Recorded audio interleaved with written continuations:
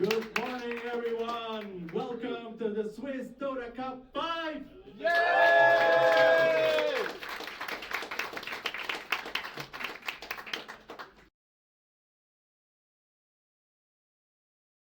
They're here. So, welcome, everyone. I think we are hungry for some Dota. Everyone is ready. For the first time, we can, I think, start immediately. So, thanks a lot for that. We will start with the first game on stream with Feels Batman versus No Largo. Yes. And then we have the Raclette Ritter versus My Eye Flu. Yeah, it's a player and a team at the same time. So it's for you to figure out who's who. So I think you got all the info. You're ready. Maybe some information about the food. If you want to order some food between the games, you have the possibility at the bar to order burgers from Union Diner. They're pretty delicious, so take a grab. I would say let's start the first game, and we will switch to our beautiful casters.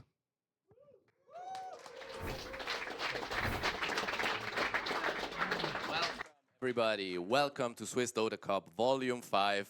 I go by the name of Nice. I'm here with Vacation.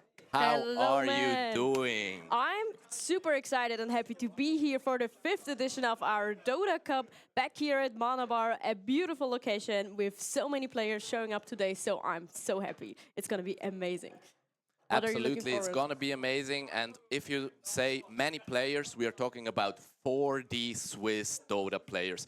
That's the first edition of Swiss Dota Cup where there is even more than 4 teams. We are 8 teams. Oh, yeah. And I'm so hyped to be part of it.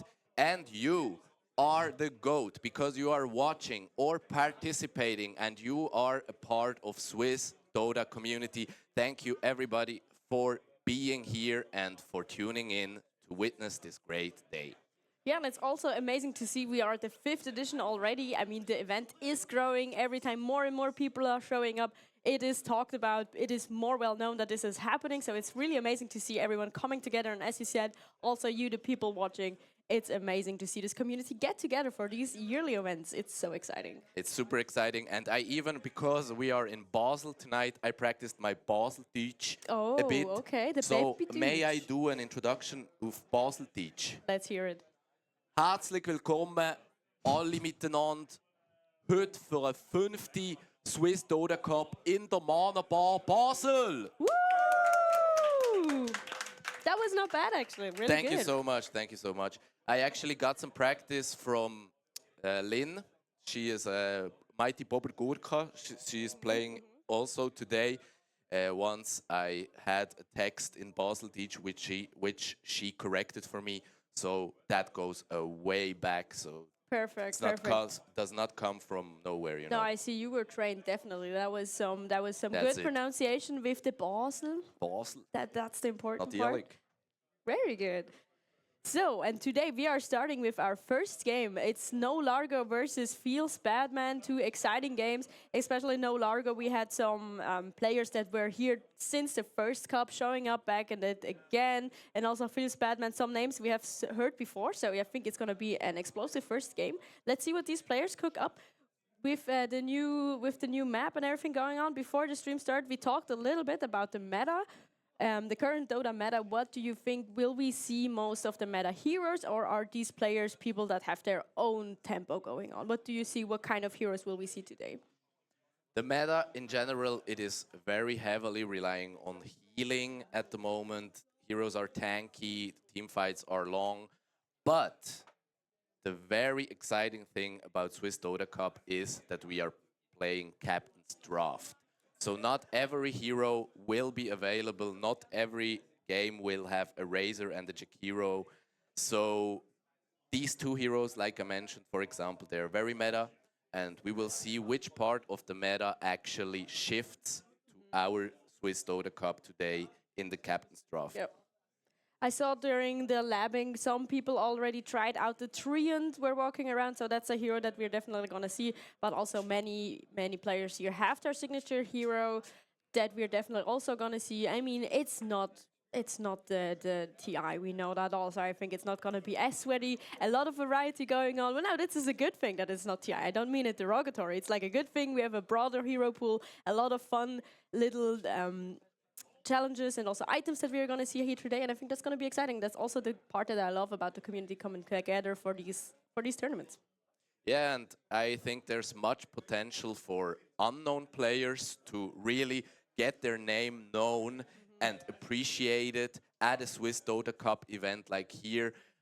If I may recall, for example, at the last Dota Cups, multiple cups, The for fifth example, edition. one person that stood out to me was snowboarding. The guy really overperformed as hell. He was carrying, doing the crazy plays, but that came good. It was very, very exciting to see how a person can actually rise up to expectations and even surpass them at an event like this. And on the other side, maybe some well-known names, they will crumble under the pressure, you know. Oh, definitely. And I think we are slowly loading in. I'm excited to see what heroes we have in the pool. Yeah, as we talked about it, as you said, it's not every hero available, so I hope we'll see a little nice local meta coming together. And here we are into, oh, not yet, I'm sorry. Here are the teams. But yeah, we are entering soon the first ban phase where people can choose what heroes will go, will not go. This Yeah. is Team Feels Batman. We saw in the screen before, we saw Team Largo. So here, the first person is Mixit, followed by Ibedomi Gucci, and then in the back, Bacon and Sokol. On the other team, we had Nerdlol, Fizo, we had Scholl, and let me check real quick. Nono is also And there. yeah, Nono Here we was are. there. And ladies and gentlemen, we are live in draft number 1, game 1. Hi, put your hands up for Swiss Dota Cup Volume 5. Let's go! And there we see our first ban of the game. Beastmaster and Razor are gone. So it's going to be as not an oppressive game. Razor was taken out of the pool already. Let's see what else we can cook up. What do we have here? Let's look at the available heroes. Like I mentioned, it's Captain's Draft, not every hero being available. So the powerhouse heroes get banned. This sniper ban, Vacation, I tell you, this is a targeted ban towards Scholp. It's one of his most signature heroes.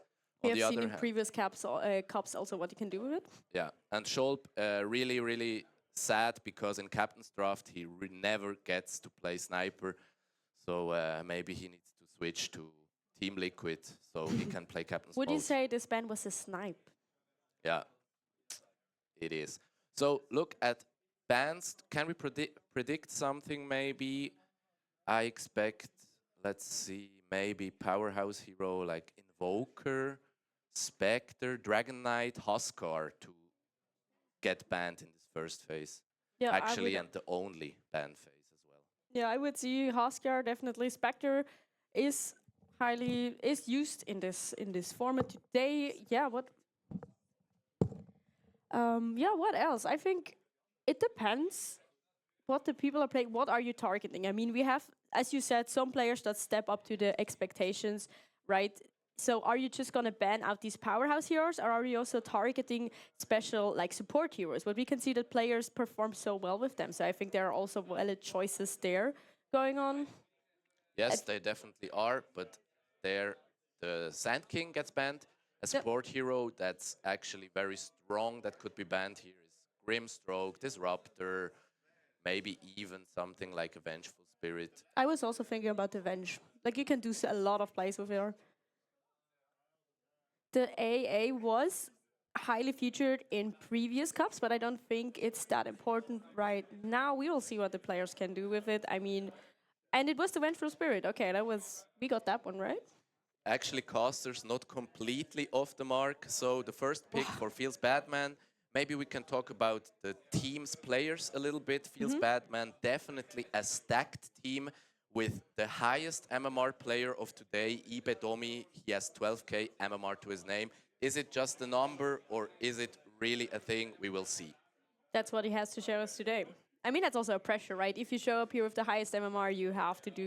There it is, the disruptor as well. You have to perform, yeah. Yeah. Absolutely.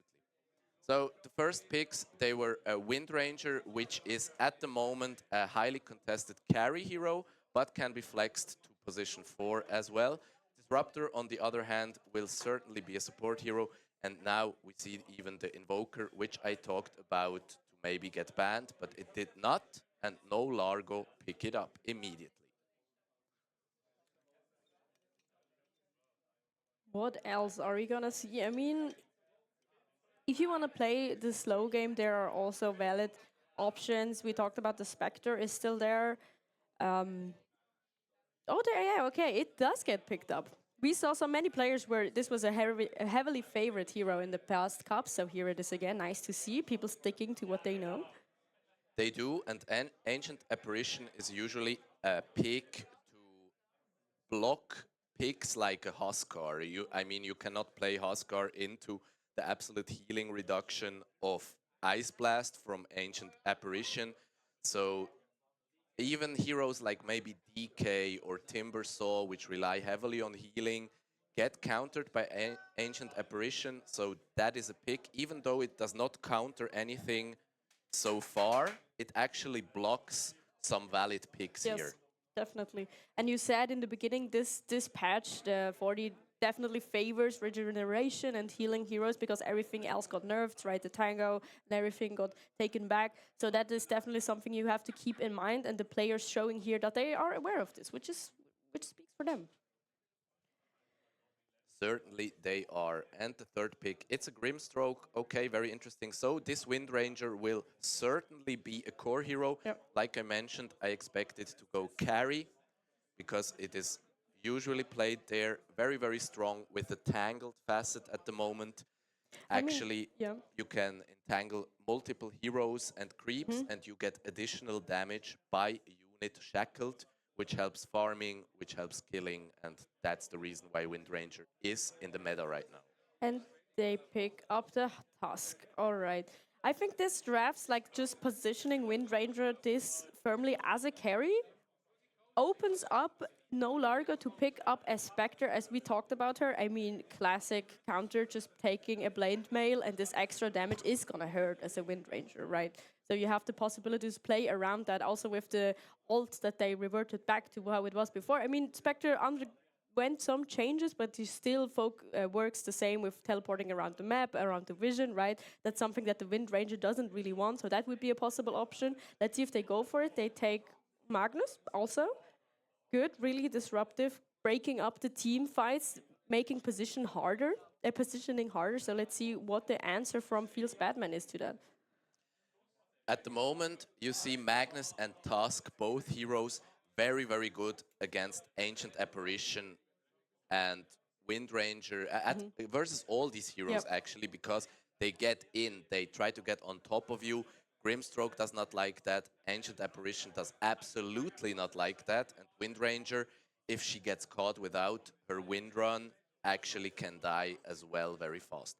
But also you have the wombo combo of Magnus and Invoker. You can do an RP into Sunstrike or maybe even Cataclysm if Invoker will opt to go for the Sunstrike route.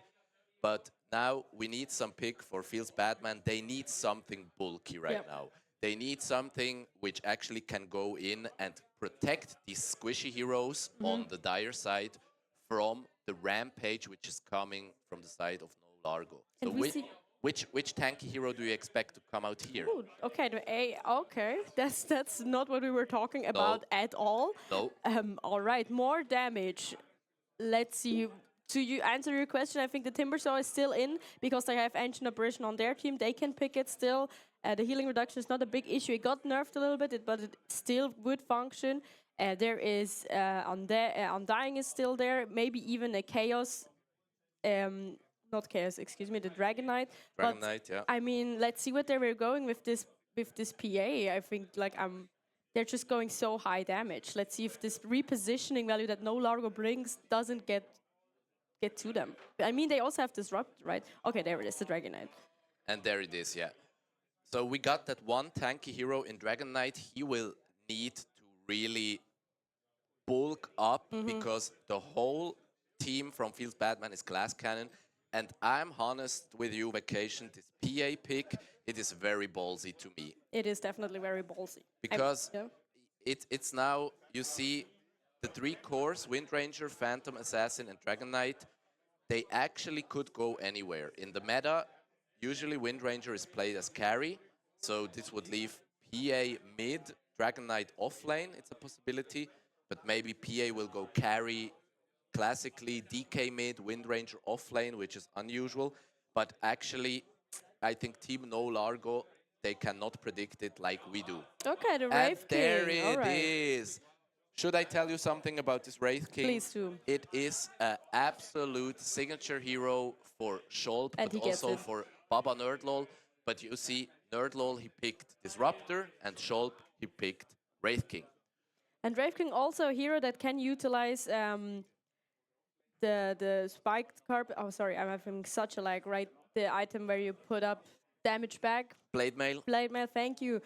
Which these heroes all don't like. They are so squishy. As we talk about the Dragon Knight, he can work around it, but Phantom Assassin, Wind Ranger, and even the Blast from Ancient Apparition, if you get hit with that, that's not something you want. And the Wraith King can utilize that, right? Also with the Radiant, if he goes that route, still just standing there, absorbing passive damage, tanking it out, having 5 lives. This looking like a beautiful game for No Largo. And I have to agree with you, the game plan for No Largo looks so much simpler to execute than the game plan from Fields Batman, but let's see what they cook up.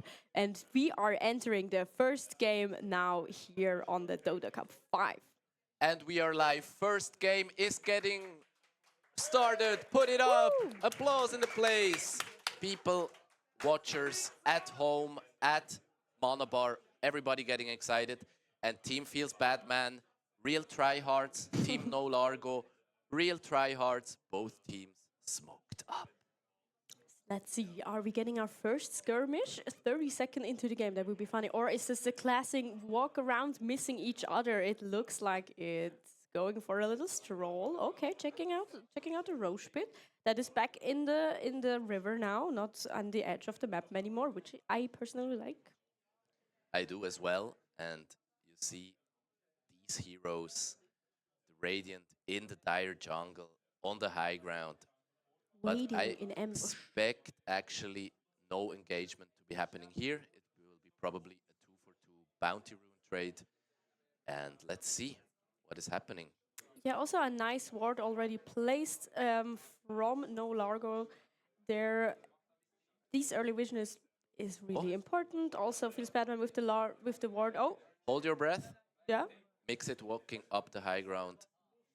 Getting caught with the disruptor thing over it, and also this looks like bad for Mixit. He gets stunned, but it's fine. They're disengaging. Nona has to be careful though. She goes in with the Phantom's Embrace. Mix it, first blood on the Grimstroke. So Fields Batman got the better of this trade. 2 bounty runes for Team No Largo at the moment. Let's see, maybe they will get a 3rd one. But that was actually a very ballsy move from Mixit, walking up the high ground, and is not punished. No, he even gets the first blood to his name.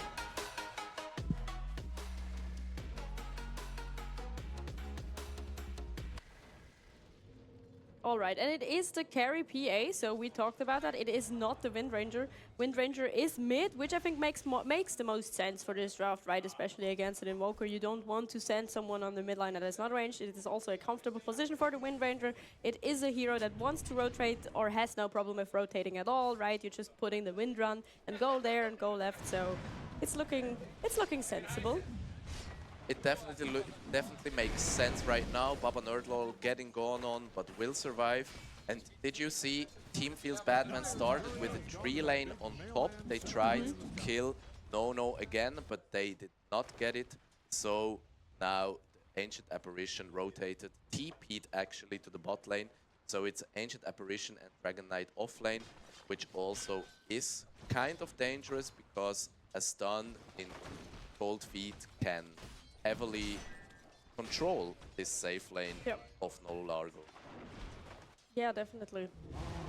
So it's really I mean, the early tempo of this game is going to be really important, right? You can go late, especially with heroes like Wind Ranger, and we talked about it. They have good itemization PA as well, but I think the game plan of Feels Batman really is getting kills in early, rotating, picking up strugglers left and right, and yeah, okay, not doing stuff like this. It's really good here. No Largo getting a second kill. They're on a roll today. They actually got the first kill for their name, but the second of the game.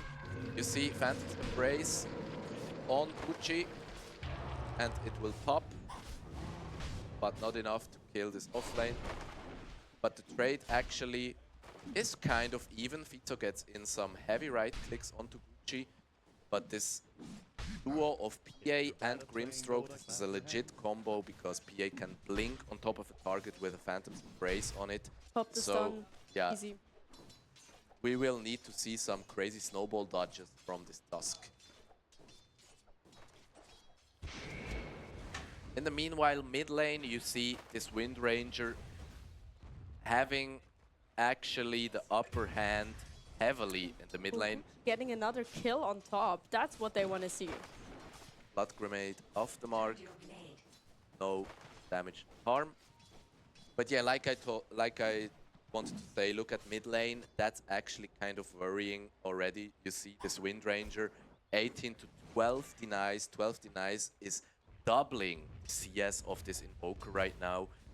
So that's kind of worrying. Maybe Invoker with levels will get to recover, but at the moment he's getting heavily outlaned by Ibeton. Glimpse into stun. Ooh, the Sunstrike a little bit to the left, that would have been beautiful, but they get nerd lol. And another cold feet on Sholp, he's dropping pretty low. Sunstrike unfortunately off the mark there. Would have been very, very nice for this.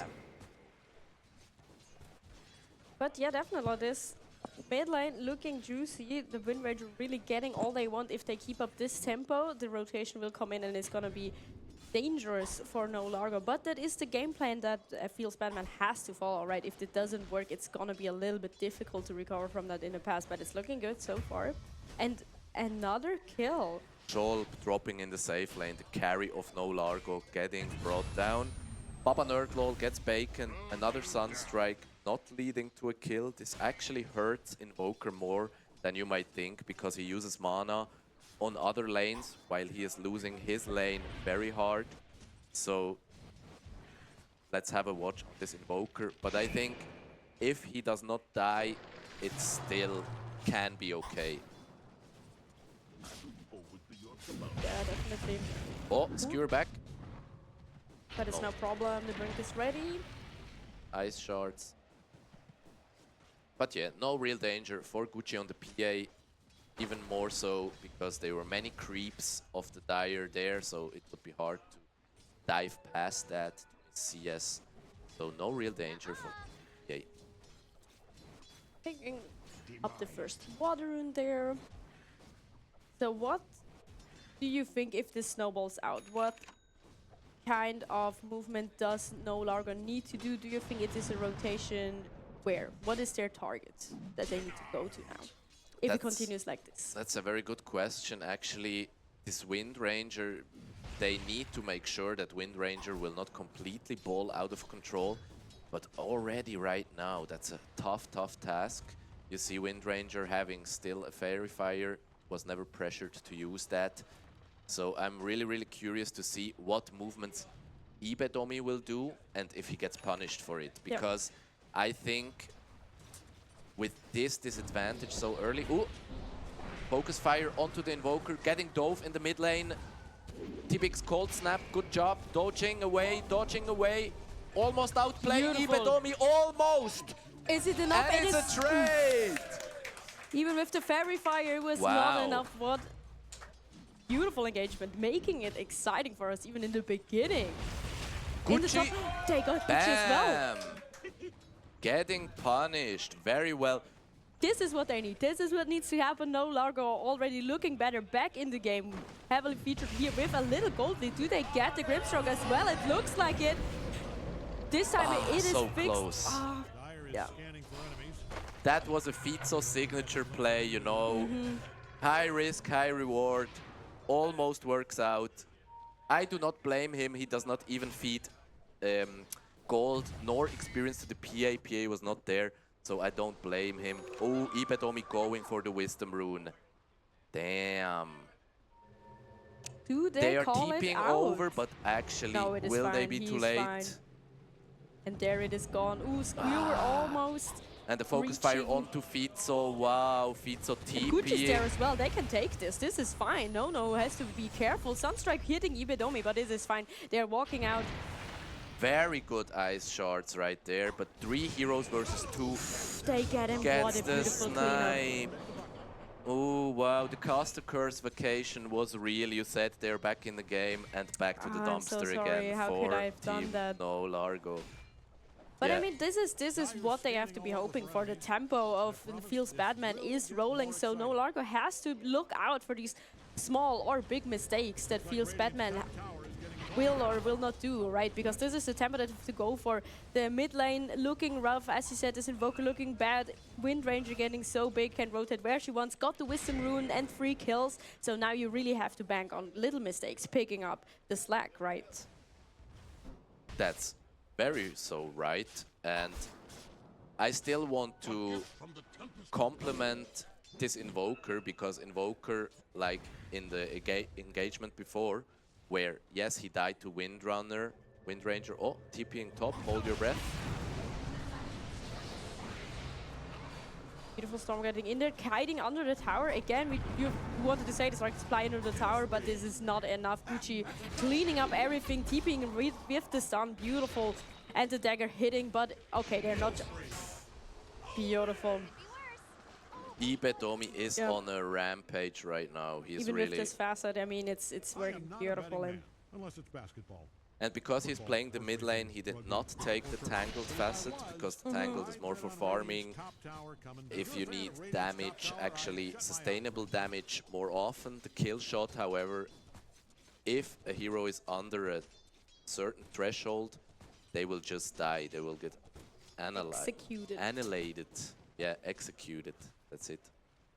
But yeah, I was going to say before that Invoker actually, when he 1v1, still killed this Wind Ranger in the mid lane. That was very well played from Yes. him. I mean, he died, yes, but he did the best out of the situation. But right now, he is struggling hard. You see level 9 Wind Ranger versus level 6 Invoker. And I mean, the net worth says everything almost, not double, but it's looking rough. It's looking rough. It's definitely looking rough, but for me, the levels on the Invoker, it's even more concerning that the net worth. Invoker, one of the most reliant heroes on levels. With a level 6, he just is not effective yet. And Scholp dying and not getting a return kill on the bottom lane.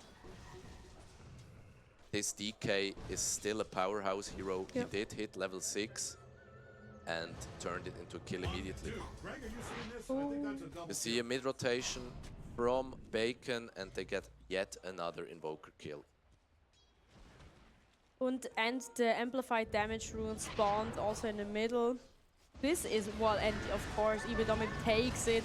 Now, So-Called here looking a little bit tired. They get this kill back. This is looking tasty for Scholp. That's really what you want. A little goodie there to keep you motivated, keep you going. Very important to take these little things on the way. Still have to be careful with the amplified damage that Idomi picked up, right? So let's see what they do with this rotation.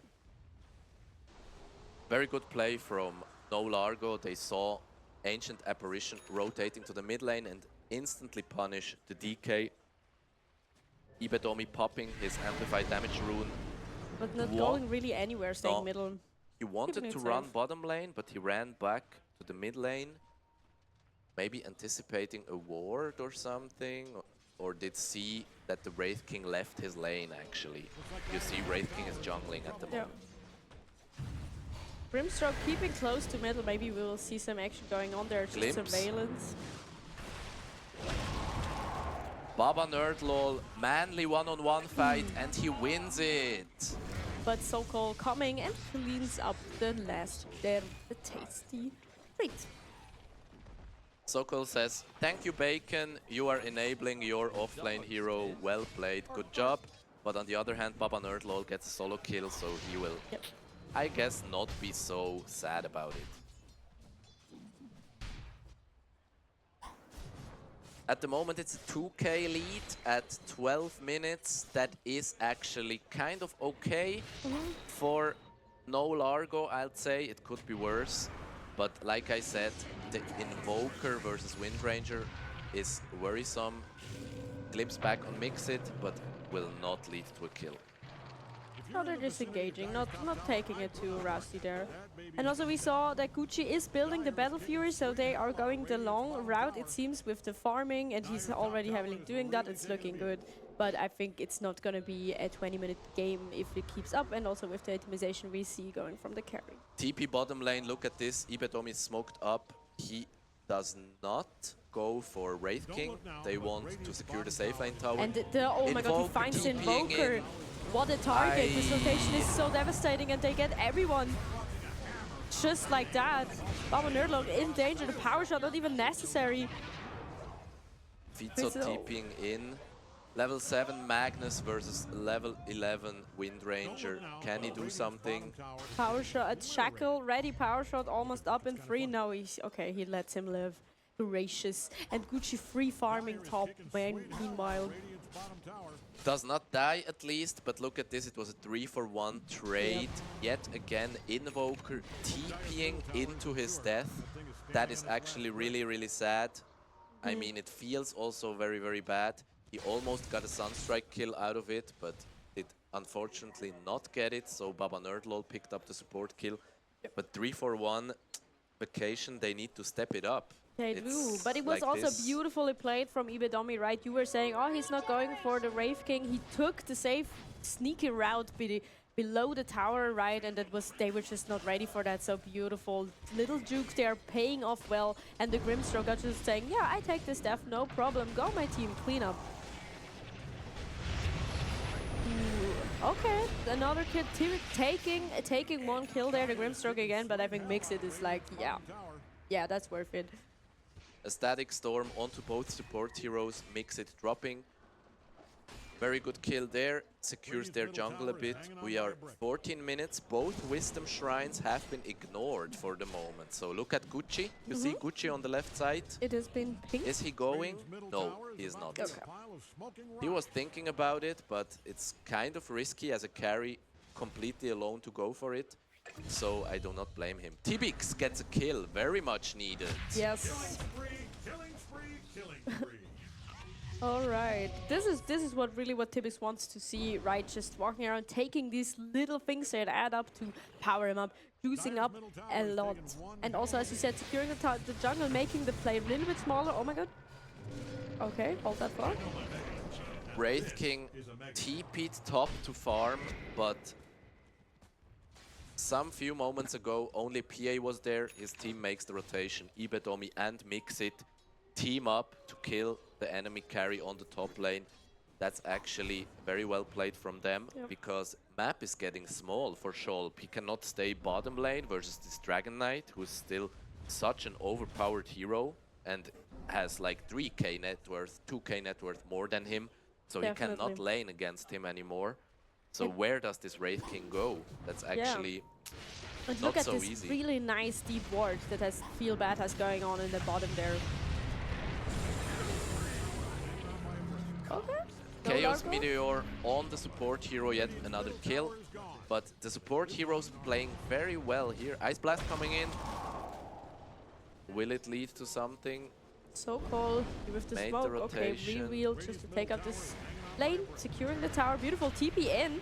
Team fight happening. Big RP. Whoa. Beautiful skewer. Just repositioning everyone in the store. Fisher coming in.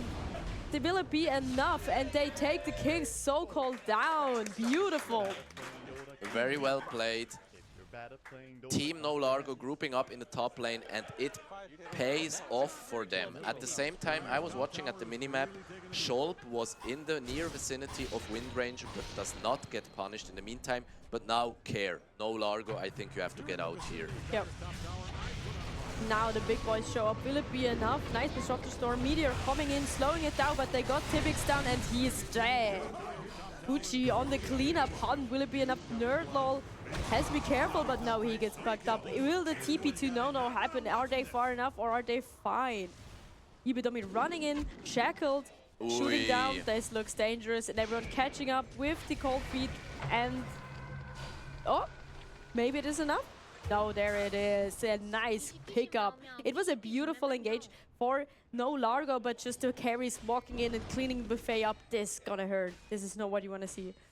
Yeah, Vacation, it is actually a very simple logic behind this. Team feels Batman, they know. Ravage is out, they use their spells, Static Storm is out.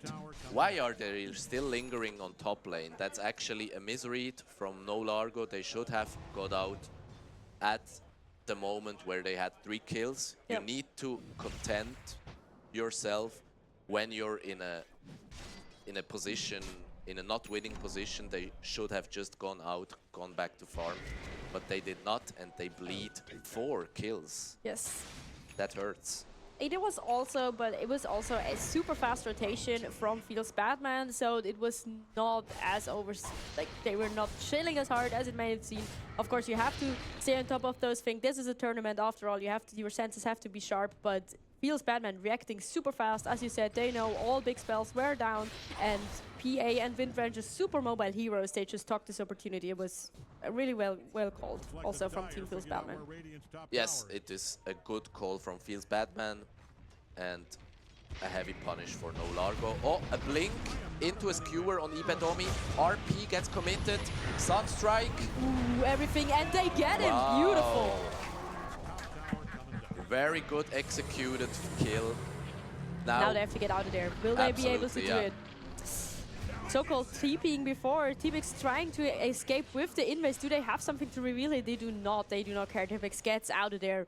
Much needed win also in this economy. They're looking good. It was a beautiful snipe from no Largo. That is definitely right, and much needed. So this Wind Ranger bleeds the first kill. 8-1 scoreline, or is that Gucci's scoreline?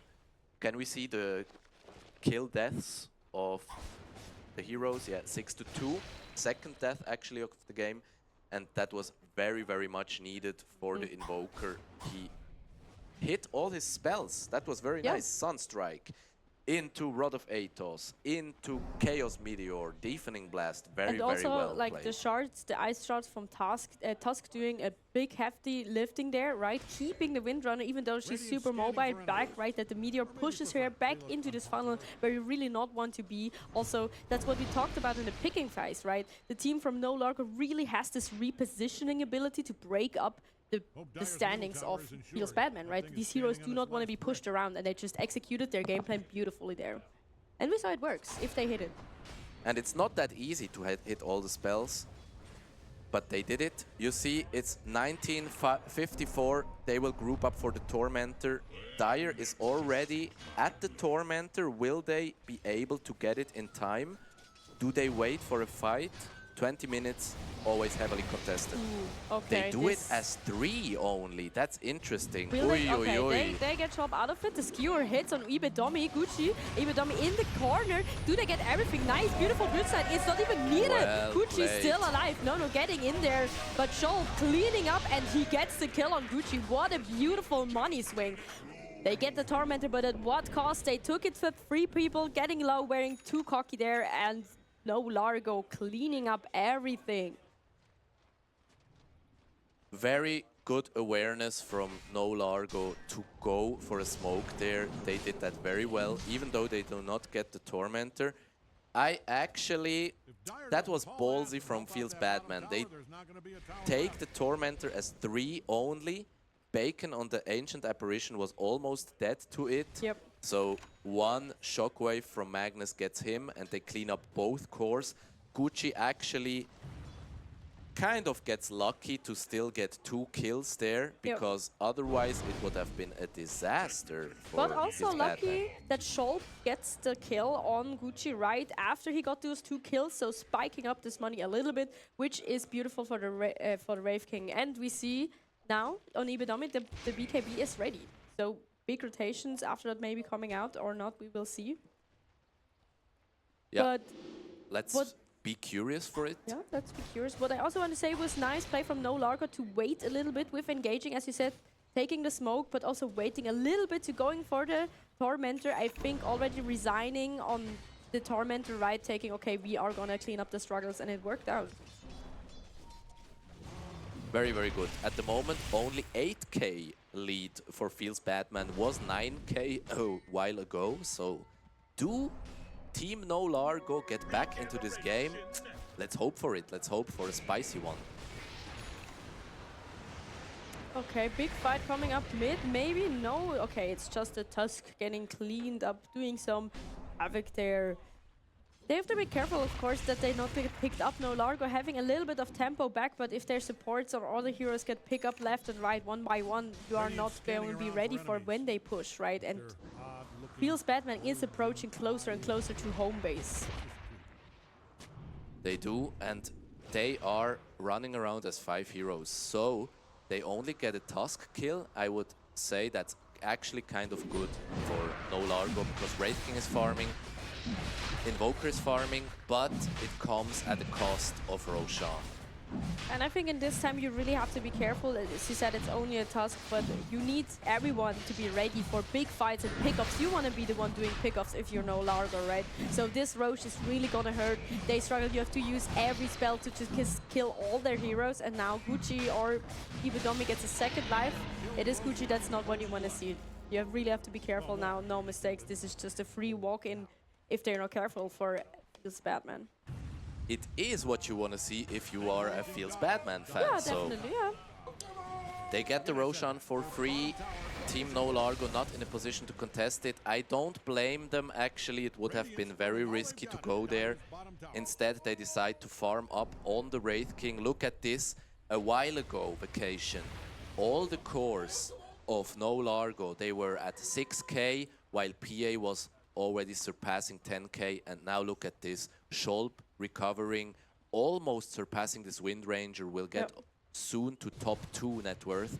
So really kudos to him. He is coming back in this game. And also Armlet Radiant is now done, so he is basically online, right? So after that you can walk in, he's queued up the next to the Witchblade. It's not Witchblade, it's Shadowblade, which yeah. he goes for, and then Silver Edge, the upgraded version of Classic. it. This is a super meta item. Almost every carry gets it at the moment because, yeah, it's not only for the break, it's just hard, but engagement breaking out. Static Storm, big Static Storm. Is it enough to kill? They take the AA down, but Tusk has to be careful. Ibudomi now revealing the BKB for the first time. I think they were not ready for it. No Largo has to be careful. Ibudomi going in, cleaning up everyone. Power shot, don't even need it. Scholp, run for his life, gets hit by the dagger. The slowdown is too much. The shackle is there, everyone putting out there, and he is dead for the first time. He uses his second life to run, but everything is dagger. Big crit there. The slow is too much, even with the fire, and now he's gone. It was not enough, and Feels Batman, what a beautiful cleanup. They just got everything out of that. That hurts. Team kill, and this tower is for free. Even Rex is for free at this point, I think. What will Disruptor gonna do? Tusk just keeping it out a little bit. This was a big BKB reveal for Feels Batman. And it's a team wipe. Team Feels Batman tipping their Mixit because they say, good bait, bro. We got their whole team.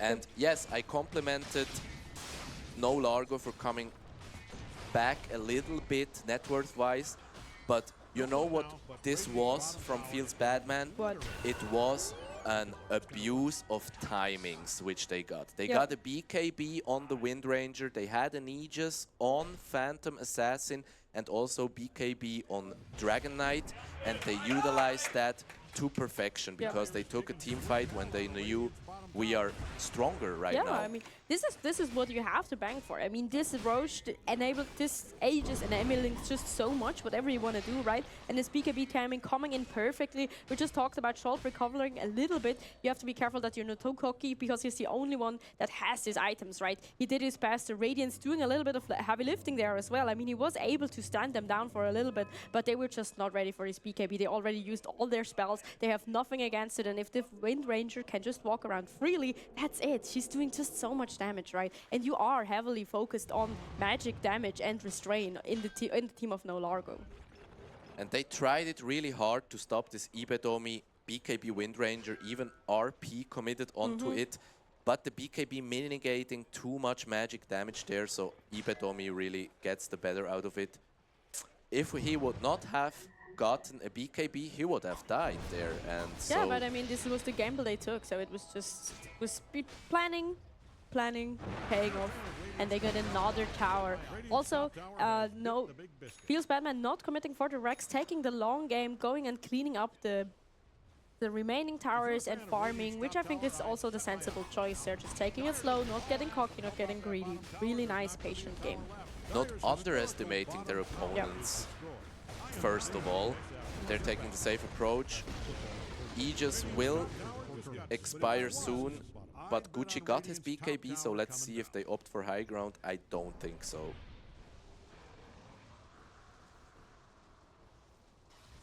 Placing some nice deep wards. Do you see also the ward on the bottom left there and in the middle jungle? Just so much vision going on. It is really hard for you if you are No Largo. Where are you gonna go? Just everything seen on the map. The map is small for No Largo, that's clear, and you see Scholp farming at the bottom side of the map. That's actually, yeah, very good play from him. He's taking the farm, which he can get somehow. So trying to recover. If he gets to the silver edge, he can actually kill the PA. Let's hope for him that he will be able to farm it up. And he's keeping up with almost the rest of Feels Batman. Of course, the PA going ahead with these massive kills she got, but Scholp keeping close next place with the other carries. No, gets a kill on Bacon in the mid lane. Ancient Apparition was farming greedily in the mid lane, so it's a punish. But at the end, only a support kill. But these things matter. If you're No Largo in this position, these things matter. They do. It paid off. You were in the middle. You were able to get a support. Just taking these waltzing in abilities of Feels Batman a little bit smaller. Dragon Knight does what he does best. He gets a tower. The last tier 2 standing for No Largo, and that's actually now the map is really small for them. I expect Team Feels Batman to wait for the next Roshan, maybe get a Tormentor. Like you mentioned, they playing it really slow, really safe, because yeah, you cannot underestimate this Wraith King, and even an Invoker. He always gets you the potential to, in the super late game, dominate everything actually. Yep. Can we see the items of Invoker? What does he go for? He can be sensible, important. Much needed item. He has the Aghanim Scepter with, can we see his facet? Which facet did he opt to go for? The Mind of Tornarus, so he has the upgraded Windrun. So no Cataclysm in this one, but I don't blame him. I think for control and sustainable damage, pushing out lanes, this facet actually is better. It's more useful. Yep. So let's see where he goes to. He opts to go next. Ice Blast to where? The Scouting Ice Blast, I think. Oh yeah, the Tormentor, and it is up. Alright, they knew they were ready, just scoping it out a little bit. No Largo is not there. They're smoked up, doing a big rotation in the middle. What were they hoping to find? Let's see if they can catch someone. And they find... oh, this is a beautiful so-called... This is a great target for this rotation. Beautiful. The Disrupting Storm coming in. But the BKB revealed here. The Ibedomi coming back to kick it up. The dagger from overall there. Gucci with the BKB. And this is looking bad. This is not what you want. They were such a nice target, but it was not enough. Getting out there, standing... Showcall not even recovered, oh my god, and they get the Wraith King out of it. He gets one kill, but this is even the third life, and it was not enough. The supports running for their lives. 3-for-1 trade, mix it, really the boss of the trades. Will it be 4-for-1? Pizza 4-staff skewer. Oof, with the crit. Bash and crit, yeah, he put on his lucky pants, this Gucci today. Well played, but you know, luck gets to the hardworking people, so definitely not deserved for him. And here we have it, the high ground push even before they get Roshan. Yeah, I mean, of After- course, this timing you have to utilize. It was a little bit like the show call. It looked like a perfect target if they could turn it down. But the BKB, they were also not ready for everyone to already be half that. And I mean, it is a Dragon Knight. He has so much health. They were struggling to keeping up. Ibedomi and Gucci were just able to walk up. And now, of course, you're going to take this timing, taking some wrecks. They're even turning around, fighting into base. No has to be careful. They're just standing there. And this is mid-Rex gone. At this point, you can say it's only mid-Rex gone for them, luckily for No Largo. But still, I want to talk about this fight a little bit. It was actually an unforced fight for Feels Bad Man. Actually, the move came from Team No Largo, and they initiated onto a Dragon Knight, and that's actually the worst initiation which they can do. It's the tankiest hero. Disruptor does not have an Aghanim Scepter yet, so BKB will always get popped. So they took the gamble and they lost it really, really hard. It was a misjudgment from No Largo. They had not enough damage in the tank to kill this DK. So I hope for them they will not do this again. You cannot initiate onto this DK. I mean, we saw the Silver Edge now ready for Scholl. Let's see if this plays out, that he can catch up this slippery targets a little bit better with that. Doing basically rotations. Link in. Okay, Invis with Tornado caught. Have to be careful again. Dragon Knight just playing it so perfectly, getting in there. Strongco positioning us to tanky target. That's not what you want to see. Fabix has to get out of there. And it's a mega kill for Gucci. He cleans up 2 heroes. They commit Static Storm onto Mixit, Chief Debater #1, and it does not pay out. He does not even die for it, Mixit this time, and it's a 3-for-0 trade into high ground. And this is the second Rex. Oh no. Blinken. Beginning, they're not even caring. They're just cleaning up everything. All right. Let the supports do the tower. It's not nice. You'll step the there. Mixit is fine. He also does it perfectly with the Glimmer Cape. He was baiting it so hard out before, getting a little bit of a heal there. Beautiful. It's a second barracks that drops right now to the overwhelming damage of certainly Dragon Knight, who pushes buildings very fast, and Gucci on the PA, and Ibedomi on the Wind Ranger. These cores all so strong right now. But look at this, they respect No Largo, they go back, even though the Invoker is dead, they do not opt to go for Mega Creeps, because it still is a risk, and Roshan is up. So they are moving towards the top pit. Maybe they will, I expect them to take it at the top, because he will move in like 40 seconds. Roshan will move from bottom to top, so they secure the triangle area. And also just pushing in all the waves, like doing the classic picture book play rule there, right? You have to push in the waves a little bit, keeping them occupied and stressed out in their base, so this Roche is going to be even more for free. And No Largo have their hands full, just keeping the space alive a little bit longer, having to regroup, thinking about what their next move is going to be. No Largo really need to play it super defensively right now. But look at this, Wraithkin getting caught in the jungle. Will he do a Nightfall right here? He cannot versus the Basher of the PA, but easy. Silver Edge click, I'm out of here. Bye-bye. Is this 2022 Dota again? Everyone building Silver Edge? Where's the Sniper? So where's Sniper? He was banned because Scholp is in the game. Yeah. That's it. As simple as that. Look at this, Fizo on the Magnus. He finished a BKB. Maybe this will help him, but it protects him from disables, but not from this overwhelming damage from PA. So let's see what he will be able to do. Big plays needed from him, certainly. And now we are taking the Roshan. This is going to be quick. Roshan scouting, Sunstrike hitting some target, but it doesn't matter. They were aware of it. Who's going to take it this time? Mixit takes it. Okay. Well deserved. The pro baiter of the game gets a second chance at baiting everyone. What is this? What is this?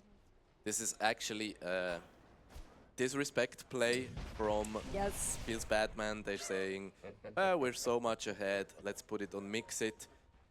No, he deserves it. He deserves it. You can see it as that as well, because Mixit, he did the plays, he did the Master Debate plays. Maybe his team rewards him with the Aegis, but in a professional match, Of course it is. It this is would just a BM. It never you feels would bad, do man. that, just to say it. But actually, it's a nice move from his team. This is just a little bit appreciation for the subs. They say no one ever appreciates us. Team feels bad when it's like, here you go. Appreciate your supports. That's it. You can see it like that. I like how you approach this positively, Vacation. Very well. We are here to enjoy this beautiful game of Dota, so everything is positive and with love here. Yeah, no Largo, I don't know if they feel the love that much buckled up in their base. Feels bad when just free farming, but Tibix and everyone else doing the best they can. The pickup of Scholp was unfortunate, really unfortunate. He's just trying to farm, falling a little bit behind, but still not as devastating as it could be. Still at 19k, trying their best.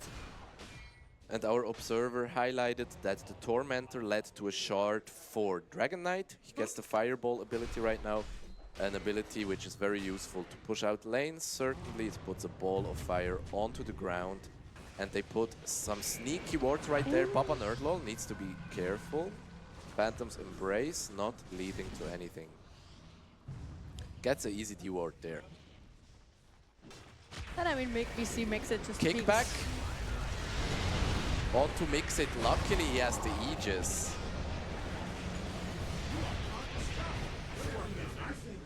Beautiful. This was the ages of Mixit paying out, getting Ravage. baited there, coming back to life. They get everyone in there, but can they take it? There's a difficult spot. Getting the beautiful leash on Q1, no, it doesn't matter. Power shot cleans up everyone. And Mixit getting the kill. Beautiful. Invoker bought back for this, gets a Rod of Atos onto Sokol. EMP. Is it enough? Scholp still alive, still alive. This is his third life. Ah, no, it's his raid. Yep. Gets This is Mixit. Woo! So the trade is as usual 5-for-1 because Invoker actually dying back, and I expect the two Gs to come out right now. No, they're still in the game. Let them have a little bit of fun. I mean, the Megas are out now and they're fountain diving. They're diving the No, this is fountain. so bad. Come on, guys. It's game one. Pull yourself together. No BMing that much. Magnus Bye-bye. buying back, getting the Gucci kill. Well played. Well played, Fizo, punishing this Gucci PA one more time at the end. But meanwhile, his team hitting And the the sticker throne. getting out. Kick back into fountain. Big snowball. Easy kill. Beautiful. Easy kill.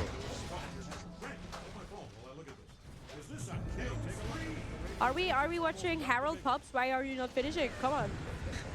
Static Storm onto this Wind Ranger. Tries to hit the throne, but they still have a glyph. Will they punish them? One more kickback. Ibetomi trying to hit Baba And Nerdlol, but he there gets it it. is. Applause for our teams. Applause. Feels bad, man, taking this win convincingly, I have to Yes, say. definitely. I They mean, played it flexing safe. with the Aegis, everything. It was just a no-brainer in the end. But still, exciting game. A lot of tempo going on. No Largo getting some pushbacks here and for. It was not that big of a stump as it could have been. I'm happy with this game. I have to compliment both teams. Let's put it up for them. Very nice, very entertaining plays right there. You saw that Feels Bad, man, they took a systematic approach to the game. I mean, they built up an early lead. They never let it really go. They made some stumbles. Yep. We had the Tormentor play at the top where no Largo, they could punish Feels Bad, man. But it felt like they did really never put the ball out of their hands. Yeah. They were always commanding this game, no? And we talked about during the picking phase how this draft, it has to be executed a certain way, right? Because you have you have squishy heroes, high DPS, high mobility, but if you get caught, that's over. And they just executed it well. They showed us they can do it. They were ready for the strategy. The draft of No Largo looked safer, looked easier to execute, right? If the game goes how you wanted it, but Feels Batman was just ready. They were like, no, this is our game, this is our strategy, and they did it beautifully. They take the win in round 1.1. Very well played. Before we jump into a quick pause, who is the MVP in this game for you, Vacation? I have to say Mixit. I mean, I'm with you. Put it up for our MVP, Mixit. In game one, Master Bater led his team, carried his team with his positioning plays. Very well done. And we just got the call. We can inspect the next game, the other game. There are 2 games going on right now in this first round, so we are jumping in. Let's do this. No pause yet. We are straight into the next game, so quick analysis, high ground, honest worker Fimo on his signature Monkey King, gets cold embraced by Ask Again later on the Winter Wyvern. Heavy arena into Witch Doctor, Death Ward. Ace is killing this villain, nobody dropping heavy damage right there. Will someone die? Yes, the Sand King dies, and Team Fimo and with Blackie on the Tinker are pushing the high ground. So we have Rocklet Ritter versus My Eye Flow going on in this game here. And what do we have? It looks a little bit there also almost in the closing. They're pushing in, looking here devastating with this Pit Lord. Yeah, what are you gonna do? Really spaced out. I mean, look at this. Tinker, Pit Lord, Monkey King with this ult. Ooh, this is gonna hurt. The spacing of this team is just insane. All dire barracks have fallen mega creeps for the Radiant. So if you analyze these lineups, what happened in this game? Actually, it's a Tinker who is very farmed. You see a Monkey King who is probably on the carry, who is also very farmed. Can we see the net worth at this state of the game? And it's versus an anti-mage who tries to basically solo carry his team. You see the other team members, you see Sand King and the Mars providing almost only teamfight control. Sand King also a little bit of damage, but Monkey on his anti-mage, he tries to carry this game solo. Will he be able to do it versus mega creeps? Hard.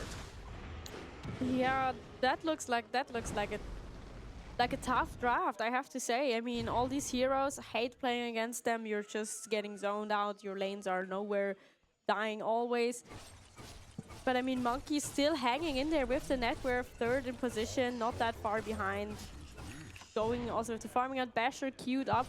I mean, yeah, as I said, it is just a carry. It has everything on the carry. Oh, and then it gets caught, but it's fine. A little bit of poke there, what Tinker does. Tinker is there, TP's over to the lane, says hello with a Dagon level 5, which even though anti-mage has increased magic resistance, does a lot hurts of damage. him very much. I would love to know what the pick order in this draft was. For Captain's draft, that's always very hard to predict. But which powerhouse heroes? I think the Witch Doctor probably was a highly contested hero, and the Treant as well. I think on both sides, these were the respective first picks. BKB dropped by Anti-Mage, a big Winter's Curse on Ask Again later, but he is still alive. Ah, that's very interesting. It got reflected, right? Yeah, it got reflected by Anti-Mage beautiful. What a counterspell. timing. That was nice reflexes.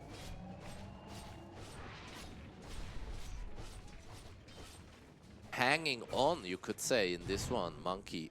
I mean, if you know plays. what you're doing, Anti-Mage is one of those heroes that has a lot of single strike but potential, because you can, as you can see, as we just saw, you can do reflection, plays and all the thing, right? And you have some heroes on the opposite team that do a lot of single target damage. Not as much as you would like, many AoE ultis going on, but I mean, you can do something. You are, but Anti-Mage is this type of carry who is really like 1v9ing. You see Amway flew in the base, really nice paying respect to Flu actually, who is not playing in this game right now. There is another team. TPing in for the steal a little bit too early. It's gonna be a fight. Everything's down, and they pick up this Roche.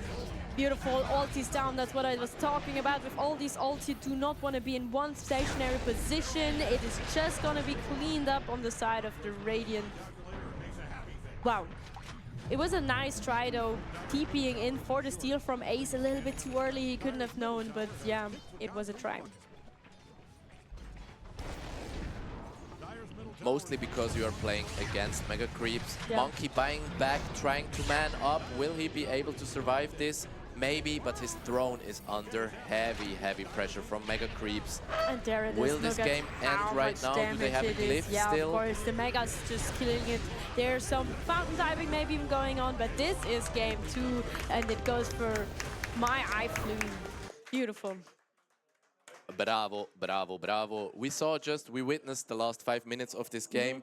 It was, yeah, they got tinkered. Yeah. What can you say? I think the draft and what we saw just speak volumes how this game played out before we joined. Yeah, I mean, good to see that if you have a strategy and you execute it, it works. That's Dota still intact. The game still works. The recent patch did not break everything. Nice. We are here. We are witnessing games at Swiss Dota Cup Volume 5. The first round of games has been played. We will jump into round 1.2 soon, where actually Vacation I will be playing as well. So you will get probably a new co-caster, or maybe you will do it solo arc. No, I hope so for some friends. I mean, that's what we're here for. I Getting hope a so little bit, as mixing a well. little bit of yapping, you know, not just doing this alone. This is boring. But yeah, we will be so excited to see you play if you're not just all talk or else I can do something. Then we don't. Yeah, I will do my best. Like everyone right here, right now, Swiss Dota community coming together. Really have to shout out everybody once again. Shout out already at this early stage to production, to ManaBar for organizing this event. Scythe of Seraph is your hosting organization. ManaBar is your hosting location. Thank you so much for being here. And for me, that's it for the moment. Maybe we'll see us again later. Vacation. Was nice having you here with Grazie me on the mille. chair. Maybe later. Dankeschön und wir sehen uns bald. Stay tuned. Stay tuned, everyone.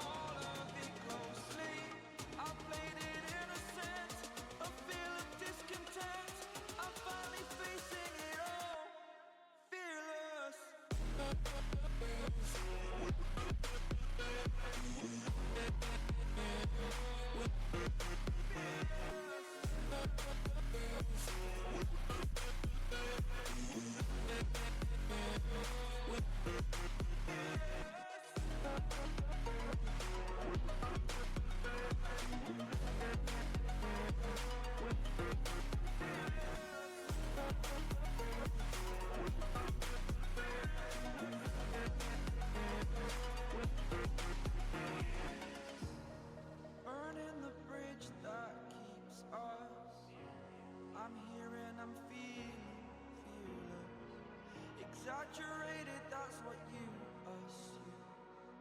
The story's over now, I must conclude. I am conflicted, watching where I step still, hanging in the balance, not the life I want to live. I want to take it all, standing tall, fear I weighed the person you are. Oh, break out, I've got to see. Spent all my life holding all of it closely. I played it innocent.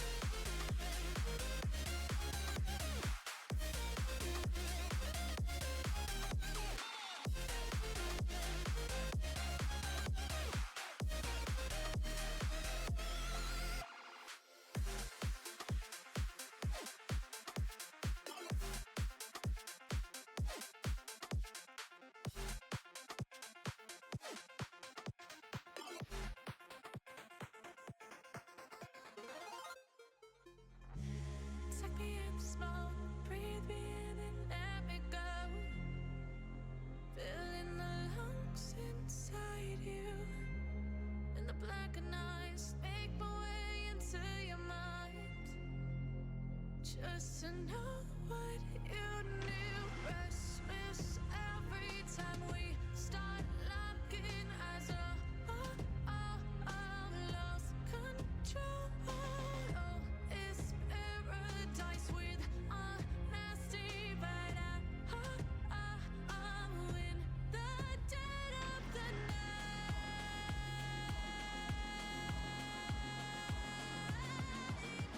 Let the darkness take control.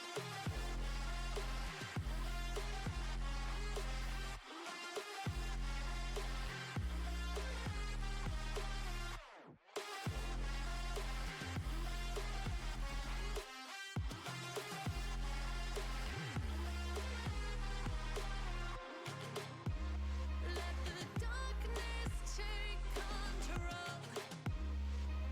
Darkness take control. May the darkness take control.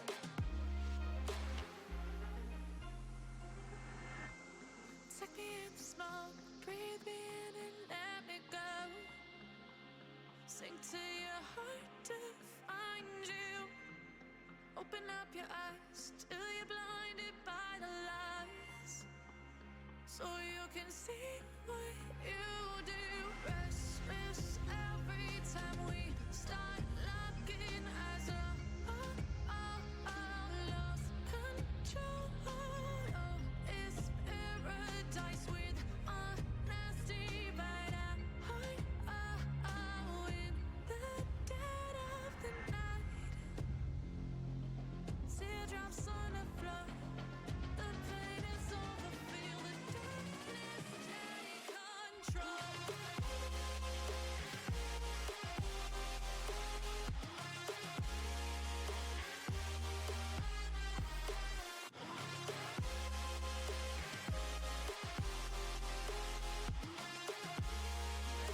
Darkness take control.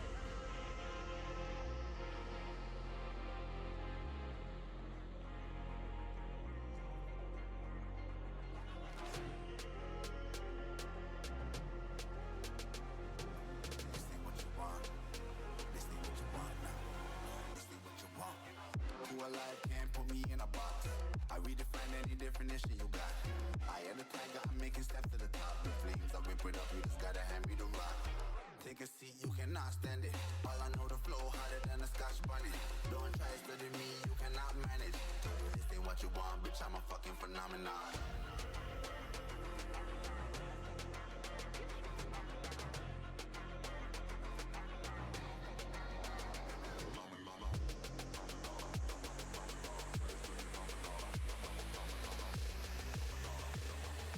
This ain't what you want, bitch, I'm a fucking phenomenon.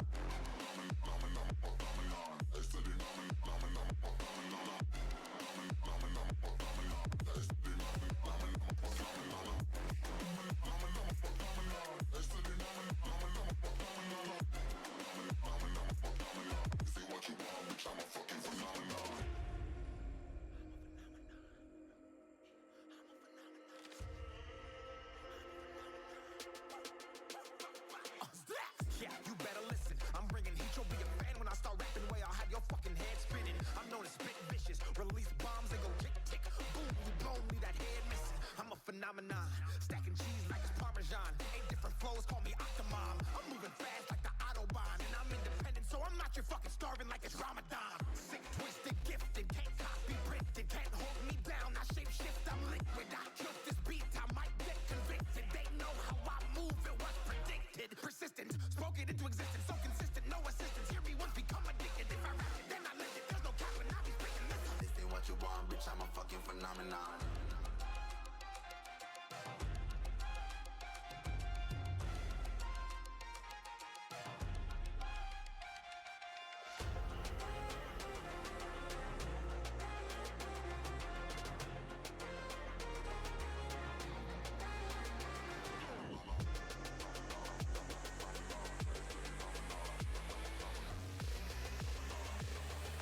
This ain't what you want, bitch, I'm a fucking phenomenon.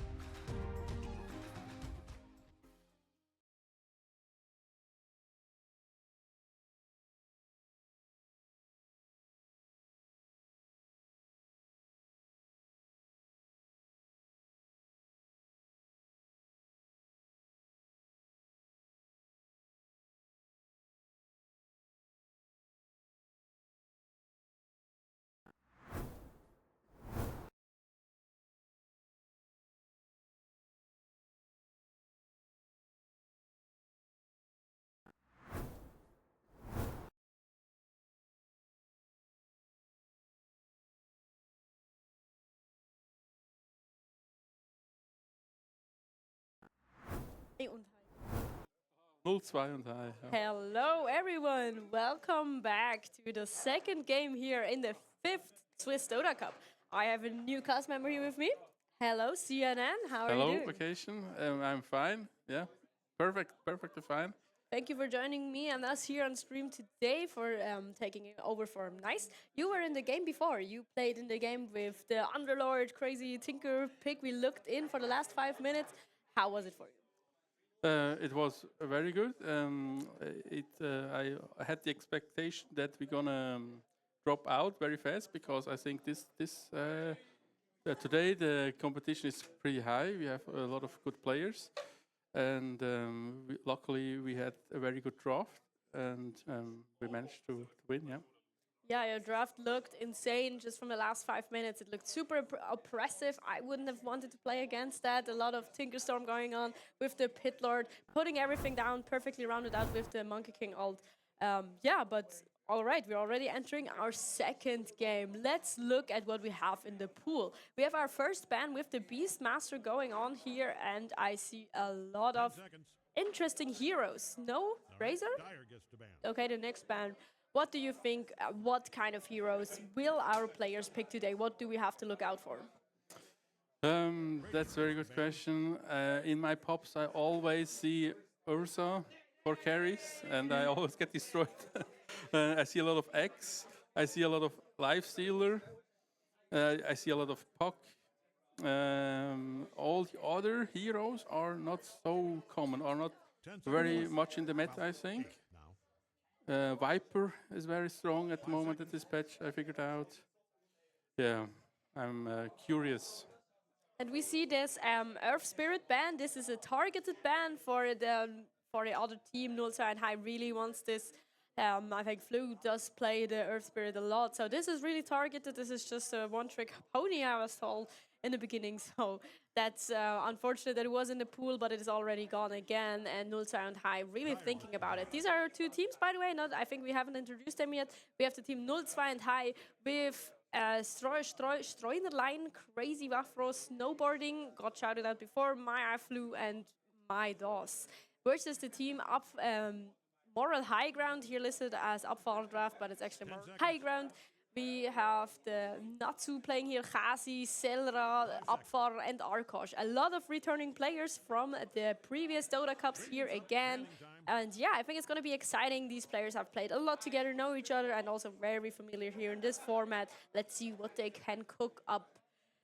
Strategic bans here from the Axe, the Naga Siren, the Nyx. We have seen them play with these heroes before, especially Selra, really good on the Nyx. We have seen it in the past, just keeping it safe a little bit. Not of the most meta heroes that we maybe talked about, but as again, this is a local game. And the Lifestealer, also really targeted ban. I feel like we have seen it before, I think from Arkosh, if I'm not completely mistaken. So yeah, a lot of interesting heroes still left in the pool though, especially Brewmaster, really good in this patch, I think.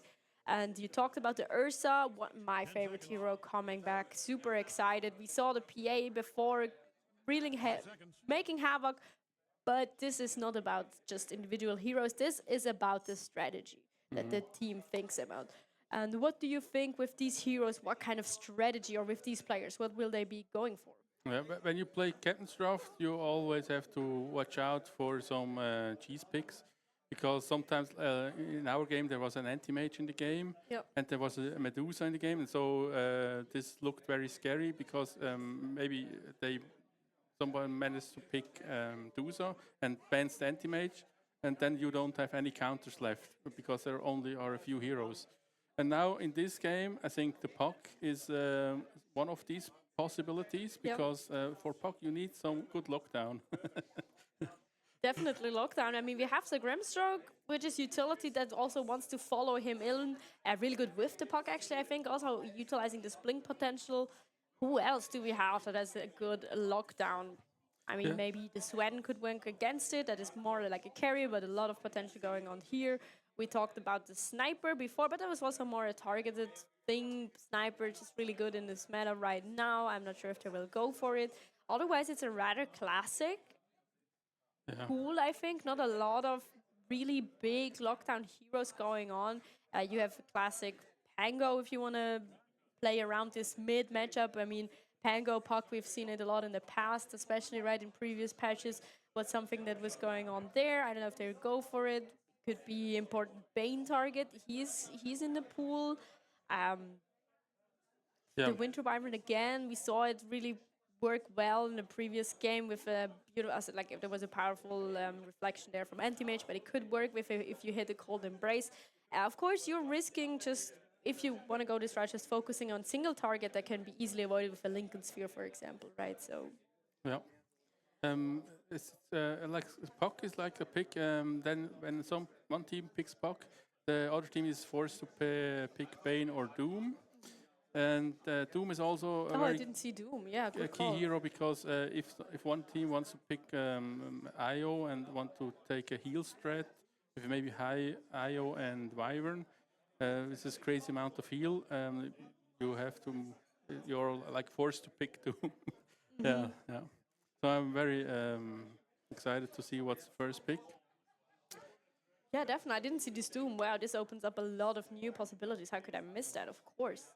But, sometimes in Captain's Draft you want to pick the carry first because sometimes there is one or two good carry heroes in the pool, and if you pick this, you know you have the best possible carry, and then you can like choose your supports to help your carry. Yep. Yeah. We see the Moral High Ground picking up the first pick of the game. It's a Lich. Classic good support, very many options. Let's see what they go for. And Nullside High answers with a Viper. Okay, what does this say about their tactic? I think it's a very meta pick. Lich is very high and the win rate and it's very strong at the moment. Also Viper I see a lot. 10 seconds. Yeah, for me it's like meta picks because 5 seconds. they seem to be very strong heroes. Viper is already like a hero that bothers you a bit. If he catches you with the right clicks, sometimes you're just stuck and can't walk away. So you need something for Viper already. Okay, going high sustain, high corrosion. They really want to poke out all these heroes. I think that's a strategy, right? Just whittle them down slowly over time, outsustaining them. I mean, Viper we talked about. It's a sustain regen health based meta right now. Viper, of course, countering that with the corrosion and everything. I still can't really see what kind of carry they want to go with that, but I mean, it's also now the Moral High Ground's turn to answer these picks. For the carry, talked about it just a little bit briefly about the Ursa being in the pool. I just saw also Slark really good things going on with his new like shift ability, right? Can be devastating, especially in the poking lane. Maybe that's something they want to go for, especially if you have this whittle down draft with Viper. That could be a thing. Let's see what I don't know. I can really interesting. So 0-2 und High also pick no stuns. So if Upfar draft picks Puck now or Slark, they already have a problem with catch. Pick Grimstroke. Oh, this is a very strong combo, Grimstroke and Lich. Yeah. If both use their ultis together, it's very painful. And now maybe if they want to utilize this combo, we talked about a little bit, and we saw in the previous game from Gucci and Mix it really well executed, right? This Grimstroke, if you have a hero that wants to jump in, and if you just put this Inkswell on it, it's going to be devastating. So let's see if they go for it. The Puck is still in the draft. Also, Slark is someone that just jumps in, right? So that's the combo that could work. Also, Ursa, that's someone that go in. PA is also again in the draft. They go for the Puck. Okay, they're seeing it. They're seeing so it. what is the answer? The Doom is also still there. there. They have to pick Doom or Bane, but do you want to pick Bane? Bane is not like the favorite support hero at the moment. Okay, okay, and followed up with the Earthshaker, completely skipping the Doom. This could be, I don't know if you really want it on the side of Moral High Ground, but it's still in the pool. It's a good hero. It's tanky. You could just get it out of there. I mean, Oracle could be, I don't know, Doom is just like fine to have. I'm not sure. now it's really important to see what they go for a carry for. I mean, 0-2 and High also still missing the carry. I don't think this is a Kotl carry. That would be super funny though. Yeah. And it's always like some heroes are like flex picks. For example, the Earthshaker, you can put him mid or you can put him offlane. And this is always good when you have some still some possibilities to because you have more picks available at with the last pick.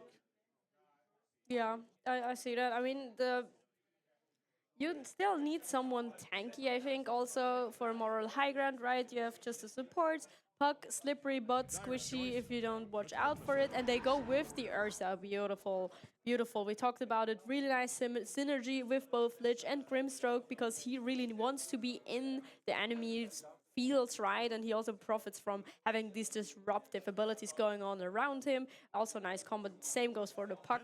I really like what they're cooking up so far. Yes. 5 seconds. 4. Now, Moral High Ground has very elusive heroes with the puck, and also for Ursa you need a lot of stun normally, and yeah, you have the Earthshaker, but it's the only stun, and the Keeper of the Light can help with the miss, with the light. And there it is. The They Doom. take the safety. All right, I respect that. And they go with the PA. Okay.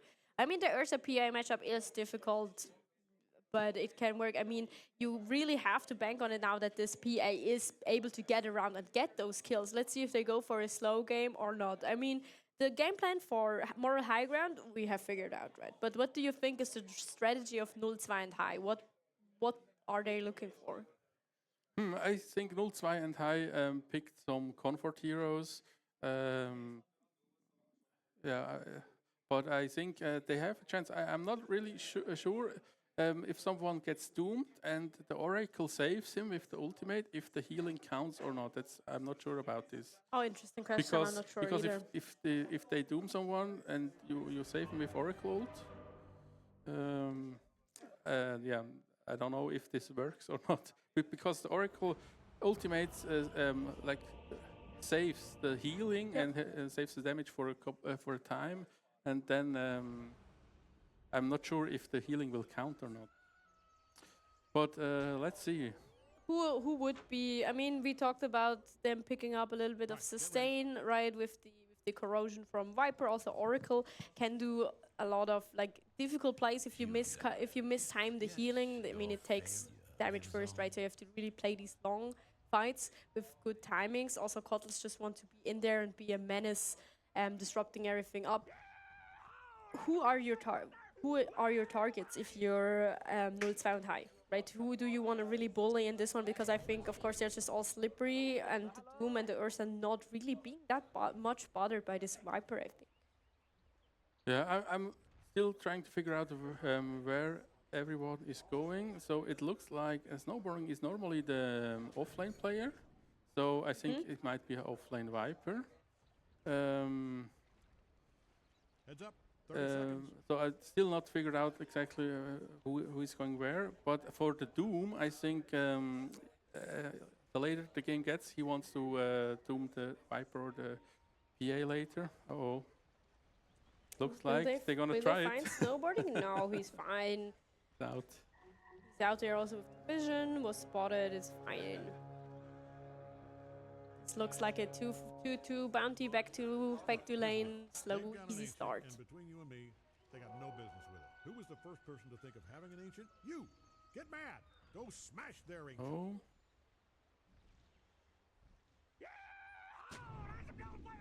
Right?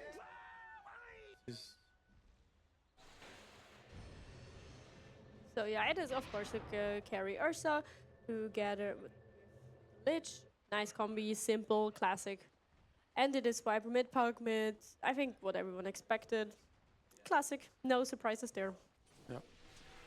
So the Kotl is 4, Oracle 5 makes sense, and the Viper is mid. Okay, it's a pretty straightforward the lineup. I'm wondering a bit about the Keeper of the Light. Not so popular to play Keeper of the Light 4 because sometimes the offlaner gets angry if you nuke the wave too much. So Yeah. you have to try to nuke the heroes without nuking the wave. But I think here it works out. It can work out against the Ursa because that he's a hero that really wants to get in on this lane, right? So if it's just everything's gone, that's not something you want, especially early. You do not want to hit the jungle too early. Because like you can hit this timing where you just want to run around and get kills. It is a possibility for Ursa that is looking forward to. So I understand maybe why they put it there. But let's see. Let's see if their strategy works out. It's a slow start. It's a classic start. No kill yet. Just some farming. Some laning, poking.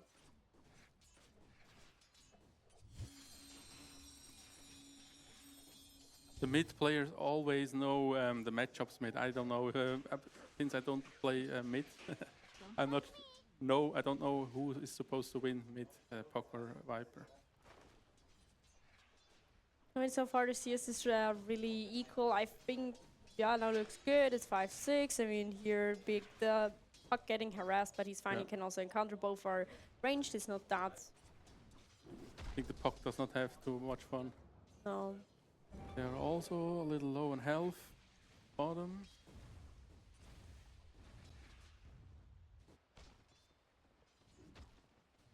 And Shaker. But both of the offlaner and the carry really getting a lot out of this laning so far. And we have first blood picked up by Flu. Yeah. Getting a nice little support kill there.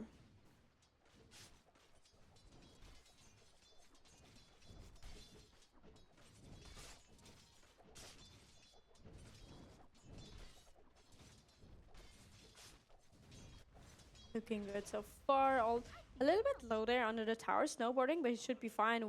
Waves coming now. Khazi not looking for the jump. It looks like just keeping it simple, going for these guesses. The Puck has the bottle. Viper is getting the bottle now from the courier.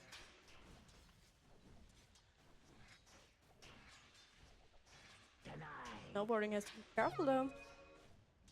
Yeah, maybe. Not getting caught there. Ooh, gets it under silence, but it's fine. Okay. Very Khazi nice. still respecting it's too early for a jump under the tower. Sensible choice there.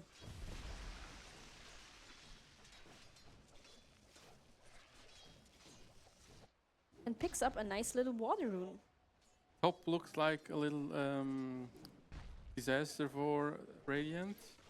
Ursa has all the form and Shaker, like half of it. Definitely.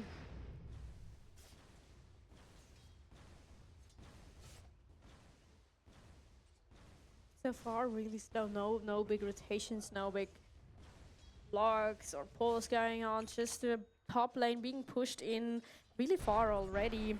Looking super tasty there for Natsu. I think what really is important, we can, if it continues like this, the first mid kill / rotation timing should be really important to get a little bit of tempo in this game if it continues like this, if no big mistakes happens, because it looks like a really classic round of Dota so far. Yes, I can imagine that you are like the first game of a tournament, so you play very disciplined because you are nervous, you don't want to make a mistake, and everybody's very. Upfar has to be careful. No, he's fine. All right. Blue not looking for the jump there, respecting what Arkush and everyone can do. Still abilities up, but I mean, Upfar now has to get back a little bit. He's in luck. The lane is on his side, but it could have been difficult. They have kill potential at bottom lane. I mean, the Oracle is good, making good harassment, good damage, and you never know. PA is always a little threat. Can slow you and jump you. Has 2 levels in dagger. Upfar now really looking for it, but the Inkswell discourages further jumping in. Another dagger. This is so harassing. Now they're doing, but under the tower a little bit difficult. Here's the silence coming out from the break with the stun. Has to be careful, but gets out with the teleport. The creeps were luckily still alive, and Flu has to get back. This could have been dangerous if this creep was not alive. That they were no chance to teleport out, I think. But it's fine. Natsu has to be careful, but it is fine. Still being healed here. Getting the stun in, but he gets the kill. Can Natsu get out though? Can. The light's still on cooldown. Now it's I back. don't know if Okay. Kotl can get the kill because Ursa is very low. He has a nuke ready. Not just to be careful. This is something Kotl can do indeed. Just put out some horses. Yeah, he needs to hide a little bit and then shoot this nuke so he can.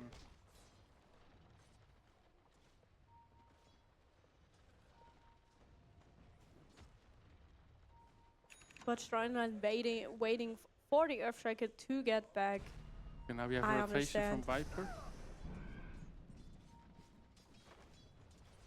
Are they aware of it? I don't think Yeah, they are. they probably said Viper missing mid, Radiant's so middle tower is take hanging care. on by a And brick. Yeah, but oh, they're not wow. front that much. All right, they were not aware. Jumping under the tower, getting a kill here on Ursa. Very beautiful rotation. That's what we were talking about. That's what you want to see. This is really what's going to decide this game. Snowboarding, utilizing this timing perfectly, getting back to mid. Has to be careful now not to serve Razi a little snack kill. He has the ult ready, but let's see if he's gonna use it. Jump in, silenced. You're in the Oh, vicinity. Is he yes, gonna coil put down a ready. coil? No, he doesn't. All right, respects it. Gets out of there. This was a big kill, by the way. If you can see, like, Flu getting ahead with last kill there. Ursa's timing stopped a little bit.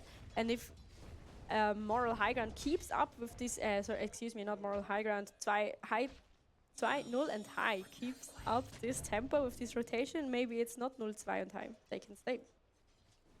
Yeah, I remember last time in Bern, I also caused a game from snowboarding, and I remember that he was very ballsy. And also this time, I remember him. He had like a third of his HP bar, and he ganked top, and he does directly teleport middle instead of going to the fountain and restore his HP. Oh, I mean, you're fine. A third of your life is enough. Just stay there. And then when you die, just die space created. That's all good. Amplified damage top. This is an important pickup. I think Kazi is there first. He picks it up. Let's see what will happen with this rotation. The team, of course, now aware, but still something you have to look out for. Especially this early in the game can be devastating. Double harm shall I deal? Popped already.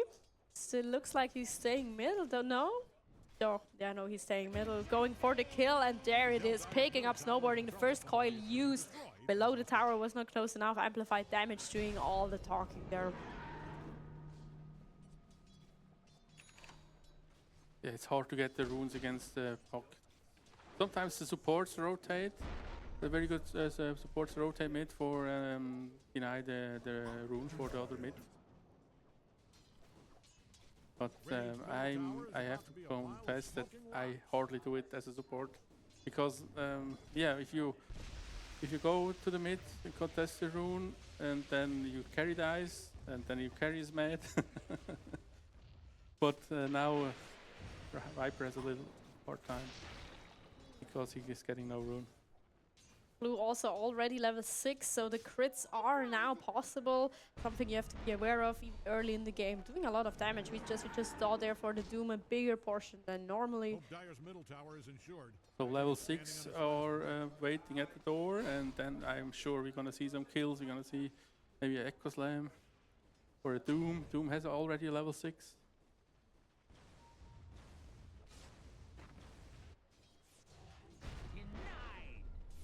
But I mean, if you're moral high ground, do you really want to just put out this first Doom on the PA? I don't think these are the best targets.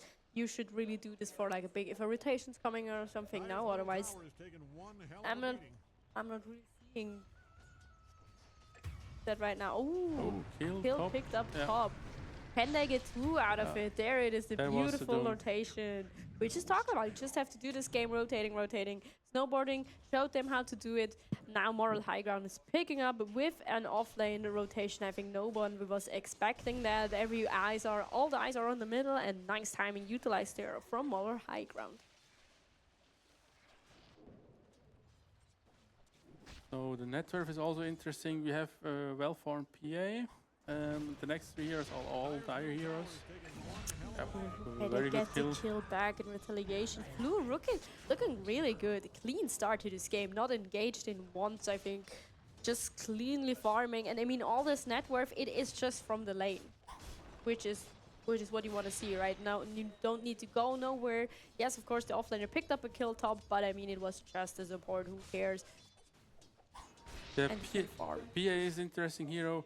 Normally, even if you have a good lane, then for like 20-25 minutes, PA is like always struggling a little bit because you need to farm the Deso, you need to farm Battle Fury, and normally a PA can not really fight without BKB, so it's gonna have to farm a lot. Not to really ballsy alone here, harassing, but it's fine. I mean, you can do just the hit level 6 with already a nice rotation from DOS coming in. They get him and he's done. And Flu also coming up, picking up this nice little snack. They bring everyone, but it is fine now. They can just clean up top, get Natsu, and this is not looking that close, that cozy for Moral High Ground right now. Flu really having the upper hand here. They have to be careful so that that this PA does not get out of hand. He's going Battle Fury on PA, that means, yeah, he will farm. And yeah, let's see, because now the PA is maybe the biggest threat at the moment. Or maybe Viper can do a kill. The Doom has his next Doom ready. I think he wants to use it soon. And now Grimstroke also has his ult ready, so maybe they can do the double Doom. The double Doom, double Frost Chain. This irritation from Khazi coming in on what target though? They're trying to get snowboarding also on top. Everything put down. There it is. The coil put down.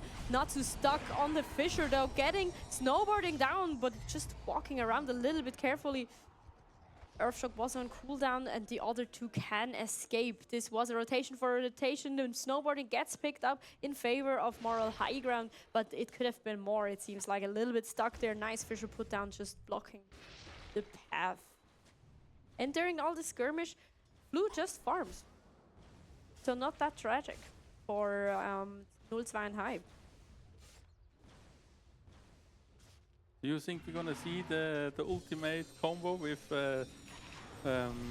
Grimstroke ultimate combined with the Frost Chains and Doom? Yeah, I hope so. The Doom. That's why you pick it, right? Double Doom, double Frost Chain. And if they are choosing to take the slow game with the PA building the battle, or now having completed the Battle Fury and just like farming, we see the possibilities of more and more extreme items, of course, raising. So let's see if we see insane combos going on, double refresher, Octarine core, whatever.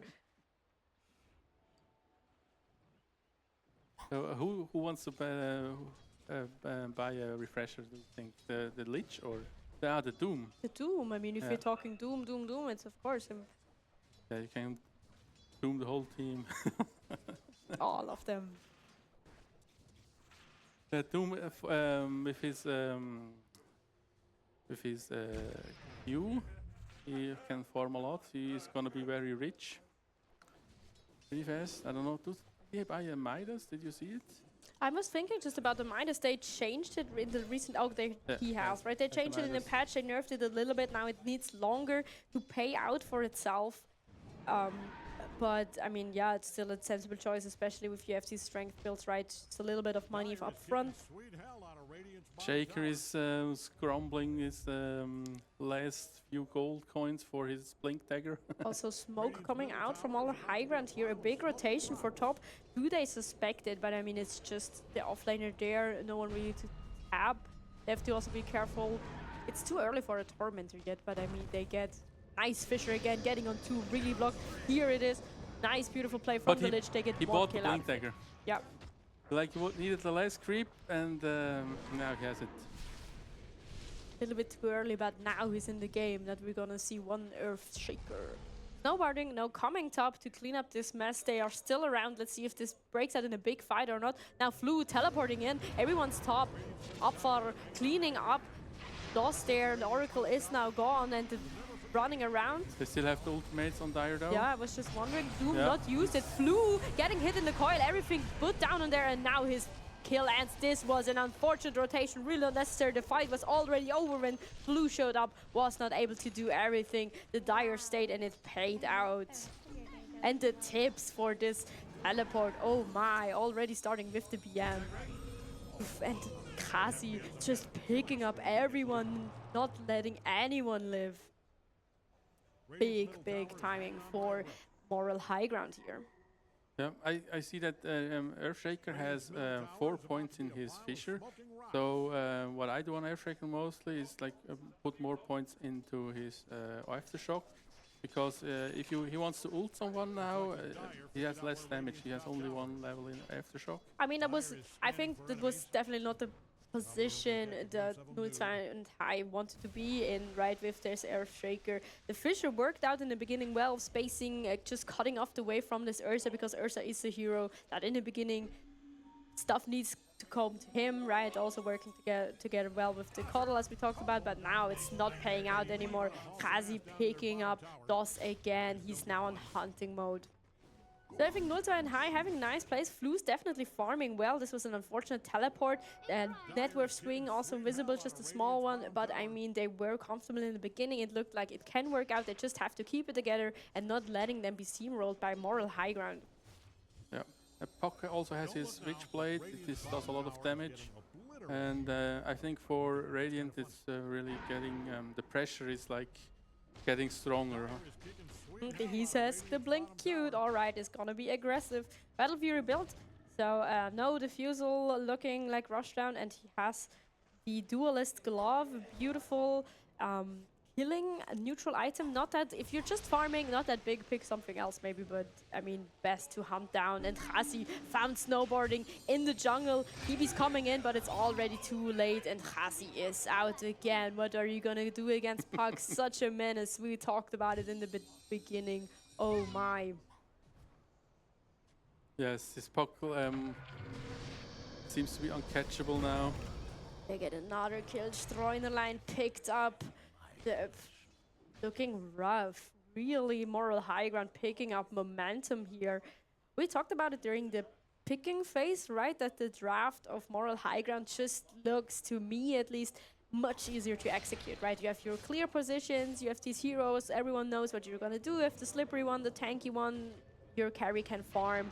And 02 and High really has to make their draft work here and putting these timings together. Flu still being able to keep up a little bit with the farm, but it's looking more and more difficult right now. Yes. Now this is the time where like PA is still farming. He's about to get his Desolator, but the whole team like needs him in the fight. Has to be careful. He gets picked up. Beautiful Inkswell down. Everything popped down on his target. Trying to do something. Beautiful Fissure here again, making the spacing, but Doom now put on snowboarding, and everyone's cleaned up. Natsu also getting the kill there on the Earthshaker. Oh my. Yeah, I don't know if they don't have the best vision again. there. Oh my god, Streunerline trying to do anything, but Khasi just free-strolling all over.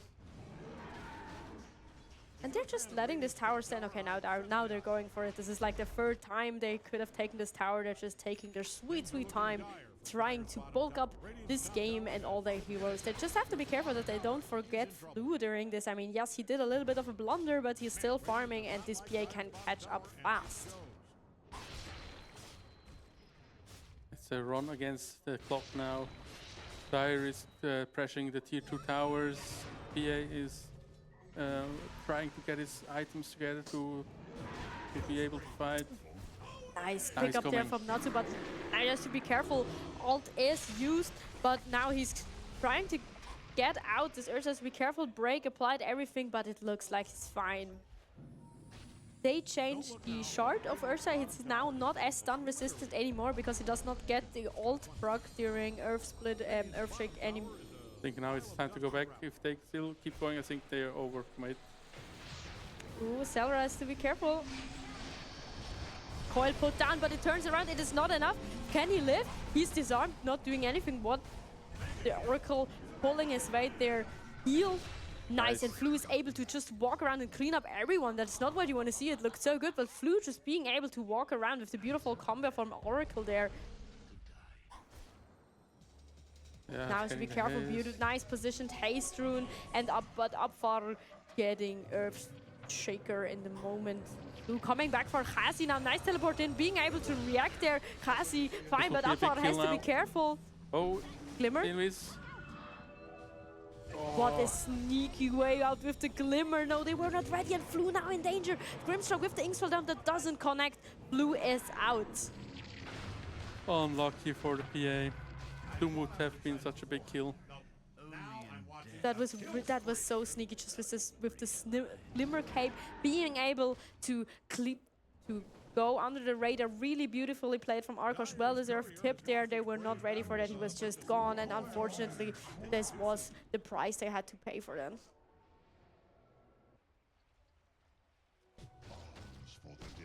But it looked like such a nice engage from the side of 0-2 and High, especially that the Oracle save was able to keep Flu alive in the backside of the dire mid lane, right? It looked really good. We're able to clean some up, but in the end it was not enough. Really well played from moral high ground. It's also noticeable the Keeper of the Light, as you know, has no point in his blind skill. And like against Urza, like you want to skill at least 1 point, so you can push him back and make him miss a little bit more, maybe. But he's gonna soon get one more level, and then he has it. Yep. And now by the way, such a great change that they made talents now free, right? So you don't have to think about that anymore. So it's more abilities, and also this Blinding Light is gonna get in soon. Yep. Tormentors now ready. If one team wants to take it, are they making moves? It does not look like it that far. Thinking about just farming on the map. Yes, it's Dezo now, and now the BKB also almost done. So this is very scary. Like sometimes you think your game you are winning, and then PA comes. Yep. So with the BKB on PA, this might be a little wonder happening this game. Also, they did not get Flu in the last fight. I mean, Flu did not get the Doom, but Flu was able to walk away, so this is definitely something you have to be aware of. They did not lose this, but now Flu has to be careful, getting locked in, everything put down. The BKB not ready yet. This could be the timing. Nice Glimmer Cape play here as well. Doomed, poised in, and has to be kicked there. He is. This was everything. Snowboarding, trying jump in and save him, but it is not enough, and Natsu still hungry, fighting for more. This Oracle has to be careful, but there are no hostages today with the Inkswell. Everything is utilized, pop down, beautiful Doom, and the tips coming out. This is a very tip-heavy game. Yes, this time we also saw the mechanics from the Doom and the Oracle ult. He doomed the PA and Oracle saved him. And I think all the healing Oracle did not count, even if it was on the Oracle ult. So he instantly died after the Oracle ultimate. So we know more how the mechanics in these games work. Beautiful. Yeah. You learn every day. Wow, this is looking rough. Kazi just strolling around alone in this jungle makes the map so much smaller for 0-2 and High. Oh my god, and they're both dying to neutral creep? What? The Tormentor. The Tormentor. Oh my god, I was like, what? Unfortunate. But Arkosh gets a shard out of it at least. That would, well, okay. If they continue like that, 0-2 and High has a big comeback chance. Don't do that. Don't die to the Tormentor. Yeah, what is good from the Radiant Draft is PA needs this time now where he can form his BKB, his Desolator, and even his Basher. And the Keeper of the Light helps to kill the waves pushing in the towers. Yep. So now, even if Dire had a huge lead, they did not manage to get 1 tier 2 tower so far. And PA is like a ticking time bomb. He's so close to his BKB, and then everybody can melt. Yeah, definitely. I mean, it looks like Moral High Ground really wants to play this game slow, farm out and build out the other team, but as you said, they have to still be careful of Flu. They were able to take him down sometimes, for the middle, but it takes more and more every time they try, right? And the Oracle safe just doing so much, really playing well about it, and now they think about it, smoking up, snowboarding, really nice target, everything put down, blade mail there, but it doesn't matter, Orza doesn't care about that, Inkswell popped, just with the overpowered and gone. But yeah, if they just continue farming like that and not addressing Flu, they will be able to keep up. Natsu going for the classic Ursa Solo King Roche, it looks like. Yeah, okay, the team's here to help. Will Nulzweinheim be able to respond to this? Are they even trying, or are they just letting them take it? Are they even aware? They cannot contest.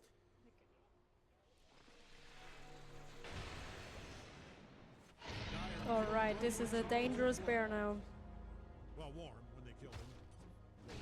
I mean, they have almost a 20k lead, and I mean, Dire must feel very comfortable now to they have Aegis to push further, but Radiant still can land a good Echo Slam, and as I said, the PA sure has his BKB now, should have his BKB now, and so you never know if they can turn around this fight. They're already putting pressure down mid, though, even though Natsu is not there now to bringing in the top lane. Are they picking? And they're doing the first jump onto the Grimstroke, but it is not enough. Snowboarding, getting the Doom on, trying to get away is coiled and being in imprinted draft. Is it enough? Inkswell popped, and there it is. Snowboarding is falling. But still, everyone running Khasi really low. Has to be careful, not getting picked up. The Doom there being found by Flo. BKB and trying to walk away, but no. Flu is on the cleanup. This is the timing we were talking about with the BKB ready. Not even utilized it. Flu really coming in. Do not underestimate a PA under these circumstances. Khasi has to be careful. Okay, they do not find him. But still, this is not what you want to see if you're in this position from moral high ground, right? You have so much utility, but Flu just walking in, picking up nice kills and getting big money out of it. Yeah, and it's for PA, it's very good when they use the spells on Viper. They use the Bound from Grimstroke. They use the Doom on Viper, I think. They did. And so PA knows that they don't have anything left. I can go full ham. Yeah, definitely. And didn't use this BKB that we talked about, right? Amplified damage in the middle now. This can also be big swing. Still, Aegis is on the side of moral high ground, but what are you gonna do now? So much map space is regained by this nice push that Nulzweinheim did there. Snowboarding getting found in the middle again with the bear. Also the Earthshaker looking not that good. They get these 2 kills out of it. Will they take the tower now? The lane is too much back though. This feels bad for the Radiant because they can't even D-ward now. Yeah. Khasi found the amplified damage, now picking it up. They're getting really everything out of this map. Aghanims on POC too. I wonder if they're gonna build Aghanims on Grimstroke. I think this would also be a huge problem for PA because if they build an image from PA, this is like so strong. Oh. You see snowboarding, we talked about it, space created in the chat already. What a game. So, but they are pushing high ground. And still 2 minutes left on his Aegis. This bear looking like a menace. Has to be careful though still. Just standing there, but he's fine. He knows. Fisher trying to de-ward the lane a little bit, but now it doesn't matter. They're not backing off. They can defend well with the Fisher and but this is named from the Kotl spell. With the Kotl Q. Horse. The horses. Horses. No, it's not called horse. But yeah, flying horses. There it is. There the flying horses come. So. Wow, big TP, a blink in just with the Inkswell, but not really finding anyone. The Fisher again, defensively used, but the Khasi picking up 2 beautiful support kills here. They're not respecting this boundary line. Snowboarding has to be careful, not too low, but still with the Aegis, it doesn't matter. Glimmercape, and also here with the Lich protection, he's fine. The Aegis not even used yet, being able to just walk away. Nice play there. POC could obliterate 2 supports with his Aghanim, so much damage. Yep. And the cooldown on all these ults are so short on the side of Moral High Ground, it doesn't even matter.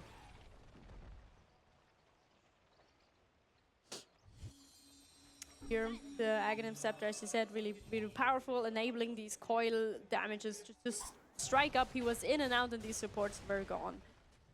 Blue trying his best to push out these waves here, getting a little bit of farm, a little bit of space, but it's looking difficult.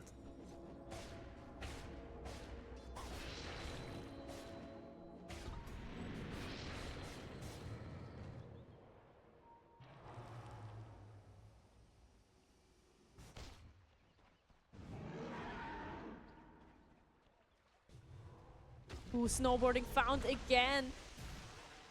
Trying to do his best with the 4-stuff, with Bash coming in. Inkswell not even used, just with the Hound. Inkswell, there it is. It doesn't matter. Oh, the Aegis went out. Huge. That was huge. Trouble. Need to pop a BKB leash together. Doesn't matter. He lives. Snowboarding lives. And Natsu falls. That's unfortunate. That's not what you want to see. Khazi in danger. Bash. There it is. Oh, he's doomed now. He needs help. Blue, beautiful pickup there, but his team is there. Snowboarding full health now, getting back. Oh, he's dead. Selra taking Flu out. It looked good. It looked good. It was nice getting everything out of there. Unfortunate that he's found, but still this PA doing a lot now. Picked up the Abyssal Blade.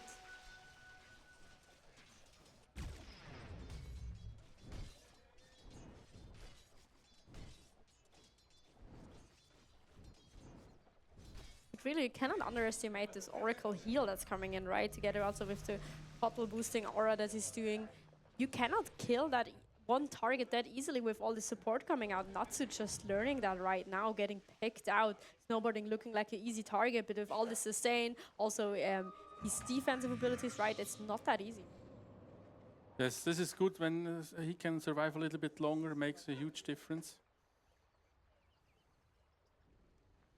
Lincoln queued up for now Flu. he has his Shiva, so he's gonna be more difficult to kill for PA.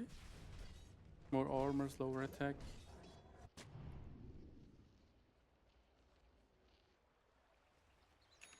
What can Radiant do to really improve the team fight? I mean, he's gonna go Lincolns, yes. An Orchid queued up from snowboarding. Oh, Oy, oy, oy. And Viper is going to go with Lotus Orb. This could also be a very big play if you manage to Lotus Orb like a Chain Frost or a Lotus Orb a Doom. This could be a game changer. To put on my glasses, I can't see. Grimstroke is getting his next defensive item, Ghost Scepter. I would recommend him to get Aghanims with PA in the enemy team. So what is the next timing we're waiting for? Both teams getting ready. Moral High Ground pushing in on the high ground of Kurzwein High, but I mean we just saw in the last fight both carries and the kill potential of Flu equal, right? The Oracle sustain getting higher and higher. They have to struggle to find the right targets. What are we waiting for? What is the next big timing for both of these teams? I think Dire wants to wait for the next Roche and then try to go high ground again. Or maybe they find a good pickup. And yeah, I think this PA is ready now. Basher, Abyssal Blade, I mean, BKB. For PA, it's important that the big spells are out so he can clean up everything. And I think for the supports from Radiant, it's important to not to die too fast against the puck. Maybe get a Yules because if just puck can put a coil on you and you die, you can cast no spells. So this was very bad in the last fight for Radiant. Definitely. Now you talked about the timing. Roche now up. The Dire looking to clean it up there. Also, Natsu queuing up a Monkey King bar to hit the PA batter. I mean, of course, that's the big thing where with all the misses and stuff, right? So they are looking for a solution to that. This could be the big next thing for Moral High Ground coming up.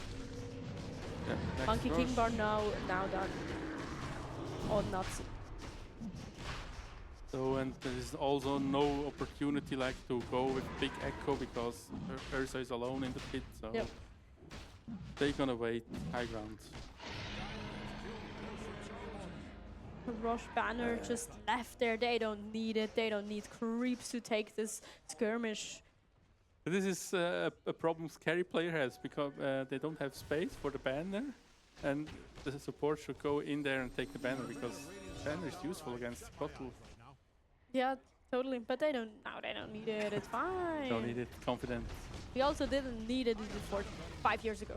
Football, horse racing, rugby, cricket, or curling. But if Okay, this is the big push. Let's see if they commit. Nice Fisher again. Here just a strategically Kotal wiping out the full lane. Now just making it longer and Here's the longer. puck ultimate. Is it enough? Not to jumping in, getting snowboarding this time, but look how do they low get he is. the eggs Flo out? just getting in and cleaning up everything. Oracle thing put down, has to be careful. It's getting leashed and doomed everything, but with the BKB, it is fine. Not taking that much damage at all. It doesn't matter. Flu standing strong, devastating. The tower falls, but he is a mana stay. We're not able to fight against him as a 3-stack, 4-stack even. What is this?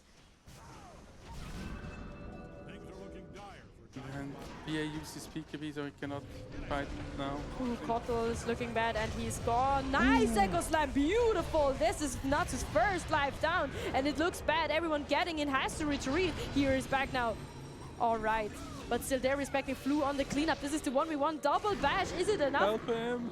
The Glimmer, beautiful Glimmer save. They learned it from high ground, but there he is. Not to being able to clean up Flu. He is rooted now, but it doesn't matter. Taking the Oracle with him. What a killer bear. But that was the force stuff in the wrong direction. Flu with the buyback. Everyone with the buyback. 0-2 and high, not letting up. Now this has more high ground, has to respect this, not getting barracks out of it. It was a beautiful fight, getting buybacks. Now just go back and enjoy your break. kicking the bejesus out of Radiant's middle barracks. Or poke. Let's hope this does not go bad. Okay, they get 1 Rex out of it. Yeah, he goes in. Yes, 1 kill. No doom up. Ooh, beautiful with the bash, with the bash. Is it enough? Can yes, he get he out of gets it? out. Nice blink.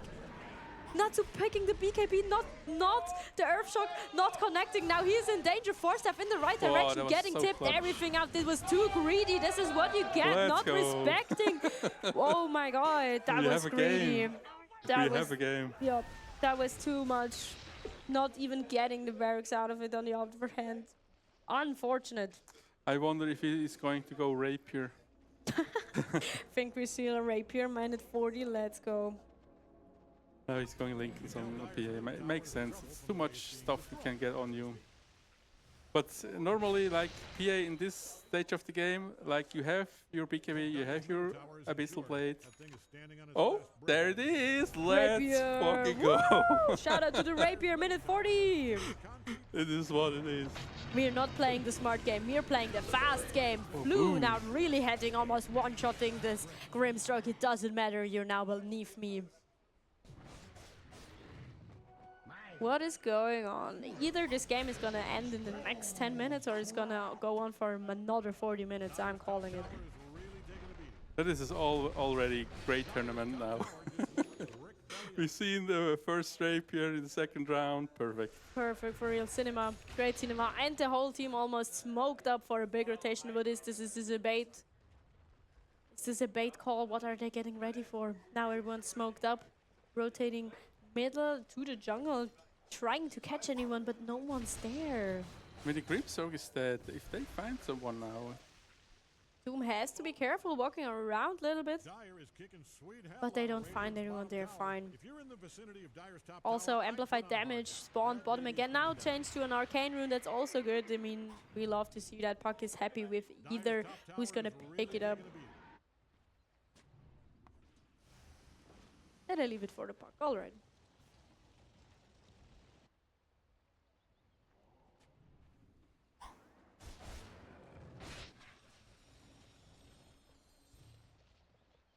yes, now Viper has Lotus, so he can put his Lotus on the PA and then they cannot really handle him. Or he, Doom has to Doom himself. Yeah, almost. What's the next big? That's a Shadow Edge also coming. Shadow Blade also coming up from Ursa here. We talked about it in the round before. New meta again. Oh, big jump. They got the jump on Flu. This is really your target, but Doom has to be careful. We talked about it. This clash. Too much going on. Celeron, nice, literally in the middle, creating some space, but the Fissure really taking it. And there it is. Blue falling down. Rapier picked up by Khazi. Is this GG? Is this the 10 minutes that we were talking about? Almost game over now? Did he call it already? No, but I mean, Like they if cannot there defend it. if the Rapier's in the game, it's either 10 minutes or another hour. There's nothing in between. Khazi really cleaning up everything. That went Now fast, just man. They take went this were 2-4 barracks, out. please. Do it for me. Don't do another stupid poking. Kicking the bejesus out of Radiant's middle barracks. Back again. This buyback from snowboarding doesn't even matter. He falls again to the bear, jumping in together with Khazi. So much damage. I think they want to know. They do it sensible, just going for the mid towers and trying to rush it down. GG is called. Wow. Good game. What an up and down game. It was wow. almost comeback. Yeah. But at the end, someone was out to 4 there and got caught. Yeah. I mean, you called it, the Rapier was a gamble. They tried to go the ultimate PI threat, it didn't work out. Got nice catch there in the middle, the perfect Doom target. I mean, yeah, the Lotus Orb was there, you said it, but I mean, if the initiation is Doom on your PA, that's not what you're gonna see, then you're gonna lose, unfortunately. Yeah. I think we have another game maybe to watch in. Yeah. It was legendary Rapier Okay, pickup, now I I think we just caught, we are changing for a break. Oh, All Break. right. But it was an exciting game, so we are entering a break now, and we will be back with the first losers bracket game, I think, after that. We have 2 exciting teams there. I mean, they all showed us what they can do. It's definitely not losers. It's just trying to be for a comeback first, double elimination, excuse me. So, yeah, we're going to see more of them. So, thank you for checking in. I was Vacation, here with CNN. thank you. Thank you very much, Vacation. And let's have a good day. And let's see a lot of more good Dota. Like this Definitely. game was amazing. Yeah. See you soon. Ciao.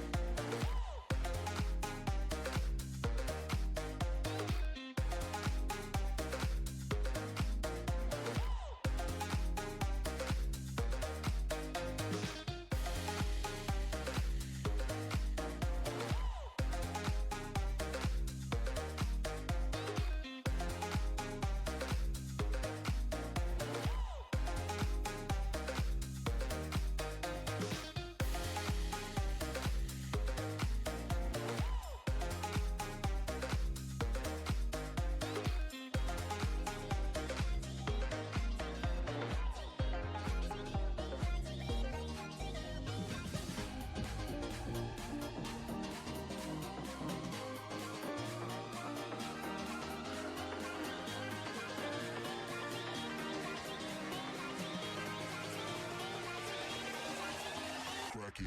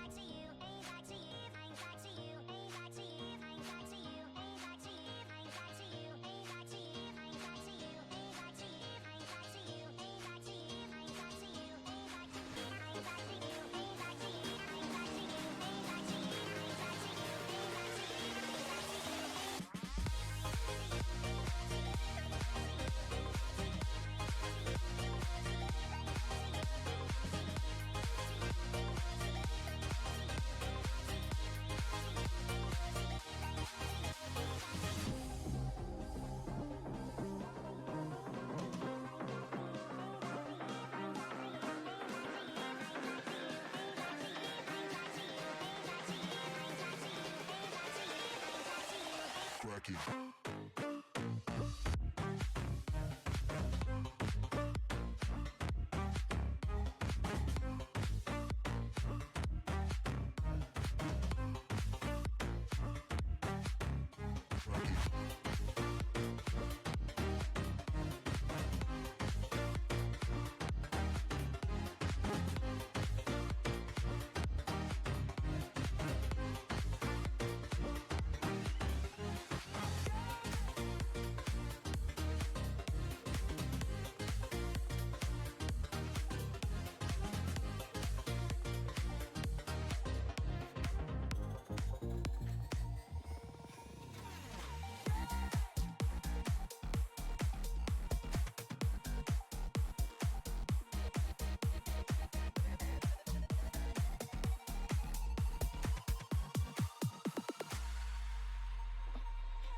I just can't let you go. Lord knows that I've tried to. You said I was the only one. No one likes being lied to. You made this mess and left me with the pieces. Now I wanna burn all the bridges between us. I can't focus, I can't forget. I've been thinking too much lately. I just need to clear my head. I just need to clear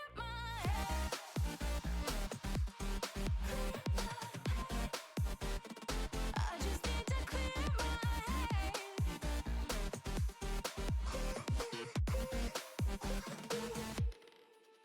I've been stuck on your memory, but it's not like I need it. And we may have some history, but we don't have to repeat it. You made this mess and left me with the pieces.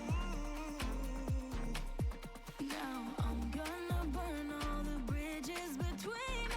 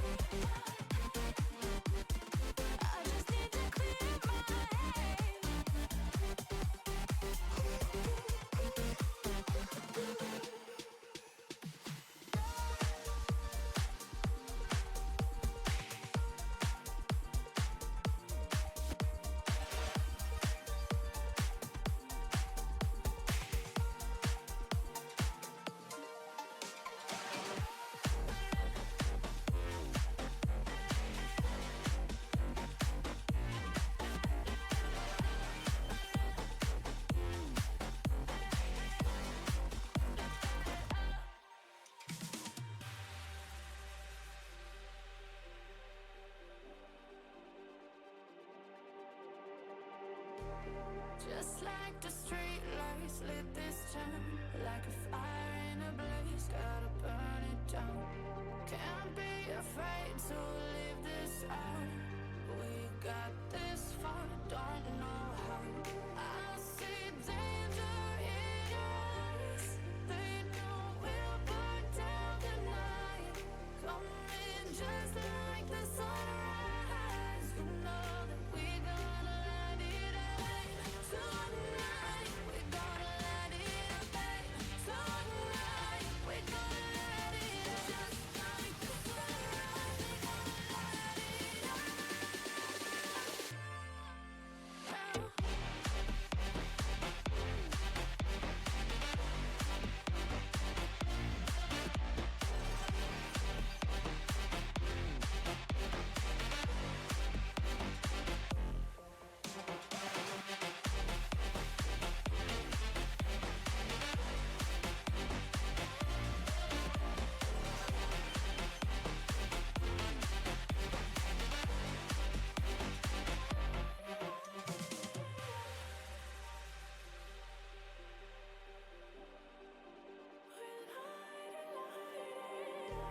Just like a spark that's breaking out.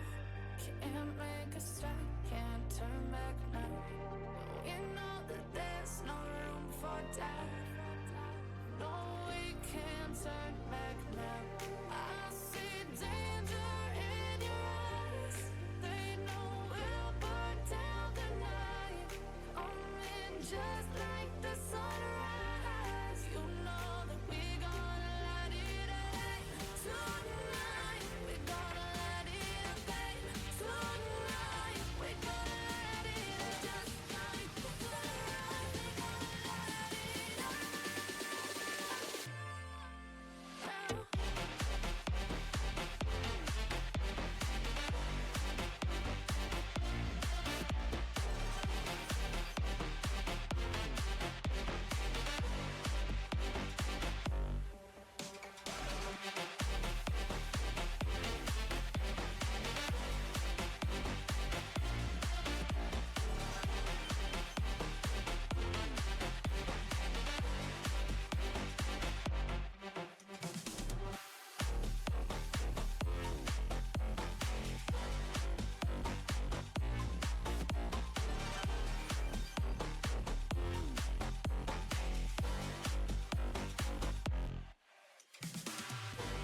I'm on my own, broken alone.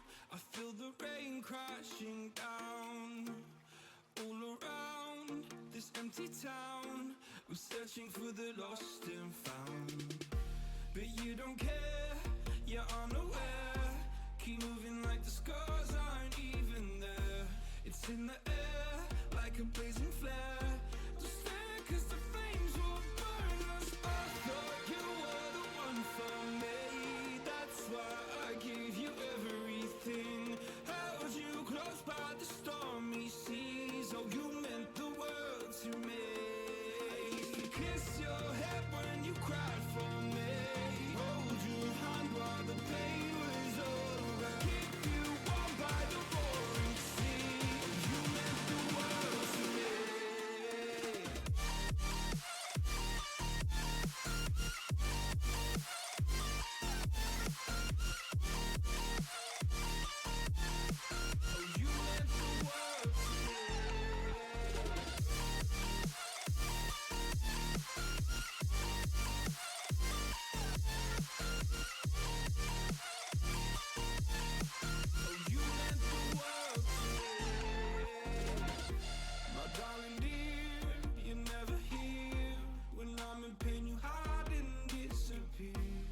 Shadows in the atmosphere, charting the stratosphere. Yeah. I prayed for you and kept you near, in hopes you'd chase away my fears. I'm on my own, you made it so, and now I'm chasing nightmares. I used to run with you through the great big leaves, laugh at you when you laugh at me. Hope for us because I believe the home was just you and me. I thought you were the one for me. That's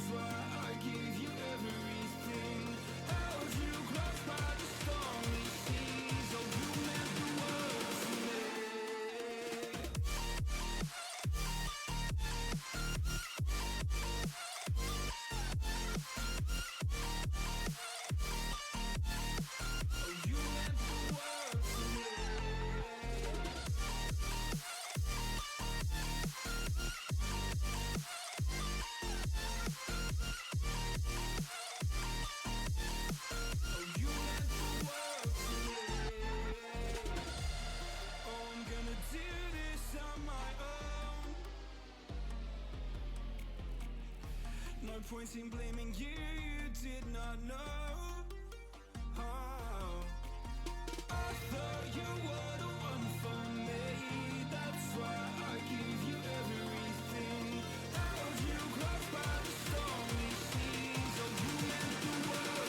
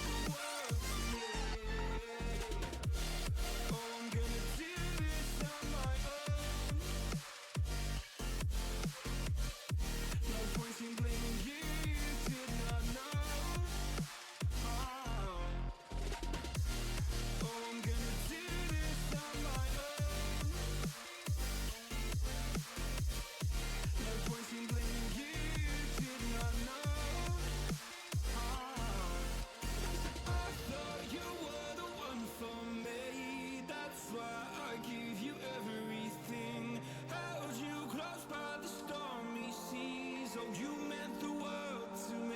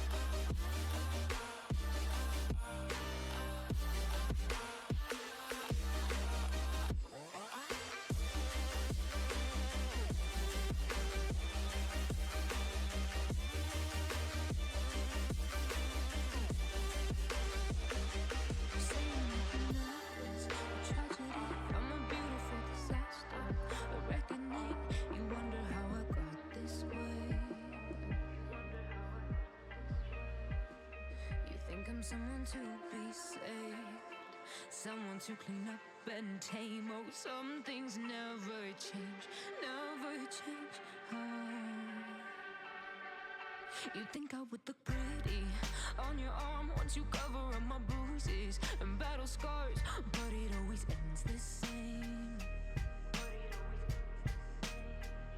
Can't bear the things I've had to face. Got you crying on your knees in pain. Oh, some things never change, never change.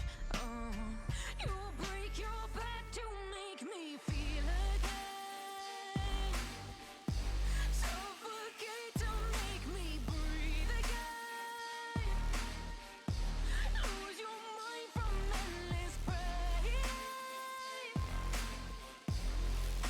Some things never change, never change. Oh.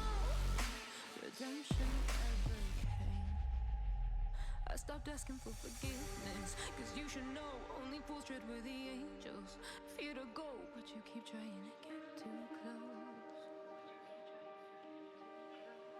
Save myself by turning into stone. So save your judgment cause you just don't know. But some things never change, never change. Oh, they say I should feel guilty and change my ways, leaving crumpled bodies in my wake. Swear I didn't mean to make them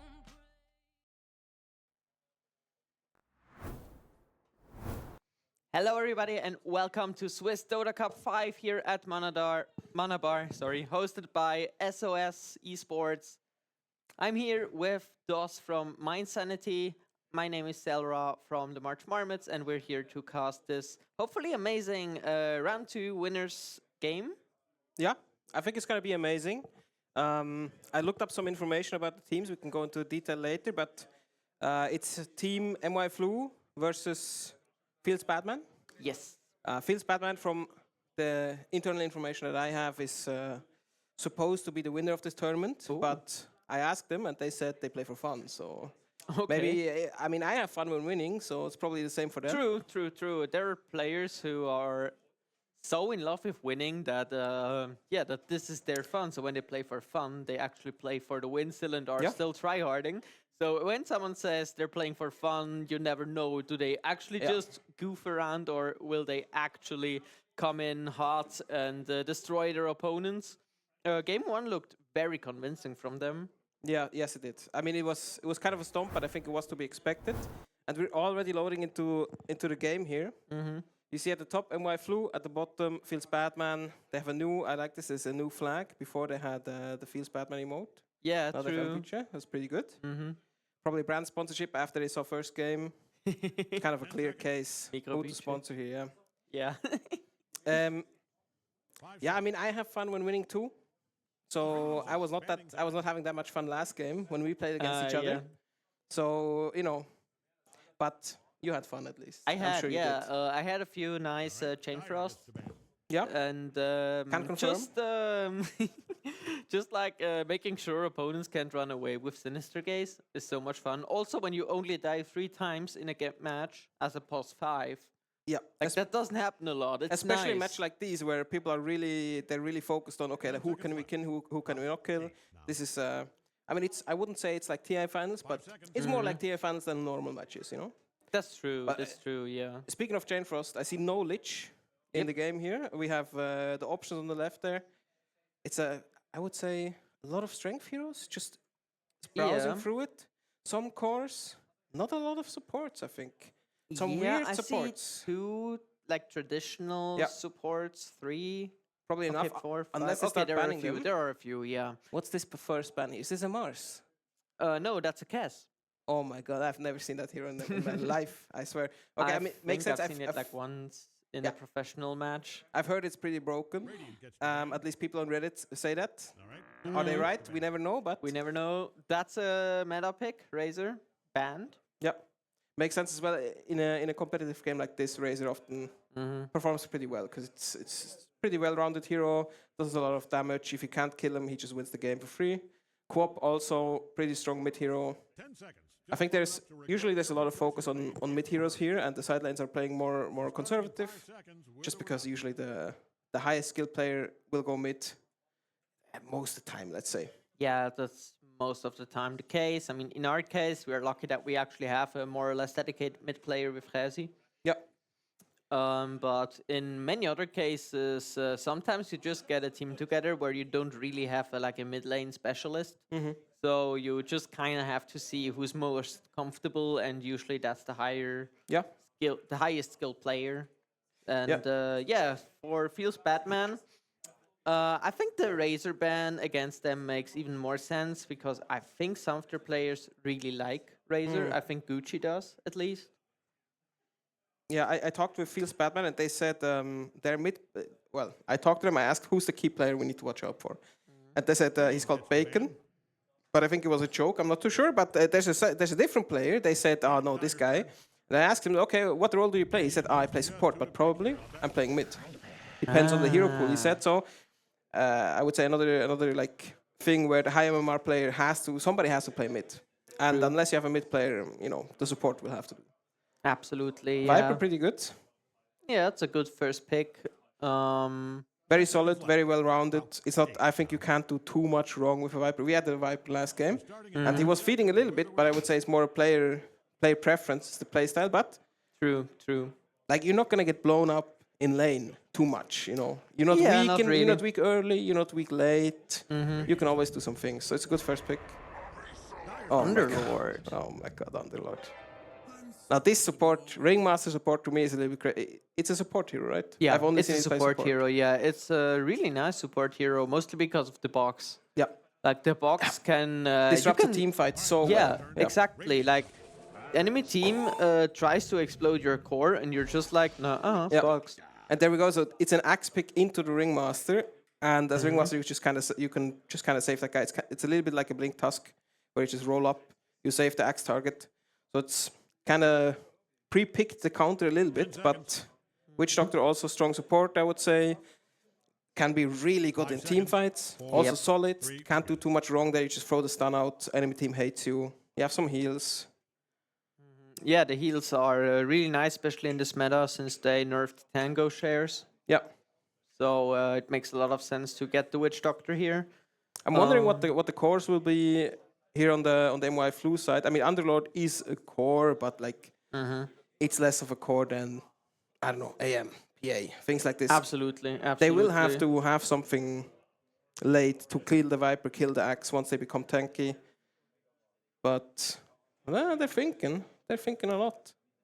Is this no reserve time? Yeah, that's or their are they in reserve time. They are yeah. in reserve time right now. Yes, they are. Holy, okay. Yep. A lot of Only discussions 1 minute here. 20 left. How do we feel about? I think OD is very strong in this game as well against them. Tiny, good combo hero.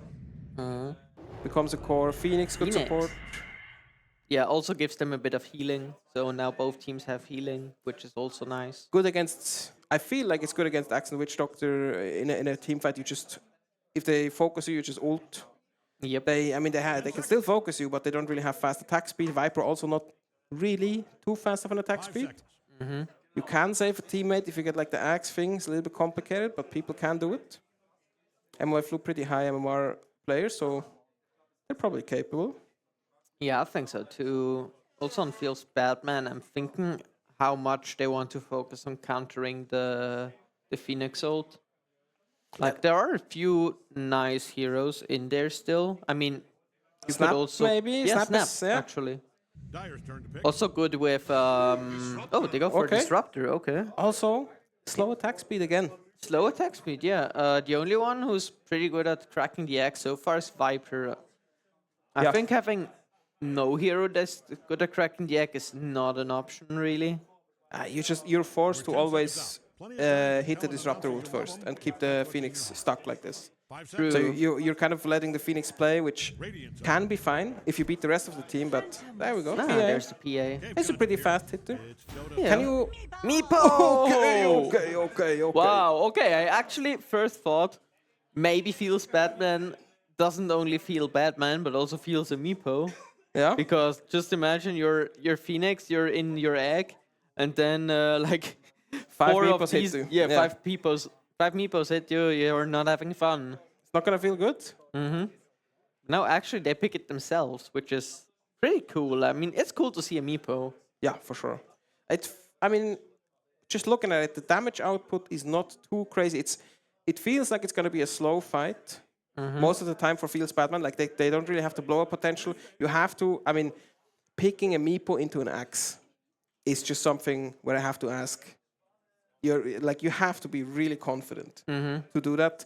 I also feel like Viper has her like puddle thingy that is very cringe if you're playing Meepo. If you get axe called, puddled, what are you gonna do, really? But I think it's gonna play out in the game. And there we go, crazy Meepo skin. What the hell is crazy. that? Yeah, that's what is one that? of the new Oh my, ones. these skins are crazy. I've never seen these. This one's from... Was it Grandfall? I don't know. Or after that? It's Grandfall or after that? Not entirely sure. And so we load into the game here. It's going to be, I think, probably not too much activity level 1. Yeah, I don't think so either. If no any, great, okay, let's CCs. establish here. Who's right side team? That is MYI Flu on the left side on Radiant. Yeah, okay, so right side is Feels Batman. I think if anybody here wants to do level 1, I think it's Feels Batman. Because they have some catch, they have some stuns, Disruptor Q is very strong. Witch Doctor, if you go to Casket, I'm not sure you do that level 1, but if you do, it's good. Daggers, PA, or even the jump PA, it's a lot of catch. Viper slows you. So we'll see if they go in for it. MY Flu is kind of forced to play defensive, but maybe they True, get yeah. baited. Maybe they can play really nicely defensive. Like, if someone gets gone on by their opponents, they can... I mean, it's not really a cool feeling to have to level box first as Ringmaster, but it would be a possibility. Yep. And maybe then Feels Batman overextends and gets killed. Yeah. That's always a possibility, but... A little bit of a standoff here in mid. Both teams not really sure if they want to go in. I mean, nobody wants to go walk up high ground. It's something you don't want to do. But it looks like runes are gonna go even. But they're only on this one rune. Well, what's with the other runes here? Okay, they're gonna get this one. I think they would just want to kill here. Question is, who's that left side? Ringmaster, is he gonna get the second rune? No, he's not. Nope. Not going. They're following the Phoenix. Oh my god, it's Glimpse. what? He leveled Glimpse one. Wow. That's crazy. And the Phoenix is forced to level his dive, but I mean, if you level Glimpse, who cares? Like, you got the Glimpse level 1, you can get the dive level 1, that's fine. You're probably gonna make it out by the looks of it. Yeah. Nice. You don't care too much. He's okay, yeah. That's great. 3 heroes on this lane. Okay. Witch Doctor's leaving. No, that's the other guy. Disruptor. Yes, so it's a +4 Witch Doctor. Yeah, this... Yeah, for Phoenix, it's gonna be a little bit annoying. He's low on health. He's getting harassed down, but he can probably slowly recover. Ooh, and we got a have pause. From Gonna look over. from the Radiant. No hands thrown in the air. Music is on. Why would that be an issue? Is my question. Why would that be an issue? Yeah. Because like you probably turn Like, on you the just music need a to good hype music yourself. pack. Yeah, you hyped yourself off on for the music. No, that's why you turn it on. True. It's more hype. Ah. I mean, guess I not for usually use either the new music pack from the Monster Hunter collab, that's pretty nice, or the Dire Shred, which is basically the normal one, but in metal. And I love metal, so those are my go-to music Wouldn't be an packs. issue for you. Nope. I see the Phoenix still getting denied. As a meepo here, I guess your lane just sucks. You're playing against an axe, he just walks up to you, presses Q. You kind of hate your life. They have Maledict as well. Pretty strong against you. Even if you have multiple meepos, it's not gonna get... It's gonna get worse for you even. True, true. It's so annoying. I guess he just has to chill a little bit, see how it develops. Top lane looking to go well for MY Flu. Oh, we got overlay, look. Wow, so cool. Looking to go well for MY Flu here. Mixer Oh takes my, quite a look bit at of that. damage here. The whip. Pretty good hits here. Yeah. Also good here for MY Flu is Cactus and Ask Again Later. They know each other for a very long time, played together for a very long time. Now Ask Again Later is getting gone on. He's only level 1 actually. No, this I'm not sure. I don't agree with this pulling him back here. Yeah, and he gets him. Well, there we go. Is a good kill on him? Realized that he didn't have the XP to get level 2 and thought, you know what, let's do this. Also, he used quite a lot of spells to harass Mixit before, so he didn't have those either. Underlord, low mana hero, only has his 1 and his passive, his Q and his passive level right now, so he's not going to be able to do much. Later on, he can get the root, but even the root, you can dodge pretty well as PA. And as Disruptor, you just don't walk in, so... I would say this is probably an even lane. In my mind, it should be kind of a win to MY Flu here, just because Underlord is pretty strong melee range. PA is melee range, is very close range as well. It doesn't have a long melee attack range. Yeah, only has the dagger to maybe secure a range creep from time to time, but apart from that, the close range laning favoritism lies with Cactus and his Underlord here. He can also then use that to make some plays happen in the mid game, while Gucci still has to farm. So it takes a while for the PA. Now my question here is how is last hits going? If we can get the graph up. Yeah, Perfect. 18-3 for the Viper. Can we give a Okay. mid lane check here? Viper's kind of dominating a little bit, which makes sense True. against the Tiny. I think I feel like this is normal. Viper is a bully in mid lane, especially against melees. Yeah. But he's doing okay. Oh, didn't get that last hit, which sucks for him. What? Emo. Oh my god, a Oh big my God, battle, bot lane. big battle bot lane. Wow. Meepo lives. Just I mean, yeah. I Didn't don't take a lot like. of damage actually. I think they went for top lane. Cactus is low, makes it as well. think they're gonna go Cactus all in for might this. hurt for this. They're gonna go all in for this. Yeah, I think so Oh, too. Oh, okay, wow, nice okay. usage there of the But item. Gucci's gonna be able to jump. Oh my the God! box! The box! Oh, no, well. the dagger! Very unlucky, Oh, but gets a counter nice. kill on the At least support. gets the support, yeah. I mean, it's good play. It's definitely Very good well play. played by Ask again later. But there's only so much you can do here as the underlord, I guess. Like in my mind, if it's just creeps, no spells, you win. Oh, Oh, and I think that's the Meepo, Meepo dead, maybe. and Deep is back home. Is he gonna make? No, no, he's dead, I think. He Yeah, is. last tick gets him. Oh wow.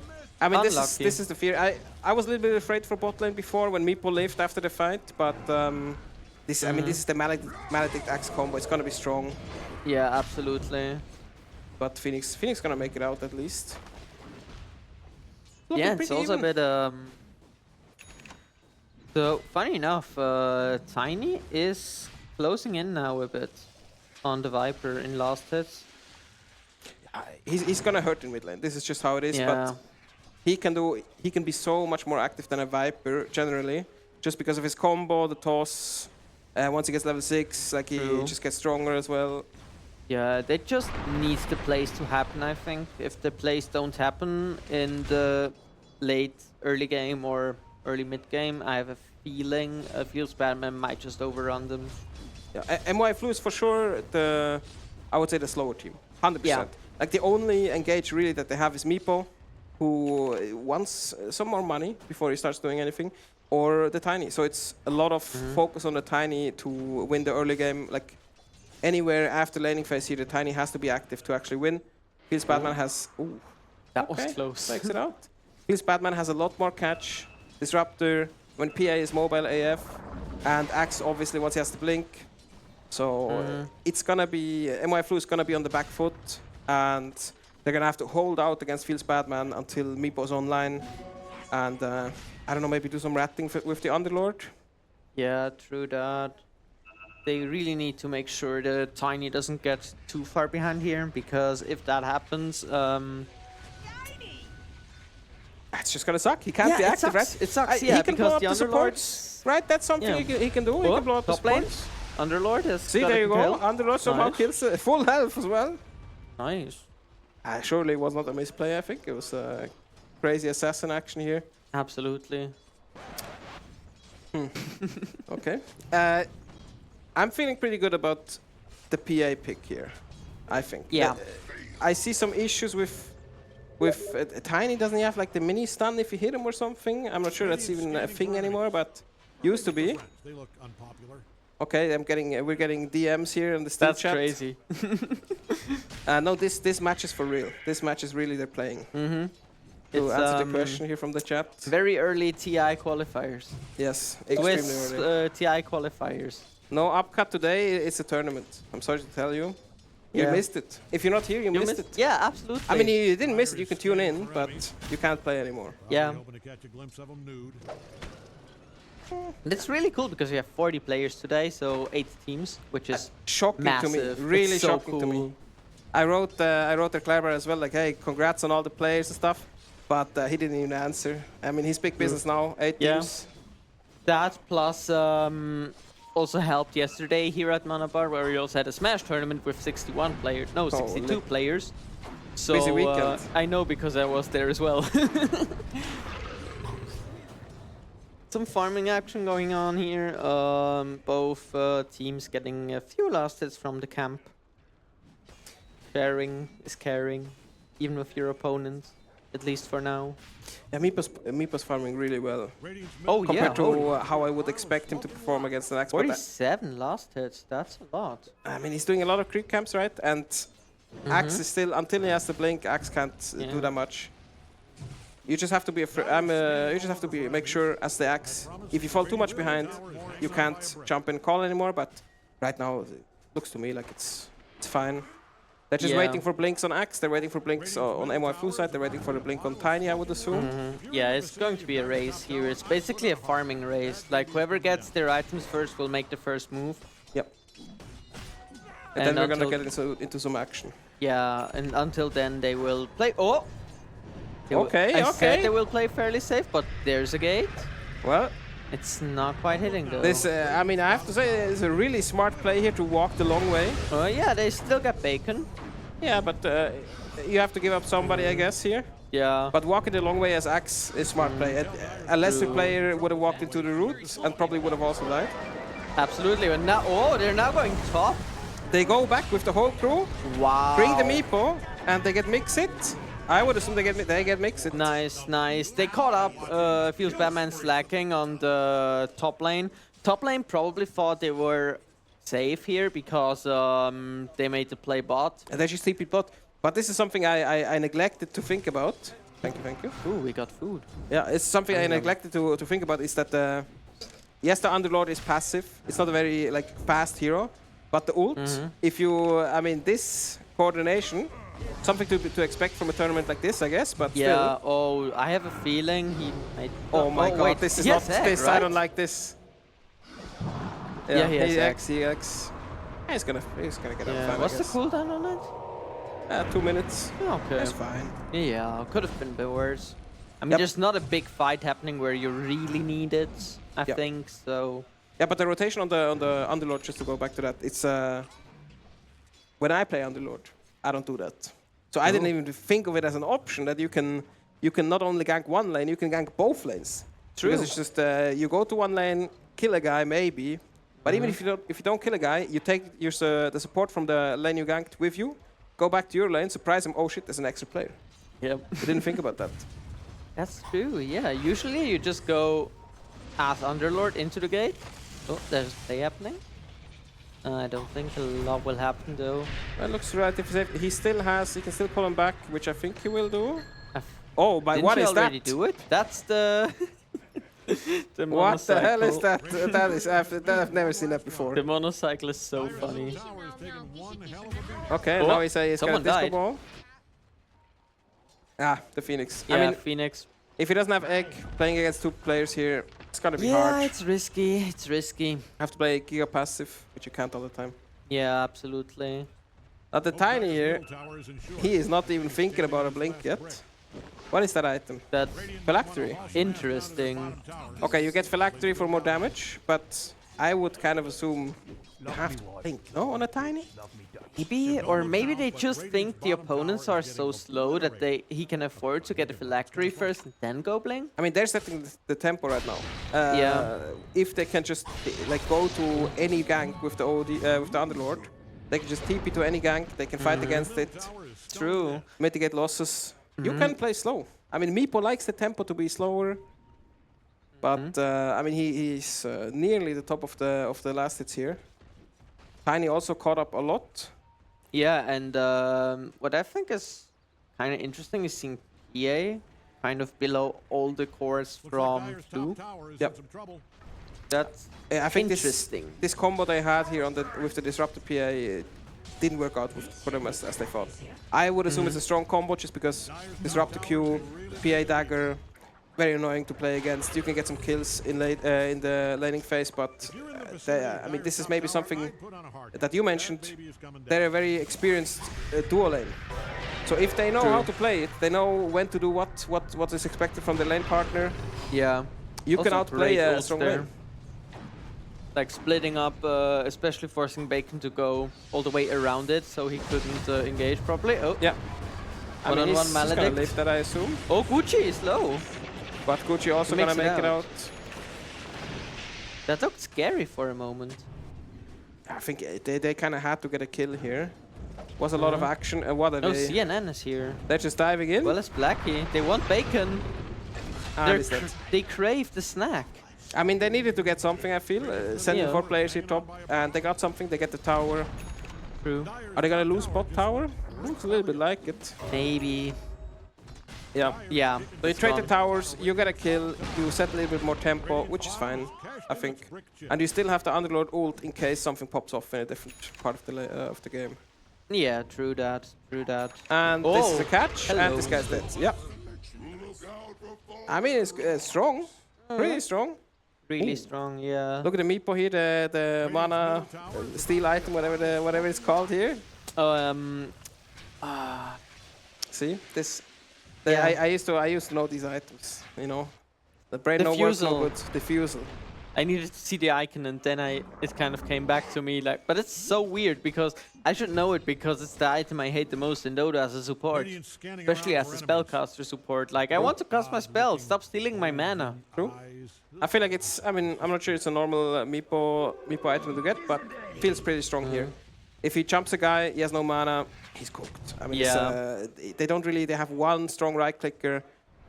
If they don't get the axe call on the meepo, and PA can't jump in because she can't get out after, it's meepo's gonna be dominant. True, true. Also, like with the Fusel Blade, I just thought about it again, and last thing I remember is that they made it so it doesn't proc with illusions anymore, I think. So it's a nerf to the item, but it's mostly a nerf to PL. Yep. So every PL spammer was really sad. Yeah, I was really happy when I read those patch notes. Yeah. Me too. That's true. As a mostly post 4 player, I was really okay with it. I can't lie. Yeah. I have to say, I think Feels Badman, in my mind, the way I understand the game, they are forced to kill this meepo. Yeah. If they don't stop this meepo anytime soon, they're gonna be in a world of hurt. Like this is gonna suck. I think so too. Yeah, the Meepo is getting a lot of items now really quick with all his Meepies. He has a lot of space. I mean, it's the thing. You have to take away some of the space for him. If Yeah. you let him work another 5 minutes, how are you gonna stop him? Realistically, I mean, you still have the axe call. Yes, you have some True. combo potential. You have the witch doctor, but if any of that part doesn't work out, I mean, your team's gonna explode. And they still have. They can. If Tiny just jumps in, you throw half your spells on Tiny, and then Meepo joins. You're cooked. Yeah. So I think they're on the Or- clock for the Meepo for sure. Yeah, absolutely. And you also have the Phoenix there, who can also help the Meepo survive, who can slow the attack speed as well of PA. I mean, Underlord Q, his malice, whatever it's called. If you have to stand in that to fight the Meepo, you're just losing. You're not gonna win the fight at all. 143 last hits on the Meepo already. Yeah, he's ramping up. He's really my ramping God. up. Yeah. Yeah, he's about to outfarm. Oh, There goes the Tiny action. Let's mix it. The root's pretty strong. More chase here. Can they get this guy? I mean, I think so, they can get yeah. him for sure. Oh, goes out. Okay. with No malice on Ask again later, I think. So he's gonna probably live. Yeah, I think he'll live. Yeah, no contest there on his life. Tempo there. really being set by Myflow here. Absolutely, they get both supports. They're trying to go for the carry. Yeah. I think Gucci's dead. And this is the thing. Yeah, he Look is, at the and there's- Tiny oh jumps my on God, Axe. He TP'd in as well. There you go. Oh. That's the thing. Something was developing top lane. They saw an opportunity. Yeah. They jump in. Axe gets caught before he can jump in the call. I don't even know if he has blink, but before he could walk in and call. So nothing you can do against this Meepo. Nothing you can Yeah, do against the absolutely enemy nothing. Also, like, they don't have to follow up for the Axe call. Yeah, just TP out. Oh, Mixed is back. Look at the box. Oh, this Tiny might fall. Do they have protection? That's a They really don't. good. That's a really good glimmer. Oh, there goes they the had, dust. but it was a bit too late. And this looks a little bit scary to chase. But MYF Yeah. is happy with what they got, so they back off. It's fine. Yeah, they can be really happy. You can really see that they're also a team that knows how to utilize the gate really well. Yep. I mean, as we talked about it again and again, going through it and then back again. That's usually a lot of teams go like one way and not back the other to make another play, maybe to disengage. Yes. But they actually utilize well. engage with the gauge and then engage back. Yeah. And that's a 900 IQ play. That's how you can tell they're higher MMR than me. I can confirm that. Radiant's middle tower is It's pretty good here, feels bad, man. I mean, Axe not having a blink yet. That hurts. But Yeah. with this Ancient Camp he's farming right now, he's gonna have to blink. They can finally be a little bit more active if they wish to. I feel like PA is gonna be. I mean, she's farming, but she's trying her best. And right now, I don't see how she can blow up anyone from MY Flu here.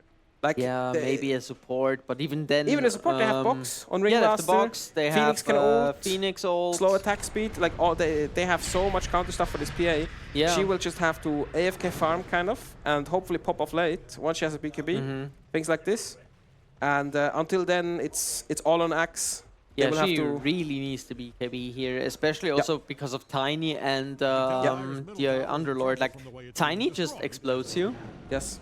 Underlord, his field just sucks. The root, you can't engage on half the team because they're in the root. Once you go in, you're stuck.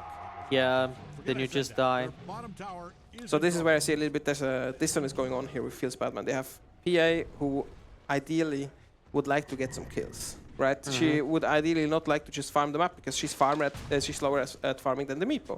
So you can't play it slow. You have to do some tempo here, or otherwise Meepo's gonna win the game. Yeah. And at the same time, you can't really because PA is just gonna probably die in a fight. So you have to go with Axe. They're assembling a little squad here to go look for something. But Yeah, but Flu is also doing really. Oh, are they engaging? and I think they just accidentally found this guy here. Oh, they're Yeah, jumping counter in. engage. Oh my god, team was Oh, ready. Yeah, yeah. Oof. And then it collapses. I think Yeah. there's no way. Does the Axe die? Yeah, okay. Yeah, the whole team was there. Yeah. Just complete counter engage. I mean, it was a little bit unlucky they're all here, but I mean, in Torment they respawn, so was to be expected. And Yeah, PA that's can't true. be here. If PA is here, she also dies. Like, the risk is too high. Tiny can explode her, like you said. And Tormentor for MY Flu. Yeah, and what they're doing really well is they stick together. They know when they stick together, they have enough CC and enough health and spells to get out of any engagement. Yep. But if they were Even so low Domin like here, this Viper getting here, caught. they would just maybe get killed one by one. And this is crazy, but even Underlord was like, Cactus was like, okay, I mean, you're 4 people, but what if you were 5? What if Yeah. I just ult in? Because then, as Feels Batman, you don't even have the option to counter engage because you're playing still 4v5 because you just lost your Viper. And who else is gonna? Yeah, PA is still farming. She's not online yet. Can we check how far is PA away from BKB? Is she even trying to buy it? Let's see. Yeah. Okay, she's pretty far. She's gonna have it like 24 minutes or Yeah. something. She has a little bit of space here, but not too much. It does feel scary. Yeah, I'm afraid Blue might already be able to looks push like here. Radiant's top tower is getting torn Yeah, down. if they And want, get something done. I mean, they're getting tier 2s. They're closing the map down. This Underlord is semi-unkillable with some Yeah, support they also behind get him. the ping on the support in the triangle. Yeah, so they know something's up. They back off. Okay, they got it to half health. That's fine. Yeah, that's okay. Will fall sooner or later anyways. They got the wisdom as well. I think what I understand here, Feels Batman, is they are not desperate to get kills from what I see here. So in my None at mind, all. there's 2 options. Either they've given up, or they're really believing in this Viper pick. Like, Viper is farming very well, has a lot of money on her team, and I mean, they kind of feel. It seems like they feel Viper is gonna beat this Meepo late. Yeah, Nen is far into enemy That's a little territory. bit scary here. Okay. I Mixit guess. dies. Okay, I guess it's scary for Feels Batman. I mean, My if he fault. could TP out now, that would be okay. There's He the gets axe. caught. He gets punished for it. Yeah. Does he though? He gets He not gets punished for it. Oh out. my god. this- What's this? He gets out. Oh my god. So it's a little Oh my bit. god. That's so disrespectful. I mean, it's just confidence, right? Yeah, absolutely.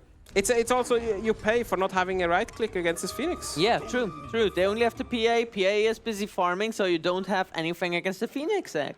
Yeah. And then egg, dive out, TP. You already used your call. You already used your blink. Okay, PA still. I mean, she's gonna get this BKB eventually. Let's see if they can crack this Tiny. But Underlord is here. The box is here. Ringmaster ult. Ah, they just walk away. There's nothing Yeah. to catch here, I think. Yeah, Maybe Viper the also axe is takes quite a looking, bit of damage. okay. Axe goes in. Asking in late to somehow looking Not to walk away from exploding. it. Oh, there's Meepo almost worker caught. Fimo. Oh, Oh someone my God. explodes, and that's Witch Doctor gone, and that's a lot Yeah. of AoE gone as well, so not really a lot to do here in this team fight for Fields Batman. Oh my god. I mean, it's a complete Wow. stomp right now. Yeah. At this Meepo hero, that's some bullshit, I gotta say. Like, It is. how can he do these things? How does he survive being maliced and the full Witch Doctor ult? It's crazy. It just shows how much super farm he has. crazy. I mean, it's also a talent of the player. If I was in this situation, probably I die. Can't lie. But having the dig, having the Mega Meepo, I think that's the thing. Yeah, Mega Meepo. I mean, it's not really as it used to be, where if you just hit the Malice and the Witch Doctor combo, he dies. It's not like that anymore. You need more. You can't just stop him with these tools because... Meepo has become so tanky over time. Yeah. And also, like, they also just explode against, like, it's not just the Meepo that's super dangerous. The Tiny with Phylactery has burst damage. And that's something PA really doesn't like. Yeah. Half the team from Fields Batman is gonna explode against the Tiny. Oh, that's Pretty an decent call here. engage. Viper still fighting for it. He's stuck in the root. Oh, makes it low. And they're gonna here collapse on in the this right team, side. and They also Meepo got goes... the PA. Oh my. And they collapse. Oh, rip. Another root from Underlord. Phoenix Egg. Underlord gonna pay for it at least. Yeah, at least one kill. Progress. I mean, we're seeing some of the vision here from Fields Batman. Like, this Viper lived for so long, did a lot of damage, actually managed to kill the Underlord. Oh. Straggler being caught here. But I think if this Viper, if this guy wins the lane more, if he's more ahead, if the Meepo gets caught sometime between 0 and 20 minutes, honestly. If you kill him twice, this can work. I can see this working. But right now, having 15k in the Meepo, like, you cannot kill him right now. He's uncontestable. No. I'm not sure it's gonna. I'm sure it's gonna change. You need a Mega Axe Call. Yeah. I mean, this is the combo potential. You need Mega Axe Call, but then again, you can also break it. Like, you have Tiny Blink stun. You How have do you blinks. You have the box? The I mean, box. the box against Meepo, not that good, I guess, because there's 5 Meepos in the box. You can't box them all. You can only If it's box Mega one. Meepo in a box would be kind of crazy, but they're getting the H's here. I'm guessing Meepo's gonna pick it up, and they're gonna be completely uncontested. I think so too. I think they will just hog their high ground now and try to get farm on PA and Viper. Yeah. I mean, high ground defense for Fields Batman looks pretty decent to me. Yeah, that's Again, okay. PA, not a strong high ground holder. Still no BKBs, 26 minutes. Oh, fuck. Oh, yeah. Yeah, we're in the a world two of deaths hurt. in the last team fights really Yeah. hurt here. Also double damage on Tiny. Oh my god. So PA... They have Viper, they have Disruptor, they have Axe Call. Yeah. Like, they have pretty decent tools against the high ground engage, but MY Flu has 5 Meepos twice. So they've got like, I don't know, 10 Meepos. He Oh digs, my he God. regens, they got like 50 He basically Meepos. has a whole match of Meepos. It's insane. It's 5 Meepos, right? Could be. I think it's 4 5, and the yeah. X. I mean, there's more than enough Meepos to hit, but it's gonna be hard here. Yeah, absolutely. I mean, this is another thing. Whole map now gone. Fields Batman trying to farm something in the top woods there, but Yeah, the How much split money push is there also really? not really there for Fields Batman as they lose their Witch Doctor again. And probably also their bottom racks now. yeah, Disruptor ult is out. Meepo is absolutely full health. It does not even care in the lightest. Yeah, and 4 ults still available for MYI Flu, so... Yeah, there's infinite beef on their team here. yeah. Viper trying something, but Meepo Oh, just they're going jumps into onto the tier X. 5s. That's new. I mean, he doesn't care. He's gonna Yeah, he just doesn't... Oh, PA working. Cactus is getting rather low. BKB is here, gets stunned through the BKB from the Yeah. Phoenix Egg, and that's it. Wow, yeah. Yeah, this is gonna be second racks, this is gonna be megas, this is gonna be whatever they want to have. Is this the scan? Is That's it new the that you scan, see yeah. what it looks like? Is it, do both teams see that or what? No, it's only... we see all the scans, but... Okay. Yeah, that was a Radiant scan, I think. And there goes the Disruptor. Yep. Goodbye. Yeah, oh my god, Fimo is so fat. Such a fat bird. It's really. I mean, this was kind of cooked. Yeah, I he think- cooked. How does I mean the confidence to pick Meepo here He is cooked the really chicken. paying off crazy. Yeah, absolutely. He cooked with the chicken. I would never think, okay, let's pick Meepo into an axe disrupt the Viper combo here. tries to do something. Buyback. They are 5 again. There Ult goes the again box. onto Cactus, but he can just walk away nicely. Yeah. They walk away together, they're not getting caught. Yeah. Although it's not like Viper ult can do a lot here. Anyways. I mean, if they're not composed walking back, there's something you can catch, but Yeah, the way but it's looking there's right also... now. Oh my god. Timo going in, he's gonna die once, he has H's. Yeah, on the other hand, the Ring muscle. one support is going to down. Yeah, 2 now. Feels Timo's Batman. back, PA is gonna die here. Oh yeah, he's just Oh, not getting good away. axe Oh, call, maybe good now. axe call. Very good call. BKB is here Mega for Meepo, Gucci. that is hero's bullshit. Mega Meepo. Oh, Mega Meepo is so annoying. I mean, what the But hell? at least Gucci lives. Gucci lives. So there's still a tiny sliver of hope. There's no hope, man. This was lost. this was over. I mean, Mega Meepo's getting a little bit low. Oh, they re-engage, but it's onto the tanks here. Yeah, he's boxed as well. Yeah, oh, they get the Phoenix. Okay, That's one Meepo's still thing. low. Cactus is kind of stuck here together with Oh Dummy. my god, look at this. This is Oh the my power god. of Underlord here. He just Oh my catches god, them. and now it just explodes against Tiny. Tiny They taking a take down shit ton of Cactus, but damage. Cactus comes back with the gate and the buyback into the backline. Will greet YB Dummy at his own base.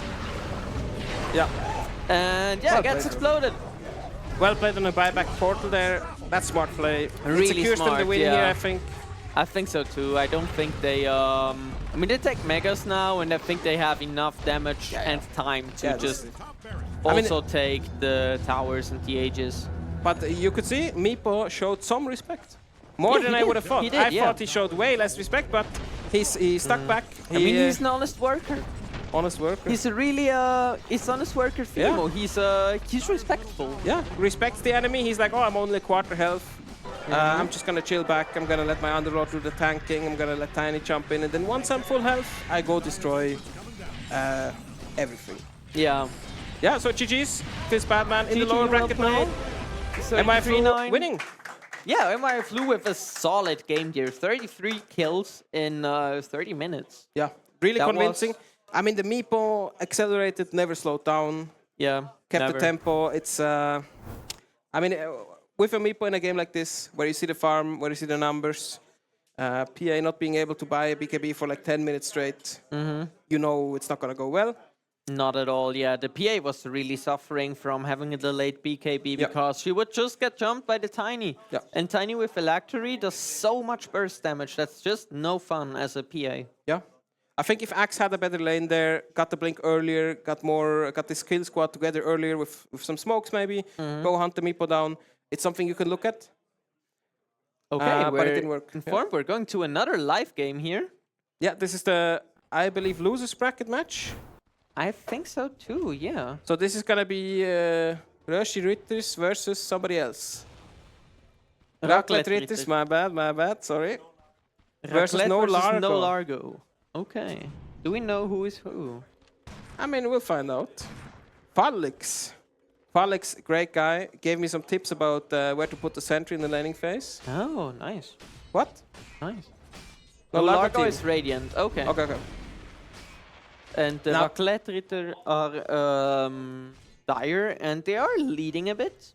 Yeah. Not a huge lead. The Wisp here, shocking to me. Who The plays Wisp? Wisp? Or A IO? lot of people do. Yeah, but in a match like this, like to play Wisp is it's pretty It's like the impressive. healing thing again. Oh, they go onto Baba Nerdle Abaddon. here, a little bit getting caught. He's fine, he still has ult as well, he doesn't care. I'm Yeah. guessing this is a core Abaddon. Can we click on the Abaddon here? This is gonna be some core bullshit. Yes, of course It it is. is. He lost to buy Radiant. Yeah, it's Baba Nerdlol. If they delete Radiant from the game, he's gonna uninstall. That's what's gonna happen. Probably. I mean, that's the deal they have right now. They're looking for a Tormentor here. I think it looks to be very contested. Yeah, at Falix least Falix getting is caught. here and Falix gets Not gonna be able to deleted. get out. This really sucks. Oh, there's but a let's see, counter engage counter onto kill. the Oracle. Oracle has ult Oracle though. gonna make it out. Let's see And now Juggernaut on it's- Baba Nerdle, wasted the ult a Yep. little bit. Big Oh, rock, that's big a rock. really good ultimate. And Scholp just standing in the middle Oh of my it, dealing God. infinite damage. Yeah, Baba Nerdle surviving it as well. That's crazy. Wow. I mean, I think the real issue here was Felix getting caught. I mean, unlucky. He was standing in the trees. He was pretty well hidden, I feel, but somehow they found him. Yeah. If he stands back here, he gets to cast his ult. That's a lot of damage.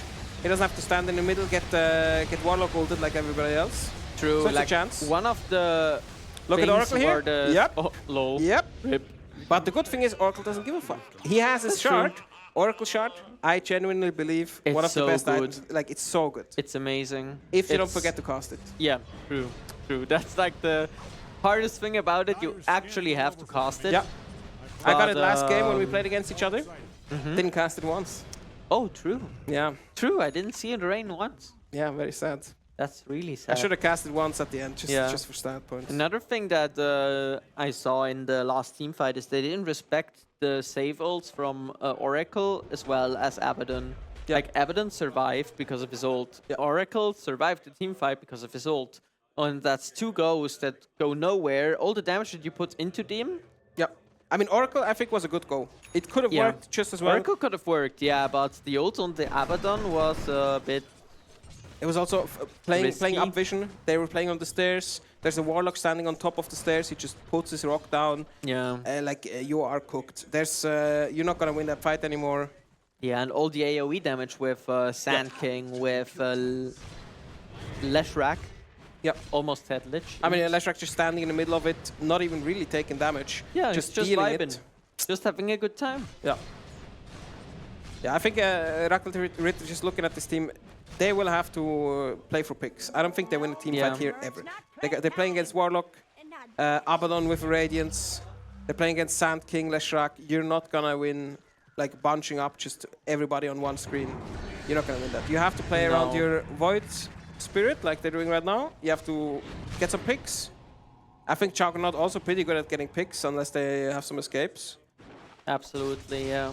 And get your Dragon Knight farmed. You have to get him really fat. That's kind of the play.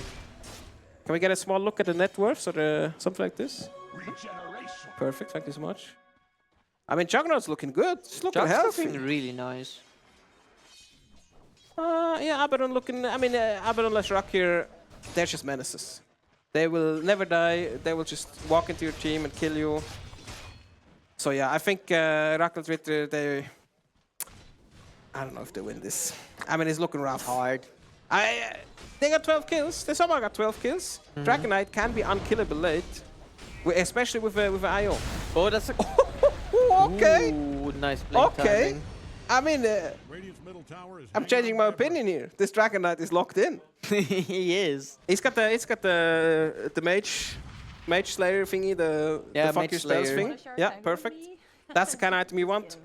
I think once you're level, once you're max level, they just have to hold out, go late. Void Spirit is gonna be an absolute menace against No Largo here late game. He's got like 17 bajillion silences, so you can't catch him because you don't really have a strong right clicker except for Abaddon, which I guess Abaddon can hit you a couple times your silence, your life sucks. Yeah. But there we go. That was a really good this is ult. good. They get both supports, and they're now chasing Baba Nerd. Lol, he still has ultimate though. Void Spirit here. Oh, what a good manta. Buybacks on They one get support caught, here. silenced out, Silen's gone now. And now they're Baba playing on Nerdle one in his screen. ultimate now. He's not taking a lot of damage in the ultimate, so he doesn't heal that much. Now Void they're Spirit going going onto back the under Gets the Sand Warlock King. ulted. He's dead. Monkey is in and gets the kill. Nice double stun there from the Leshrac. And now Abaddon going a little bit too deep. Okay, Void Spirit. Yeah, he has to be super misses. careful. He does not have ultimate. I think that's the kill.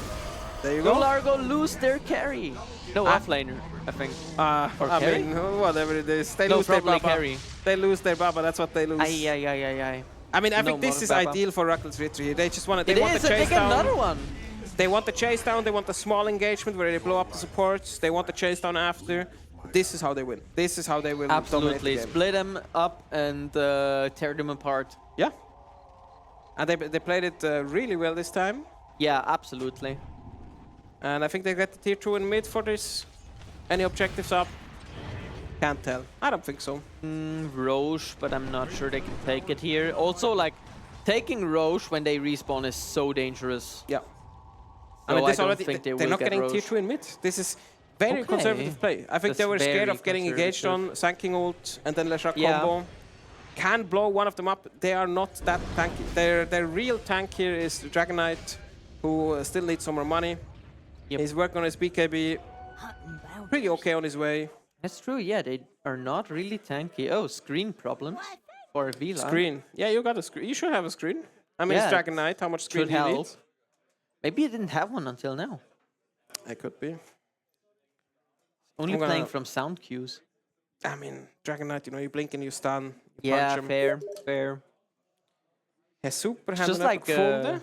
Am Ende alles aufgegangen. From question mark. Yeah, it's really nice. Tournament going well. We got 4 Yeah. teams. 8 full teams, it's so cool. And so let's say this game goes giga late. Let's say we play like another 10 minutes. Nur mal kurz warten, bis das Screen abschalten. Zum dann wieder ausschalten. Okay. That's Some fine. small screen issues, but the admins are on it. They're working on it. Yep. Let's say this game goes. I think this game for sure goes another 10 minutes. There's like 2 options for me. Raclet Ritter keeps the tempo up. They get their ults back. They jump them again. Everybody from Nora Largo explodes. Other option is there's some not so good fight for Raclet Ritter. They fight uphill. They get giga ulted by everyone, and game goes for 40 minutes. What Yeah. happens at 40 minutes?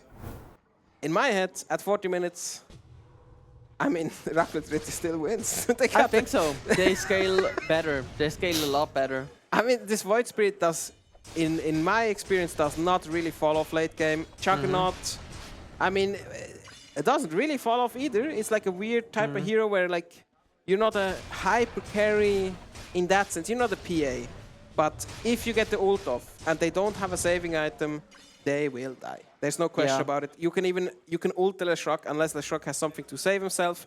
He will most likely die just from your ult because you can just focus him down.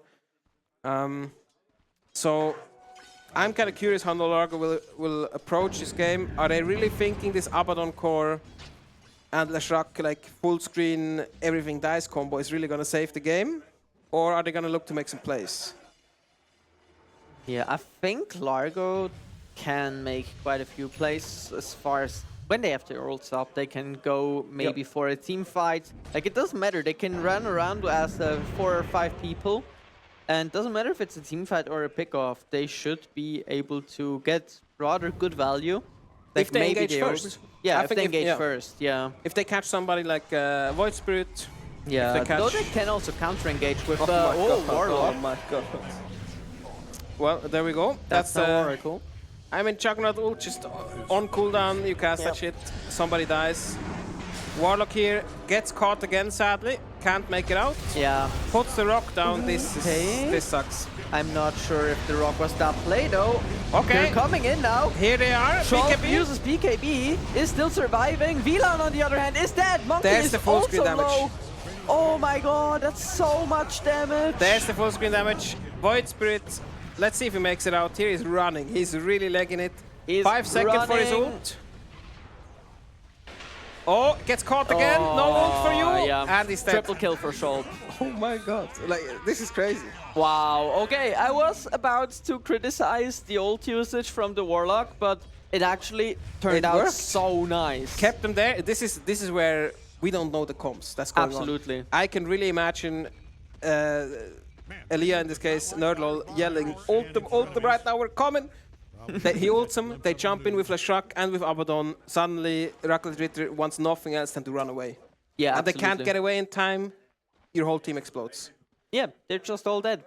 I mean, in the ultra late, it's gonna be the same for Void Spirit, for Juggernaut. I think they're both gonna explode the same. But Dragon Knight Yeah, is Dragon kind of Knight is kind of something that this one's gonna survive the fight. It's gonna explode everyone. So I still think late game Raclet Ritter should have this, unless they fall really behind. And of course, they just have to take good fights. It's for sure, in my mind, it's easier for No Largo to take a good team fight. But getting caught by Raclet Ritter, I think will it will not get caught as easily as No Largo will. Just having the Void Spirit. Yeah, I mean, Void Spirit and Dragon Knight, they are able to do a lot of things even alone without getting into too much risk, just because of the tankiness or evasiveness of the Void Spirit. That's true. They just need to make sure that they either get one of the supports who's really alone, or maybe the Leshrac or the Sand King. Those are like the picks that they could get when they see them somewhere alone on the map. And they need to be fast, right? Or yeah, can they ult need to be himself. fast. Warlock can put his like binding thingy on you, and then even if you kill him, you have to get out fast enough to not get in a team fight, because if you get in a team fight with that on you, you're gonna lose it. Yeah, Nerdle just running it down mid lane, rage baiting the opponent. And it's working. Come hit me. I think he wants, I mean, he wants to get Juggernaut ulted, but he's never gonna do it. Yeah, yeah. Look at how the Sand King going in. This is a good combo. Silence now from the Abaddon passive. Can't make it out. He's cooked. He's cooked. Is this who's got the Orchid here? Abaddon. Oh, this is He crazy. got it like 2 or 3 minutes ago. Oh my god.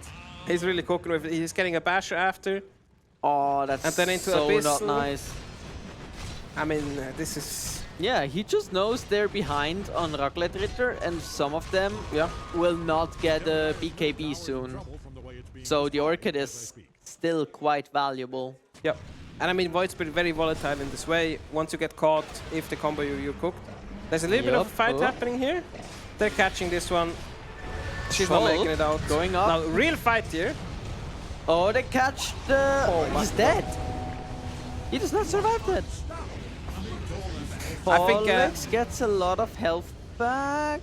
Yeah, I think the issue here was IO was not connected to the Dragon Knight. IO was connected to Snapfire accidentally. Pops the mechanism, pops everything, and Dragon Knight still losing HP. True. I mean, shot also double damage rune. I mean, it's not a good fight to take. Not at all. Now the Edict hitting the tower is just melting. I mean, this is crazy. If I'm playing against this team, if I'm Raclette Ritter right now, I'm molding. I am molding. Yeah. They're just running into us, boys. What's going on? How are we losing? They're just running into us. But I mean, how do you stop it? Yeah, it's difficult. You kind of need to... You low-key need to bait out the important spells and then decisively engage. I mean, it's a lot of weight. It's a lot of weight on this Void Spirit. This DK. I feel like you somehow have to get out the Abaddon ult. You have to maybe kill the Leshrac somehow. I'm not even sure they can. Like they need to get like 3 people on the Leshrac to kill him. Feels like. Yeah, the Leshrac has a lot of survivability already. And this, oh my god, and he's got this one. Oh wow. Yeah. See, so here I'm really questioning the IO pick. Like. I understand, you pick IO, nobody dies, okay. But in this game, people are dying. They are, yeah. And the other problem is you can't counteract all the healing that Largo has. Yeah, I mean, the question, if this wasn't, if this was captain's mode, we could now argue about which other picks would have made more sense, but we don't know how the draft went, and we don't know which characters were in the pool anyways. So I'm telling you, a different pick would have made more sense. I don't believe in, I really don't believe in these like, a saving hero is good, but IO doesn't even save that much. Like, yeah. This is also maybe, I'm not sure how much experience this IO has, right? Like if you're a good IO, you can do a lot of things. I've seen crazy IOs. But I have not seen any IO ults here where I say, okay, they're really using it. You know, this is something that would have to happen. I mean, now they're down by a lot. Yeah, but it's also not a lot of times where they could have used it. Maybe in the beginning, yeah, but now No Largo is just grouping up and you're not getting into them. Yeah, that's the thing, right? No Largo is grouped. They're happy being grouped. They're going to beat you being grouped. You had to catch them like 10 minutes ago. Now they're ahead in farm as a whole. I think you had to use your IO, ult your Juggernaut into, I don't know, enemy supports, kill them, ult out, like get out again. This is kind of the play you have to do. And now you can't anymore because they're so grouped. And probably the supports can also save themselves. At least Oracle can make himself live long enough where, you know, maybe you get the kill, but also it's very risky. 12 seconds staying in. I don't know. Yeah, I would have loved like instead of the IO, I would love an AA. For sure, 100%. I think any team fight here on Rocklet Ritter here would be fucking crazy. Like, yeah, like any team fight support would be good. This is what, like you said, it's very possible there's no team fight support anymore left, and there's also like how much experience do you have, what support options do you have as a player, kind of limited. I mean, I experienced it myself. I got my Earth Spirit, they banned it. Now what do you do, right? You gotta go with an Oracle. It's not really. It's a little bit rusty. You miss an ult. Your game's a little bit cooked. So Yeah, I was a bit happy that I had at least 2 picks that we could have gone for for my end with Lich and Wyvern. But apart from these 2, it was also kind of difficult.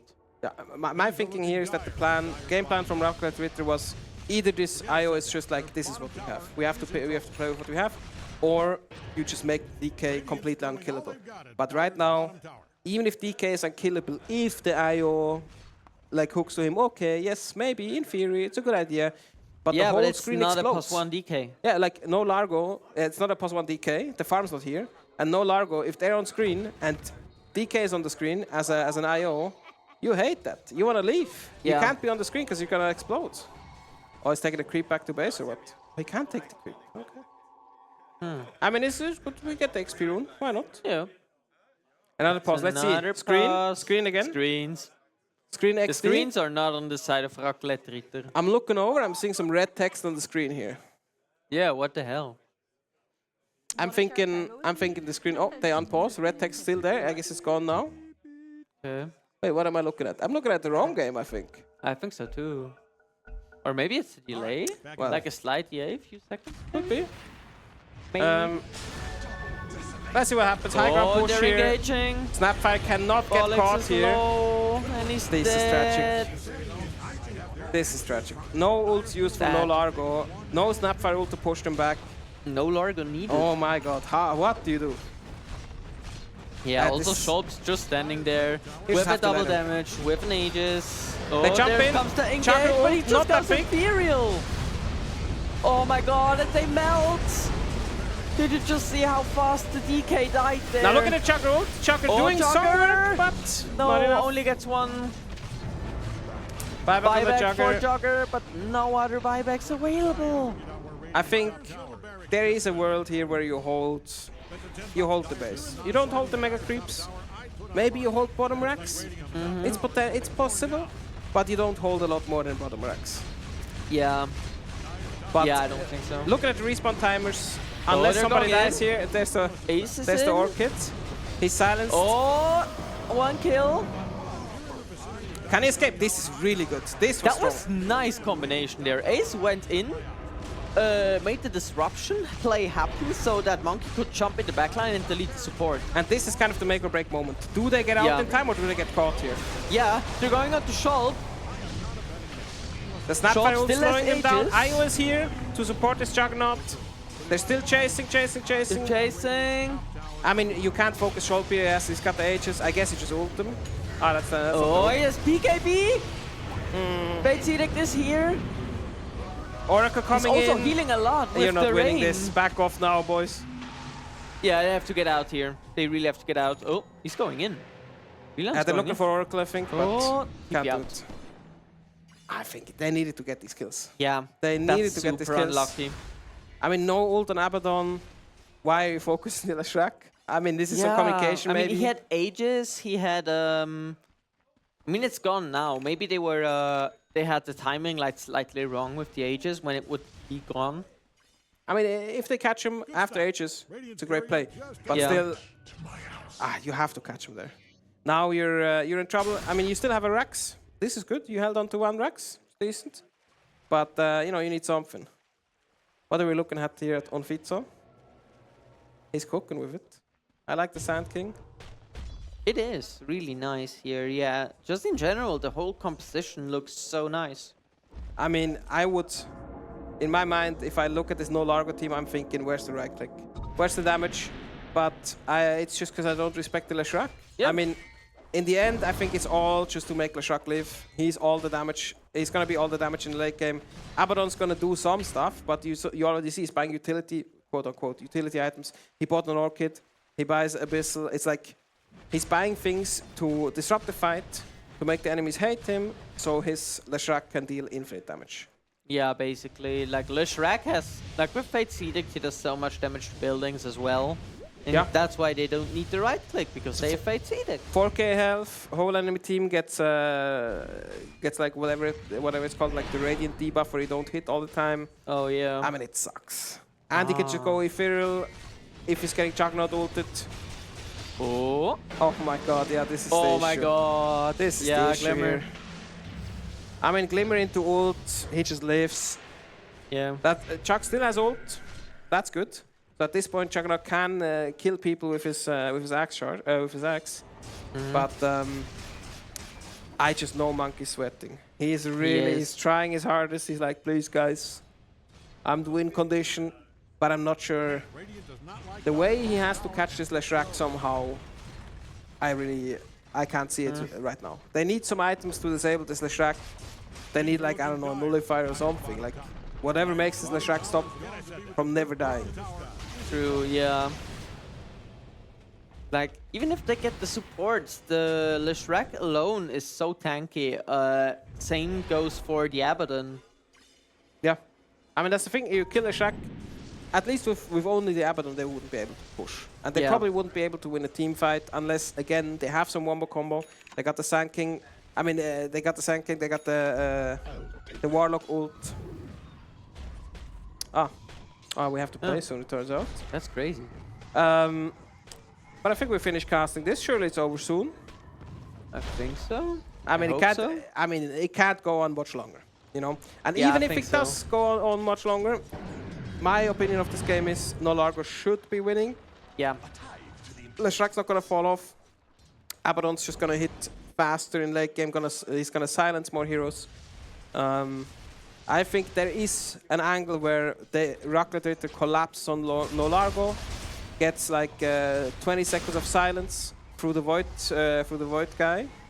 What's his name? Void Spirit. Thank you. Void Spirit. Yeah. And through all this silence, there is an angle where Rocket Ritter kills like half the No Largo team, and then in the end, Leshrac alone is not gonna kill 5 heroes. True. Hopefully for Rocket Ritter at least. Yeah, absolutely, and even that's a very big if scenario, and then that's just one team fight. Yeah, you just have to kind of hope for it, and you have to have vision. They got like 17 glimmers. They got like 17 glimmers, they got like E-blades, they got all this stuff. It's gonna be rough, but you know, no game is over until it's over. They still have the bot racks somehow, which is very impressive to me, 41 minutes. Yeah, top barrack is also one alive. Damn, you're right. It's crazy. See, so this is the thing. They didn't even get the top racks last fight, even though they really dominated the Rocket Ritter, but No Largo wasn't able to get the building. They're chasing the Abaddon here, won't be able to catch him. Yep. No Abaddon ult is good. Out. 80 seconds, you have some space, he can die in a fight. Pizza also taking a bit of damage here from the Void Spirit. Yeah, this is where I see some angles here when they're not really grouped up, but you see they're feeling the danger, they're grouping up more, they're like, oh, there is an angle where we lose this, so let's just group up. Yeah, let's just be 5 guys on the screen, 5 guys on the screen are not gonna lose this. It's just not gonna happen. Yeah, because best case you take a 5v1 if you run into someone. Yeah. Worst case it's still 5v5 and even, so just run around. Oh, Io has gotten both Wisdom Shrines, but might die for it. I see this Io is kind of cooking with the teleports for the Wisdom Shrines. It's kind of cool. Lol, okay. Makes it out, TP in. Wow. Props to the Io. Props to the Io. This is what the Io has been doing with his ults. You know, I'm asking like, what is he doing? This is what he's been doing. This is what he's doing. Oh. We're looking at some activity here. Are they gonna try to snake this? I mean, we'll see. Time will tell. I think the DK still needs, you know, 10k more. Oh. If he's on 24k. This might be a really nice pincer play here for Rocket Ritter. Then jump onto the Oracle, and the Oracle is knocked out and the old off is dead. We're seeing Abaddon kinda low. He's gonna live though. Warlock's gonna die here.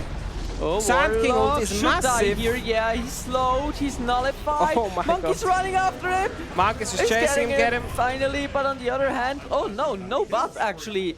No Largo just got defeated here in this fight. I mean, that's crazy. I don't even know what happened to Little Shrek. I didn't even see him. Me neither. He was just, I don't know. He just died. This is what happens when Monkey locks in, man. Like this is a Juggernaut is such a weird hero to me. It's like, it's not really, I mean, it's a right clicker, but in the end, late game, all you do is just ult the guy and you pray to God he dies. And basically. I'm guessing this is what happened here. He was like, there's Leshrac, I'm gonna fucking ult him, let's see what happens. Leshrac explodes, you know you're gonna win the fight. If Leshrac explodes first thing in the fight, you know you're gonna win. You can't be stopped. It's good. You get Roshan for free. Also, like, great positioning play from Rockletter, how they knew their opponents, no Largo, would stay around the river. So what they did was a part of them stayed on their side of the river, and Monkey with some others went all the way around. So they basically had this pincer, like basically a no Largo sandwich with Rocklet on top. See, I'm guessing this is what it was. The nullifier. Monkey has a nullifier here. Yeah, the nully. Wait, is that Dragonite that has a nullifier? I can't tell. That's a Dragonite like 17 nullifiers here? Okay. Oh, so double this is, nullifier. So this is how you win. You nullify the Leshrac, you ult his ass. Yeah. If you don't get unlucky and jump to a different guy. Yeah, they're not lucky with the magical horse. I mean, you know, probably you're gonna die on the Leshrac if you get Juggernaut ulted here. Yeah, absolutely. They're not happy with the magical horse doing all this. Like they shouldn't be. Yeah. My question here is what's the counterplay to a nullifier? I mean, I guess nothing. That's what it's there for. Yeah, basically. But That's can you why become it's so tanky expensive. enough to not die? You know? Perhaps. I mean, I guess eventually you're gonna Wait, fall. nullifier also cancels all the effects that are put on after, so Oracle also can't save him. I mean, that's. Oh, pauses again. I see a screen turning off. There's some more chatting here. Screen still got the red text on it. Wow, why does the screen have red text? I mean, I think the screen is saying, DK, how come you're 10k behind your core? Explain right now, and he has to type the explanation in. Ah. Don't worry, guys. Next pause is in 10 minutes again. Elia needs a beer. Don't bring it to him. I mean, nullifies everything. I think that's the whole point. True, and also it's like a few seconds, right? It's 4 seconds. seconds. It's pretty respectable. Yeah, 10-second cooldown only. The only thing that helps is broken. HP, yeah. What the hell? I guess it does nothing else. Yeah. But it's really strong on the, I mean, Juggernaut buying this, really strong. DK buying this, big respect to the DK. Usually players in this position where they're down in money, they're not really strong, they're like, no, I have to get strong first. I can't buy utility items, I have to get strong first. No. Buy nullifier, you nullify a guy. He knows how to play the offlane. No, wait, there was an offlane DK, right? Yeah, offlane DK. I mean, offlane DK players in, you know, the offlane DK players in pubs. Yeah. They don't play offlane DK on the offlane. They play a carry DK from the offlane. True. Always happens. And here we have a very good example of a good offlane DK going what he actually needs to go. Accepting that he's a poor man in a rich man's world and just buying the nullifier anyway. Yeah, absolutely. Okay, what's happening with this? What's happening with the haste here, guys? We take the haste? Okay. I mean, this Oracle's gonna die here. You can back off. Monkey's gonna die. Monkey's gonna die, man. You can back off. It's okay. Oh, it's okay. You can. Yeah. Okay. Yeah, nullifier is not. I mean, in my mind, why is he sticking around for so long? Because is he just hoping they don't re-engage on him? Yeah. I guess his team was behind him. They were maybe hoping for it. Yeah, nullifier did not counter the Oracle. Nah, but that's funny. That's different, you know. Fair. Oracle's cool like that. He just He also knows where the runes are spawning and what runes are very spawning. Cool. Okay. Oh, going on the Shaki, nullifier is on. Oh, the rock hits nothing. Hits nothing, yeah. Rock Io trying to still dies, disengage. though. If they make it might out be here the with the next course, it's okay. He's TPing. Nope, there's a stun. Yeah, a course live. Yeah, that's the most important thing here. The cores live. No Warlock ult. Yeah, both supports have buyback in case anything would start burning. Yeah. The thing here is, I feel like Monkey still, because he's so strong. Oh, top barracks fell. Oh. And the creeps were pushing in. Yeah, who cares? Who cares top racks? They still got bottom racks, you know. I feel like Monkey's so strong here. If he finds a straggler somewhere, he can still solo. Yeah, also very important, they still have 2 of the piggies.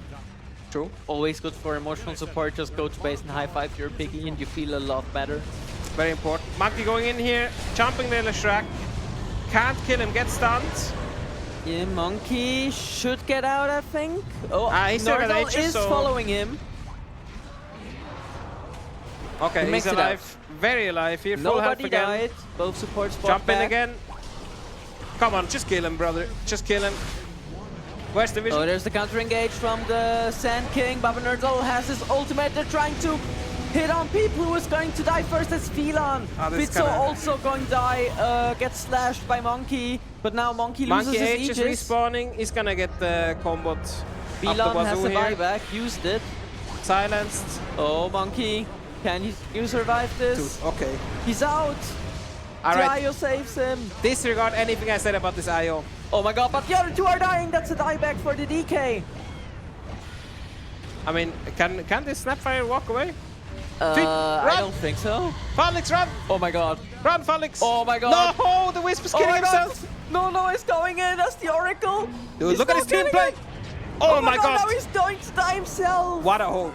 What a hold! Oh, And now they're he tried jumping to onto cook the with gas, but it exploded. Okay, what's happening here with the Juggernaut? Come on, kill him! Kill him! Oh, Baba Nerdal is not making Down he it out goes. of here. I mean, the fight Wow. looked really horrible. And Yeah. I have to say, this IO locked the F in.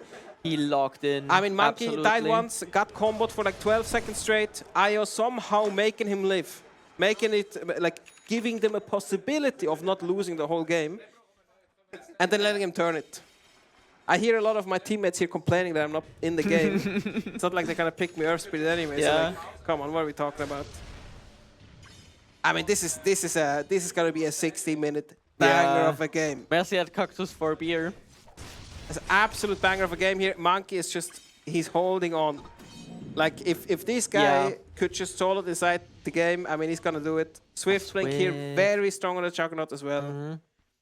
I mean, the thing is, he's got 5k gold. What is he buying next? Wow. I don't know. A Buying a mansion? dust. That's fucking hilarious. I mean, he needs the dust, otherwise supports are gonna live. Yeah. Maybe I can afford to buy some more new barracks. Good, good. I mean, it's really it's a struggle here with the catching up from Rocklet Ritter. It's Yeah. like it's Monkey and nothing else right now. It feels like. I True, mean, yeah. IO's doing his work.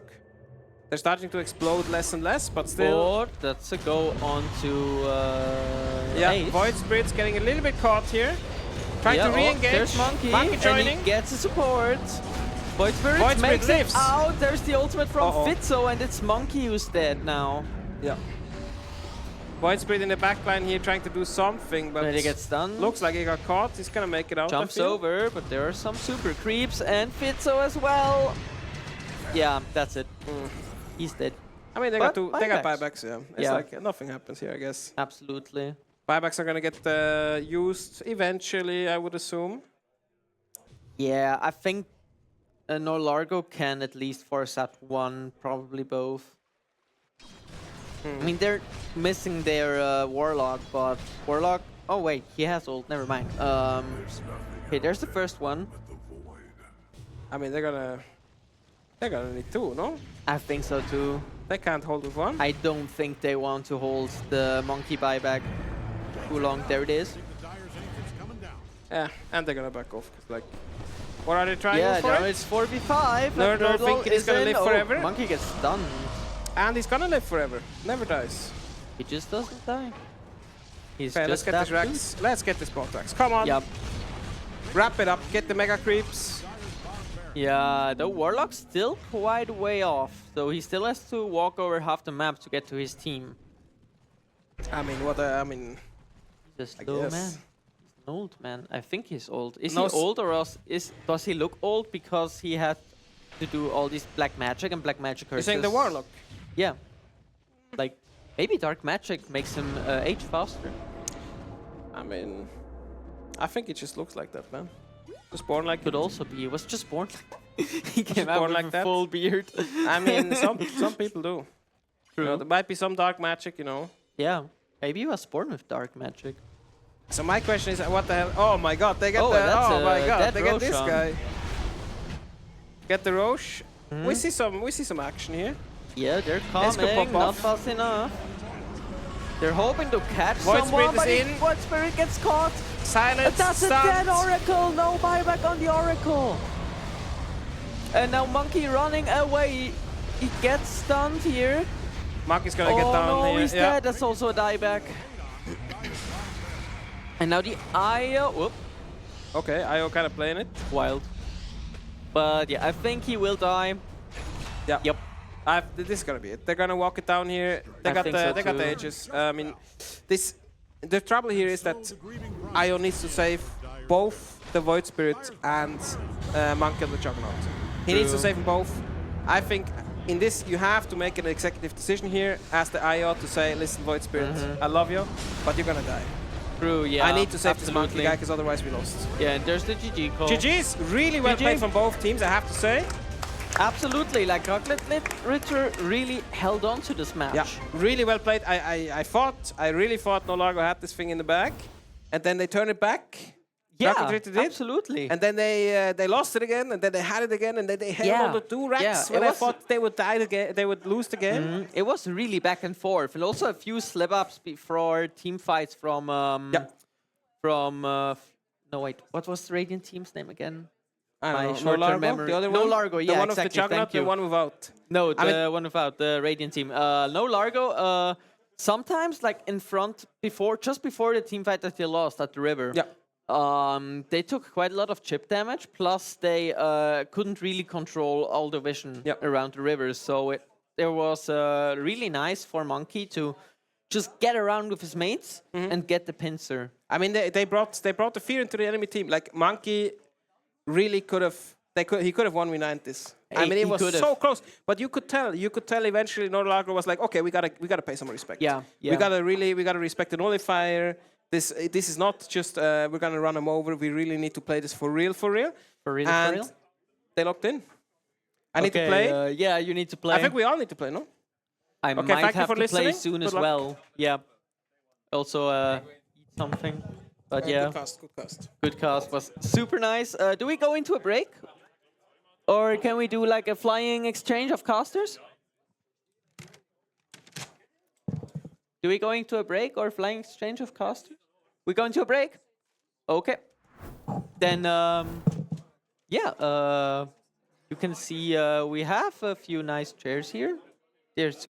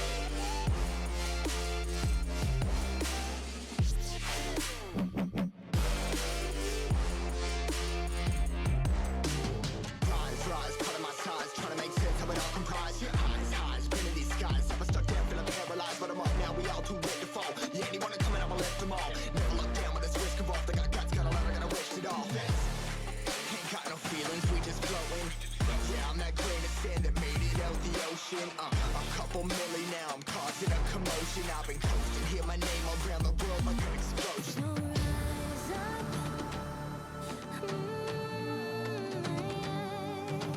Rise up. We are the apocalypse, and a path that keeps us floating. As we fly above the stars, the light won't scare us falling. So rise up. Way too great to be landed. Rise up. Way too great to be standing. They never gonna stop us, flying by them like choppers. Better tuck those wrists, hold one of my fists, we fire starters. One out of a million will reach those heights. Always had a feeling that I won't deny that work. Never the toss, look at my eyes, I'm on the rocks. Rise.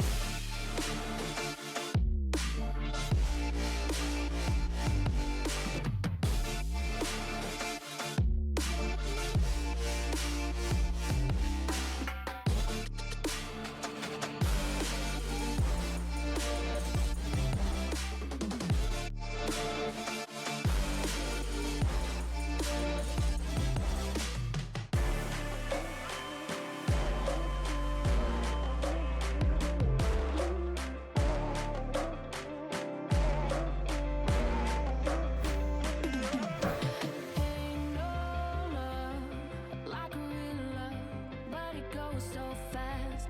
All tied up like a captive. I'm on to you. Used to pay my mind like standing on rainbows, playing it cool. I haven't felt this in ages, and I know my patience. So won't you please stay a bit longer? You're making me stronger, making me stronger. Stay a bit longer. You're making me stronger, making me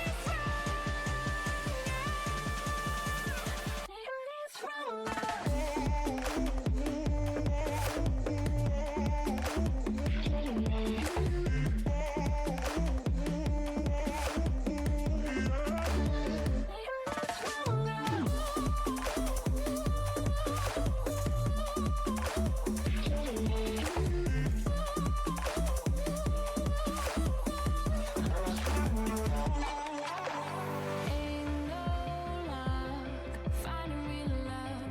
Gotta know where to look. Time moves fast, and I've grown up. Yeah, I run to you. Used to pay my mind like standing on rainbows, playing it cool. I haven't felt this in ages, and I know my patience. So won't you please stay a bit longer? You're making me stronger, making me stronger. Stay a bit longer. You're making me stronger, making me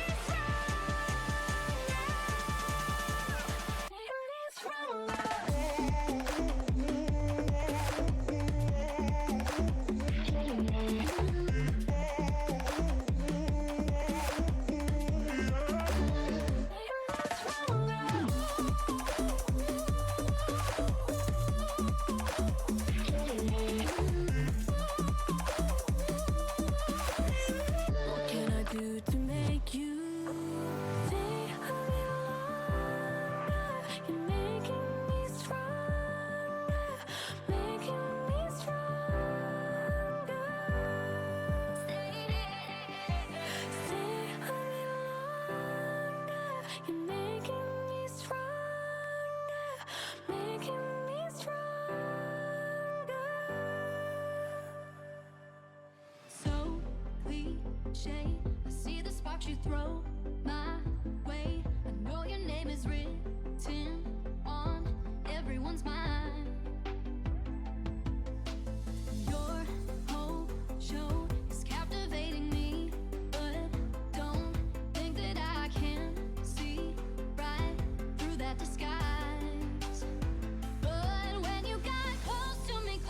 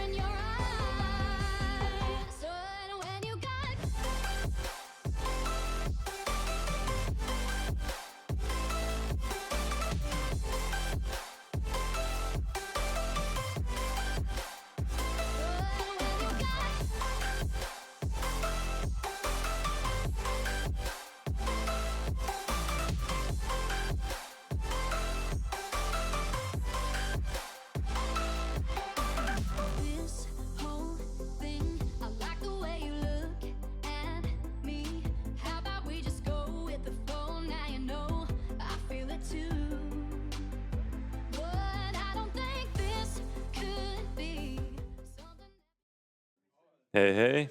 Hello. How back. are we feeling? Some hype games up next. Yeah, up next. 0-2 und High versus Not Tasty. Yeah. I mean, you are always hype when Flu is playing because, you know, our team is literally named after him. And now we got to represent. Let's see how our captain does it. Oh, yeah, sorry to introduce myself. Ask again later myself, co-player, the best that my Insanity ever had to offer. Blackie, also known as Blackie here, on special request. And yeah, let's see what the draft will be up. I think they're still configuring the lobby. So Yeah, but they should be up soon. yeah. Seems like it. So who is your personal favorite in this one? I know you're unbiased, so I gotta say, even though they have two My Insanity players with Intergraphic on Not Tasty and Flu on 0-2 und High, I'm kinda rooting for Flu. really? He picked his friends, and I admire that. That's true. I mean, you know, one of the best player also, Schleunerlein. You probably have heard of him as well. Yeah, snowboarding, don't forget him. Yeah, that's no, he's specifically because he's pretty new. I think I remember the last time when he played with us or against us. I wasn't sure, but he was playing for a few months since there. Yeah, he was really new to the game, but honestly, he's giving his best. Yeah, and right now he should drink more beer, so he should play better. They always do. That's the benefactor. After 5 beers, goes high. Goes even higher. And what I'm just seeing right now, we are joining the lobby right now. They're going to the draft screen. Let's have a look in there. So this is the current pool to the left side. Yeah, I find Captain's Draft quite funny because every game is gonna be different on the heroes that are available. Yeah, I mean, it makes it also, not every draft is the same. You know, it always gets boring, especially for people like us, right? And, you know, it forces you out of your comfort zone every now and then. Makes you trying to pick something new strategies. You know, sometimes supports are limited, cores are limited. Yeah, we see the first Flu ban. They banned Gyro. And on the 0-2 side, the Patch. That's Yeah, sad, you know. Patch always nice to see. Some people crying the moment they are getting hooked over and over again. Yeah, but there's a lot of nasty heroes in the pool. Sure. You see a Naga, Spectre, Necro, Lash. Venomance, wow. I Death wouldn't want to Prophet play even. against this, whatever is going to happen. This is it's going to be a nasty draft on both sides. I can already see it. But not that many supports, if I see it right. Yeah, quite limited. I mean, Snapfire, Dazzle, Venomance, Skyrev Coddle. Yeah, Warlocks. Oh, no. Well, Yeah, you'll the find some second Ogre Flu Magi. ban, Yeah, so Naga's out as well. yeah, I mean, we don't want to, you know, extend the games too much, so Yeah, we have good quite one. some left. Visage would be quite funny, but maybe not tasty. Got a player that can play. Love seeing Visage. You're one of those Yeah, people those that actually flying enjoy. birds. It's always funny. Yeah, no. Every single time when he's coming out of the shadows, you know, and suddenly boom. But always with a more like dong dong and then. Death Prophet ban. Yes. I love playing Death Prophet, having Death Prophet on your side, but playing against it, it's a nightmare, especially with the facet that delays the damage, like it's usually on permanent conquer run buff. Yeah, and with all those strength offline heroes available, it's gonna be quite annoying. They muted you. I'm muted. No, I'm kidding. Sound was gone for a second. Yeah, for a second, I was scared. Now, let's see. There's still a lot of on the table. I mean, I know you probably want to get the casual ban. I mean, who would you ban out of this? Maybe. I think Lashrock probably. Yeah, Lashrock, Just not he's fun against. quite the contestant in these games.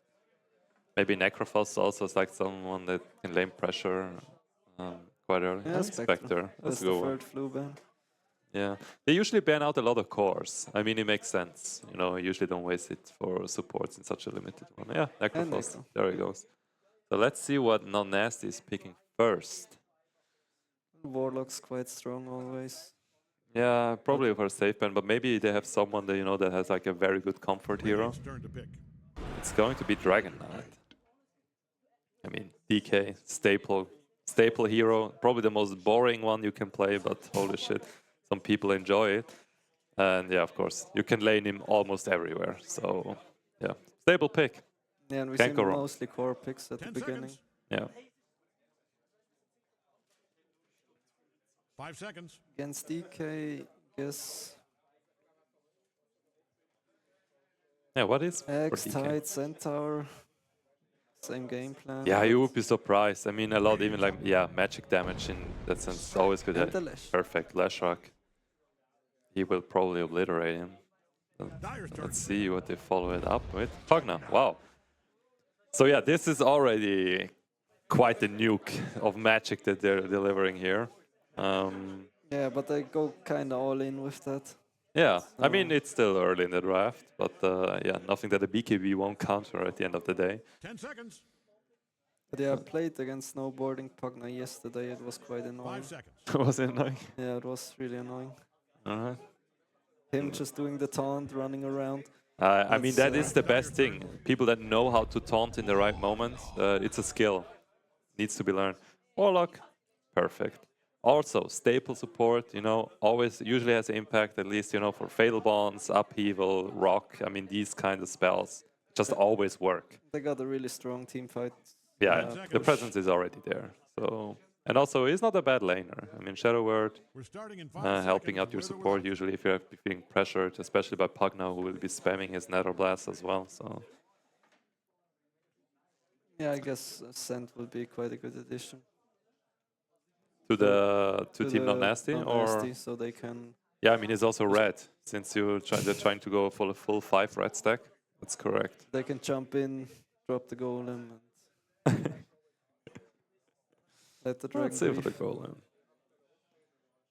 Yeah, that's something aggressive. I mean, DK itself is also pretty aggressive here. At the moment he has Blank, he will be doing the same. But for now, let's see. I mean, they're still deliberating on another one. I would probably add... Would you already pick the next support here? I mean, probably. Well, probably a core. You have a lot. You have a lot. I think the cores are more contested here. I wouldn't go for like TA against this one. It's really bad. Why not? Natures. I mean, it's also flex. Yeah, but they have a lot of wave clear for his treants. True, but at the end of the day, it's the presence, right? The global presence that enables ganking potential as well. Tidehunter followed by an Ogre Magi. They were really sure what to pick. That was fast. Yeah, I mean, it puts a pressure on the other team. Because they are already used up a lot of reserve time. I mean, they're down to 30 seconds of reserve time, so they will feel the pressure now to pick. 10 seconds. But yeah, carry, I guess. They're still leaning in the magical part. 3, you get it. 0-2. So, this is something that they need to consider at the end of the day. Items like Pipe and BKB and Glimmer will definitely wreck them to a degree. But if you can keep up the early pressure, I mean, why not?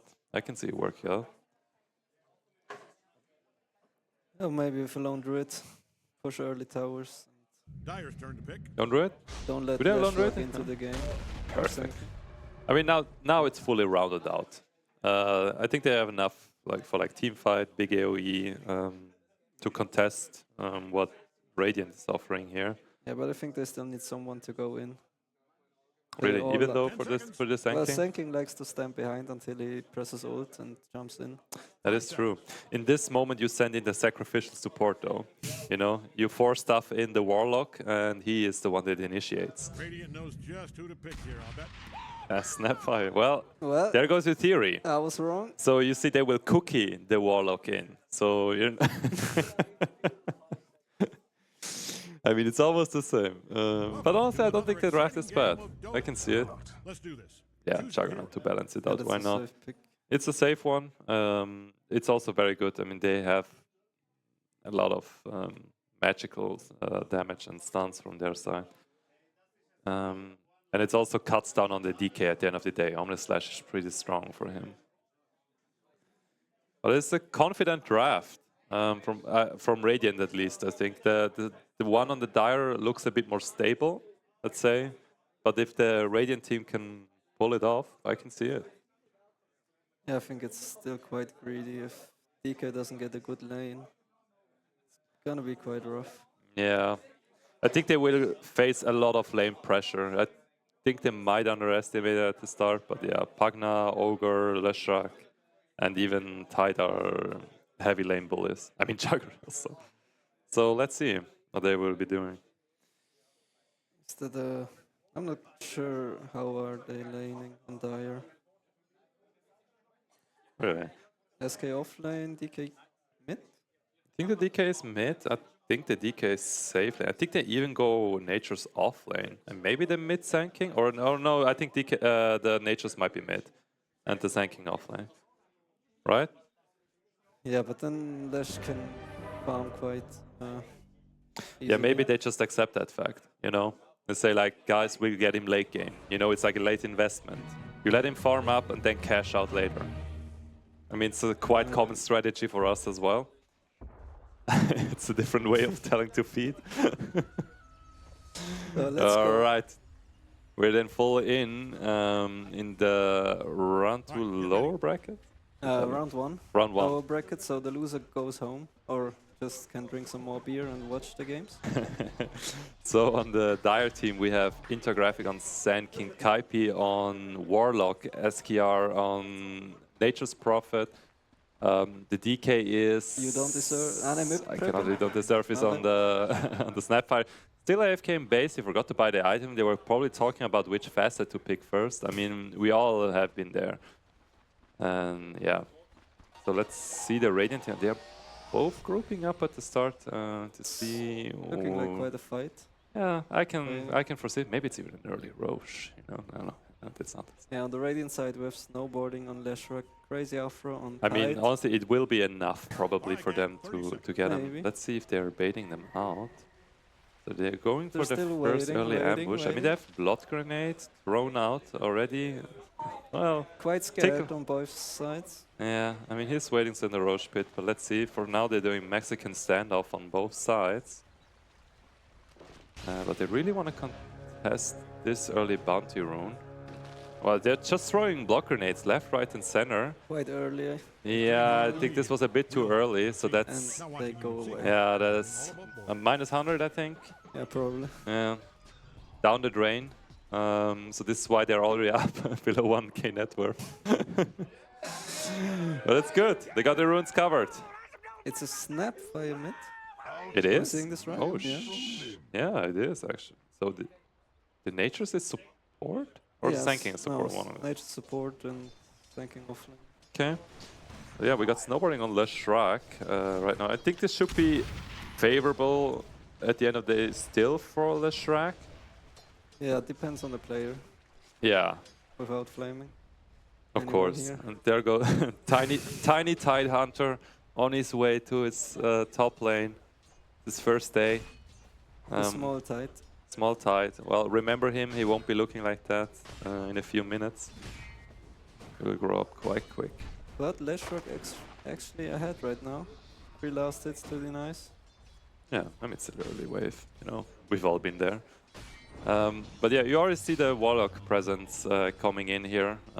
Fatal bonding the whole wave. This will push in the wave strongly, which is favorable for the Radiant team since they're both melee heroes.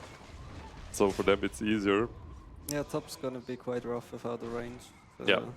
To get to Warlock. Well, Sanking just storming around in the bottom lane.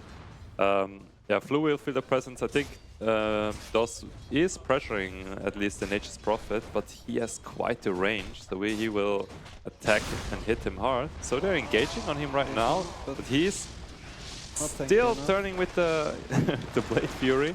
Ooh, the block grenade follows, and he actually got him. That's his first blood with the nice block grenade snipe. But DOS comes up and collects the bounty. You know, so the loss isn't feels Easy like money, Flu's yeah. right.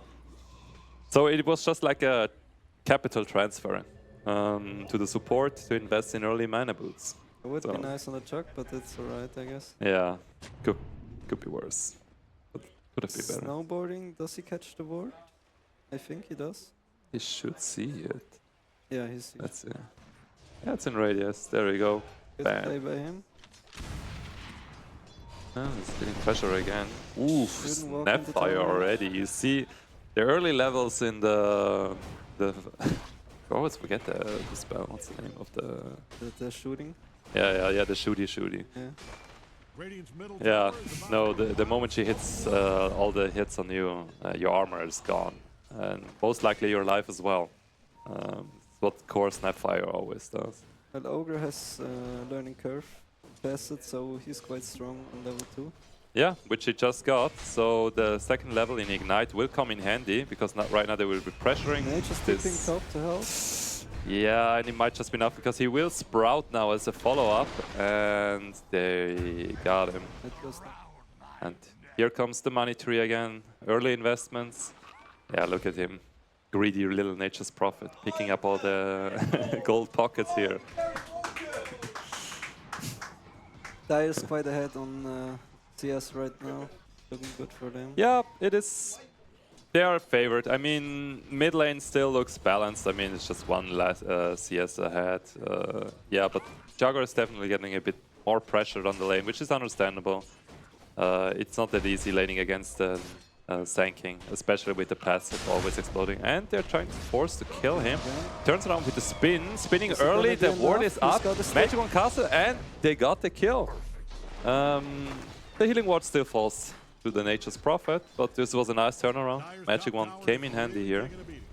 So now Pugna is trying to pressure him out again off the lane. So yeah, favorable for the Jugger for the early loss. Ooh, stick. Also just here. Let's see, maybe a raindrop would also be something that they could consider for the heavy Pugna bursts. Top still going breezy. I mean, yeah. Still zoning out with the spells. I mean, DK is still having the farm of his life right now. I mean, it's 3 times the amount against Tidehunter. They're quite deep on the tower, but we see no but you rotation. cannot kill him, you know? Even if you have someone to TP right now, what are you really gonna do? Yeah, Pugna's not really that good of a game. No. I think they should just accept the fact right now that not much lane pressure can happen here for a moment. Maybe get some early stacks in from Ogre. Oof. Giving a self to your mid, I mean, this is not efficient anymore. Not efficient anymore, you know, but this shows just how much the support loves this mid player. You know, I mean, if you're wasting a self like this, means a lot. I wouldn't do it personally. But, I know that. Only 1k ahead on Not Nasty, so Radiant's catching up actually. Yeah, I think they're coming back. I mean, Tidehunter will be able to farm stacks more efficiently soon as well with Anchor Smash leveling up. As well as like Pugna with his blast, so, you know. Yeah, no. Hunting bounties. They're all just farming right now. SPR getting chilling. the runes. I mean, they could be a bit more aggressive, I would assume, especially on Dire's side. I mean, Nature has teleport up. But honestly, I think he will save the TP right now for the 7 minute to TP in. Because the moment you will panic and see, oh, we should get our Wisdom rune, it's like 53. Actually on the bot lane. Oof, we just missed it out. They were able to get the Sanking. Last second, probably this was the classic combo of the Decrepify with the Blade Fury combined, if you cannot jump out. Yeah, SK stun is level 1, I guess, and not far enough to Yeah, get I mean, away. that range barely matters. So, we see... Leshrax find someone in Kernel? Yeah, I don't think he will get out. He will just save his stun. Yeah, quick and easy kill for our Leshrac here. That found the Nature's farming in their jungle. Tide and Ogre chilling. Nothing happening here. XP rune? Yeah, now comes the XP aware? rune. Yeah, Let's see. I mean, Nature's is down, but he could TP in right now for this Wisdom. Let's see if he does as well. It would be recommended. But the Dyer's also, as well, but they were still able to steal it. Water's gonna go down. Radiant for should be that, careful, but might be probably. able to. No, they weren't able to get it. And now Nature's came in, sprouted the Tidehunter, and now they're following up on the Ogre, of course collecting the money as well. But the Mortimer kisses are flying in, killing Radiant on the defense on the tower, and Nature picking up the bags again. Maybe Leshak needs to be careful because he doesn't have a lot of mana. The damage is still coming through. It was enough to burst him. Oh, that's the worst. The moment the Leshak is dead and you notice that this Diabolic Edict is still running. Always so sad. But at least it was an even trade for them. Yeah, but still better for Radiant. And the XP room. Radiant might want to haul some ass down to their bottom tower. Nature's getting level 6 now with the creep. But at least right now, if you can look on the graph, you see Juggernaut is catching up pretty fast. So he's already the last hit leader. Yeah, and once he has the Battle Fury, it's going to just be faster and faster. So, you know, I mean, they're still receiving pressure right now. He ults the Orb Warlock. Slash. Let's see, is it enough? Ooh, they're still dropping the rock on this. Let's see if he follows up again. Because this might be enough with the Immolate Aura from the Golem and the Urn on it. This is just enough. They got him. See, Leshak is following up and he got the Lightning Strike on him. But the Golem just came in, hit the Leshak in the face and dropped the pony dead. Just so much magic damage from Leshak. Yeah, I mean, you can only tank so much, especially Warlock Golem. You cannot underestimate him. It doesn't look like much, but yeah, like pseudo Radiance or armor, especially like his right clicks are empowered sometimes. So yeah, they hit like a truck. Well, top. Pika is just farming still, same. I mean, he cannot be bothered that much from them. I think he still knows they would require a larger amount of heroes up here to actually kill him. He does pop the ult though. Yeah. But you know, might as well be to farm. Yeah, why did he pop the ult? That's quite a low cooldown. Yeah. Let's see. He's maybe just likes being in his dragon form. Or he wants to actually pressure the tower, but you know, the Titan doesn't care that much. Because he can just wipe the creeps again, so you know the DK ulti might be a bit wasted here. He has poison facet, so all his spells do physical damage. Not that good. Ooh, we see a smoked and hasted Leshak coming up here, looking for the DK. He just doesn't missing find him. Where is he no, running? but they just made himself visible on the lane, and he just found him, turning on his ultimate. And the damage is falling through. Let's see if Ogre is not following up. Gets sprouted by the DK, followed up with Mortimer's Kisses, and sadly the turnaround just came in. Let's see if this is still enough for... Still got the Leshak off. Sorry, the Tidehunter also got just wiped from the side. Yeah, that was a sad turnaround for Radiant. There wasn't enough follow-up. At least... Yeah, I mean, they made the same thing happen. Oh, Fagner, be careful around here. But here comes the lucky cat, trying to healing up. And they just got the Ogre. Yeah, I think he might have gone dived under the tier 1 tower. Yeah, there goes his sad little body. And he has ult again, so, you know, he can just pop it. And yeah. Yeah, this is a tier 1 tower gone for the Radiant side. I mean, this is the first tower of this game. It's quite late for a tower. Just sniped the courier thing. He goes mid to pressure the... Yeah, I mean, does Leshak now have a Quelling Blade? Because honestly, he needs it. Oof. Yeah. I mean, he does have enough damage to kill a support, but the issue is like Nature's Prophet will just sprout him and, you know, dances around him, so... And he can't run in alone. He needs no, to stun no, first. I think in this case he probably should consider grabbing a support, tell them, come with me right now. Want to gank someone. Radiant's middle tower is hanging on by a thread. Oh, no worries. He can still follow through. Battle Fury up in like a minute. It's okay timing for this lane. Yeah, I mean, for the amount of lane pressure he got, I think he's doing quite well. I mean, still last hit lead by like 5 CS. But the Dire team overall still with the 6k net worth lead. Being ahead, I mean, Tower also does this. Let's see if we see some core items coming up from Radiant side to counteract this. Yeah, but Dire needs to do more, I think, because the clock is on Radiant side.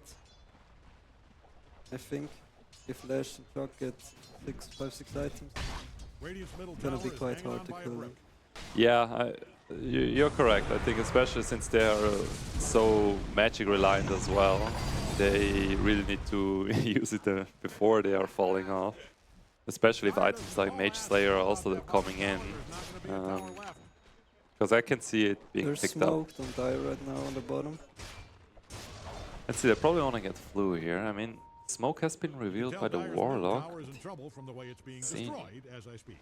Yeah, it's gonna be hard to catch Flu without this sinking with Dagger. Yeah, it's just a stun. I mean, the moment he gets a spin off, they can just Warlock ult pray. But they get tier 1. Yeah, just another tier 1. Force him back. I mean, this just makes the zone that he can effectively farm smaller as well for the Jugger, which good enough for them. He just wants to sneak the Wisdom Rune, but there's two let's see. Can he actually sneak the Wisdom Rune? Was smoked. Ooh, he's been caught. Let's see, Tyrant was waiting there, but are they saving the stun? This would be perfect. Yeah, he's shooting out his ultimate. It's going around. Here comes another creep. Being stunned by the range, by the center. But of course, I mean, 3-man rotation for this one. I mean, the Pugna TP'd in, but it's perfect. Yeah, they shouldn't have gotten the Wisp Room off. Luckily, they still got it.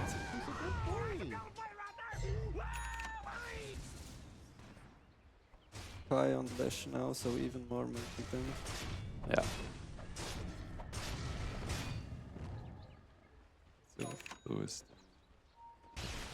Yeah, they're looking for the next tower. The mid-radiant one looks quite juicy. Ooh, ultimate with Blink Dagger in on Leshrac.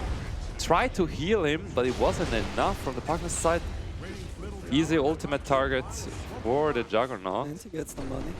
Yeah, and he also gets the money. But, you know, Dire at the end of the day still got the tower and they got their mid-hero, so... Yeah, but they can somehow keep up a bit with Radiant. Yeah. I mean, they still trade to a degree, but, you know, again, as you said, I think Radiant here feels the pressure more, being a bit more behind. But, you know, there's nothing that some good team fights can regulate at the end of the day. They still have Ravage. Yeah, we haven't seen one Ravage Yeah. until now. So. I mean, Ravage, Omni Slash, you know, I can see it. These abilities have turned the tides plenty of times. I think he got his Maelstrom. The poor man's Battle Fury, as they say. Yeah, with the minus armor on Snapfire, it's a lot of damage. Yeah. DK does have one as well, actually. So a lot of lightning this game. Mm-hmm. See if they might go for another pick against the Leshrac, but they're just biding their time, standing in the mid lane, farming it, pressuring the Radiant team back to their towers. SKR just catches courier after courier. Yeah, that is unfortunate for them. I mean, courier snipes still mean some things, but not as much as they used to. But still annoying, especially if you got the core item. I think they just got their smoke revealed. Warlock dropping his ultimate into the teamfight here. Still, he bound 4 people. This wasn't enough. Leshrac just casually melting him down, but he's still tanking all the Mortimer kisses. Followed up by Ravage, who came in just a second too late. And Tide is dropping as well for this one. unfortunate trade from the Radiant side here. Sadly, Juggernaut was too far away, so we couldn't get the ult off. Yeah, that was unfortunate. I mean, they still all got low as well, since the Fatal Bond was still hitting, and the others were tanking the Mortimer Kiss damage as well. So Radiant got quite low on that one. Just missed the timing. You know, doesn't mind. And Flu is still farming, he's still net worth leader. I mean, not by a huge mile, but enough to contest against the Dire side. That is quite on the whole map. DK farming top, Warlock's mid, Nature's bottom. I mean, what do you think would be the game plan here for Radiant? I mean, Nature's just annoying Flu a bit here with his random teleports. I mean, you have to somehow have vision over them, so SK can't jump in first. Yeah. And Mortimer's kisses from behind are gonna be really hurtful if you can't jump him. Yeah, they usually are. So they're trying to go on the Shrek on top again. This time they were able to defend it directly, but still the damage from the Snapfire is too much. And the Dire team being ready on tier 1 tower, and they also are getting the Ogre, Zenking jumping in, trying to follow up stun. Not enough. Snapfire finishing the Ogre off. Meanwhile, Blue of course has to offset it by collecting a sweet support kill on the bottom side. Yeah, Dire's just so much better at rotating. They're always ready when someone goes. Yeah, I mean, they have a lot of pressure as well. I mean, especially now with, of course, yeah, it's a little bit longer now, but with the Blink Dagger on Zenking. And yeah, the Sprout being annoying as it is, the poor Leshrac is just getting burst every single time. He's overestimating his power a little bit. He can't just keep running it. Yeah, you have a lot of damage, he really does, but you know, he's not immortal, that's the issue. He doesn't lifesteal against it right now, so... Yeah, I think the moment he might have like something like a Yules or something, I think he could, you know, at least bide his time while he's in the air, dishing out the damage. Yeah, maybe dodge some spells. But then, you, of course, you always need to follow up from your supports and team to an extent. Tide has now Ravage up again. So let's see if they can use it in their favor. Maybe force a team fight, smoke up something. No, just a small gank. Teaming up top again. There's still only 2 smoking for the Yeah, Natures. Leshrac initiate the smoke here with the Ogre walking a bit. Yeah, but they need more heroes to do something. Ooh, someone is coming through the portal. It's DK. And he will be surprised by a Leshrac. But here SK was ready, channeling in the damage. Upheaval and Rock dropping on the Leshrac again.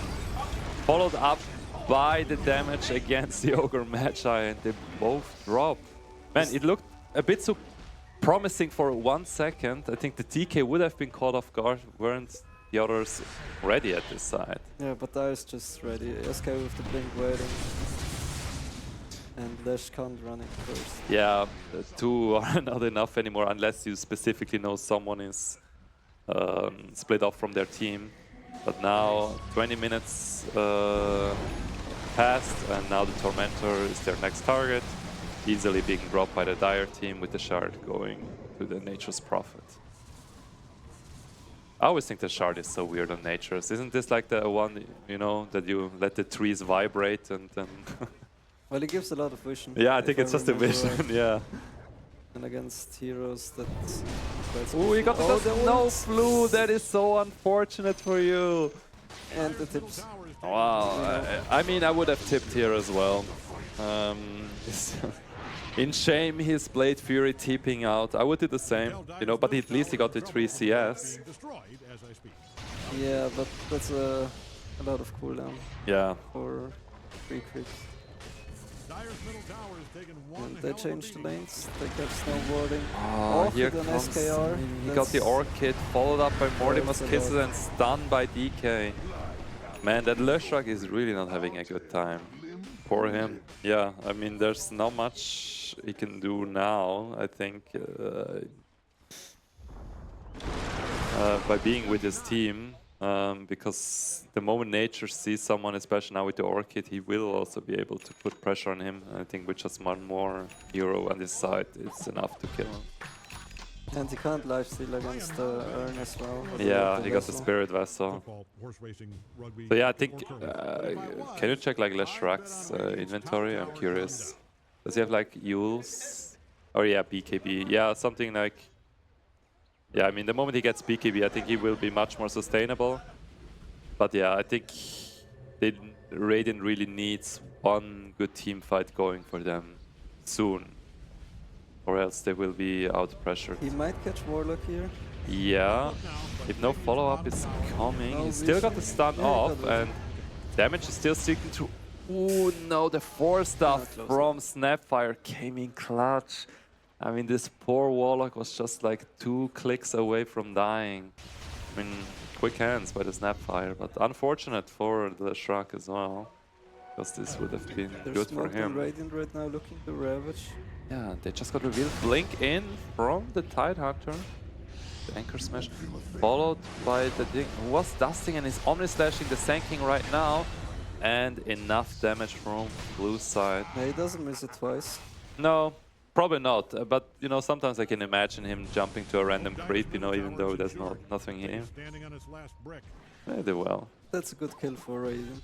Yeah, I mean, at this, I think at some stages you always take what you can get, but you know, it adds up at the end of the day. If you're a fan of And yeah, Nature's is just doing Nature's things, pushing the side lanes in, coming with his little Treant buddies. What are the Treants doing? Ah, I didn't see the tower is that low.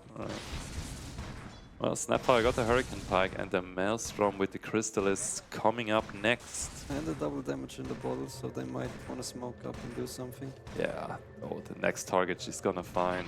You can already see the gravestones with their name on it.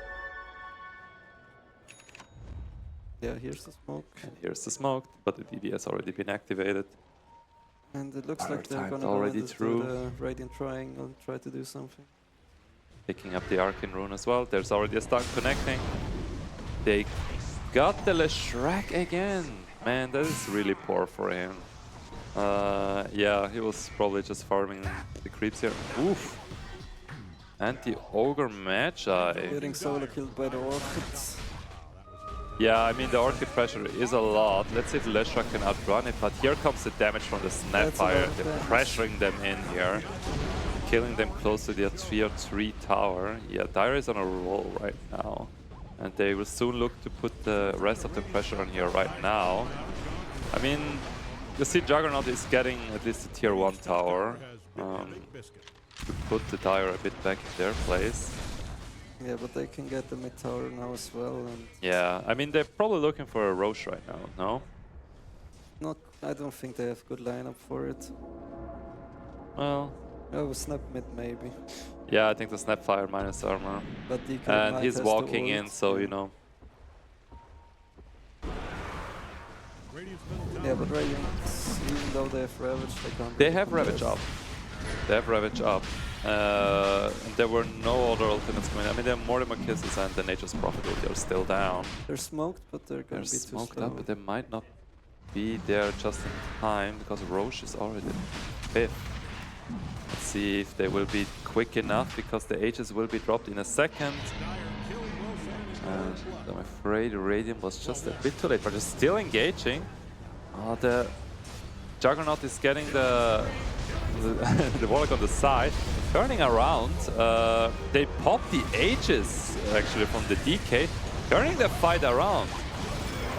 Following up on the damage, Ignite hit both targets. Now Dire is on the run against Radiant. Yeah, Nature's got ultimate. the X, and so we can ult twice. That's Yeah, and followed up by a quick slash against the Snapfire. Nice kill. Followed by the Radiant. Well done by the Radiant side.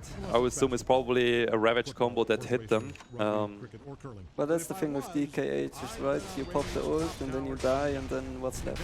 Yeah, what's next? Here comes Generic Man. I'll breathe fire. There you go. But yeah, now Radiant this was the perfect turnaround for them, because now they're gaining momentum on their side. I think now they also get a bit more confidence by pushing that tier 2 tower down, pressuring Dire back into their side of the river. Let's see, Leshrac might be looking at getting the top tier 1 tower. You know, you cannot get a bit too overconfident, right? Is he really watching football right now? We're playing a game? It's okay.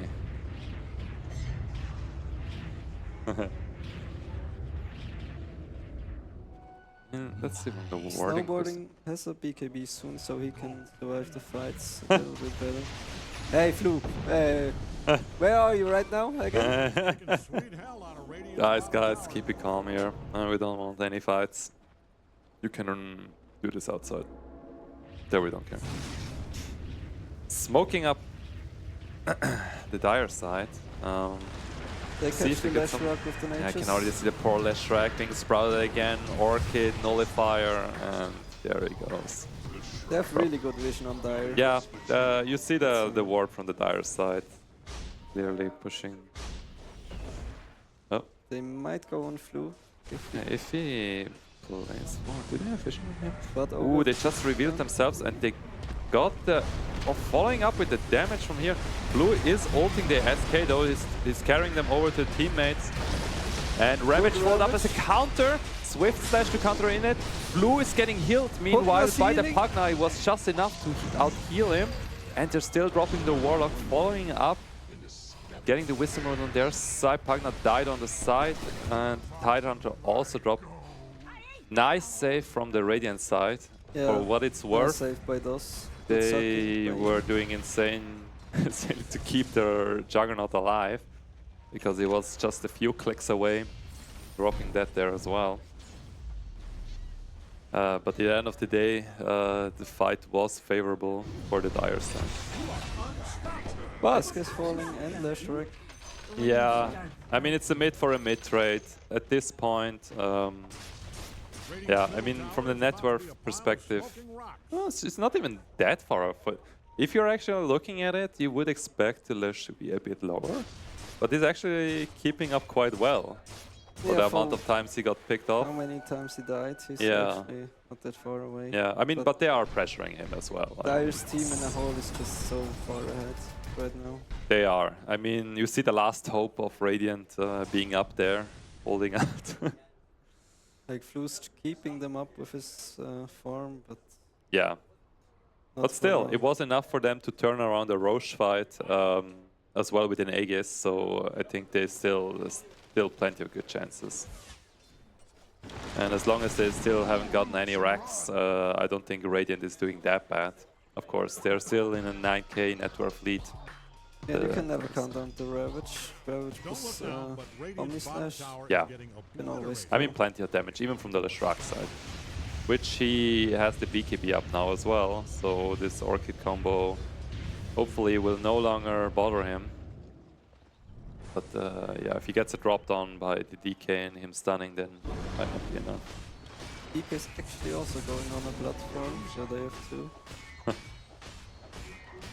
That's weird. But that's... I mean, would you still invest into a Bloodthorn if you see that the Radiant team is already getting BKBs up? He has already a lot of attack speed on DK. But I guess with only Snapfire as the other physical damage, he kinda needs to.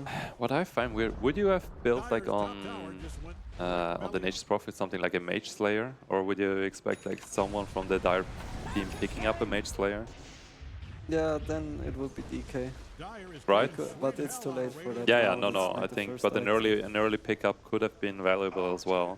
But Nature's doing fine because he got a lot of kills off Yeah, his Orchid yeah, and everything. I think, I mean, the Orchid was plenty good. So let's see what they're doing right now. Dire is trying to push the 2 tower lightly, but no wave. On Radiant, so No we might wave see a comes fight close. soon. Radiant smoking up now. Trying to see if they can get someone walking around from the Dire They side. might catch the SK. Chuck is... But and here comes Warlock. But they don't, they're lacking the vision. Blue just got it and no, out-attacking poor Warlock down. I mean, usually Glimmer is enough, but Radiant still has a smoke out. They saw the Nature's ult, so they should know they have vision there. Yeah, should. Radiant's middle tower is about to be a pile of smoking Let's rocks. see, Leshrac pushing into the dire forest a bit to see DK if is they can alone, so spot if one. Don't look now. Yeah, catches if they him, can it's gonna be get bad. him, I mean, but he is still alone. He would require at least one more to get this DK. They might be looking into Tormentor. Yeah. Oh, they're waiting by the portal. Who expects that, probably? I mean, who is farming the bottom creeps down there? Still, you know, he has some honor to defend with the highest net worth. Yeah, they're actually smoking again. Looking to Yeah, fight but with now Ravage. as a full 5 stack. I mean, The this. DK is alone in there, so if they catch him Yeah. with the stun. But let's see how much they need to commit for this Yeah, one. but I think an Fight Omni needs Slash to should stun be first. plenty for this. Ooh, followed up by the random creeps down.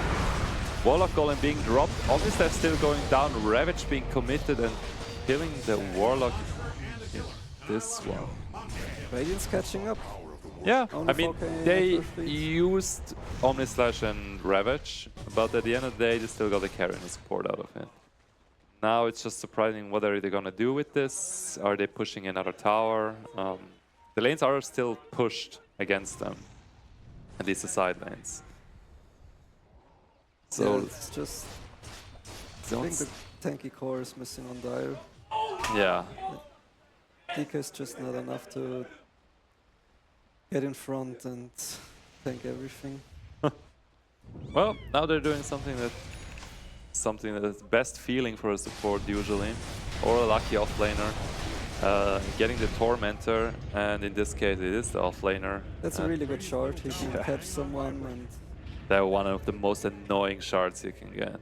The moment this shitty ass anchors being attached to you, you always feel like, what the hell? Yeah, and most people cannot get rid of it easily, especially supports. But,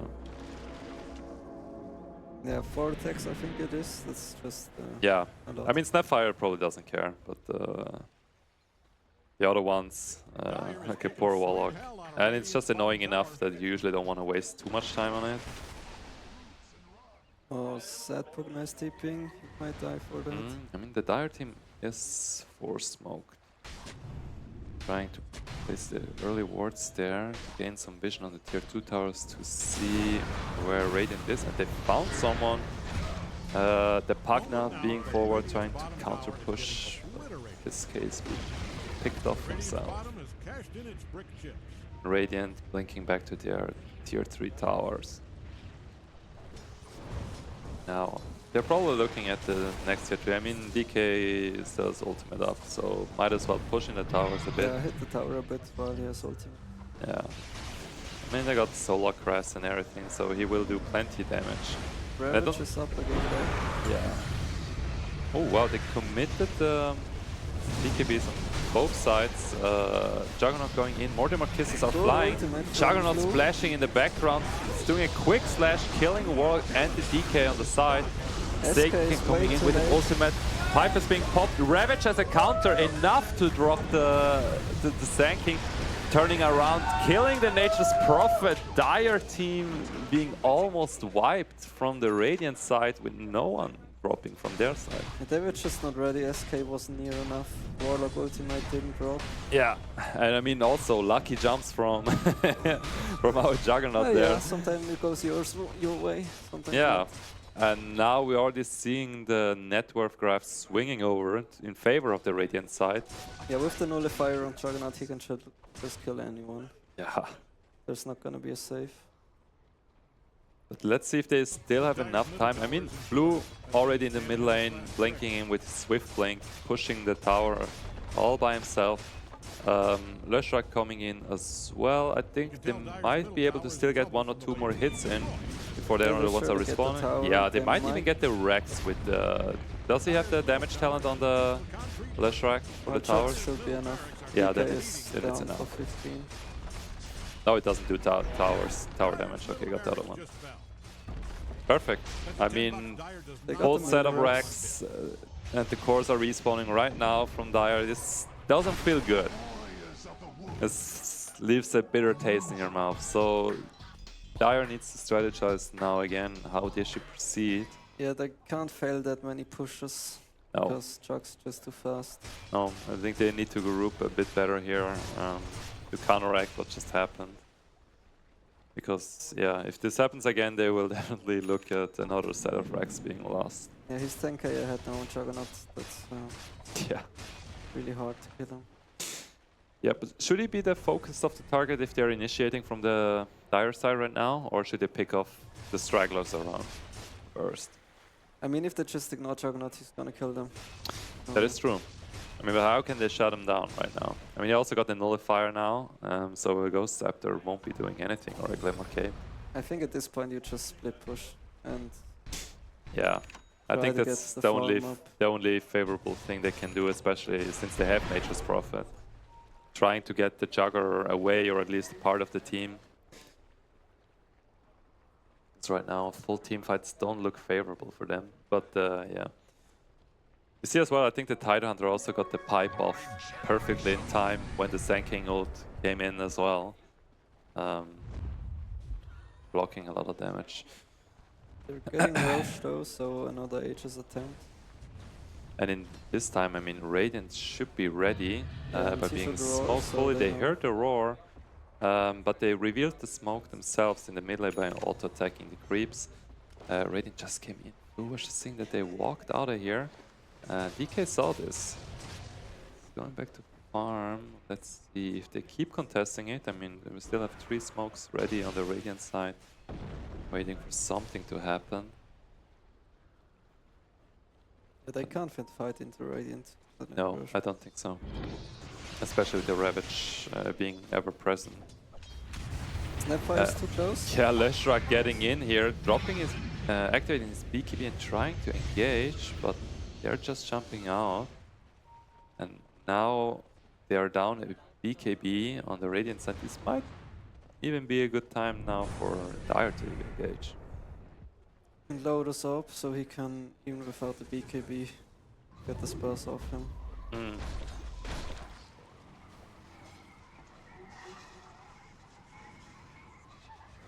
Yeah, I mean, it's now they're probably waiting for a time again before they are trying to Roche. They might catch the Leshrac.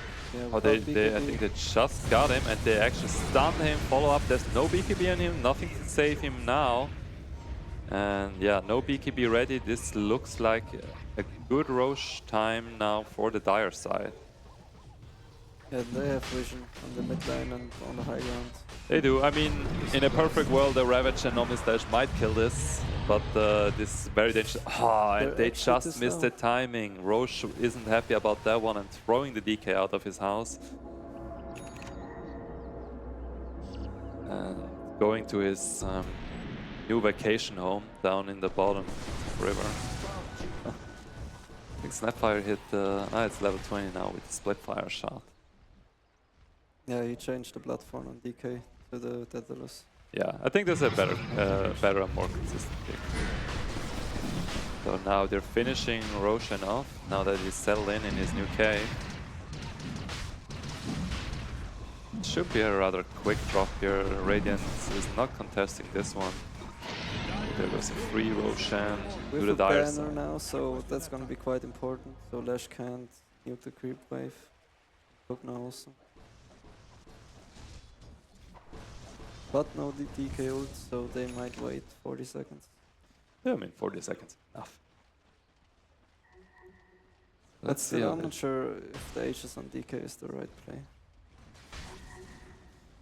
Yeah, I think DK so far has been able to sustain himself. I mean, yeah, the moment his ultimate is popped and he's being killed, he's not turning back with his dragon form. So, but let's see, maybe he saves it.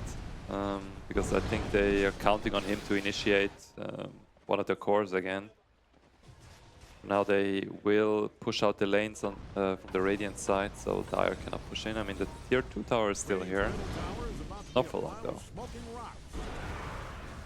DK already popping his ultimate again, and the tower will fall. If you always hated Radiant's middle tower, I have good news. Let's see if they can do it this time. This will be attempt 2 of a high ground attempt from the Dire's side. Dire doesn't haul ass and help Yeah, but they need to be fast, otherwise Juggernaut. He's actually tipping back. Yeah, it just came back. They're pushing in the mid and top lane now, but it doesn't look that easy. There's a lot of wave clear on the side from Radiant, so they don't mind it that much. Yeah, and here comes the upheaval slow, followed with the ignite. Very annoying to deal with. Ogre being a bit, you know, forward here, but he can tank it away, no problem. But Juggernaut is trying to do a wraparound here, or maybe not. Yeah, both teams are waiting to someone makes a mistake, but... Yeah, I mean, they can try, but at the end of the day, I mean, Dire is just slow pushing, right? Yeah, but I think that's good for Radiant. It is. Because they might get the tower, but to get the Rex, you need to commit a bit more high ground. So this will be the window of opportunity for the Radiant team. Halftime on Aegis, 2 minutes. Yeah, I think they need to make a play soon. Because they don't want this Aegis to expire, or we might be looking at a 60-minute game soon. So they're giving him all the buffs, and the DK is just spamming his auto attacks up there. Spitting on the tower, cleaning the wave, and he keeps going. And there he goes. Well, they got the tier 3, but is enough. Ogre going in for the stun, getting a few heavy right clicks from the DK. Yeah, DK is still a force to be reckoned with. It's not that he doesn't do any damage. And I realized just letting me in front. Yeah. Every other hero waits in the back. Yeah, because they're all afraid of the Ravage. At the moment they think that they will jump in. But you know, if they're not doing anything, I mean, Jugger is plenty fine doing the quick slash. Yeah, let's see. Ooh, the poor Ogre is stuck in the Sprout. Getting damage in, but the Shrike meanwhile doing something in the back line. Attacking the Sanking, almost getting him. But now the BKB wears off and there's no follow-up from the Radiant side, but he was creating some space to a degree. And holding him on, holding them off. Yeah, I think where he is. Yeah, I think they were asking where he is. Yeah. He was quite far in. He was. I mean, if he killed the Sand King, it would have been worth it. Yeah, honestly, it would have been a heroic play, but at the end of the day, you know, this is the fine line that we are walking, so we call it feeding right now. But no, he was doing plenty of space, honestly, because maybe the Dire team would have followed up after the Aegis, so, you know, sometimes you gotta commit to plays.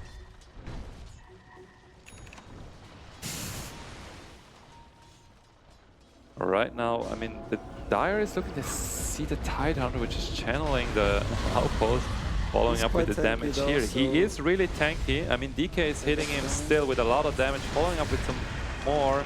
And the poor Ogre, which is also being caught in the tree lines now, with the double kill being secure for the Dire side. So now this is a really good window for them. I mean, this should be at least one lane of Rex. Unless the Radiant team is committing to buybacks now. Looking at the range in time. Would you buy back this situation? I don't think for one Rex you should. I guess now you have to as Tide. Yeah, I mean they're committing right now. Tide should be buying back. Following up with the Warlock Rock.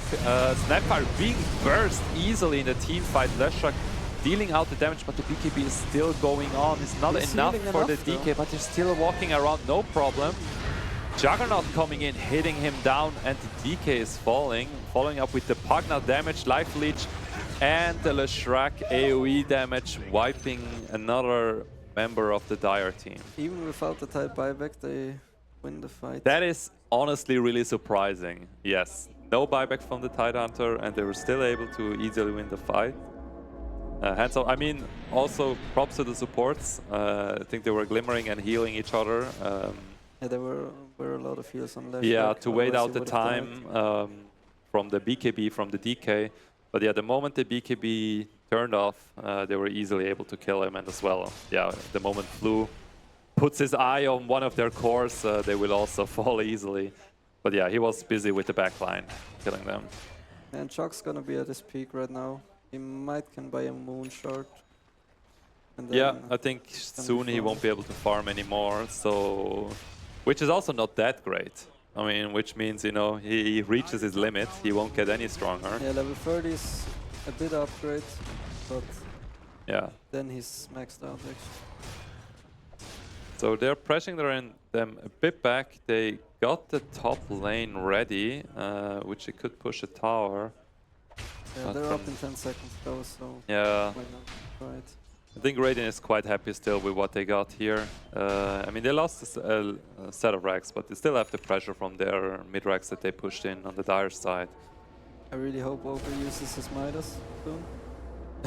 Does he still have some charges on it? Yeah, 2 charges left, but I'm not Yeah. sure for quite how long. Maybe he always got unlucky, you know, and he never got the multicast on it, which is the worst thing as an Ogre player, let's be honest. Yeah, here. that feels really bad. Yeah, I think any Ogre player can relate the moment you have a hand up Midas going to a multiple camp and there's not even a multicast. Oh, they just tried initiating on Fast DK. blink from DK. Yeah, but you know, this also testing a beta's reaction Flu time. goes in from Ooh, Flu behind, going around runs the here. Warlock. Nullifier, followed up by the damage. Not Gets enough stunned though. Now it's being engaged upon here, followed up with the full Omni Slash against the DK. Easily enough to slash him down. SK ulting, Ravage following up, hitting 2 targets, killing the Sanking at the same time. Snapfire dishing out some damage. Not enough though to kill anyone on the Radiant side. 3 buybacks followed by the Dire side. Yeah, Leshrock running in actually saved Flu. Yeah. He cancelled the blink from SK and he couldn't jump in. It's plenty, but they're still trying to get something out of here. I mean, they're engaging on the Pugna and the Ogre. Who's the Juggernaut being still out here? They're trying to hit him down. He just got his Swift Slash back up, hitting down the thing, no problem, the Natures, but he still falls. And the Pugna also being killed off. Radiant losing 3 heroes, especially their Jugger core. Well, Doesn't- 3 buybacks and a dieback from Nature's. Yeah. I think you take it. I think it's still good. But they might still feel some lane pressure. I think Radiant might need to get one person to buy back here if they're pressuring their tier 3 tower bottom. Leshrock's actually running in. Yeah, I don't he know is. For what? But the Can you check Leshrac doing in the Dire base? he can't really kill the bottom tower. I think he realized that now. No. Well, honestly, it's not bad because you're forcing Dire base, who he just merely avoided them. Using himself in the process. He doesn't have BKB ready. It soon will be up again. But it just missed the window of the BKB. But the damage is still going through a lot. He's forcing them back, but it isn't enough. He I mean, almost if gave he them a had the fighting use chance. for the Lotus. Yeah, or if he got the BKB off before the stun, but you know, might get some bit more magic damage. Well, that's Benny doing Benny things. Sometimes it works out, sometimes it just doesn't. Yeah, but it's still insane that he still dishes out a lot of damage, especially now get the DK still. Not surprising. I mean, it's Leshrac after all. Does Leshrac have an axe for the Nihilism? I don't think he has it. No. This also might be something that might be worth picking up, especially against the DK. I mean, DK only auto attacks. Yeah, they're gonna Mostly. do Roche probably again. Yeah, and Radiant could easily wait out the time now for their heroes to return. Maybe just in time to fight this Roshan. I mean, Leshrac is still down and it's one of the main sources of damage. Dire already initiating here. The roar is being heard, so Radiant is following this right now. They are aware that they are fighting there. They aren't smoked, and Dire got vision with a ward on They're them. fast enough.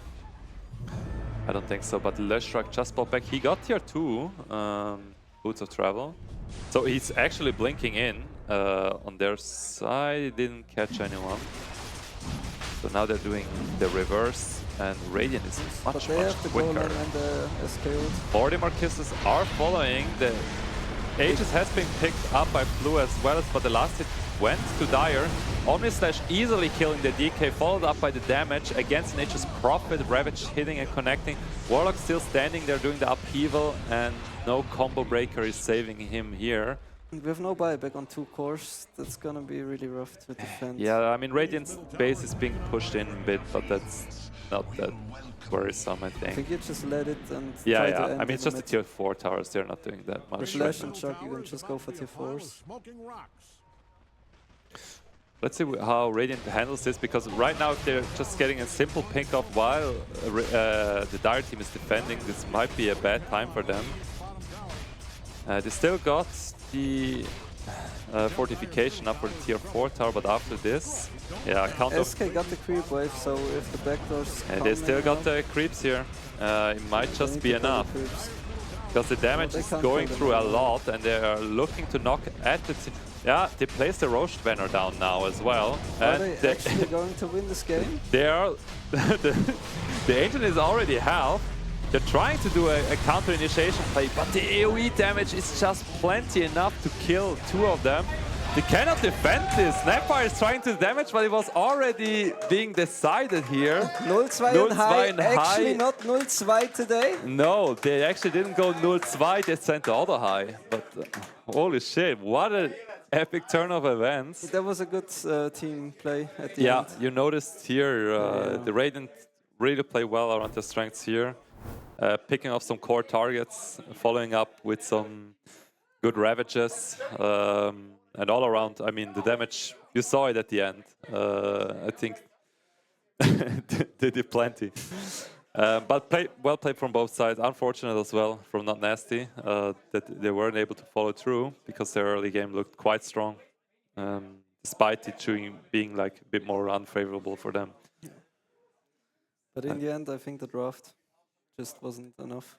Yeah, I think they played their drafts well, but at the end of the day was good enough for the Radiant team. Team play was a bit more efficient at the end, and they were able to kick them out. So yeah, so that was the first loser round bracket. Yeah, I think we are going into the second game that's still being played. Let us have a quick look if we're going into this one too. I think we are ready. Yeah, we are going in. Slippery when wet, I think. Yes, Slippery versus... forgot the auto name. How did they call themselves? My analyst is looking at it right now as we speak. So far we're looking at the Radiant 20 net worth lead here. The Dire side still being attacked, pressuring them on. Jumping in by Spirit Breaker, saved from the Bane. Follow-up damage coming in. Doom on Storm Spirit. Omnislash hitting 2 targets, dropping the Pudge in the process. Doom falling in the background of the Juggernaut. Storm Spirit falling with the Doom damage. And Lifestealer right now fighting for his life inside the Juggernaut. Raging and trying to run away. He's plenty fast. Still waited to get the Wisdom Shrine. Spirit Breaker being stunned, going back in with the short dash. Let's see if Lifestealer has enough to make it out. No, he's also dropping here right now. And we jump in right in a good comeback. 1 Rex down, but they win the fight now. Yeah, I mean, we're looking probably at something similar right now. Dire already lost their 2 mid-Rex, and Radiant just lost the team fight. And dropped from the 20k lead down to a 12k lead. And maybe even farther right now. I mean, he's trying to use himself away and shadow blading it. The Juggernaut, unfortunately, doesn't have any detection. I mean, even without the Swift Slash, I don't think he would be able to kill him. I deserve this. Yeah, Spirit Breaker is just a nasty hero. Yeah, he just all around this. With 1000 MS. And I mean, Radiant team their cores are plenty strong right now. Yeah, I hate that. In and out. Yeah, with like lightning speed, he goes in and bashes and quickly runs out. But you know, at the end of the day, it doesn't really do much when you have the Jugger and the DK pushing your tier 3 towers right now because they are plenty strong. And they're looking for another set of Rex, maybe here, no? Patch able to hook the Bane. Bane, very fast reactions, trying to sleep himself, but the electric vortex is connecting. Going in as well, Hezi trying to kill some of their core targets here. Spirit Breaker going back out here again, charging in, BKB is being popped. The Juggernaut trying to focus the Lina using herself. Nice Spirit Breaker ultimate on here, trying to kill their Juggernaut, and it's just enough to drop him. Meanwhile, in the backline, you see the Patch going in, killing the Doom. Double Vortex on the DK, and Stormspirit jumping further, getting the Sanking, and only the Bane waiting to fall to his Doom after his Yules, with the Radiant team doing a full team wipe. Well defended. Where the fuck you laughing? Looks like Radiant's top tower is getting down. No, they weren't able to get any tier 3 towers. So looks like Radiant is probably looking at another set of racks here. Unless some buybacks are flying. I mean, 2 probably. No. You know how they play. You know, Yeah, it's always secure. safe. Always secure. Never They try have to. Hezi mid, so they might Yeah, be I mean, able to Hezi throw has this always game. been the more scared player, let's say. He'd rather go for the mega creeps. But he's actually quite far ahead. for No, the no, K he's network. plenty. I mean, he's doing very, very well. No, we're allowed to shit talk him. It's our own team. So. Yeah, it's still a 30k net per fleet, so it's quite hard to... They need like a perfect Doom on Storm and stun on Lifestealer before he can get the Rage off. I mean, he has a Lincoln Sphere, so this shit is always annoying still. Now Radiant looking at a Roshan, which they should be able to do easily. I mean, they have plenty of damage, especially with Lifestealer. Just hammering down on the old Roche. And I mean, they still pop the radar on there. They are aware that he's there, but they're a bit too late. Storm Spirit picking up the Aegis. I mean, it's the classic Aegis carrier. I mean, he goes in all the time. I mean, the mana being refreshed as well once he respawns. Yeah, he can jump in and kill the supports and then still live. Yeah, and he also has the Aghanims with the Vortex. So And he he has wants a double ignition. damage, so he really wants to go in right now. Yeah, let's see. I think they're pushing in the lanes a bit more, and then they will jump in next time they see an opportunity for it.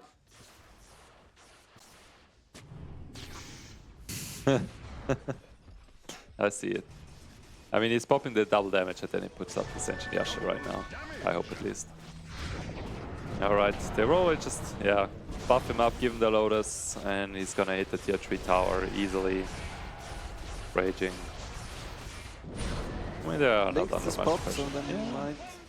But even then, do you really care that much? Nice hook on the DK initiating. Following up by a BKB pop by DK was still able to get it off the Doom, actually hitting on on the Lifestealer, Omnislash being reflected back onto him. And the BKBs are now going down with Doom in here, focusing down the DK. DK is still trying to hold on, trying to finish off that Spirit Breaker, turning around on the Lifestealer, but it's being stunned down. Stormspirit meanwhile picking up their backside, as well as Radiant easily able to wipe Dire, and followed up with the smooth GG from Moral High Ground. Sorry, no Moral High Ground, Apollo.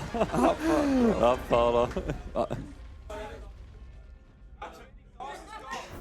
Well, we came in a bit late for that one. Sorry, folks. But it looks like just in time to witness a good win for our homeboy. Well done. Well, yeah, now we're waiting on the low bracket round 2. Yeah. The next one. So we'll see who will be doing these ones. But for now, I think there will be a short break, right? Yep. Sure. Yeah, we'll be in a short break, and then we'll return with some more epic Dota. Until later. See ya.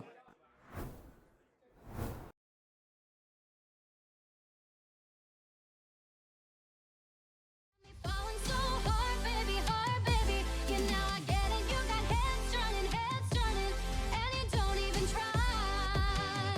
Well, would you look at that? My glass is empty, How about I get another drink, baby, Okay, I get it. You got fire burning, right there in your eyes. Oh yeah.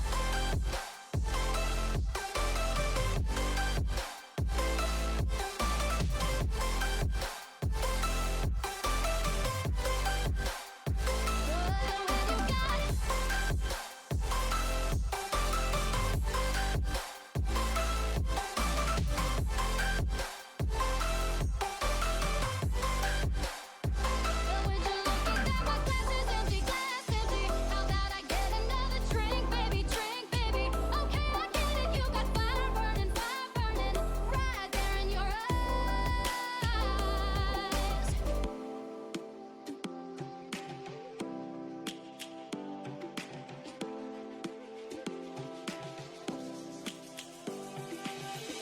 Lions roaring in the morning sun, searching for a longer day. People feeling like the light has just come. We must never stop the way. Yeah. Birds jumping and I hear my name, grasping into a life. Life is happy but it's so insane. We must merely make a start. Savannah, I'm coming home. Savannah, we'll never be alone. Savannah, the beauty of the world. Savannah, let's all take a walk. Savannah.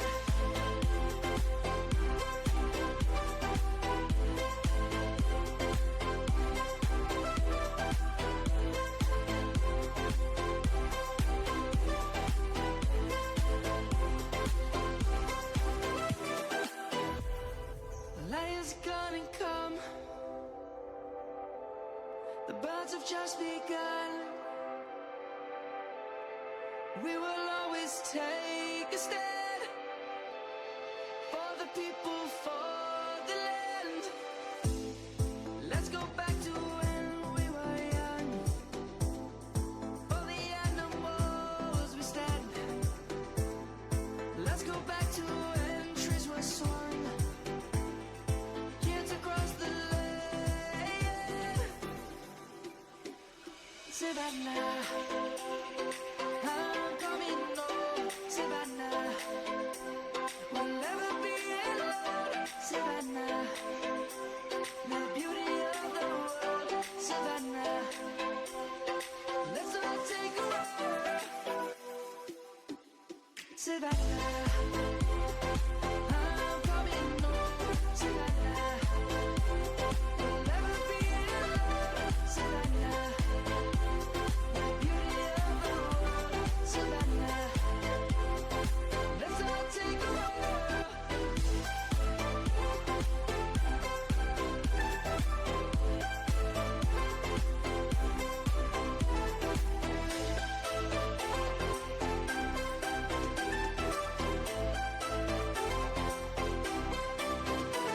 Savannah, I'm coming home. Savannah, we'll never be alone. Savannah.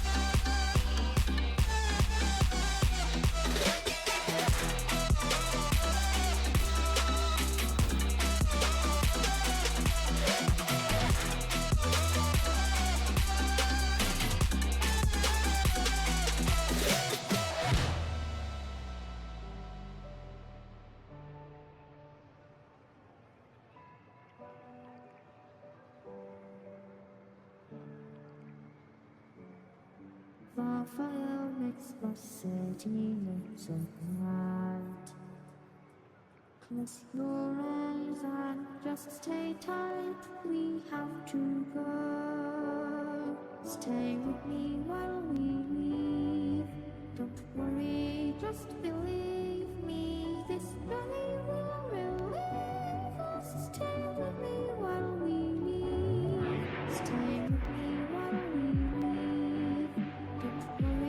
just believe me.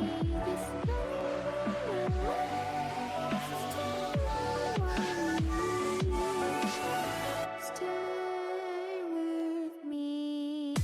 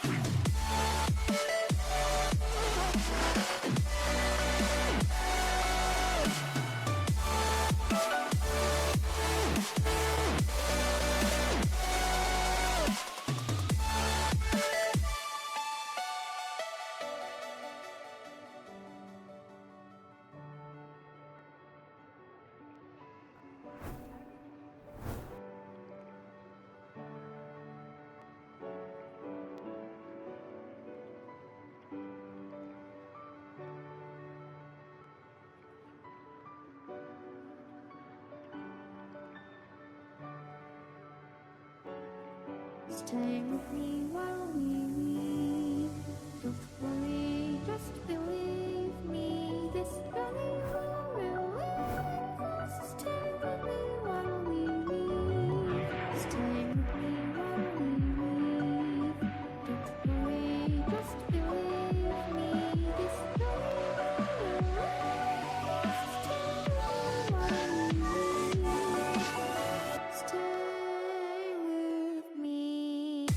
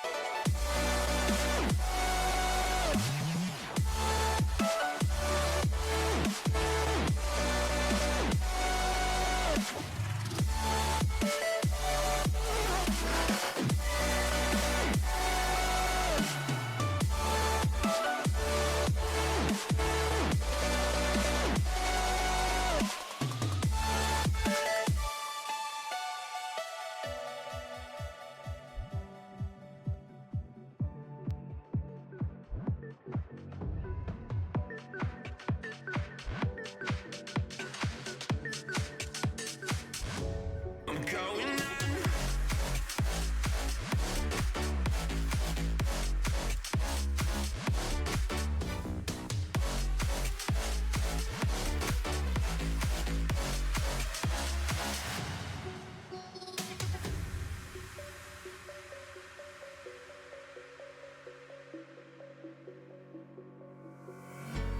When the lights go down, I've seen hell in you, but you don't care, no, you don't care, no. You just rather watch me fall.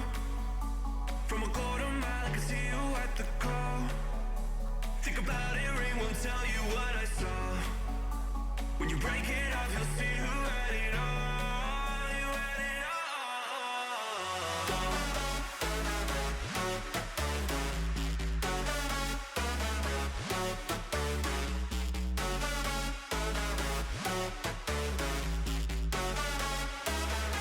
You said you wanted to fall into oblivion. Forget about the world we're living in.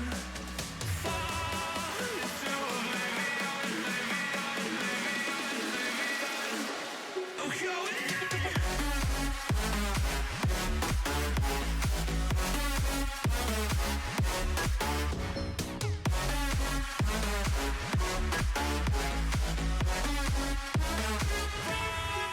into oblivion.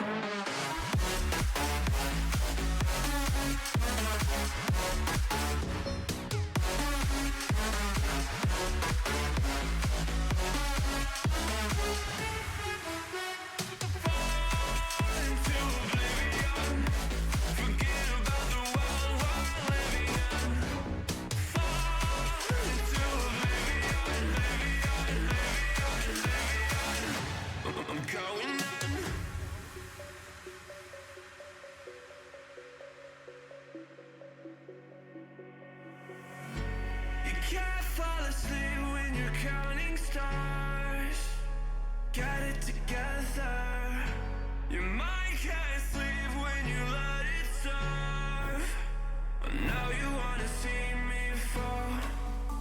From a quarter mile, I can see you at the goal. Think about it, ring won't tell you what I saw. When you break it up, you'll see who had it all. You had it all.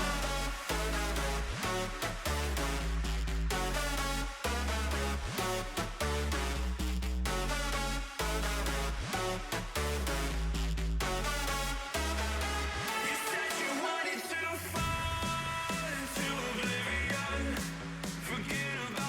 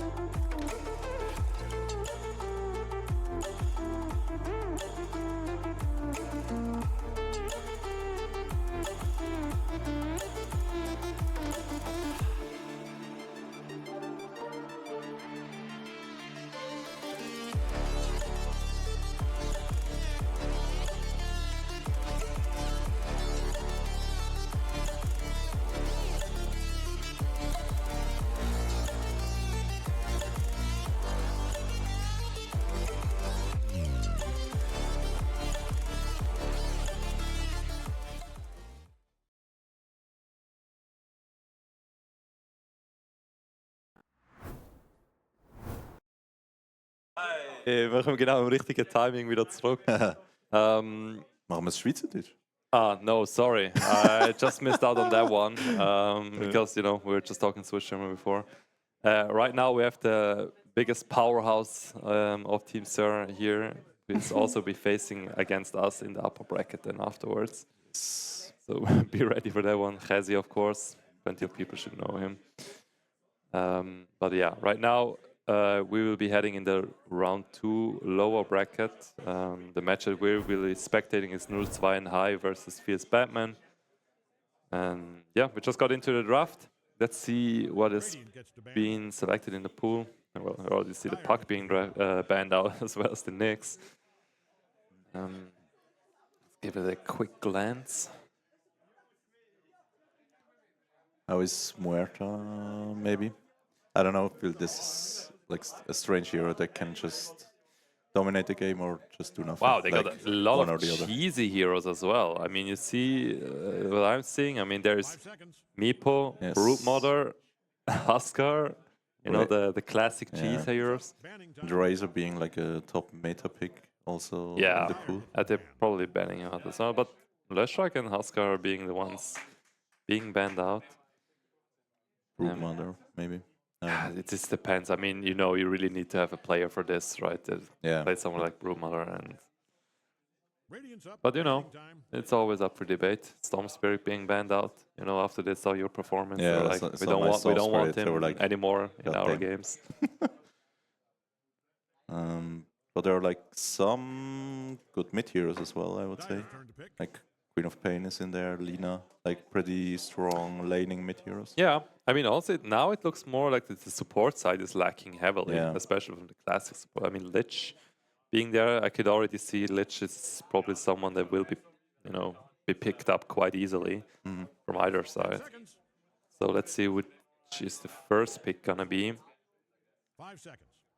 Because I think for offlane and for all the other cores, they got it covered. But there's still some unusual ones in there. Yeah, there are like only Lich for support, Ogre, Omni. Yeah, And Marcy. maybe, yeah, Marcy, I mean, Muerta. classic Magnus. I know they have a Magnus player in there, which will be quite happy. The Radiant team, though, following up with the old fiery duo of Ember Spirit and Lina. I think Lina probably has the support, right? Or Yeah, I guess so. If like, because normally you want to play Ember mid. Yeah. So you could play him as carry, but I don't know, it's talking about Lina. yeah, but I've. You know, Yeah, I mean, the Ember Spirit is going to be core, no problem. Nothing else will be here. I mean, you could technically go Lina mid, Ember safe, but I feel like for the first 2 picks. Yeah, I mean, there's still flex. Yeah, you know, that's true. I don't think there's anything written in stone right now. That's true. So yeah. let's see how the Dire side will follow up. They probably will be picking a support, I would assume, since they're lacking it. Yeah, here comes the Ogre. Because They picked the last fire hero away. Yeah. Now we're all out of fire. Well, yeah, let's see. Probably... they could already go for it. I mean, Morphling could be broken against this fire hero. Craig's team. Ooh. All right, Back for a second. Yeah, we lost connection for a second. Oh no, we lost it. No, there we go. Lich being picked up. I mean, all around very versatile support. Always a favorite. Earthshaker, Centaur. Right. Unholy duo. So Terrorizers of the offlane. And there's already like a lot of control on Radiant. Yeah, honestly, plenty. Now they definitely need someone. 10 seconds. There's maybe a bit more single target focus, I would assume. Because the AoE they got covered. Maybe something like a troll I could see on the Radiant side. Yeah. Or Weaver maybe. Depending on like what hero is gonna get picked from Dire. Yeah, but Dire has some control though. So Yeah. I would be careful about the Weaver at the end of the day. And especially if they have like someone that naturally builds like Orchid. There's like a co-op coming in, then you will feel bad as a Weaver. I mean, Razor's still in the pool. Yeah. I feel like he will be fine because he just tanks through all that stuff. Yeah, I think Razor will be an easy pickup here if they have a Razor player. I mean, yeah, this is something we might consider, but you know, if someone doesn't really like playing Razor because it's boring. Yeah, that's true. All right, Dyer's turn. Let's see. Beastmaster. So this will be their offlane, I presume, and Magnus probably their mid or carry. So they're either lacking a mid or carry on the Dire side. Let's see what their last pick is gonna be. I can see a Muerta maybe, or that's Queen of Pain. So Magnus probably save lane, Quap mid, Beastmaster offlane. I mean, like, this probably is a comfy pick, but Yeah. to be honest, if I look at the draft, Quap is like not too good here for me because like there are so many control heroes. I feel like There Ember is pretty decent against Quap. But you know, I think this is again something. I mean, the whole draft from Dire is rather aggressive. Yes, that's so you need to play the aggressive as well. You need the early potential. I mean, they have plenty of damage on their side, so they need to pressure Radiant heavily to get something out of it. Like if this goes late and Quap doesn't have a horrible game, like she gets actually pretty tanky. Yeah, I mean, and yeah. Flu pick up the Lycan as a last thing. Yes. Yeah, Lycan fits the draft well. With Centaur running in, Shaker and Ember, Lycan can also do the same when he's morphing. As well as those dumbass wolves. The moment he probably goes for the wolf facet as well. So yeah, poor supports. Enjoy your life while you have it until he hits like level 8 or 9. The wolves will be solo killing you. So we're heading into our first match. On the Radiant side, we have Crazy One Afro on the Centaur, Steunerlein on the Lina, Snowboarding on the Ember Spirit, Mind Sanity Doss on the Shaker, and our MYI Flu on the Lycan. We'll introduce the Dire. On Dire side, we have Domi on Quap, Bacon on Ogre Magi, Gucci on Beastmaster. I can't read. Sokol on Magnus and Mix It on Lich. All right. So this is a Magnus mid probably. Hey, Magnus. Oh. Or no, wait. No, I think Quap no. I think Magnus is carry. But let's see. Magnus carry, yeah, and Beastmaster offlane. So Radiant right now. Or who knows? Yeah, I mean we got an early smoke here from the Dire side. To see if they find someone on the high ground from the Radiant side for like an early, quick first blood. But for now, they weren't able to find anyone as they're standing on their high ground on their rune spot. So it looks like no first blood here, no blood grenades being thrown around. 2 bounty runes for each. 50-50. Boring start. Boo for that. Yeah. Shaker went with the brown boots ward combination. I mean, it works. I mean, they have 2 melee heroes, so you know he shouldn't be that afraid to being like harassed out of the lane that much. So the boots definitely work.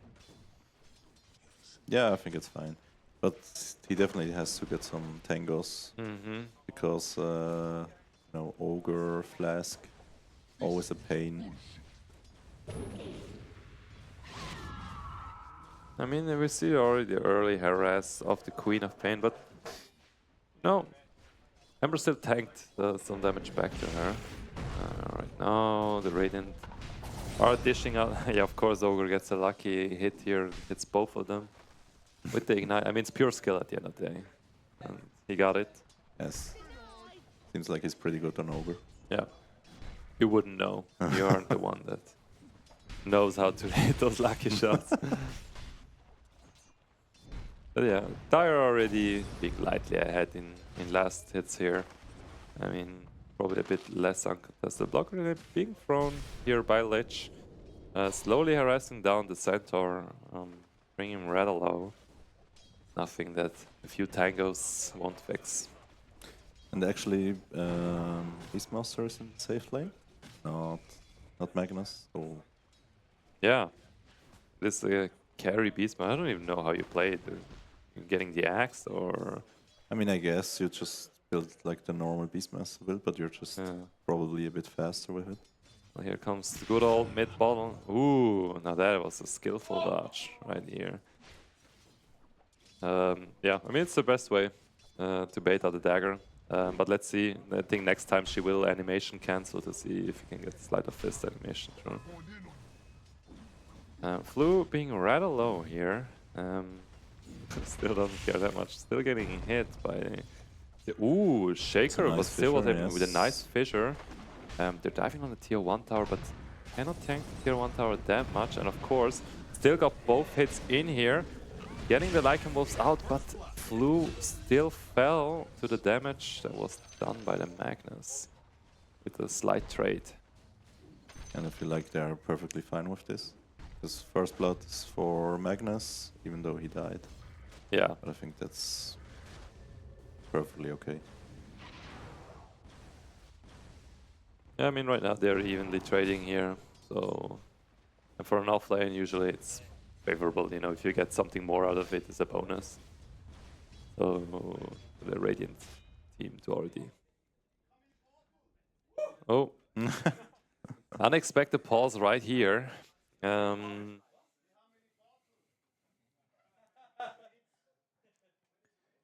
And if you look at the CS from the mid lane, Quop is winning by quite far. Yeah, I mean, this just happens. I mean, Quop is just a usual lane harasser, let's be honest, especially as an Ember Spirit. Yeah, that's you will true. feel the daggers hitting you and the auto attacks non-stop. So she will out-harass you, but, you know, once he gets a bottle up and a bit more reach, I think she'll be fine. It's just how it is usually. Gucci on Beastmaster having the time of his life. 16 CS. The double amount. Twice the Lycan. From Lycan, yes. I mean, both are summoning their random ass creeps. I mean, he's summoning the wolves, he's summoning the boars. They're like both Zoo heroes. Trying to get the damage. Ooh, nice stun from the thing. But it's not enough. Damage from the Lich and the axe finishing off that Lina. Streunerlein getting picked off.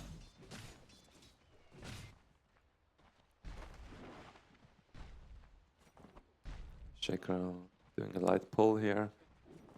Bringing back the equilibrium in Radiant's favor. Yeah, and I mean, this is like a tough lane, I would say. Yeah, two lane bullies in a way, and all four are melee. So you know, there's not much you can do here, except every now and then hit. But in most cases, it's just magical damage being dished out back and forth. Especially Shaker isn't that much of a harasser. Yeah. I mean, he is once he has like enchant totem, but I don't think it's something you level that much on a support. So and especially like against this tanky strength here, it's like not enough. But Lycan has some extra regen from his passive, so he can sustain pretty good. Ooh, Ember Spirit just died to the Quop. No, maybe was a rune involved or something, or just a dagger ticking down. But yeah, it's something you have to get used to. So he's getting a quick trip back to the fountain. And that's like horrible for him, to be honest. But you can always make a comeback. Yeah, with his level 6 and Ember on level 5. Just got it. But Quop has no mana left for the moment. Streunerlein getting picked off again on the top lane. I mean, it's a classic combo as well. Lich slows you so much down, especially with ice armor and everything, and the boars hitting you. Yeah, it just can't get away. It's just enough that you can run someone like Lina easily down. Magnus being rather low here, but so is Lycan. So the Shaker is just walking after him. See what Flo is tanking another ignite, followed up by a fire blast. I think getting hit down is just a 10 HP, but he's still standing nearby. He doesn't want to let go of that sweet XP that is near here. And they can just last it with the wolves, you know. Yeah. Like the easy game. Let's see. I mean, they spot him back, so if he gets another ignite off, he will be dead for sure, though. I mean, it's just level 3.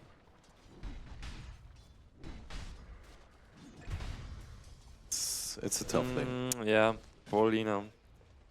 Still getting hit again by the combination of Lich and Beastmaster. Brutal. And But I it's can like relate. if she's once out of position, like there's no way she Yeah, especially if you don't survives. have like boots, you know, you would just be harassed down. It's such a strong lane. I mean, even center, you know. I mean, he can tank it to a degree, but oh, they're initiating down here on Flu. Flu being low, but just finished off. And both dire offlaners are just running away with just a smithereen of HP. Well, Fisher connects. Lycan is trying to harass with his wolves, but it's getting smack. And Gucci securing the Wisdom Shrine from the Radiant side. Unfortunate for them when this happens. And they're easily diving the center right now. Center stunned, sadly didn't connect. Ice Armor was used. And the Hawk going for a suicide dive. Finishing off the center. Radiant's middle tower is hanging on by a breath. Yeah, it's just so much slow in that lane. Yeah. If you don't have like a magical ult that ignores all slows, which you can just run away. Yeah, but the perfect rotation coming in from Ember Spirit. I mean, yeah, once you're being harassed a lot from the mid lane, I think it's easily to do some plays, especially with the easy level 6. Just jump in. Yes. And it's like the thing that he has to do, I feel like. Because he won't come back on the lane by farming, but by making these plays and rotation. But Lina tipping out. Oh, she just got sniped by the Axis. Sadly, the Ember Spirit doesn't have any mana, so it's not able to kill this one. And Coop is coming in with his Invis rune.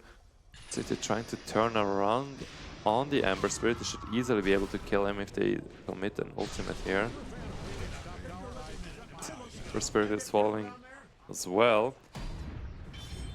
But at least they should get a trade-off here for the Lich. No. Sand is not 6 yet. No, they're afraid it's not, but here's someone else that is level 6. The Beastmaster. Level 7 actually. Level 7 now, yeah, and he's screaming. Oh, that's what they drafted. They drafted the Scream team. Beastmaster, Co-op. Everyone screams. Yeah, probably they're screaming at their own teammates as well, so you know, so they're compensating for it. Yeah, Dire right now looking strong. I mean, as expected, we said they need to put a lot of pressure in the early game. They have the early game heroes here, no problem. So yeah, this is a favorable outcome right now, but you know, they still haven't taken any towers. Oh no, I think the mid tower already fell. Did it? I think it did. From the Radiant side. Can't quite see it. Oh no, it's still standing. It's still there. I'm still standing. That's what the tower's saying. We're just off screen. We got the Shaker pick kill. The combination by the Lich, Ogre Magi, classic combination. And Centaur still no level 6. Yeah, oh, Chain Frost flying between the center and the creep waves. Perfect amount of targets and will be enough to finish off the Centaur. The nice triple kill for the Ogre. Well, the wolves won't kill him, but probably they not. actually denied the healing self that he just popped. You know, this is like the mental damage that you usually do the moment you're healing self, especially behind the wolves. I mean, and it's like a moral boost for them as well, you know. Yeah, like at least something. You know, that's something that you announce in team chat, -100 or something. Alright, so yeah, Lycan still needs to get his level 6. Sand probably as well. And there goes the mid tower. Good old catapult finish. Let's see what we're doing. I think the center's building in its vanguard right now. And trying to get this done. But farming up the top lane. I mean, they're still missing some ultimates on the Radiant side, as you might see. So they really can use some of that lane XP here. Hope Dyer's middle tower is insured. That thing is Let's standing on its see. last brick. Ember Spirit, I think it's trying to make something happen here. It's also, I think it's the Mage Slayer coming that is trying to build, right? Yes. Pretty strong. I mean, their team is fully magic. Yeah, they have a lot of magic. So it's probably the right choice here as well. And as well as Sleight of Hand. It gives him magic resistance as well, right? Yeah. So makes him tankier. Beastmaster Shark committed on the Lina, but they do not follow up on this one. But the whole Dire team is TPing in right now to get this Ember Spirit followed up by Full Dash. Man, I think the ultimate just came online for the Centaur as well. So yeah, was a bit late. The Ember Spirit still fell. But of course, with some commitment from the Dire side. Yeah, so Dire is just, you know, farming away. If you look at the net worth chart. Yeah. I mean, this is also with the amount of kills that they're getting right now. So it's with the towers. Like another one will just push it even further. But again, this is expected from their draft alone. So they're doing quite well with it. Let's see if they can keep this momentum going. We have seen it plenty of times before, where even though it was looking favorable the whole time, 1 or 2 bad fights can turn the game. I mean, we see right now the Lycan chasing after this Magnus. Magnus RPing on the side here, throwing the Lycan off balance, but he still has ultimate. So it's just going down, biting, and down goes the Magnus. I mean, Earthshake, I think, still got picked on the side from the Lich. But Flu, man, this Lycan transformation lasts forever. Just running away. And actually, he didn't get the Wolf talent. So, oh, true. Yeah. No, he's not doing the cheap Wolf tactic. Wait, so which? I don't know what pack does. I think it's that your summons also run fast. In this case, nicely played. Earthshaker Fissure coming in here as well. I mean, the creeps are still running down the Ogre. Let's see, they're diving a bit deeper, the Quap. So let's see if she has ultimate just in 2 seconds. She can kill him. She just missed the ultimate by a few inches. Ember Spirit walking a bit down. And Echo Slam being committed from the Radiant side, but they are running out as they are low as well, and no abilities are ready. So I think Radiant can consider themselves lucky here that they were able to walk out easily. Yeah, but unfortunate from the Quap side. That was, I think, every ult in the... No, not every ult. Beastmaster was not there, but almost every ult in the game was used. But there was just no kill. Yeah. but honestly, well played from both sides. Like they were more like defensive, you know, it wasn't a good game sense. So, yeah, the next minute might be a bit slower. Like, this is the good thing for the Radiant team. I feel like they have, with Shaker, Zant, Ember, like these are these playmaker heroes that can turn games around. Yeah.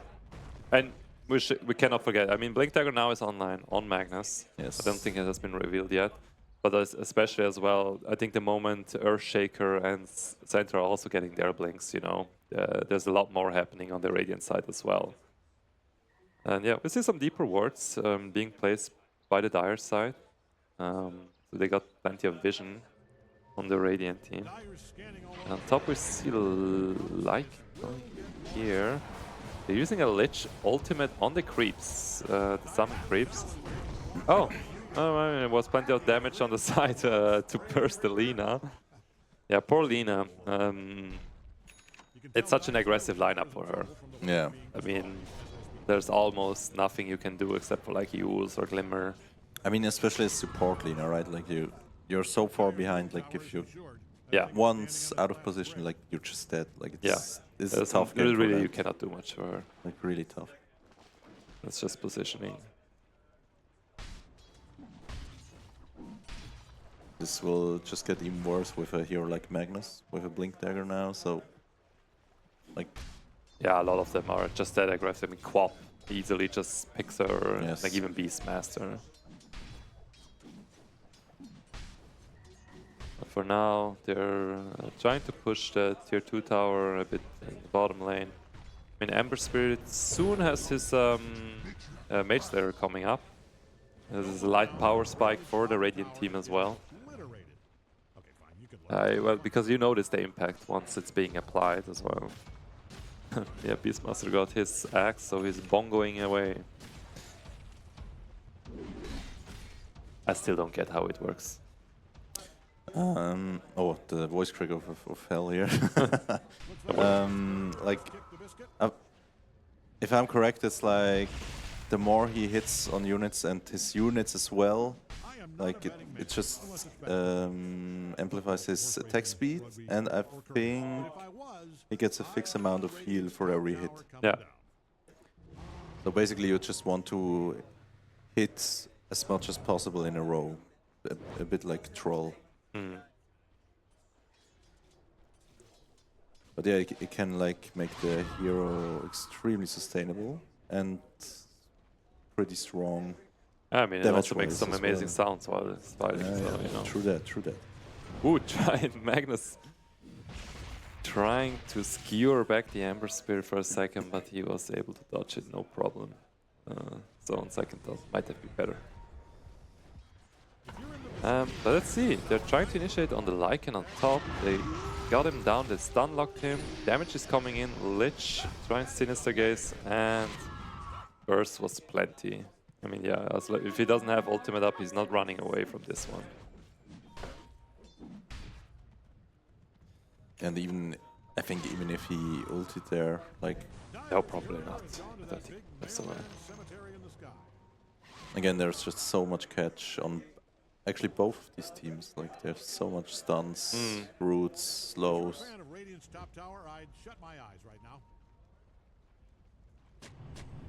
Let's see what Radiant is doing here. Rewarding their own jungle a bit. I mean, pesky Dio wards sniffing out all the Radiant heroes all the time. Yeah. But yeah, they might do a light push here, or at least like creeps to get them to hit the tier 2 tower. No, Magnus is actually committing to this. I mean, there's not much pressure coming from Radiant side here. But meanwhile, you also see the Dire team a bit deeper in their Radiant jungle as well. So they're probably looking for something.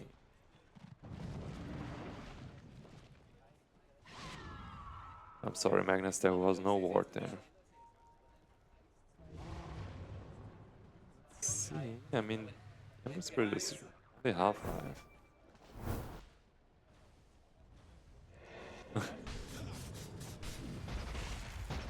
Oh, they bursted him a bit, but you know, he's just jumping back. Probably going to refill again and then burst the next wave. And with Beastmaster on bot, like, you have this extremely good push, which is just pressuring all the time. Yeah, I mean, I feel like this is what they need to be doing. Yes. They have to, because the late game is they're going to suffer the moment the blinks are coming online as well.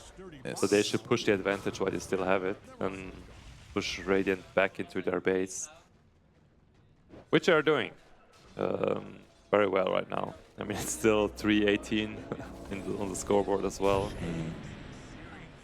With Dire being net worth leader with 16k.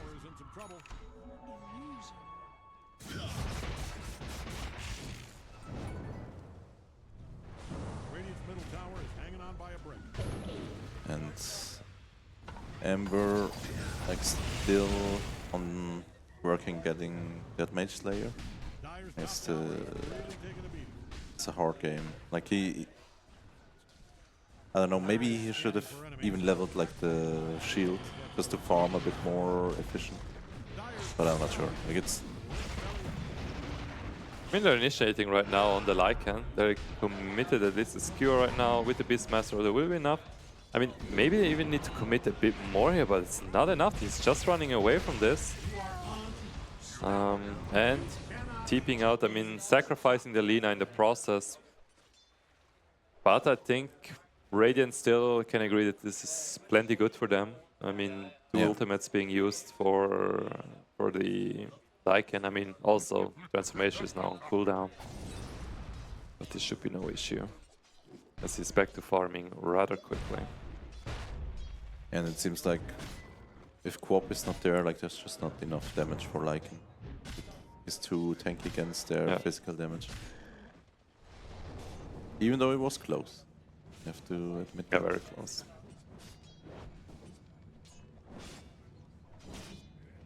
Radiant scanning around for enemies. Yeah, so this is just like the classic. Oh, Shaker just got picked by the Quap. I mean, probably while he was farming, he was rather low farming the camp. I think it's probably one scream away. So yeah, he really is trying to get the blank. Meanwhile, they also got the Tormentor. The shard went to Ogre on the Dire side, so they quickly burst that one down. Shard, I just heard the Beastmaster stream being used on the Lina. I mean, it's an easy pickup for them now all the time, especially with the Blink Dagger also being ready on the Beastmaster. He will probably solo kill any of his supports, which is Lina here. And Quap soon having her Aghanims. I feel like when she has that and they just go with 5, it's pretty hard for Radiant. Since they, not sure, but I would assume they have no pipe or something. No. So sustaining Quap X and all the other stuff is, I feel like, almost impossible, to be honest. I mean, yeah, Dire Shop putting the pressure real good by destroying another 2 tower. Sinister Gate's being used and Lich ulti, but the Ember Spirit is just jumping away. Poor Lina in the crossfire again, getting burst down. Yeah, this is really not her game right now. Yes, see in the kill lead here, being fully dominated by the Dire side, with 7 on the Beastmaster. But this is just like the comeback strat, right? Like you feed him and then I mean, come back. Yeah, you feed him up so you can cash out later the moment you kill him. But you know you need to cash out eventually. Yeah, that will be better. Yeah, but we're looking here right now at the Dire Roche, since all the tier 2 towers fell on the Radiant side, so now you need the Aegis to be able to push high ground as well. They might be able to do it without, but also we have the Blink online now with the Shaker, so there is a potential for them now to make some better plays, like an Echo Slam. But the Aegis at the end of the day still went to the Beastmaster, and as he will be leading the charge onto the tier 3 high ground. And Fierce Batman are showing like some huge respect, I feel like. But yeah, better safe than sorry. They are in the end the ones who can throw the game. Yeah, it is true. It is true. I mean, yeah, it might not look that unthrowable. It usually isn't. But again, now they are having some blinks and like a bit more core items ready on Radiant side as well. So if a good fight happens. In that case, Scream was being used on Lycan, followed up with another stun here, but Lycan just trying to transform wasn't enough. Magnus skewering in another target, the Shaker being pushed in with a reverse polarity being used, killing 2 of the Radiant heroes. And now Dire is knocking on that tier 3 tower. Them being that, of course, being heavily in push right now with the Beastmaster. And this is hard to stop right now. Yeah, and Magnus bringing in another juicy target. Lina being thrown into the frame here. Actually? Yeah, they've got Magnus. I mean, he's sustained a lot of damage, so they're using a lot of here. Lichel is still bouncing around. And you see the Mage Slayer being applied to everyone here from Ember Spirit. Maybe Ember Spirit is able to get someone else. I mean, Lina just popped back as well. Just going a bit more forward, Laguna Blade being used on the Quap, barely tickling her. She almost didn't feel that one. She's reversing on the Shaker. Shaker eating the Sonic Wave. But now they're re-engaging here. The Illusion Wound was used, dispelled. And killing Delina again on the sideline. And the Beastmaster hammering down the center side just came in a bit too late. So Lycan still fell, and at the end of the day it still isn't enough, as the Radiant team has been wiped. And it looks like this will be a full set of racks. And this is tough for Lycan as well. Like, Beastmaster just ults him every time he gets into the fight. And I'm like, yeah. Ooh, actually the skewer was interrupted by the... Oh, Earthshaker with a nice Echo Slam. Getting the Dire team rather low. Lich still didn't feel enough. This wasn't enough damage, but Ember Spirit coming in, stunning the whole team of the Radiant time. No, big RPs. Getting everyone in here and being skewered by... Nah, it was a nice attempt from Radiant side. They almost had the damage there to burst down the Dire team. Yeah. But sadly, they were a bit too sustained. Delina wanted that Magnus. Yeah, but no, they just GG'd. I get it. So I guess the game is over right now. Well played, still nice attempt from Ice2I and High here. But Feels Batman was able to use the drive to their full advantage and yeah, finish the game early. Yes. So pretty quick game, pretty dominant. Yeah. So yeah, I guess we have to set up right now here as well for our next game. So we'll be heading over to someone else who will be casting the game afterwards. It's still ongoing. But thank you. It was a good experience, as always. Should we do like a quick break? Okay. Then we head over to a break, and then we'll be back with some more Dota. Exactly.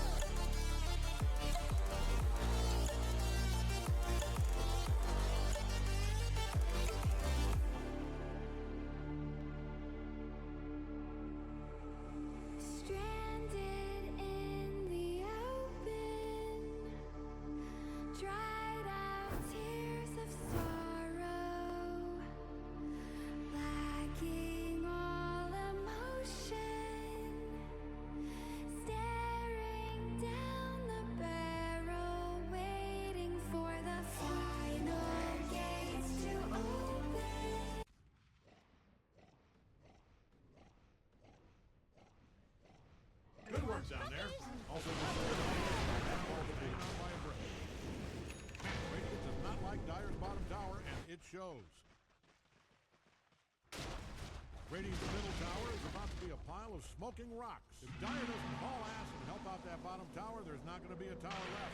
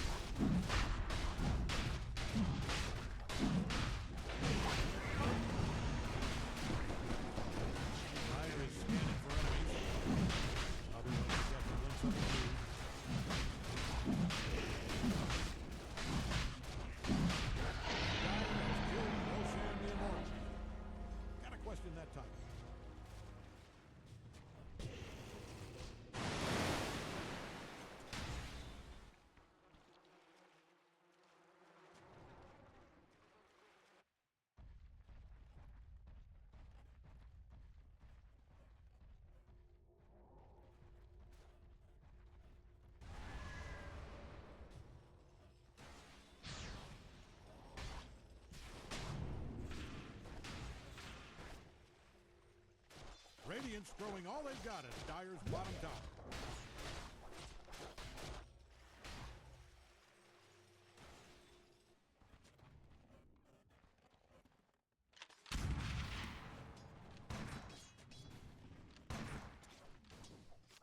Looks like Dire's top tower is in some trouble.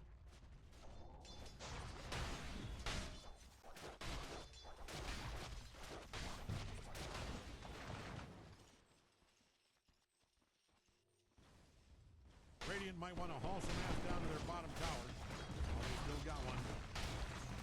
Dire's top tower is really taking a beat. Dire is kicking sweet hell out of Radiant's bottom tower is a pile of dust and gravel. If the city of Dire's top tower, I'd put on a hard hat. That may be something. Look at us. This is a monster kick. Sadly, I think they're actually fine.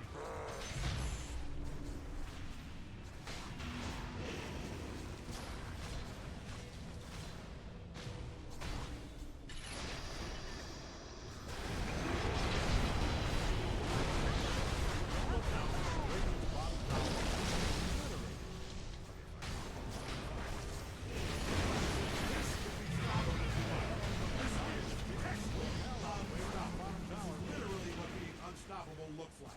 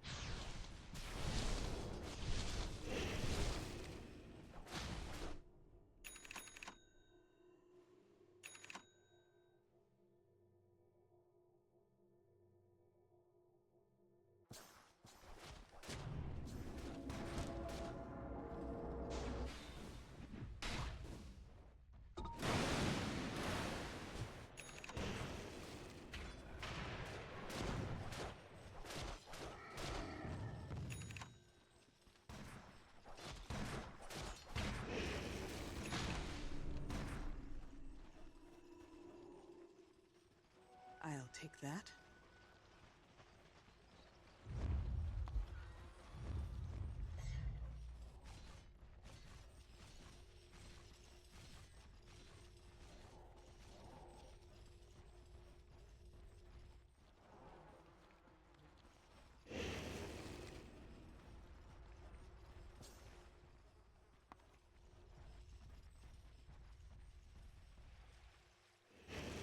Dire's courier has lost its brave battle with Radiant scanning around for enemies. Taken too soon. Odd-looking, bulging eyes. Ugh, I'm sorry. It's just claw them under. Dire's scanning all over for enemies. I promise this will get more exciting.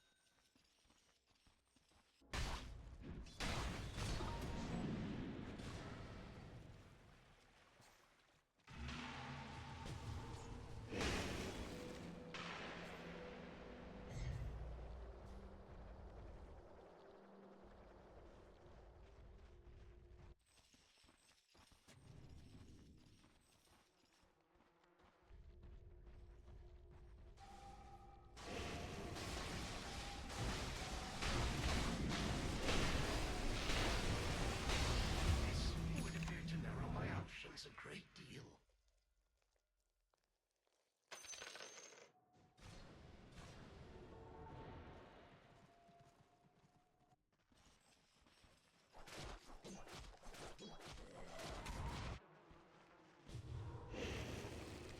If you're in the vicinity of Dyer's top tower, I'd put on a hard hat. Bad at That playing baby is Dota, coming down. clap your hands.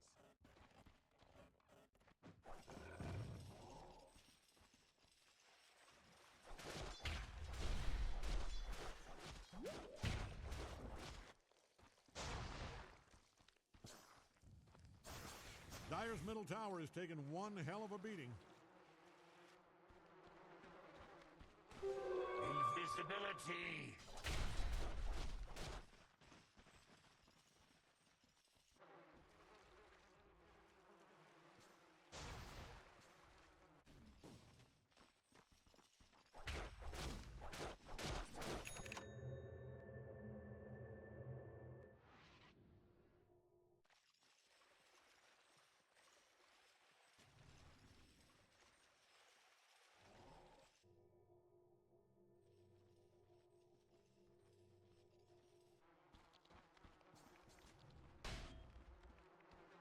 Illusion!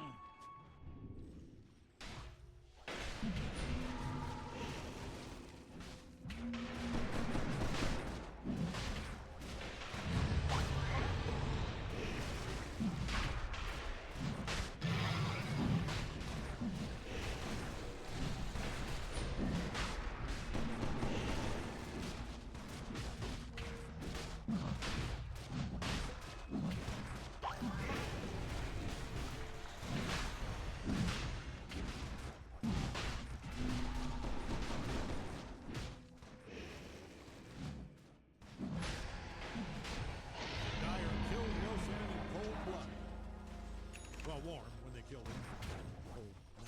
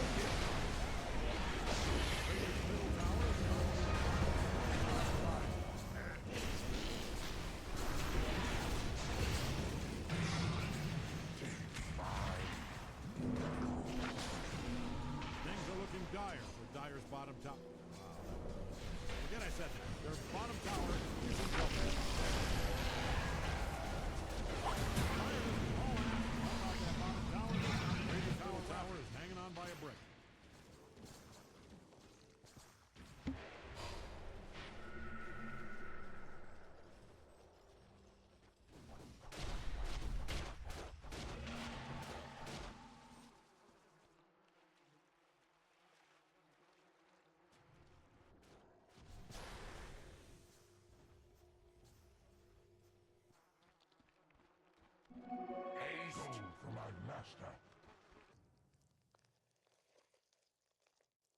No brains.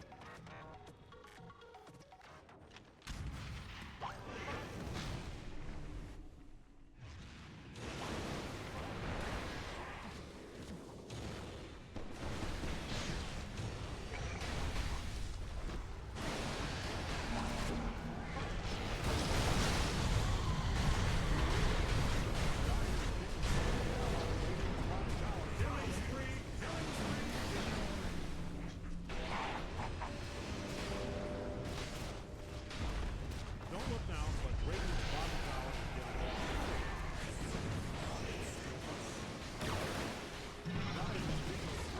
Radiant's bottom tower finished Rick's kill.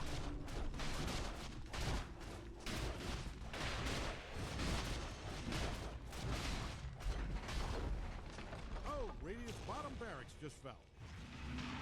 Can Radiant come back from this? Radiant's middle tower is about to hit a pile of smoke and light. That's it for Radiant's middle tower. We'll never forget Radiant's middle tower.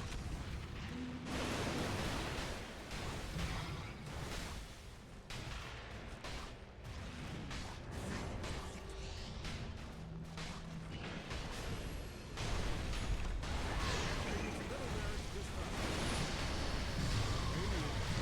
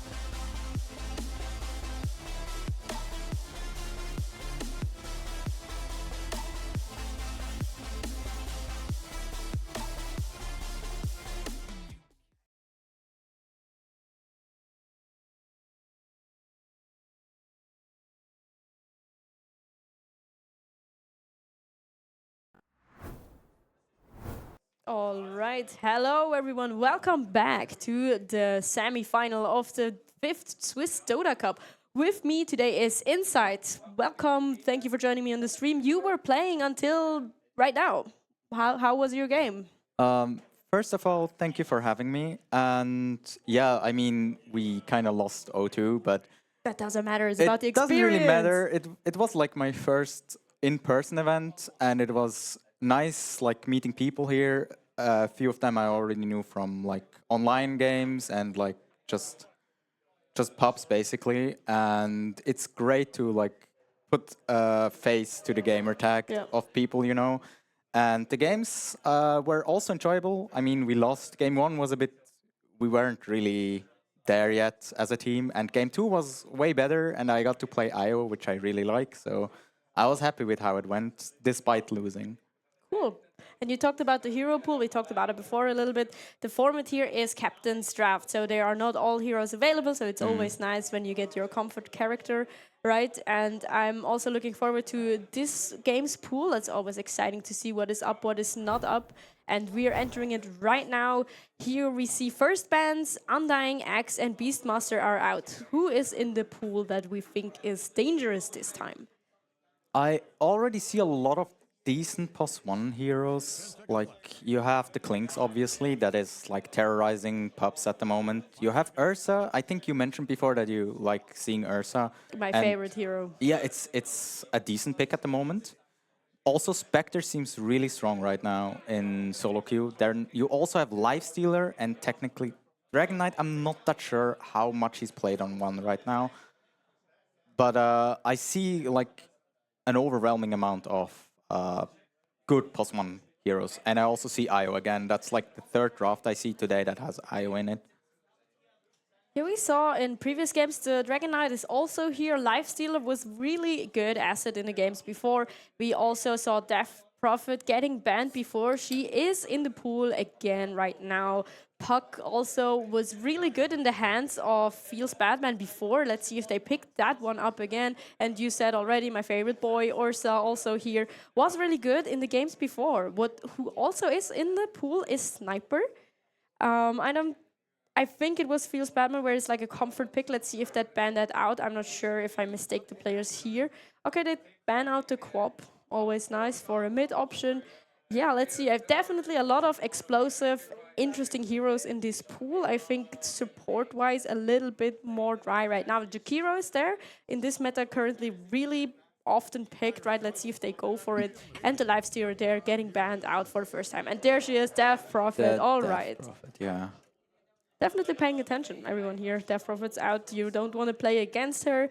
It was a lot of talk before with this hero. It's always annoying if she gets this exorcism up, right? You're going to play the long game. Let's see if they counter it already, or if this even is a carrier support, which position it's going to be in. Let's see how they react.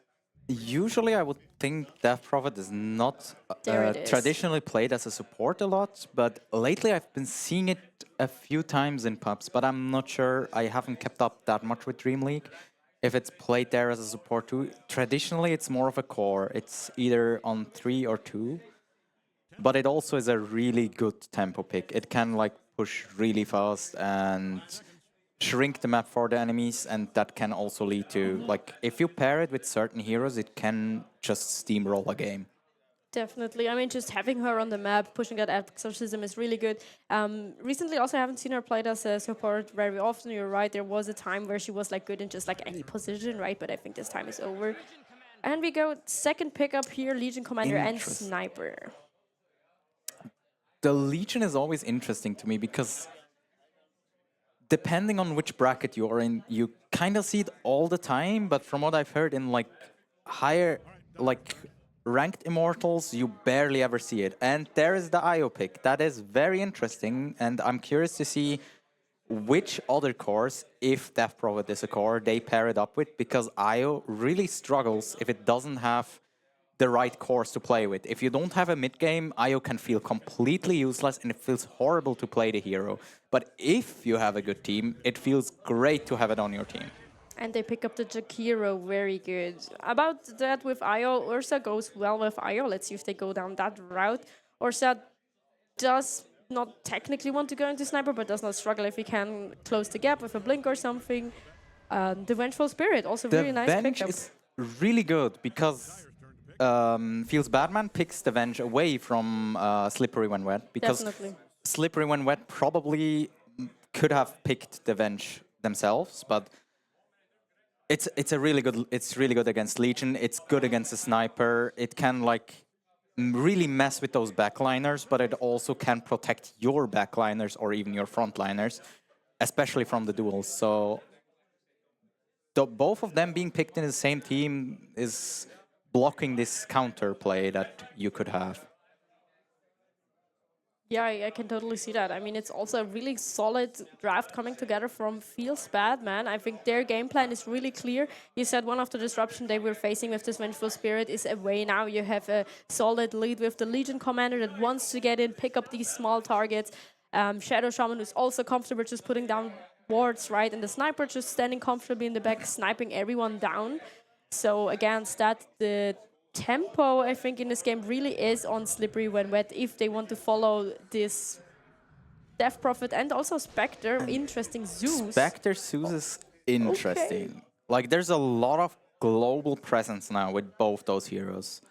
Especially because there's also an IO with Relocate, so you can basically just across the map help out with, like, you think you catch the Death Prophet alone, and suddenly there's a Spectre joining, there's a Zeus that helps out with his Scepter and his ult, and Io can also bring another hero, and then suddenly it's what you think is an easy, like, 3v1 catch, turns into, like, a 4v3 or something like that. Actually, really interesting approach from Slippery When Wet. I think they are really now relying on this Death Prophet to set the pace of the game, right? Making pressure and forcing those rotations. Otherwise, kind of a passive draft, I think, waiting for Feels Badman to make the moves and, as you said, rotate globally. So I'm not really sure if they're going in for the long game or not. I mean, a Spectre, you technically want the long game, but on the other hand, it's like... I'm really not sure about the IO. I mean, I'm biased as an IO player, so I think about... In my opinion, it matters more which heroes are on your team as an IO than on the enemy team. And right now, with the cores, I assume it's an IO support. Yeah, and I also was about to tell that I assume it will be playing with Medigun because Kritzkrieg is usually, in my opinion, in like 90% of cases, the better facet, especially for the lane. But with this team, you don't really have anyone that benefits that much from the attack speed, and also the spell amp is nice to have, but with the Medigun, you can make the Death Prophet completely unkillable. And also the Spectre really likes being tanky and in the middle of things, and IO itself also gets super tanky. As a final rounding off, they take Feels Batman, pick the Dragon Knight, solid hero. We've seen him do a lot of damage, a lot of moves during this tournament already. Just a solid hero. He's tanky, he can do damage. If you don't watch him, he's gonna get out of control. Let's see how the games are playing with this. I'm not really seeing one or feeling one team really having a easier to execute strategy than the other. Yeah, so I'm really interested to see how it turns out. I think these first minutes also are important to decide the pace. Otherwise, we're going to see a long, long game. Both these teams don't mind farming. We could be here for an hour if they want it to happen. Let's see where it goes. Yeah, I'm not sure if I feel like the teams are equal in terms of how difficult they are to execute. I feel like despite having global heroes, the Slippery When Wet draft is slightly more difficult to execute because it's just with the IO, it's, as I said, IO has sometimes struggles really with the cores that it has to play with. And I don't really see IO Spectre doing moves, so it has to be like IO Death Prophet, because I also don't see IO and Zeus really making moves. So it's probably, the mid game is gonna probably revolve around the IO and DP moving around, and then have either bring IO bring the DP to the rest of the team, or just... They were not able to find anyone with this nice smoky from Feels Batman, just missing Slippery When Wet going under. 30 seconds. A little bit of a nice sneaky ward placed there as a treat. searching but not finding anyone. It's just going to be a 2-for-2 rune start, it looks like. Yeah, it's also a very interesting smoke between the two towers of the opposing team. I feel like it's not something you usually see.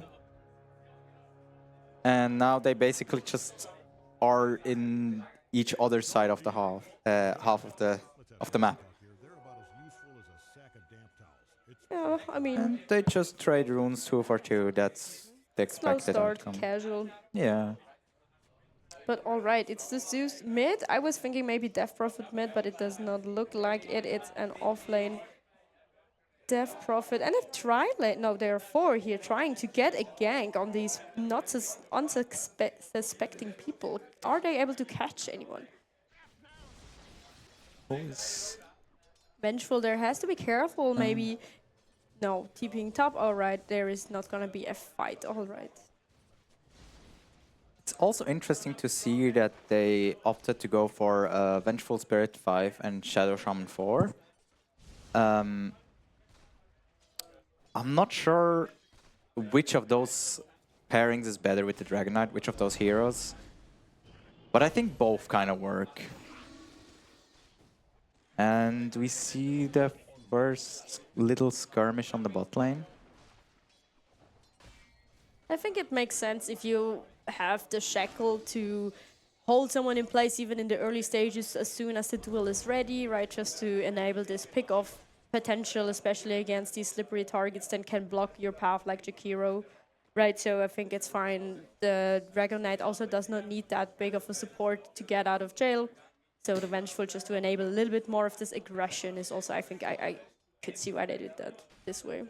Yeah, but on the other hand, it's like the Jakiro can obviously easily cancel the shackles, whereas DP can maybe cancel the shackles if she would put early. Oh, we might have a Schlock first has to blood. be careful there. Schlock is dying to the shrapnel. Sniper does what Sniper does. And Bacon gets a kill on Boomer. Do we see a return kill? No. Alright, they respect the tower, just walking back there, getting some kills. But it was close. Now have to be careful. The Dire losing some enemies here. Just everything happening quickly, but it's still early. The Spectre in general is a weak laner, so it's not... I wouldn't expect Spectre to win this lane. But it's certainly not helpful to lead kills this early. So they might have to be a bit more careful to get Spectre to this like threatening late game. Yeah, I mean, especially with Spectre, you want to see those big item timings, right? Where you can start, as you talked about, roaming around, being globally available. For that, you have to have some certain itemization so that you don't just show up and be a free kill. That would be unfortunate. So I think we are gonna get a rather slow and late game if Slippery and Wet gets their way with how long they want to survive, right? So I really feel like Feels Badman has to set the pace here a little bit, not letting the Spectre get away with farm, with having this ability to get into the late game. And now that I think about it, we're totally right. I think the game plan is easier to execute. You just want to rush down the other team from Feels Badman, right? It's basically global catch against like just run at them and catch them, because there's a lot of catch on the Feels Batman team with like the Shaman and the Dragon Knight when he has a blink, and Venge. Also Legion is like a traditional catch hero. And then you have the sniper damage to back it up. And Bacon gets another kill on the top lane. Tasty. That's peak Shadow Shaman gameplay right there. Shackle, kill someone, just being alone on your lane, technically farming, snatching a little bit. Yeah, and the DP is also not really happy in this lane. Might actually die. No, doesn't die. And YB Domi gets another kill on Schlock. I really see like I already see like there's trouble coming up for Slippery when Wet, because the sniper, when he gets ahead, can just basically run away with this game, because there are global threats, but if the sniper is too far ahead, you can't really kill the... Oh, that was... Sniped. I think that was important because DP really, really needs to get ahead now and step up. Because if the DP is not ahead, then there is no tempo for this lineup especially. Like, you want her to push out, you want her to threaten these targets, these towers and stuff, so that you can force movement out of Feels Badman, right? So if you don't hit that, it's really difficult. Also with the sniper, we cannot underestimate, yes, of course, it's just a number, it doesn't matter, but YB Domi, the highest rated MMR player in this tournament today, and this is one of his absolute comfort heroes, right? The sniper, so that got slipped through the crack is a big hurdle that Slippery When Wet has to deal with, and Slog is definitely feeling it right now.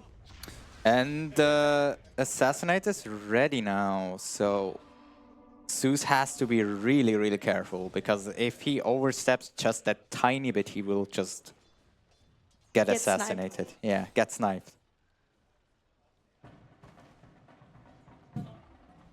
Yeah, I feel like there's a lot of weight on this Death Prophet's shoulders, because if she doesn't create the space that is needed for the Spectre and the Zeus, there is like, it looks really, really dire for Slippery When Wet. Not just because of their map positioning. Haha. But they get a kill there again on bottom. Mix it, falling to Death Prophet again. That's really what they want to see. I bet Lucky Vanilla Princess the Third's happy about that. And on mid lane, we also see that YB Domi almost has twice as much farm as the Zeus. Like, it's 40 to 25, if I remember correctly. Yeah, it was almost 40. Yeah, it's 40 and even 10 denies as well. And 26, 40. Yeah. And there's 0 denies on the Zeus, which is kind of to be expected. Like, I guess it is a hard matchup to play for the sniper, but for the Zeus, but I think it's not unwinnable. I think it's also just Shulk has to be careful not to do stupid moves, die to the sniper too often. And okay, they get the IO IO. Dies, there it is, the first Domi rotation. I just wanted to talk about that. YB Domi really has to utilize this momentum, putting the shrapnel down, and there it is, stopping the Death Prophet in her tracks. And also with the scattershot facet, of course, just classic. That facet is so obnoxious to go against because it deals so much damage, and it just... And also the slow is like, you're just crippled. Yeah, and not just that, it also like makes Sniper be able to push out lanes really easily with like 0 threat to the main to the hero, because you just put a shrapnel there and you walk away and you push the lane out really easily. If they continue like this, the timing of Feels Badman really is gonna be beautiful. Now there might, there might actually be a save now. Oh, early level in spirits. That's interesting, but I mean, it works. If I think about it, yeah, there's a lot, like there's some damage lacking on the team, so I actually like it. I usually never skill spirits on IO, but I usually also don't play for IO, so... That was also a lucky timing that the Legion was not level 6 yet. A duel there would have been devastating, so the IO was able to come in and save that. But on the main time, on the bottom, another kill for the Death Prophet. If it continues like this and Mixit is falling to the Death Prophet, it doesn't look as bad as it could be, because the DP is still getting a little bit of this action and the money, right? But that's not the ideal position where you want to be in, just like relying on Mixit dying and providing you with a little bit of money. Yeah, and I feel like, especially later when the Venge has an axe, it doesn't really matter how many times Venge dies, she will be useful. She dies and she just gets her illusion, and also... Oh, we have another death on the Death Prophet. Yeah, that is the problem now. Like, Death Prophet gets a few kills, but it's... Most of the time it's kind of low value kills. It doesn't really matter when the Venge dies, because the problem right now is that the 3 cores of Feels Badman are just more farmed than all the cores on Slippery When Wet, so... You can kill the Venge as many times as you want. If the DK still has a nice lane, it just doesn't matter that much. And there again, an unfortunate timing where no duel was ready. That must suck. When will Legion die as well? No, she's fine. Oh, makes it out by the skin of her teeth. But that must suck when you feels bad, man. So many kills, you're just waiting for this duel to happen, but it looks like even without the duel, it's super close. They get But the IO. YVDOM is showing him is up the now. cleanup crew and just cleans all of them up. Maybe... No, I do not think the DP will die here, even if there's a swap available. I was thinking about a technical swap into the forest, but no, it doesn't. No, it's not worth it.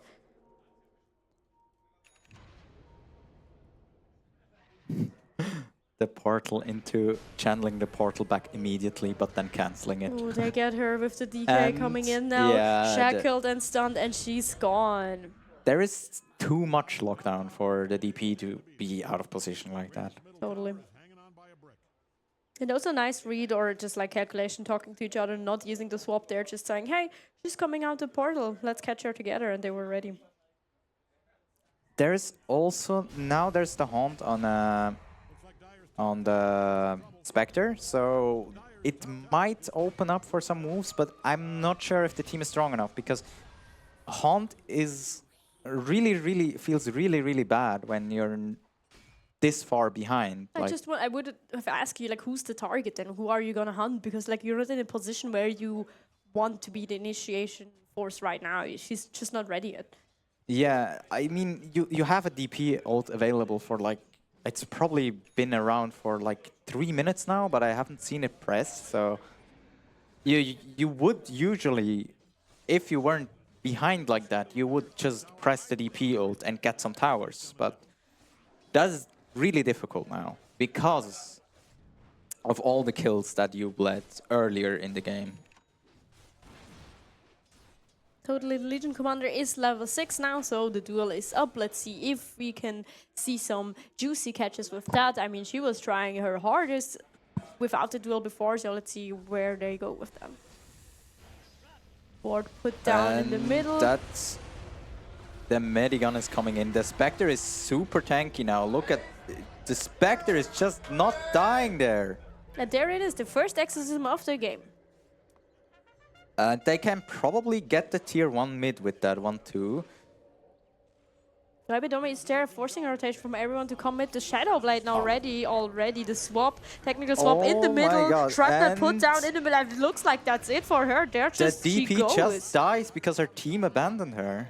That's super unfortunate. That's really not one you want to see the exorcism used to make some pressure on just everyone falling back. Yeah, like I was that. about to say, I think they can push mid if they group up as 5 and if YVDOM is not dealing too much damage. But now the sniper with a haste, and it's a kind of fed sniper with a haste. So that is really scary.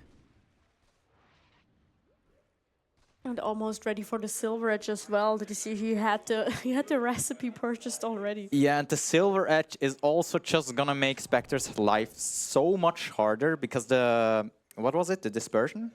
Yeah, the dispersion will be disabled, so there's like all this damage reduction that is just gone. And the Spectre will fall really quickly once she's broken. Blink Dagger queued up from Sokol there, classic. Now after that it's gonna be even more hunt potential. And already the map for Slippery When Wet looks rather small. Yeah, if they... I feel like now they completely missed their timing. It's a really rough game now.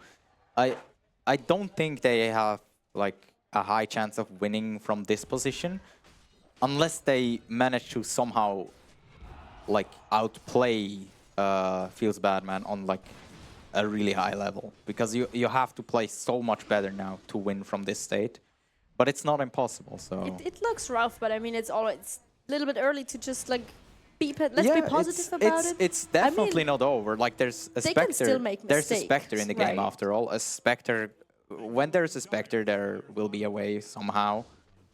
For some reason, Spectre players sometimes just win the most impossible fights.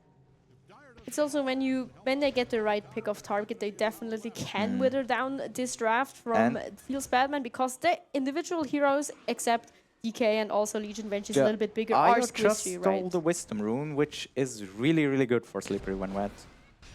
Because now they traded the Wisdom Runes, and that will be the first duel victory of the game. A nice swap into Shackles, into duel, and Yeah, there's no way of Jakiro ever living that. Especially with like the snakes or the big snake next to it. Also amplified damage there on Sokol. Really And tasty. This tower is gonna be gone. Oh no, are they turning back? Alright. YB Domi got another kill on the IO. The Venge is going for a Glimmer Cape. That's also interesting to me. Yeah, I guess most of the damage is magical on the side of Slippery when wet.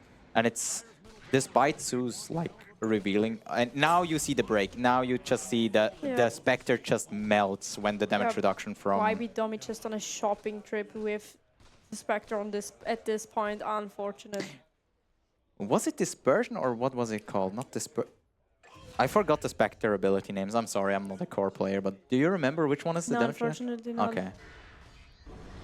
But I know what you mean. I think we understood what you meant. Yeah, Dispersion was the damage reduction. Desolate was the one on the attacks. I was correct, I think. And They're nobody already in dying there front is of the actually base. quite nice. I mean, the Zeus got picked up before out of like just walking around by Bacon, but like which is the Shadow Shaman, which was unfortunate before. Did the Zeus die? Was I Yes. not? Okay, my bad then. I wasn't paying attention apparently. It's already 2k net worth lead. That can swing around with this nice smoke coming up here. Let's see if Slippery if they catch finds Domi, someone. that will be It's YB huge. Domi. And that is actually, that is a huge kill. Yeah, Beautiful. that's- More of that, more of that. We were talking about it's being difficult from his position, definitely, but if Feels Batman make mistakes or not careful enough and just chill around they and Slippery manage- when Met do it, this is going to turn it around. That is a huge kill actually. I think that was almost like 2k net worth swing. Yes. Now it's back to 11k, but it went from 12k to like 10, 10k. It was a huge swing. So the thing is, I feel like that is kind of a mess up on YB Domi's part or on the team's part, because I feel like when the Spectre is close there, there's no way Sniper dies. But they managed to sneak around everyone, and they kind of went in between the team members to catch that Sniper. So that was very, very impressive that they found that Sniper. That's really the plays you need to do when you're Slippery when wet, right? I mean, Feels Batman lost YB Domi now, definitely not feeling good. They felt that one, but still the team staying disciplined and just pushing the objectives, not trying to save their mid laner, which is the right call, totally just still putting pressure on the whole situation, right? So you cannot let up when you're Slippery when wet. Just after this kill, you have to stay focused, take more picks like that, take risks. Not yet, I'm sorry, not take risks, don't take risks, and just stay focused on your objectives and not losing this one, right? Yes, certainly. And is that, no, that's not a smoke. YB Domi has to be careful, he's around there again, but this time with the team. Yeah, and the Venge is behind him. Now we probably see a swap save. Yes, no. Do they get him again? They get him again. No. Bacon getting left That behind. is a disaster for Feels Batman. I feel like there's... The Venge used the swap offensively, and that's why the Sniper died. There it is. There it is. That They're was a showing very us. big fumble. They're showing us we are still in this game. Do not write off us too early. Slippery when wet are here for a fight. And with that, the timings look better and better. I mean, the net worth just climbing up. Spectre still behind, but I mean, when they continue like this, 2 more fights like this and they're back like equal. Yeah, YB Domi has to be more careful, and especially the Venge has to swap him out. Like, when your Sniper gets threatened like that, you don't just swap someone else, I feel like. And your Skull has to be careful. And now we get probably this... Gucci.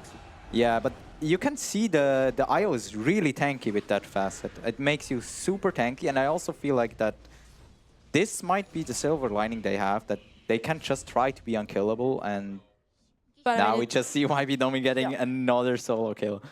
But I mean, it's also beautiful. There was the offensive swap again. It's taking out the DP. They were trying to push out the lane for this tier tower. It didn't work. I mean, they got the tower, but you know what I mean. Their push was too far. They got caught out with this offensive swap back, and it just looks oppressive. Yeah, it's certainly like it is a really good Venge game. Like the offensive swaps are super valuable, but also you have to be careful. You only ever have one swap. I mean, if you have Aghanims and Die, you technically have two, but still you can only swap one target. So you have to be careful to swap your teammate out if it's your teammate that is in danger, but you also have to sometimes swap a key target into your team so they can kill it. And that's sometimes a bit difficult on Venge. And I think the tier 2 top will fall uncontested. They're trying to do some rotations and taking off a target, hoping to find YB Domi or someone else farming in the jungle. I mean, they were not that far off, but they missed him, unfortunately, taking the outpost back, which is also valuable. But yeah, this tower will fall and this map is getting smaller. I really have to be careful. This is not the timing you want to see in the tempo, especially with the Death Prophet pick, right? You want to be the one to push these objectives. Yeah, they definitely would have liked to set the tempo, but it's hard now with like this huge deficit they have.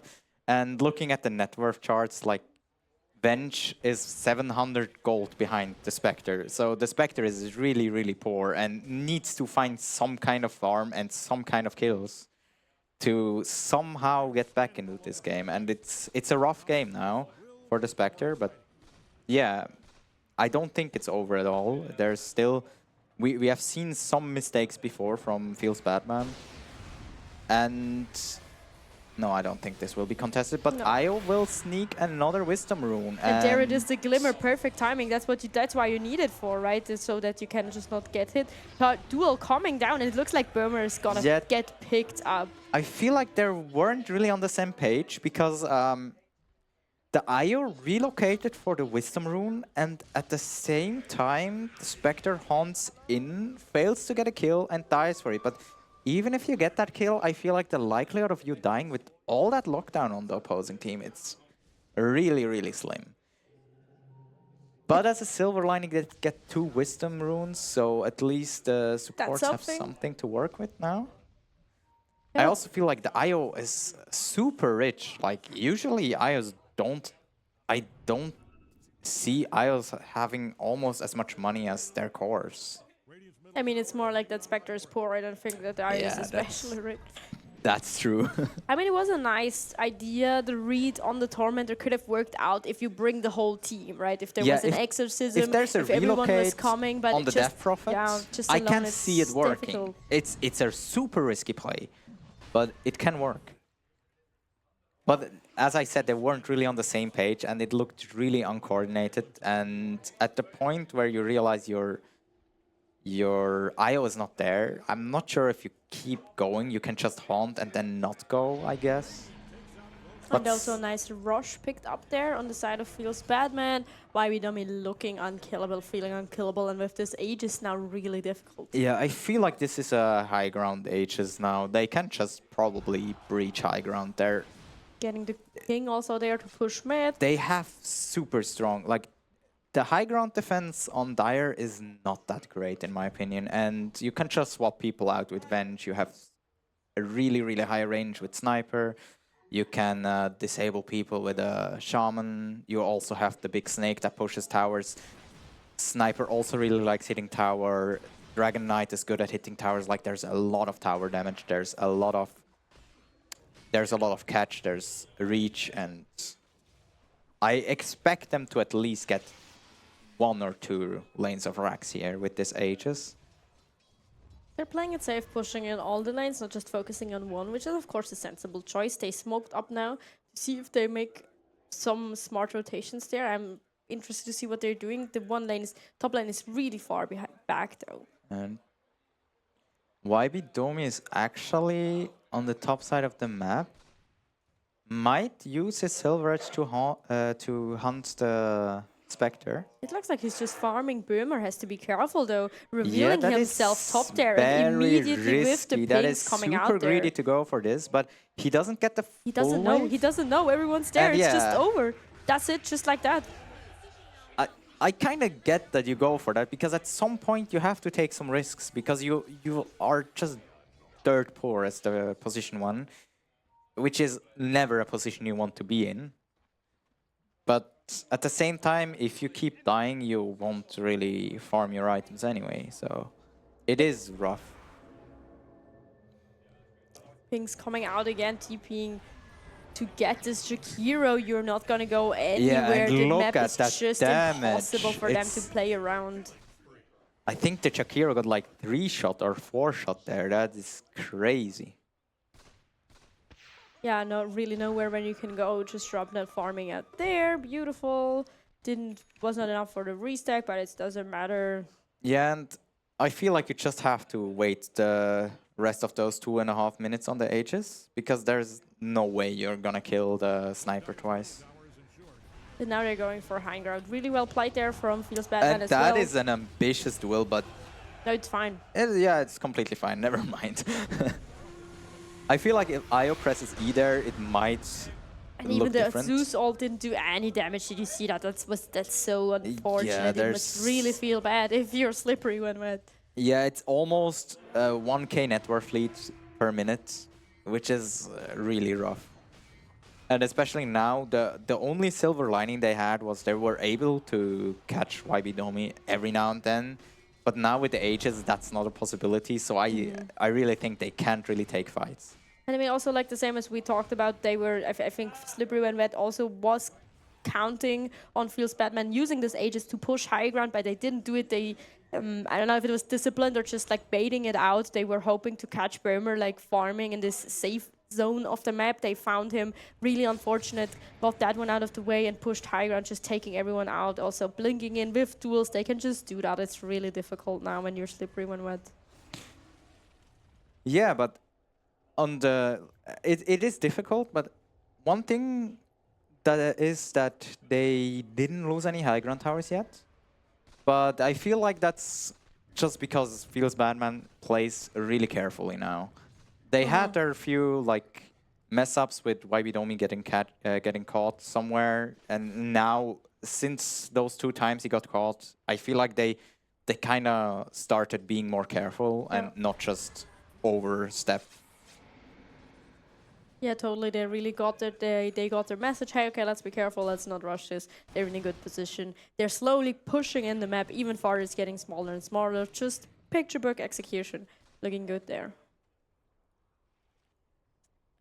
It is certainly rough. Also, the Venge has actually overtaken Spectre in farm. That looks really, really bad for you. The Spectre has had a really rough game. Like it started with a bad lane, and then the mid game where you don't really have anyone to like hunt onto. Like you have to support, I guess, but Shaman is not that easy to kill because he just shackles you, and the Venge is also not something you really want to kill. And also with the hacks, like a lot of these heroes really need to get their big spells out, right? They're not reliant on right-click damage, so this time when they're not able to do anything and just running around hurts them more because they're not able to recover like after this timing. Yeah, and it was just like during the mid game, like the main way of the Slippery when wet draft winning the game is by getting 2 points. It's like, first of all, you have to give Death Prophet a really good game so she can run away with it, which didn't happen. And the second thing is that the sniper shouldn't be that much ahead, so you can actually hunt onto the sniper with Spectre and kill him. But the problem was Spectre was too far behind and Sniper was too far ahead, so there's no way that the Spectre ever is able to kill the Sniper. So there's like this timing that has been missed. Yeah, and it's, I mean, if you do not know all of the people that like religiously and studied whatever they picked, of course it's hard to know, but I think it just shows when you give a good MMR player or just any player their comfort character, of course they're gonna run away with it, right? Especially if you put up mid, it's not the best matchup against Zeus, it's your best character, you're just gonna like a hero, I mean, you're just gonna dominate it. Yeah, and especially like a few solo kills. Mid lane is so volatile because it's like this 1v1 thing, and just one small mistake can snowball the entire lane into. But good exorcism there there, is they actually, get yeah, Bacon. the Bacon just died, but On the other side, Schlock dies. This fight is really spread out. And the Zeus bought back. Ooh, And now the we sniper's see, just yeah, standing there, getting Yule. The X has to be careful with the exorcism. The Zone's ult trying might to do actually, something, no, but it's not that enough. was, yeah. GG And is the called. GG is called. Yeah, Yeah. I don't fault them for that. That was a rough game, especially for the Spectre. But GG's to both teams. Yes, yeah. It was actually like there were some signs of life, which I really enjoyed how they went for the kills on the sniper and they actually found them. And yeah, you could see some signs of life and how it could have worked from the draft. I don't think that was an unlosable draft. Yeah, so Oh, we now have time to watch the other game playing out. There are always two games happening for the last 3 round semifinals, so let's check that one out after that. But yeah, as you said, I mean, it was nice of them to not give up, to keep hunting, like trying their targets with this hunt, finding pickups. But in the end, it was just difficult. They missed their timings, but I mean, it was difficult to execute, whatever. Unfortunate things happen, right? It was just a total stump. It's also random draft where you sometimes get really weird team comps and sometimes the best heroes, your players don't like playing them or cannot play them or are not experienced on them, and then you rather opt for like comfort picks. So yeah, sometimes it's just the nature of the game. And we went into which game is this is the semifinals of the upper brackets, what we are watching now. So let's see what can do with it. We have here is My iFlu versus Moral High Ground, two teams we have been seeing a lot of before, especially Moral High Ground, both teams showing what they are capable of, and it looks like we are early in the game. It's not that easy to say yet, but it looks like the second Wisdom is about to spawn, actually. And it looks like the Radiant have a little bit of upper hand at the moment, but it's nothing to say yet. If they can actually take that Wisdom away from the Winter Wyvern, it's huge. Because Winter Wyvern, I don't know if you know, but her innate gives all the team some more experience. I think it's like 20% for every team member. So the Wisdom is like 160% of the usual value. And they got it. They got it, luckily. So if you can take away the Wisdoms from the Wyvern, it's really, really good. But also if you can take away the enemies as Wyvern, it's also great. And it looks like a big pick of timing there for Moral High Ground. Really nice getting, as you said, the Wisdom Room and also picking up the Treant and the Tinker to trying to Clockwork, excuse me, to pick it up, right? But now MyFlu is ready to counter-initiate. Has to be careful. The Winter Wyvern really low. How far will they go until the tower? Even further, all right. They have to be careful. A lot of hunting going on here. Also, what do we say about this draft? I just realized Seldra is on the Winter Wyvern, a hero she plays a lot. So definitely also a comfort hero there. The Treant, just really good in this meta as a support. He's really strong, right? What else? What else do you think is noticeable about that? I was trying to process the drafts and I feel like there's a lot happening. I feel like those are... I'm not sure which draft I favor because it's like... I can see both working, especially like the Treant is super strong at the moment and has like this global heal and everything. And the Terrorblade is just a beast late game. But he doesn't like magic damage that much usually, and laning against the Necro can really go both ways, in my opinion, because the Necro is not the best hero early game. He is definitely killable, but he also has quite some magic damage. So it can go both ways, and we see the Viper Strike onto the Bloodseeker. Bloodseeker is running back in, and the Rupture hits the Viper. And can Viper survive that one?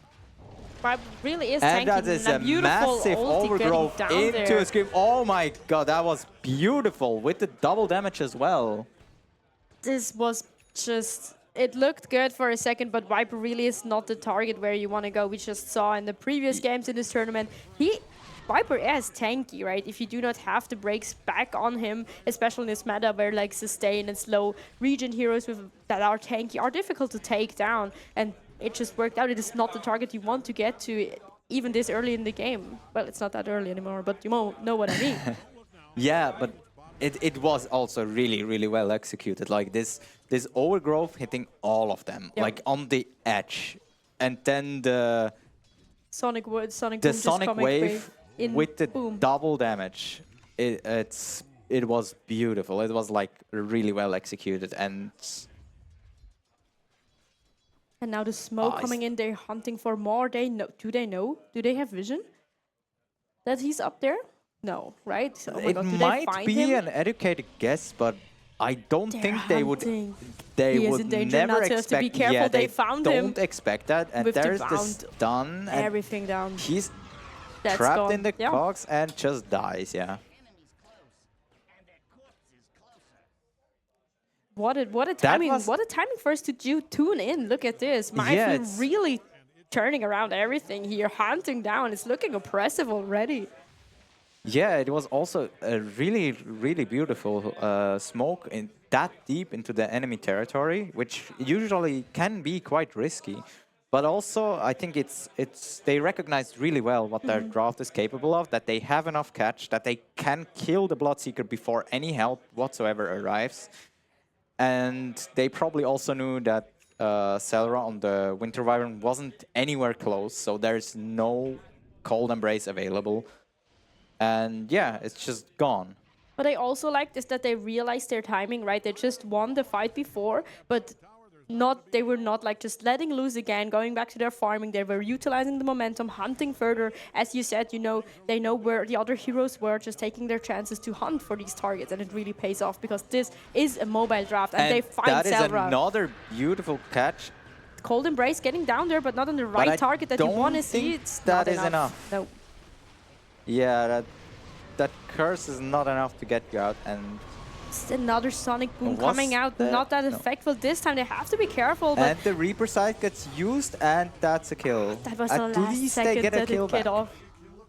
That scythe got off was peak timing. Yeah, it was really close, but I think it's kind of it evens it out a bit.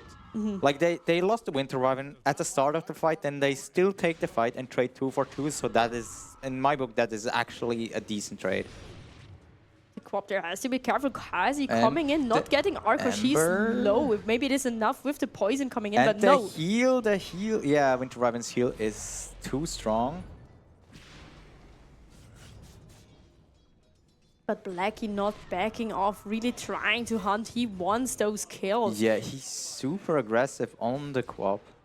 Keeps blinking in again and again. Ooh, tactical pause. Puppy pause. No.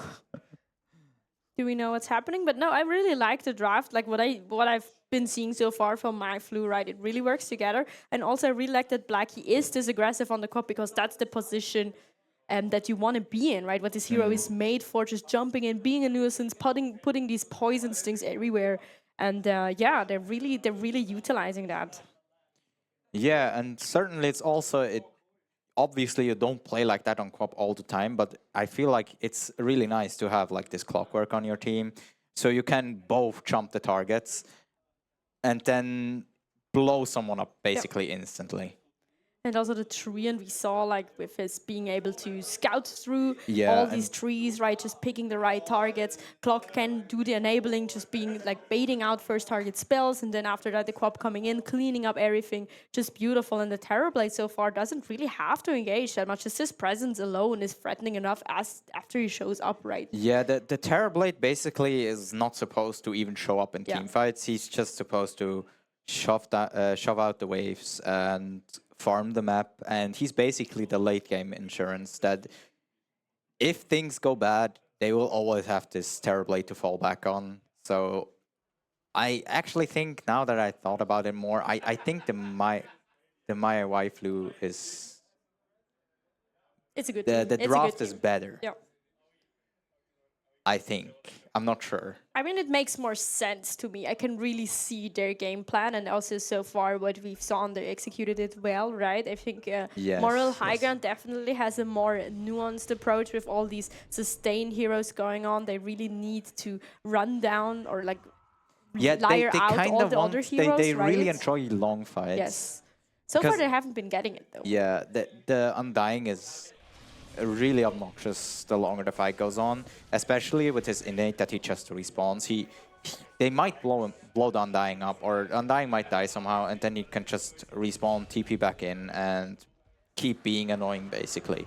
And also Tombstone is more like... is favoring long fights more because the zombies keep spawning and spawning and spawning, and it's really annoying. Like the zombies add up, the slow adds up, and at some point it's just not fightable anymore. I mean, not just the Undying, also with the Cold Embrace, right? The Necrophos, the Ethereal, just turn out everything with the heal going on. So we really want to the Necro scale also, them. you want to burst the Necro so he doesn't like heal back up again. So like talking about the sustain, I think I really can see the idea behind the draft of Moral High Ground coming together with these long fights, right? When you want to have the Bloodseeker. But right now, the timing, they're just relentless. MyFlu jumping in again with the dagger. Break applied on the and that is a again. beautiful curse. That is a... Okay, maybe it was not that great, but I felt like it was a decent curse. I'm actually surprised that the Clockwork there survives. Sarah has to be careful. Everything put down. A beautiful ult again from the tree and in the middle of everyone. They got Viper out of it, but again, everyone is alive. They regroup a little bit. Moral High Ground now on the escape. Can they pick up anyone else?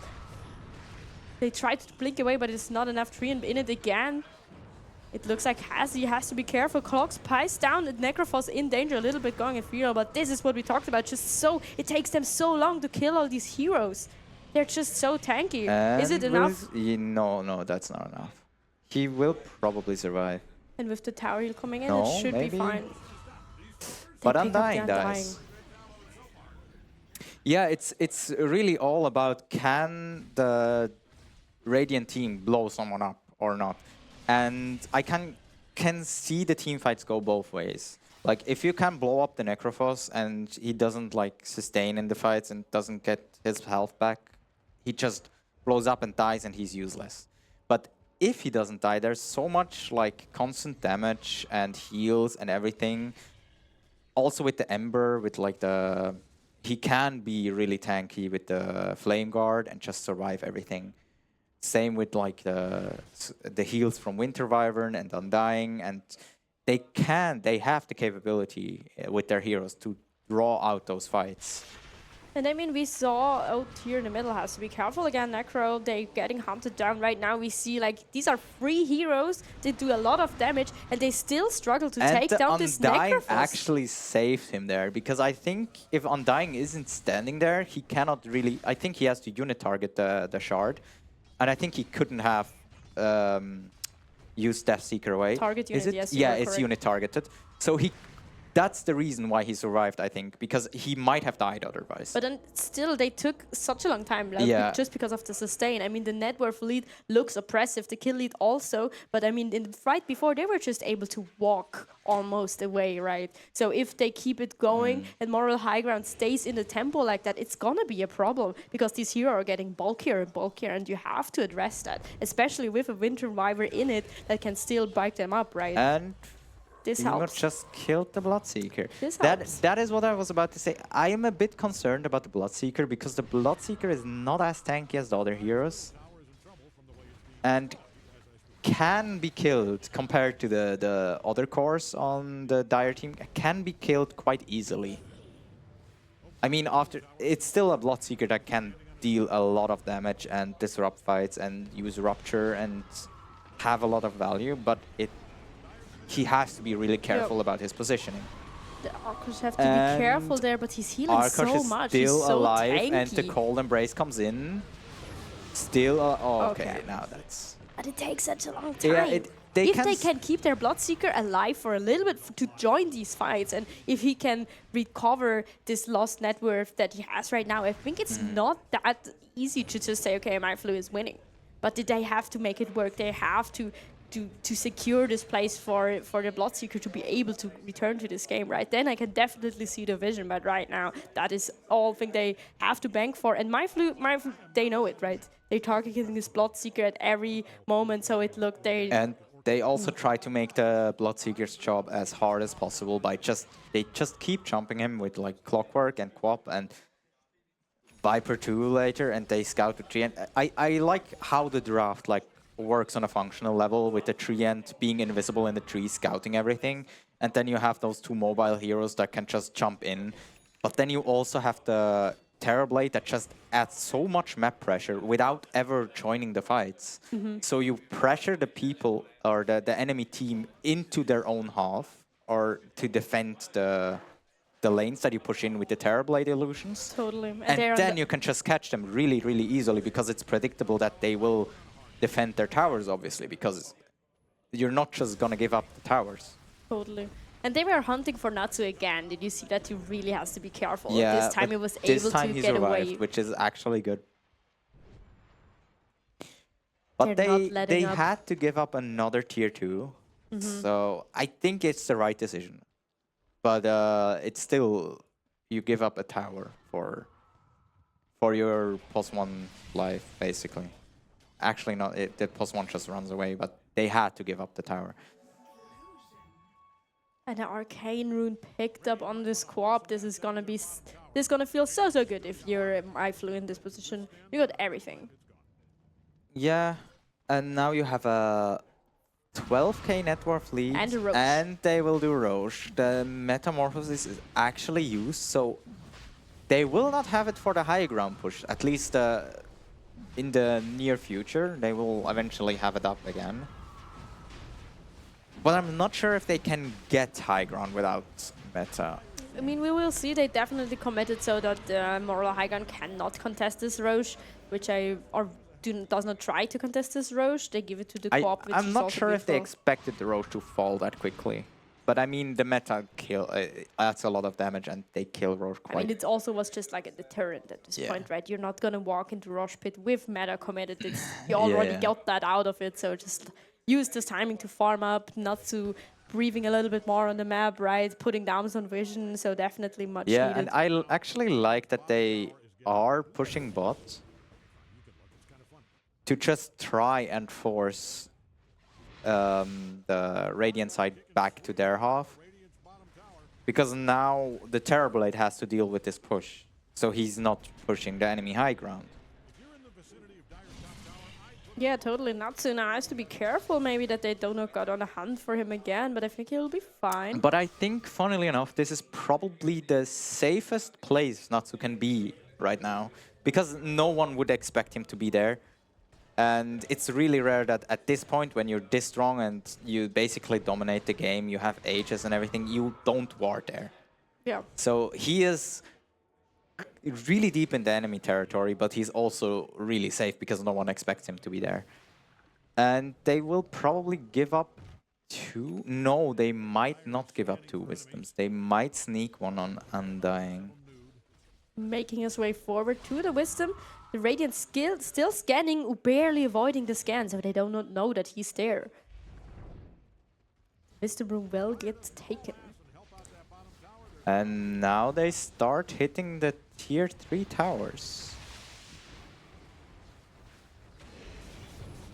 I think right now you would really like the other facet on Winter Wyvern, because that actually really helps with stalling out the pushes, because you can make the towers invulnerable and also give them damage, but that's a secondary effect that doesn't really matter. But yeah, it feels kind of bad on Winter Wyvern when you don't have it and you're losing the game.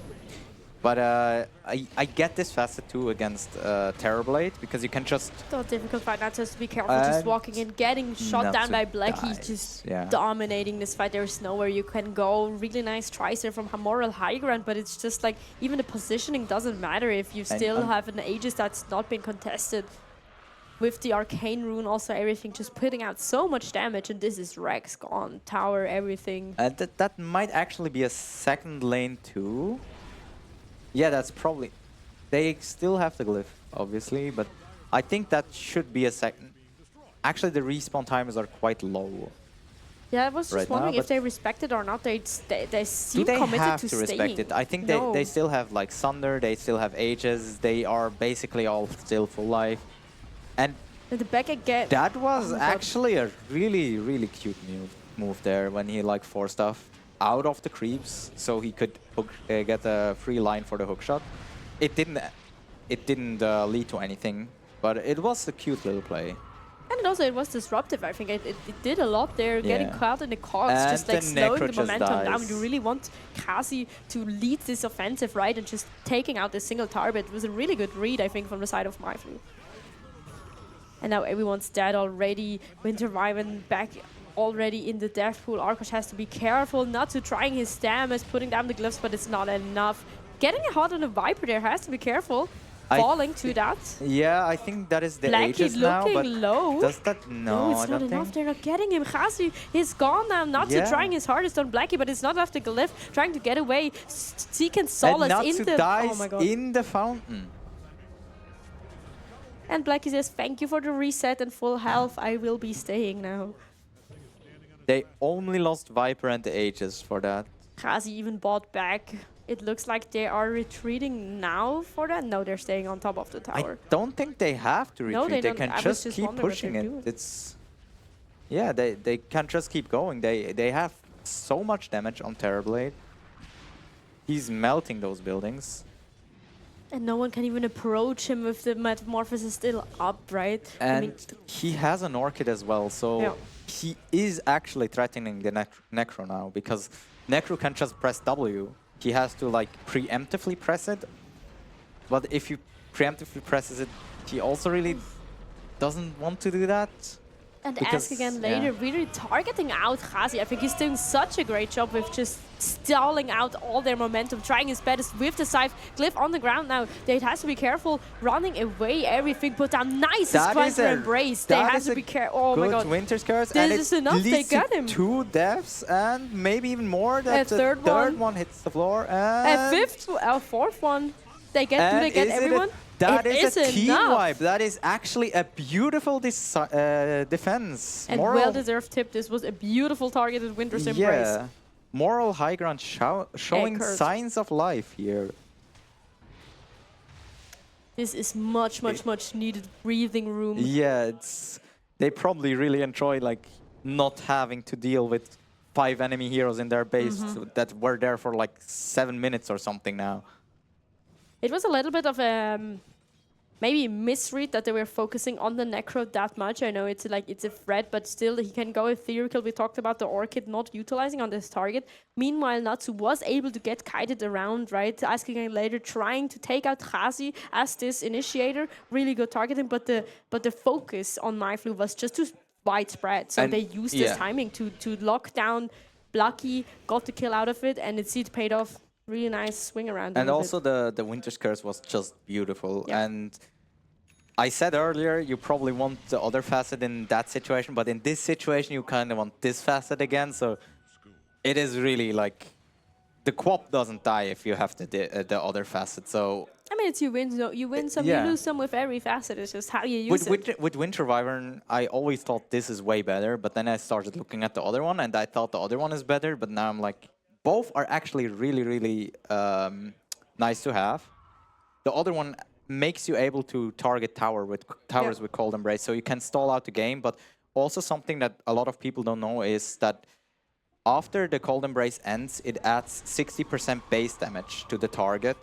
So you can just, for example, in lane, Super use it tower. on yourself, and you just outrate any other support in the...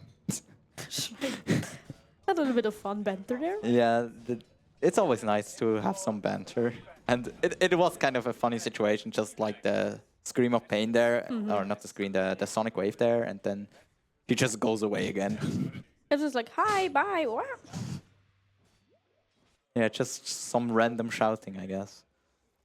All right, I mean, myflu definitely still ahead, but it showed moral high ground. It's still possible to try this around. We can really see myflu getting a little bit more defensive here, trying the technical approach again with this smoke, and they got a nice initiation That is on Khazi. That's really a good target that you want to see. A defensive fuel trying also to silence everyone with the glyph. BKB popped in now. Natsu really focusing on Blackie, and I think... Oh, it looks like it's enough. and that's another beautiful curse there. With the scythe onto Blackie, that's really not good. That's really not what you want out of the smoke if you're myflu. Now Terrorblade showing up, trying to turn this around. Devastating Metamorphosis shooting on everyone, but they are just so tanky. The Necro blinking out of it, and Treant looks like he's in danger. Really nothing you can do there. Can they also kill the Terrorblade though? Now it's Terrorblade against the world.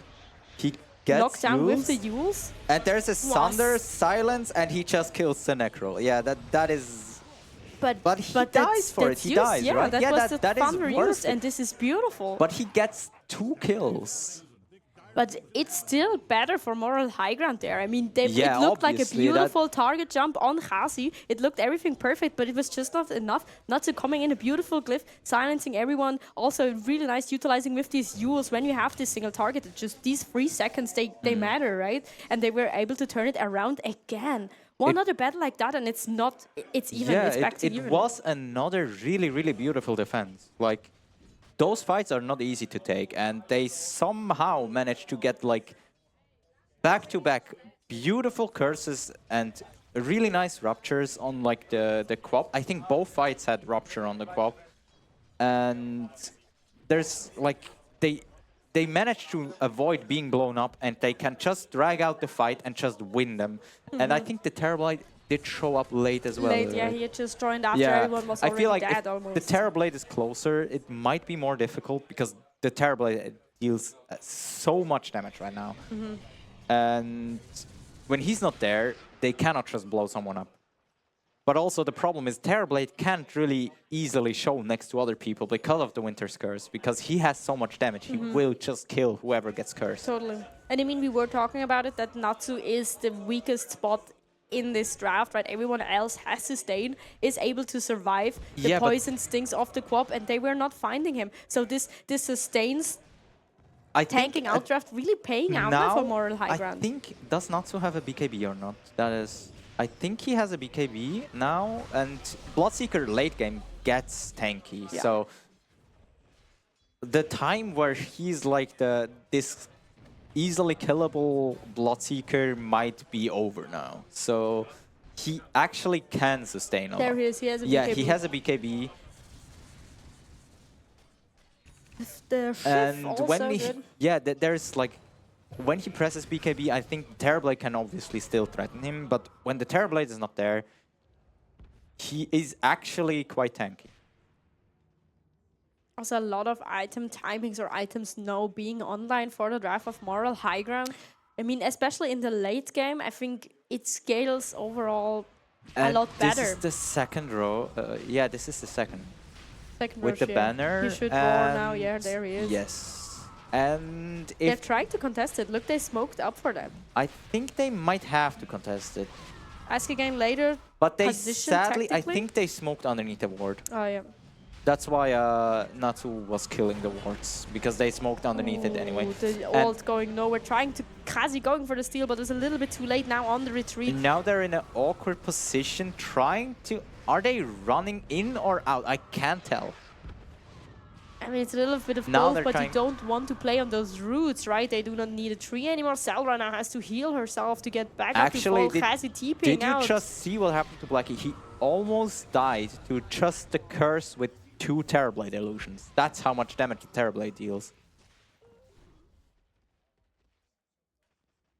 Insane. So there's no curse, but there's buyback on Selra, so maybe they can stall. Yes, buyback is available.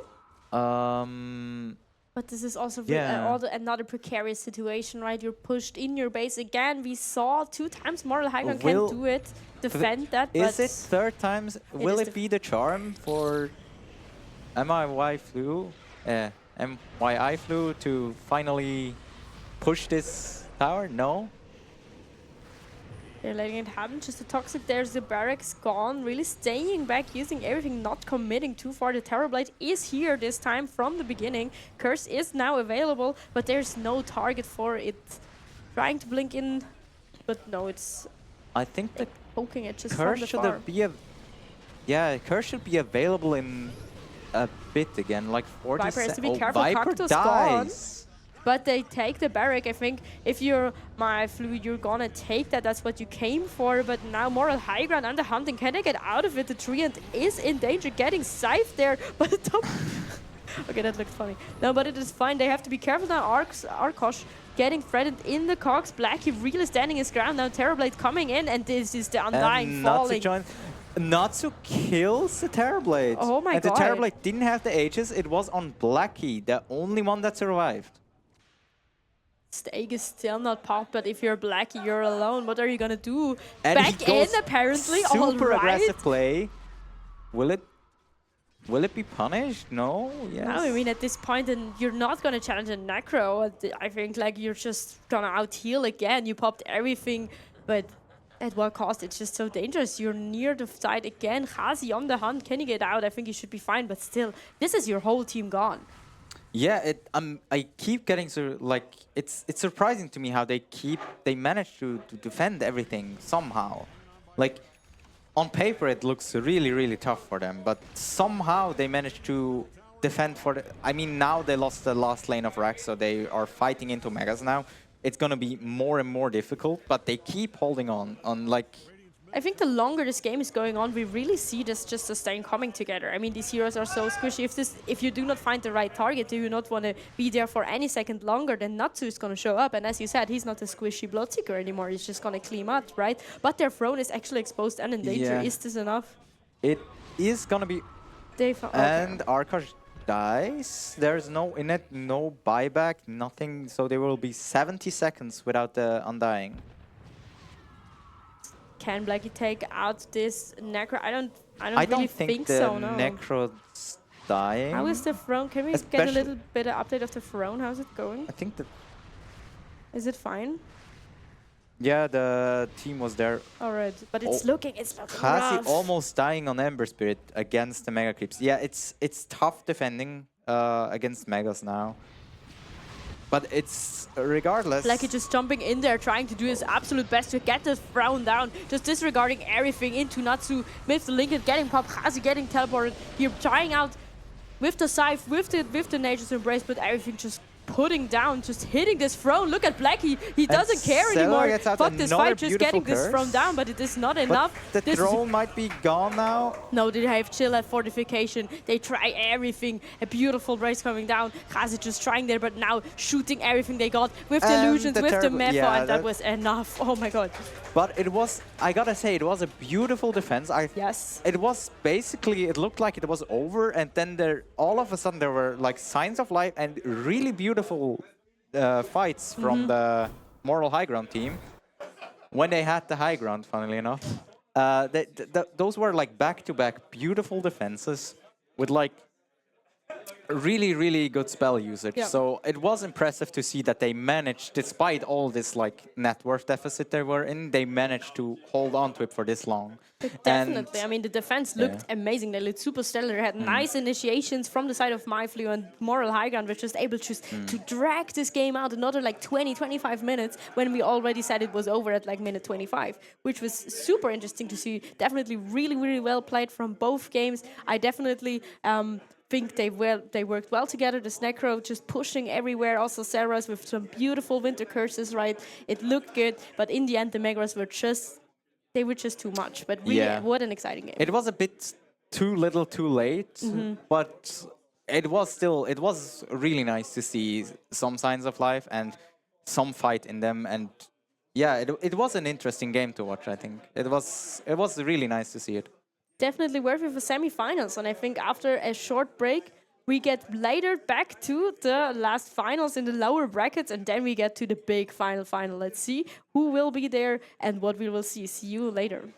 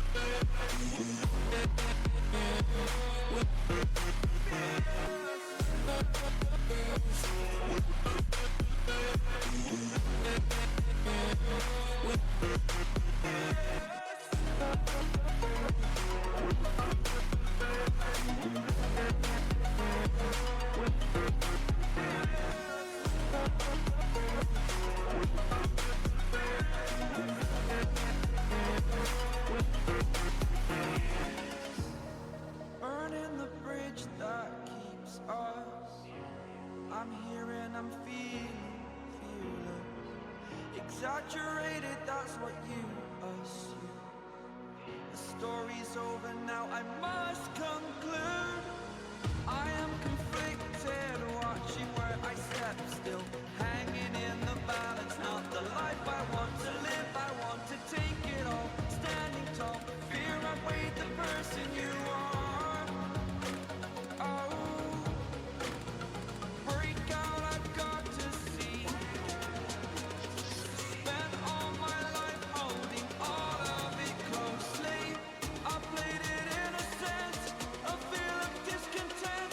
I'm finally facing it all, fearless.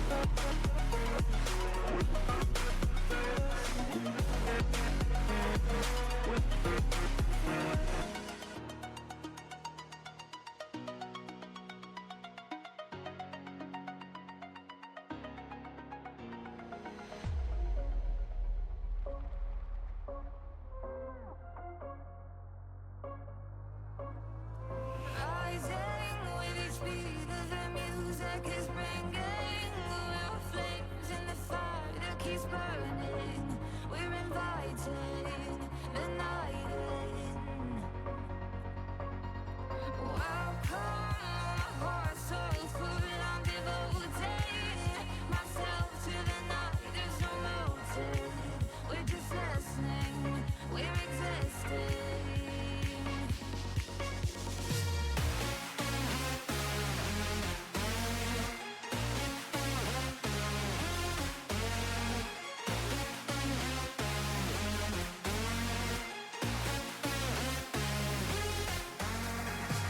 We stay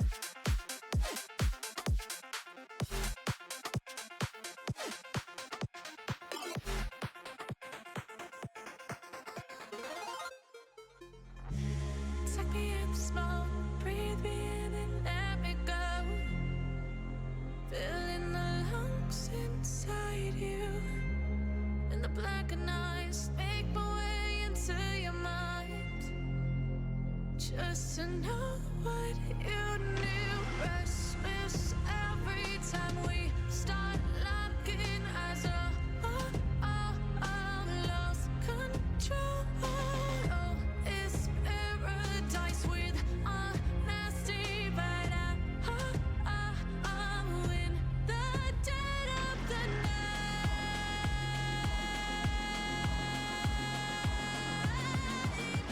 Let the darkness take control.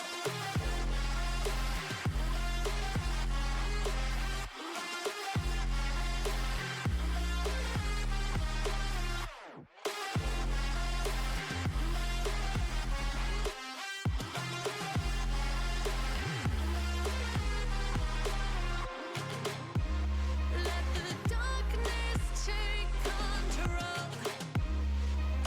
Darkness take control. May the darkness take control.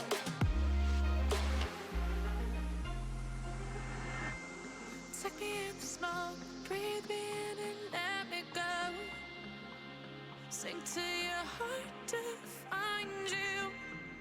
Open up your eyes till you're blinded by the lies, so you can see what you do. Restless every time we start locking eyes. Lost control. Oh, it's paradise with honesty, but I'm in the dead of the night. Teardrops on the floor.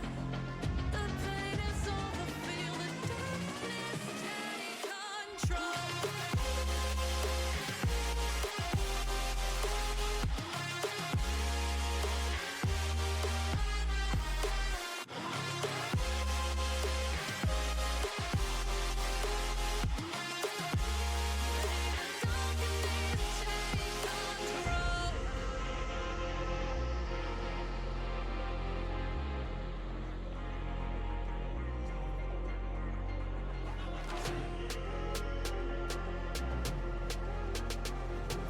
This ain't what you want.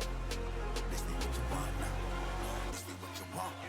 Who alive can't put me in a box. I redefine any definition you got. I am the tiger, I'm making steps to the top. The flames, I whip it up, you just gotta hand me the rock. Take a seat, you cannot stand it. All I know, the flow harder than a scotch bunny. Don't try studying me, you cannot manage.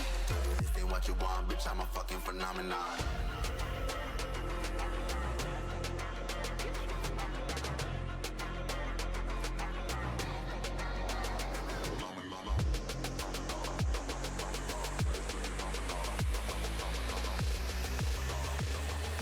This ain't what you want, bitch, I'm a fucking phenomenon.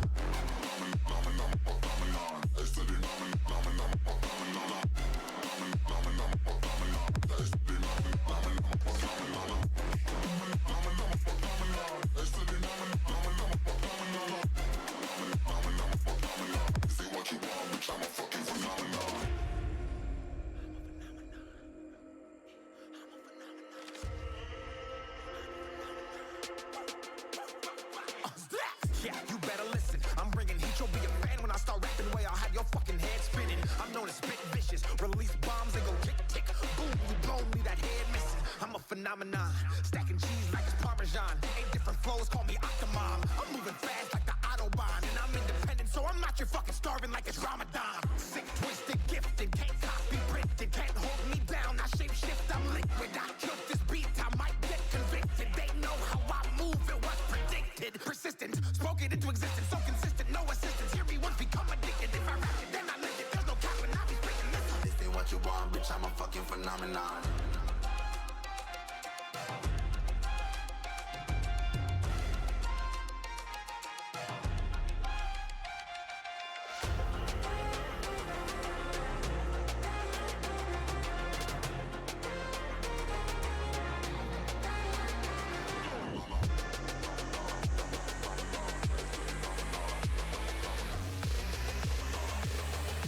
This ain't what you want, bitch, I'm a fucking phenomenon.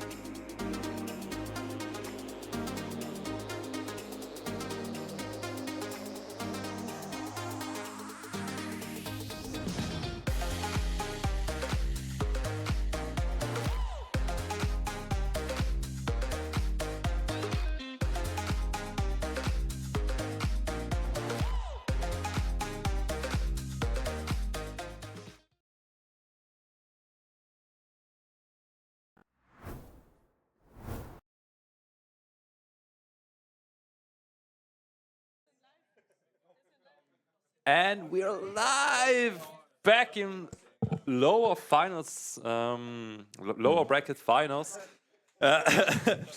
Inside to my right, and me asking later your third most favorite caster.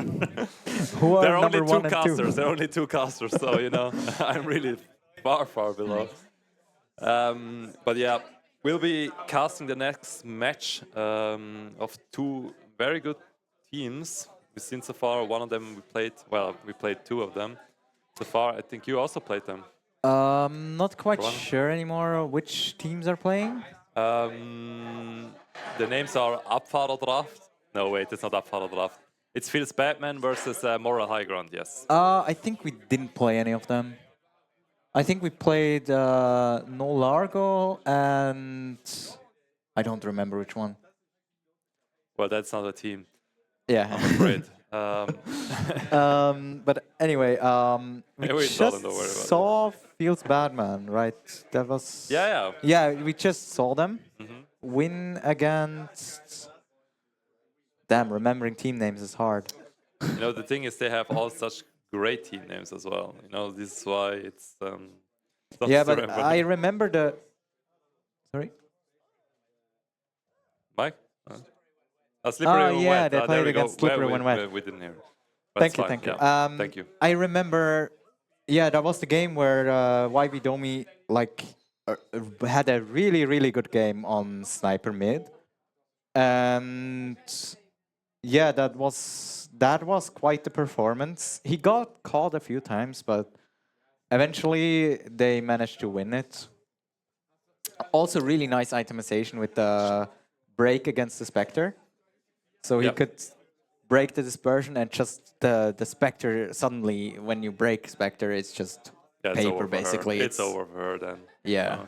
All Unless the- the Spectre is ahead, but Spectre was like low net worth because it was a rough lane, died like 2 or 3 times in lane and then couldn't catch up anymore. yeah. And just getting Spectre is one of those heroes that is in general weird to like catch up on because it's not a traditionally quick farmer, but you No. have to kind of find your kills. But then she starts farming. Yeah, you heroes. you can catch up with Spectre when your team is strong. So it doesn't matter how much like net worth you have. Yeah. Like obviously it does matter, but it's not that important compared to how your team is doing. If your team cannot get you kills and set up things, you're just basically you're a sitting duck. Oh, I mean, let's see. Because And- we're curious. We're yeah. finally joining everyone. We're quickly doing the coin toss right now, deciding the Radiant and Dire pick and first and second pick. Which heroes are you hoping to see in this draft? I always hope to see Chen because of I really course. love the hero, but Oh, we might get a Chen in I the would pool. like to see some like I don't know.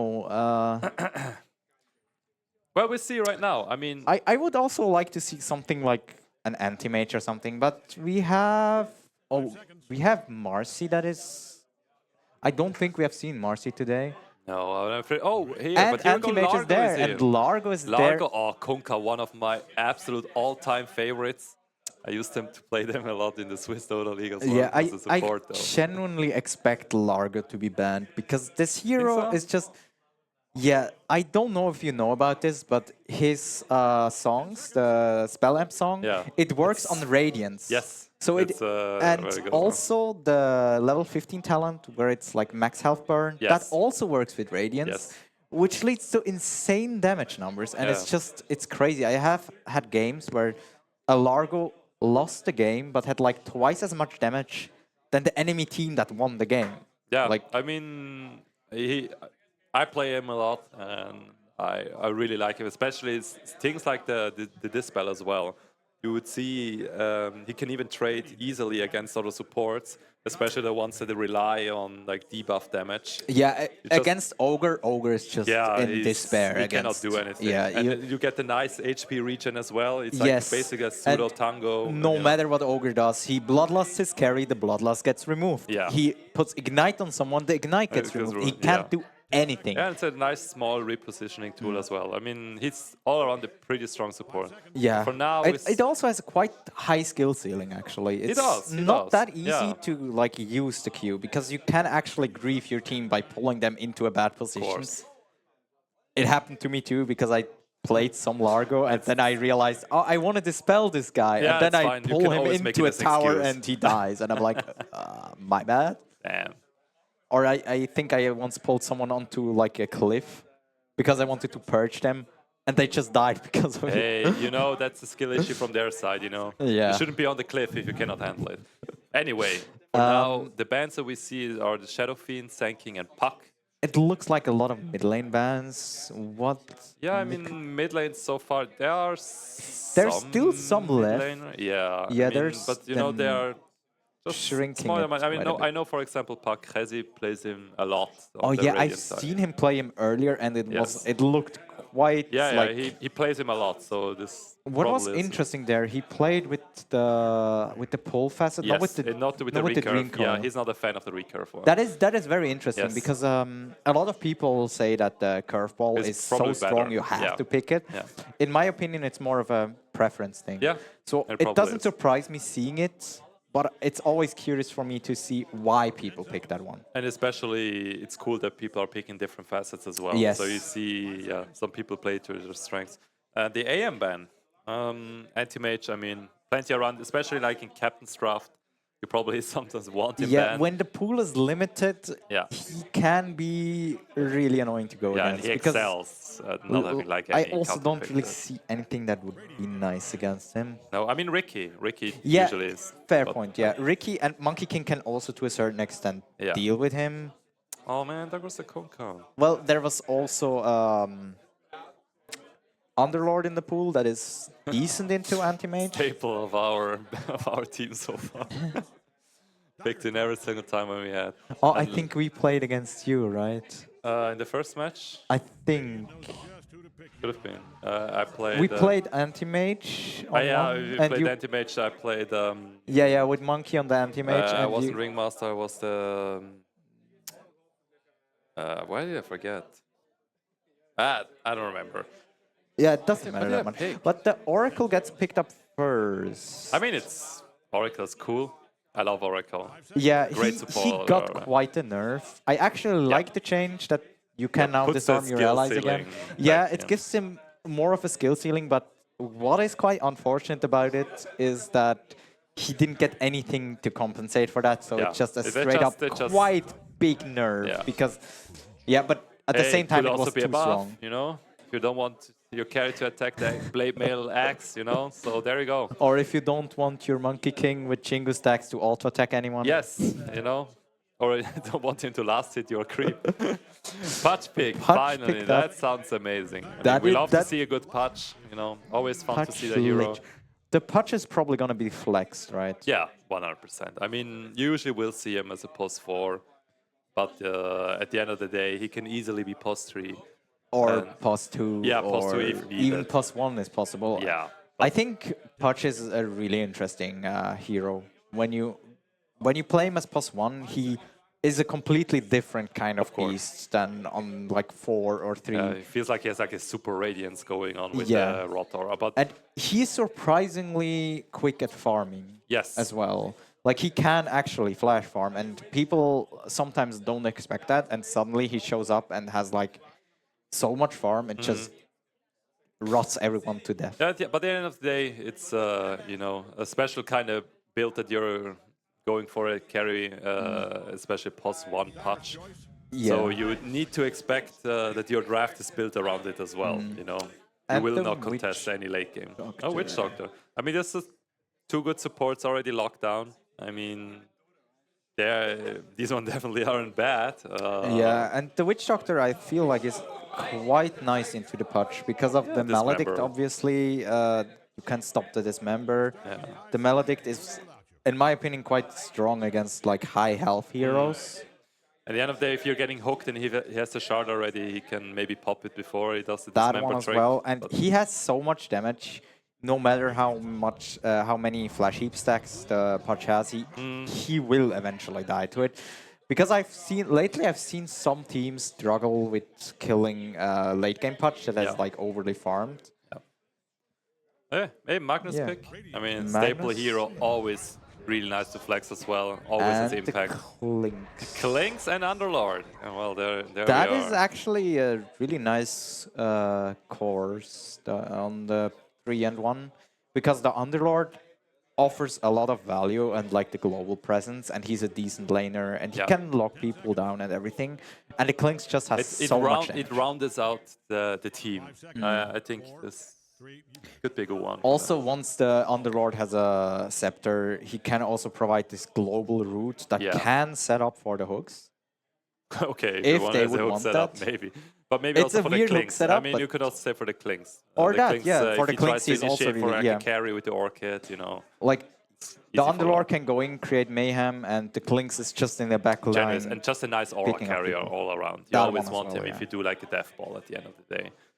And I think there's something that they're looking for, especially since Clinks is a nice tower pusher as well. So you want this nice front line with the auras going for you, and Lich also provides it with ice armor. Yeah, despite the nurse, he's still very, very good at Yeah. tower pushing.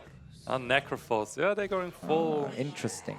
Ugh. And the Weaver, I really don't like seeing this hero usually.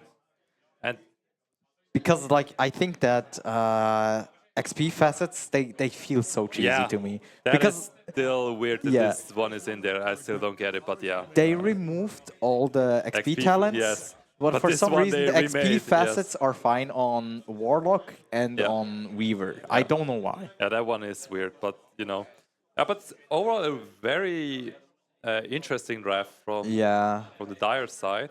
I don't necessarily like hate the Weaver in this comp, but I think it's a bit weird because he offers a lot of minus armor, but you don't have that much physical damage. Yeah. Like I'm just afraid of like because of their Underlord and Patch here. yeah, Does he will also probably like. I feel like he suffers a lot against Underlord. Yes. Yeah, I mean the AOE. Yeah, it's so big. It's so rooting annoying. field. It's not easy. Weaver really hates being like stuck in those stupid pits. Yeah, and I think at the moment, if he doesn't get like a Linken's and Clinks, for example, builds an Orchid, I think he will be easily able to solo the Weaver at the start if he rushes one, no problem.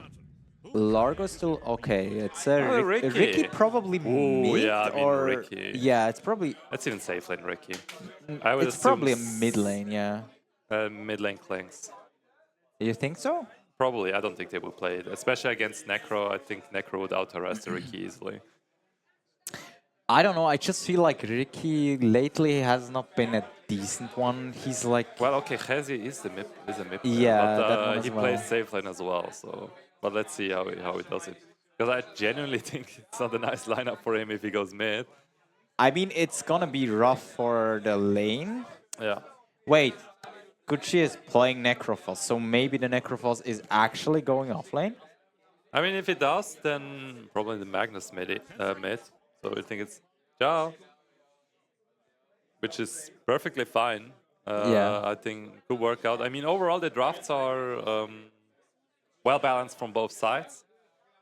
We don't have too many huge team fight ultimates. I mean, apart from like RP and like Chain Frost, but we will probably see more like singular focus. Feels Batman also kind of swapped around some roles because YB Domi was going mid last game, but he's on the Weaver now, so I assume he's going one. Yeah, could be. I probably see. But I the feel Weaver like that most is in likely general a something. team that is quite flexible. Yeah. I don't know the players that well, but from what I know, YB Domi can also like play supports and everything. Yeah. But he is also really high MMR. I feel like at some point when you're like really good at the game, you're fine with playing whatever. Sure, agreed. All right, I guess we'll head into our final lower bracket match for today. I hope everyone is around here is hyped. Let's see. On the Radiant side, we have Sarah on the Lich, Ethereus, well, what? Nefarious. Just call him Natsu. Yeah, Natsu on the Clinks, Khezi on the Ricky, Arkosh on the Patch, and the Abfaro on the Underlord. Who What do we is have? interesting is that Yeah, sure. No, go ahead. Introduce the Dire side. How is it called? The Patch actually has the Rotten Core facet, which is, especially as a support, picked less. I assume he's support. Maybe the Ricky is support, but I don't think so.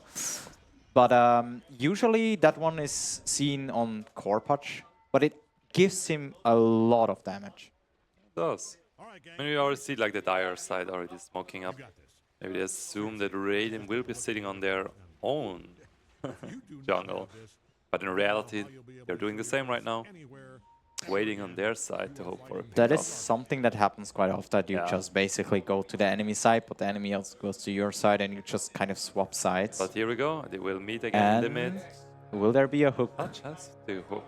I feel like the early, before the horn, is always really scary when the Pudge is in the game. And they actually got the Necrophos, but the rune was already picked up.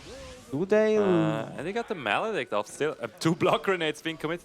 I don't think it's enough. It with the might be Maledict. enough, because Oh, no, Maledict, it yeah, will be it's enough. It will The be enough. Maledict Wow, is so okay. strong, and that's first blood. That's first blood And going to the Witch Doctor.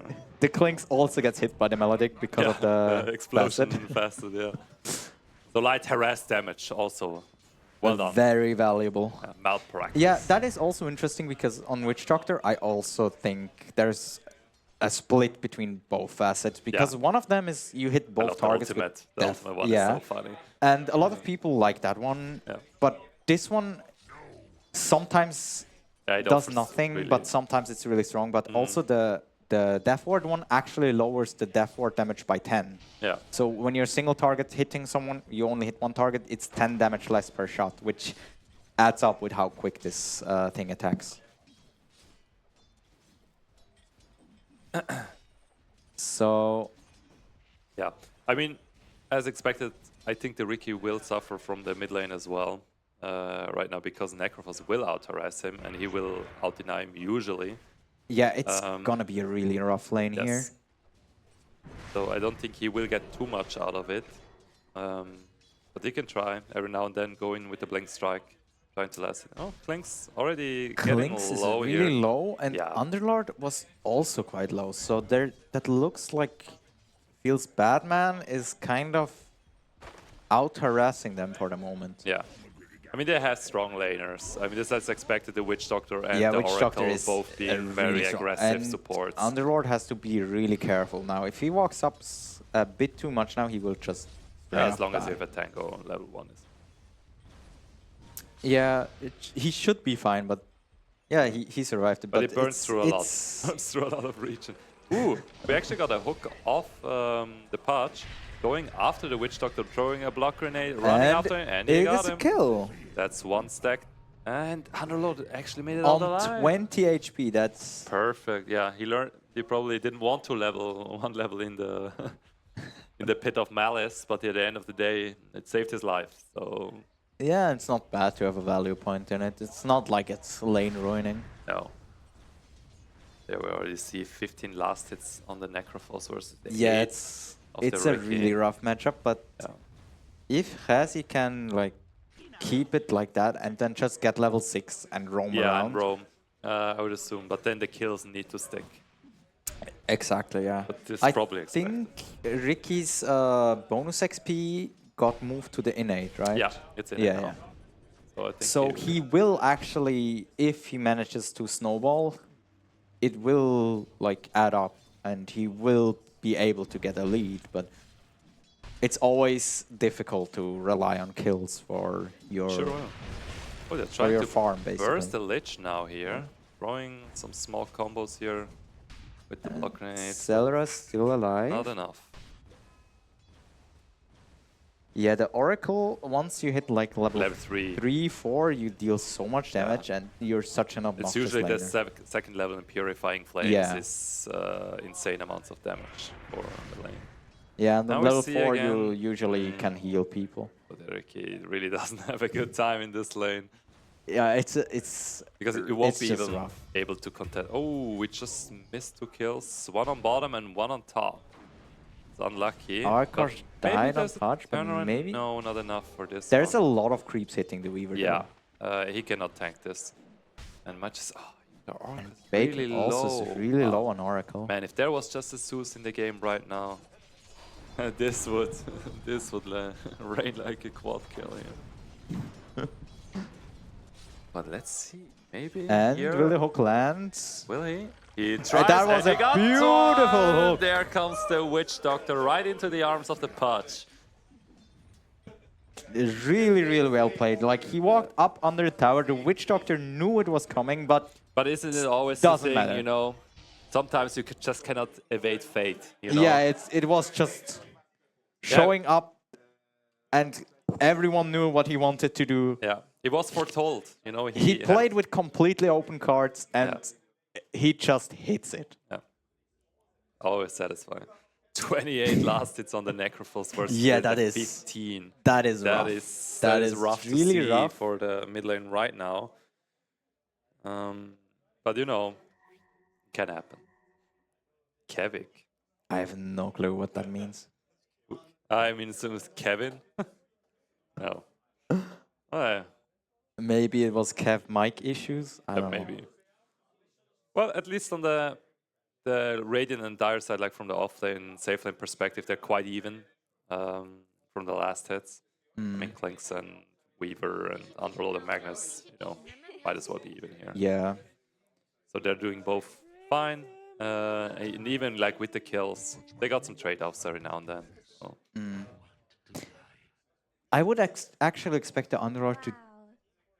Actually, he does well in terms of farm. He just often gets out-harassed by the Weaver. Yeah. But I would expect an Underlord to do well in lane against the Weaver too. I mean, he does have quite... does he? He actually has some armor. But with the Weaver bugs, he doesn't really kill them. Yeah, it's not fast enough here. Yeah, he doesn't really kill the Weaver bugs, so... But he can count on his fire, you know, the moment you have to play around it a bit, you know, that you run around it so that the Weaver needs to come closer as well and stand into the fire once he goes against you. But yeah, and we got tech support on side, you know. I think it's illegal coaching right now that's going on, you know, yeah, giving him they're getting advice. coached in how to use TeamSpeak or something. Yeah. Very illegal knowledge. It is. I mean, which is quite strange, you know, since we've been using TeamSpeak for like over 10 years now. Yeah, it's the ancient knowledge of using TeamSpeak. Yeah, and we don't like using Discord as well. So, you know, it's in our favor usually. I mean, back in the day, I still remember using Skype. Yeah, of course. I mean, but that is actually, sadly, it's dead now. Or Amazon. But yeah, it's a bit old. Well, spam some more voice lines meanwhile, guys. Entertain us. Ricky is like 3/4 of a level away.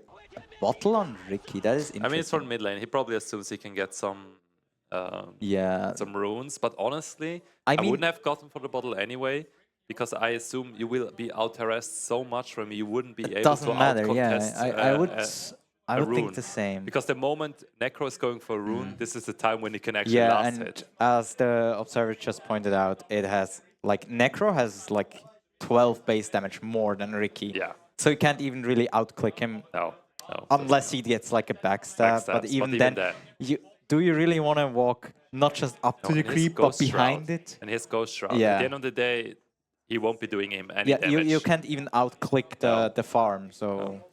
Yeah, this is why I told you I initially expected the Clinks to be mid, because I know Ricky won't be able to contest this. Clinks would probably do better in terms of farm, but also wouldn't win the lane. I don't expect anyone. There's no way, unless something like Lich mid or something.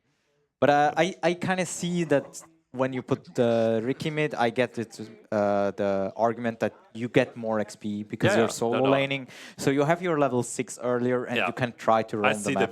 I see the vision they have. Yeah, it's really rough to play, and you have to. I mean, so far he hasn't died, right? Yeah, he hasn't died. No, I mean, which is actually a good thing. But yeah, but he's wait still until kind of Necro starving. has level 6. I mean, Necro should be having level 6 pretty soon. Just a bit more ahead than Ricky. Yeah, right now. it's not that bad. Like, it's recoverable for the Ricky, which is what you would, which is kind of probably the best case you can hope for. Like, you never hope to win that lane. It's next to impossible to win that lane, just 1v1 in a vacuum. He will just get the kills, no problem. Yeah. You know, this I will think up him. what could be a turning point in this game is the minute 6 power runes. And it really depends if the supports on Mortal High Ground help out the Ricky. Yeah. Then that could actually like lead to something. Yeah. If they get like a nice, especially now with the bottle, if they get the power rune, they can bottle like a DD or a haste or whatever. I can see Ricky getting like 1 or 2 kills off of that and snowball from that. But even then, you're not sure if you can afford right now to Yeah, the support your bottle supports. feels really. Yeah, no. Strange enough, it feels high risk to me. Yeah. Which I would never say about the bottle otherwise. No, and especially, I don't know if you can rotate the supports. Well, we are good again, yeah. so we resume the match here. Having a little show here on the bottom lane. The Weaver is solving up. Ooh, yeah, see, Ricky just got harassed. Skillful dodge of the death Yeah, pulse. but that's also a thing that you can do on Ricky. You can just, of course, you can just dodge it, but it the has death cooldown. pulse. It's quite low. But yeah, long the cooldown at death the pulse start. has really low cooldown, right? It's like 5 seconds. You know, So he doesn't even notice once he spams it.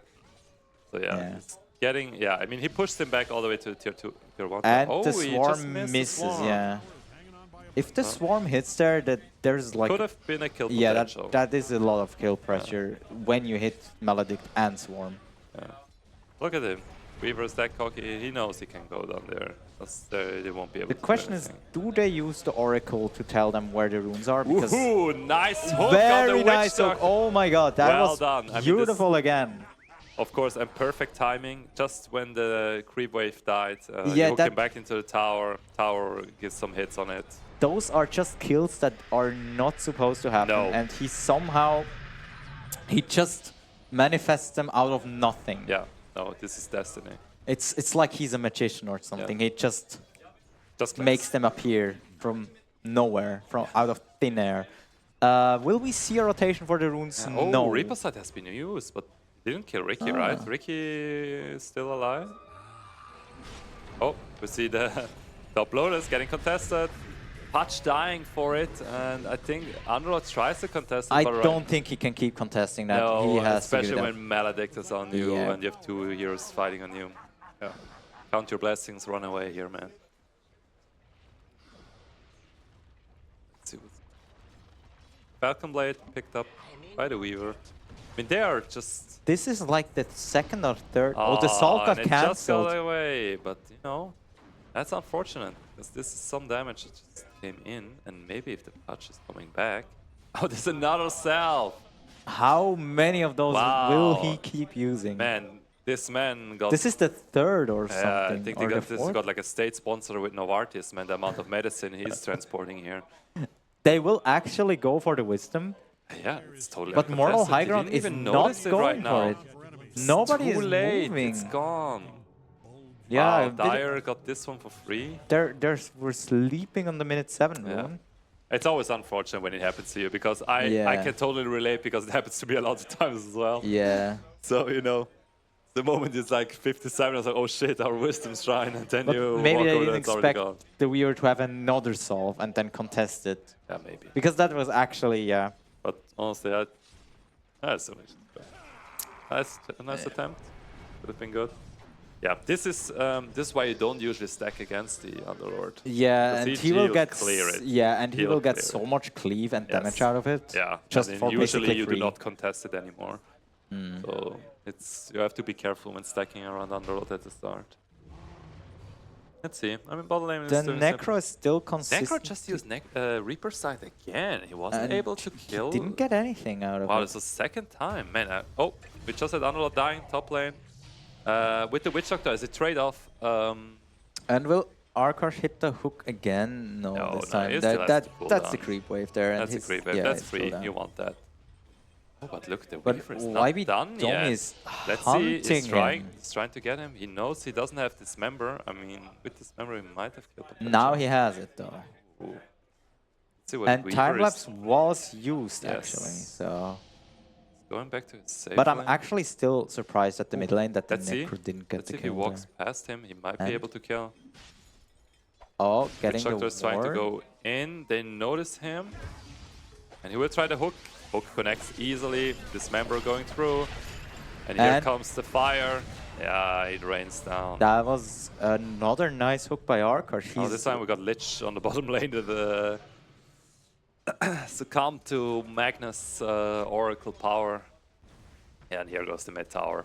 I mean, there's not much he can do. He can honestly, this is like the most you could wish for out of this very lane. wishful thinking right now from... No, he has the backup to He has to be careful, the death pulse will kill you, man! Oh no, this is a disaster. Oh no, the reach... Oh, he's so lucky. That was well close. done. I mean, they needed that, but I can already see a future where the region was enough from the kill to out-heal the rot. But lucky for them, it worked out.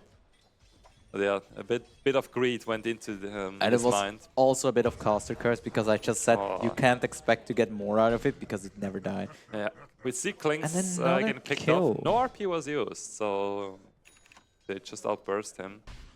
Maybe it was low before. Yeah. I mean, And it looks Oracle decided to skip his W. Decided he doesn't need the disarm, he doesn't need the magic immunity, he just goes for 2-0-3. That's unusual. I usually don't get an Yeah. additional level in the queue. You need one level of the W. Yeah, at it's least. so valuable to Yeah. have this one Yeah. point in Yeah. it. I mean, it's free. It's a free BKB. But I feel like it's just showing that they intend to be really, really aggressive. Yeah, I mean, it can work. No yeah, problem. I mean, certainly this is can work, but it nothing- is unusual. Yeah, I mean, even like dispel-wise, you know, if you want to dispel something, sure, get a lower cooldown on that. Oh yeah, let's see. I mean, they're rotating a bit back and forth right now. With the Witch Doctor coming top. Again, maybe trying to get sneaky kill on the Patch or the Underlord. And the Necro is actually farming in his own jungle now. Yeah. I mean, it's been pushed a bit back, but you know, he's still Has still Radiance last hit soon, leader, no problem. And he's coming back, getting those 2 last hits and then going back. Oh, we see Underlord engaging on the Oracle. Oh, meanwhile, we had Touch dying as well on the side from the Weaver. They cannot get him as they do not have any more slows. Oh, I'm afraid. Oh, Wait, Witch Doctor came back through the Underlord Yeah, portal. I think both And of reverse them gang- went through. And the RP And that following is a through, beautiful and here RP comes and the skewer Fate Sealing. into the Roche pit. Oh, Roche. Let's see what Roche is Oh. doing, but it's not enough for this one. And Ricky sneaking 2 kills in here right now. Let's see if he's able to do it. That should be the blink Magnus is strike. walking around. No, Oh, yes. he's really- Will the scythe? Oh, he's really trying now. No, How unfortunate. Well played from the Magnus. That was really like... Man, what a juke potential he had there. Yeah, this... It was beautifully played, but This it is feels really bad for heartbreaking, Ricky yeah. right now. This is heartbreaking, yes. At least he got 1 kill out of it, but yeah, the second one, Yeah. that is unfortunate for him. But I think if Ricky manages to stay in the game, he will eventually be extremely valuable because he just messes with Oracle's That game dot, plan they so are much. going on And the Clinks right the now. They got Clink- plenty of dust. Maledict popping through. Here comes the damage as well from the Oracle. They will burst in no problem. But right now they will turn around. Oracle ultimate has been used. Will this save him though? I think he sustains way too much I think, damage. yeah, he's But they dying. might also get the witch. No, the Patch. Will he survive? No, here And comes the Magnus. Magnus, yeah, that... Shockwave thrown in. Let's see what they do with the Lich. Lich still has ultimate, so could they be able to turn around? But I don't think they're looking for a kill right now. I feel like Moral High Ground went in there a bit one by one and not together. Yeah. And that's why they kept like... I mean, these were like reactionary TPs as Yeah. well. I mean, they had to. But yeah. Fortunate timing a bit from their side as well. The Underlord pulling the creep wave away. Setting some tower pressure here. But I think Weaver is still doing very good farming here. It's going for... Underlord is going for Greaves. Greaves? That's fine. Yeah, it's I mean, probably... it's the usual build. I mean, the armor is perfect for them as well. As well as a self-dispel. Like Oracle I'm just shenanigans. thinking if there's something he really wants to dispel, but I Maybe an don't Oracle think route. so. Even then. You know, I think the AoE heal mana, Yeah, I mean, it's probably really, mainly for really the a heal, lot. yeah. You shouldn't especially can be a clutch heal against Necrophos when he's trying to ult. Yeah, So and also against there's a lot of missing health damage on the Witch Doctor as well. Yeah, so yeah. I No. certainly think it's. I mean, once great. he gets pipe, I think he will definitely get a pipe next. Yeah, this the will pipe really lowers the Necrophos damage output. overall so, on the so much. Dire side, Dire is very magic it's reliable. heavy magic damage. Especially since Magnus is also going the build with the Q, Mm. which gives a shockwave like this bounce back. This time they're getting their shrine. I was like, not this time again. We're standing by for the 40-minute shrine. So they're not losing out on this one. Some juicy stacks here. And the Weaver has this farm item now, so I expect the network to shoot up a bit in the next few minutes. Going for the Ricky. Ricky being revealed right now. The Following Melodic up with the missed Melodic, though, but so it might still be he enough still damage. dies. The Oracle damage is so high. Oracle got his level 4 on the Yeah, the level Purifying 7 Flames. Oracle power spike Yeah. is so huge. It's like, it's so much damage. 360 times 2 usually with the Fate's Edict. You know, this is enough to burst any. Oh, we got a hook on the onto the Magnus. But Nice maybe but there's that no might follow-up lead right to his now. own death. Skewer was just barely missed around here. Yeah, but he still have dies enough for that one. damage. That is sad. Witch but- Doctor is dying though to the Klings. He was sacrificed. So at least they got some gratification out of it. But you know, I think no RP was committed. Yeah, still have. So we got Radiance online on the Necrophos. 15 minutes, perfect for him. And soon the That BOTs. is a nice timing, yeah. And once he And has TP BOTs, boots. he will be a menace everywhere on the lanes. Yeah, and then he can also match the Ricky roams. Well, this was a bit too early there, Necrophos. Yeah. Was an attempt, I mean, could have worked out. If he but- couldn't jump to that creep that was still there, maybe it would have worked, but yeah. But I tried to save him, was not And enough. maybe, no. No, it's not enough, but nice attempt. Wait, is the Lich Frostblast circling around someone, is that dispellable? I just don't saw know. it Yeah, get I would dispelled. assume That why is didn't it very bounce over? interesting. Or maybe the duration is very short at level 1. This could No, also be. it's 2 seconds. That wasn't 2 seconds. I think the False Promise dispels, and apparently it Maybe can hard dispel the dispel. Lich ult. I didn't know that. I didn't know that either, but I just saw it, and Yeah, I thought it's as well, where is it very, very bouncing? interesting. Did you know that the high five is also dispellable? That You is can, insane. if someone They high need to buff fives, you that. can Oracle Q them and dispel the No. high five for the maximum BM. That is insane. Because I I've didn't seen know that happen as well. It's really funny when it happens that's because like- people think you're like BMing or something because you're not high fiving, you're Man, just imagine dispelling your it. high five being dispelled. That's just a But blow to morale. What I wonder now is, does Largo get the region if he dispels it? This would be a That would be very really nice funny. bug. That I would don't be think this- super funny. Yeah.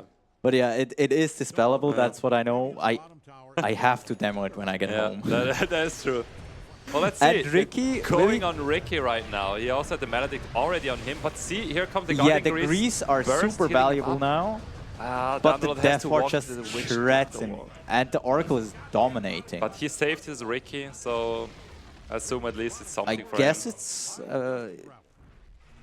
Not optimal. I mean, he got his Yeah, diffusal it's blade okay, right now, it's okay, so yeah. I assume he can now be able to kill Witch Doctor and Oracle, no problem. I mean, that's plenty of damage for him. Oh, Sarah getting run down by the Necro. Let's see. Yeah, if the Shockwave coming in, this is a Yeah, free this facet Reaper on side. the Magnus is so strong. It deals so much damage. It's I mean, they have it's heavy one of the magic best damage facets right in now. my opinion. It's crazy how much damage it deals. Once this is fully leveled out, Yeah, it's a and huge power spike.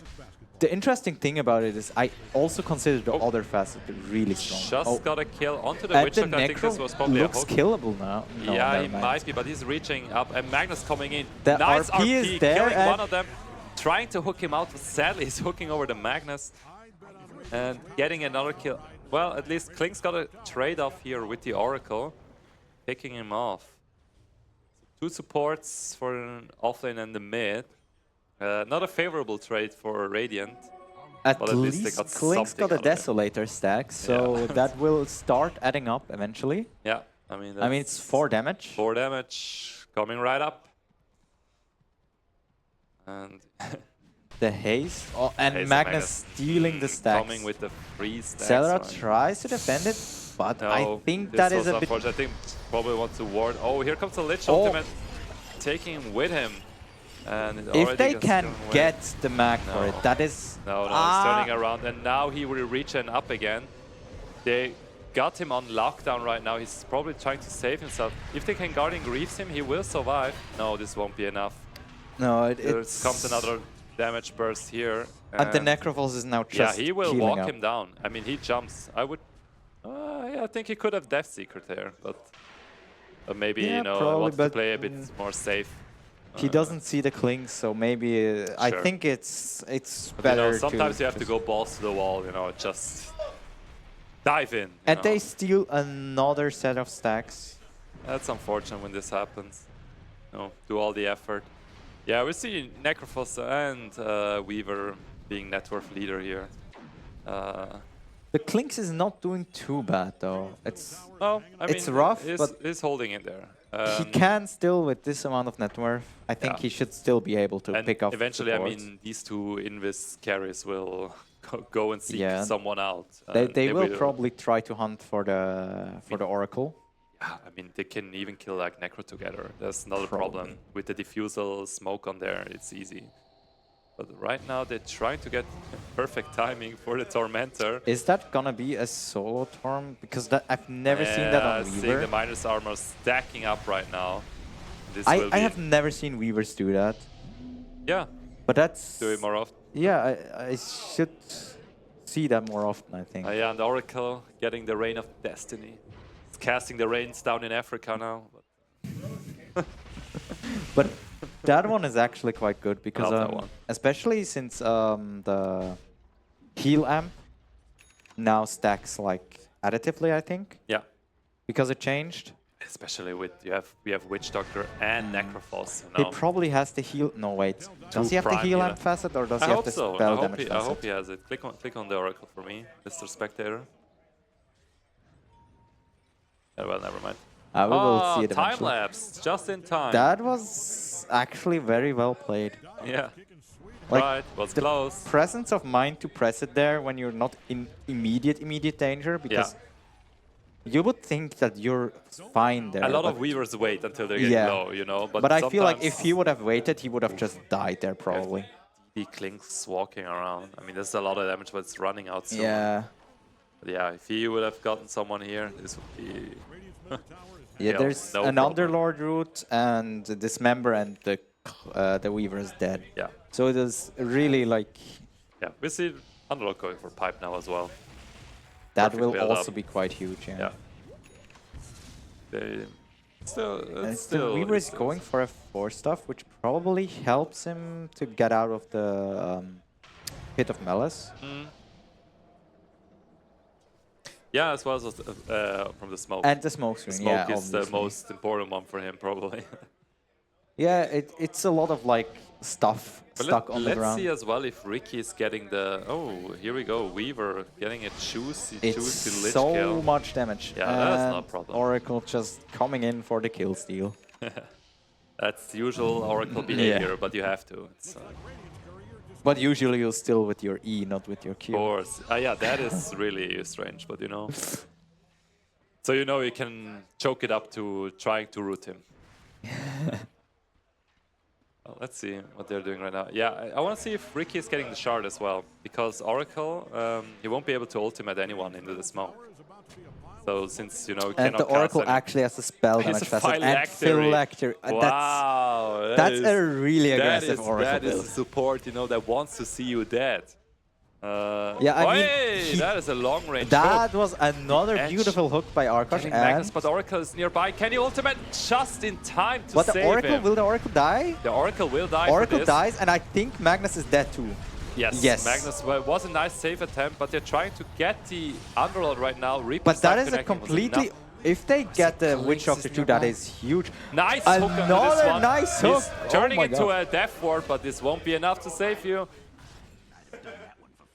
And Radiant actually favorable trade here. Yeah, that- losing the Underlord for both supports as And well. Yeah, look at They're offlaner, so look at the punch damage. Look, the Pudge Yeah, dealt so much damage this fight. Very, very almost nice hook more into than the tier Clinks. 2 tower. This was unfortunate. It was just at the end side of the hook, so, you know. Yeah. And I feel like the right clicks from Pudge with that facet, they also add up. They now he hurt hits. really bad, especially in long fights. Weaver has the 4 stuff now, so he probably will be fine against Ricky. Yeah, I can even save some of his mates now.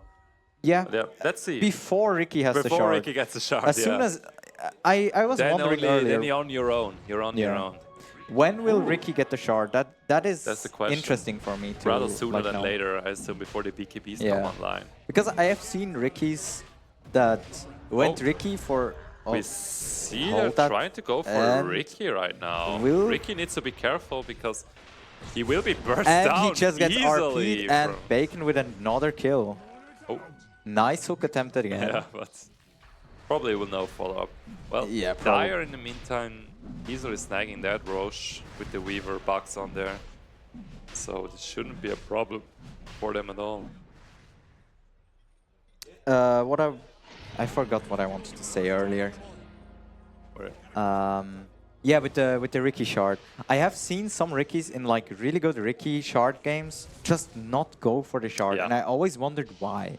Because it's like I think you're it's playing additional it to minus armor, no? Yeah, even additional 5 minus armor. yeah, and it completely messes with the Oracle. Oracle Yeah. cannot use false promise.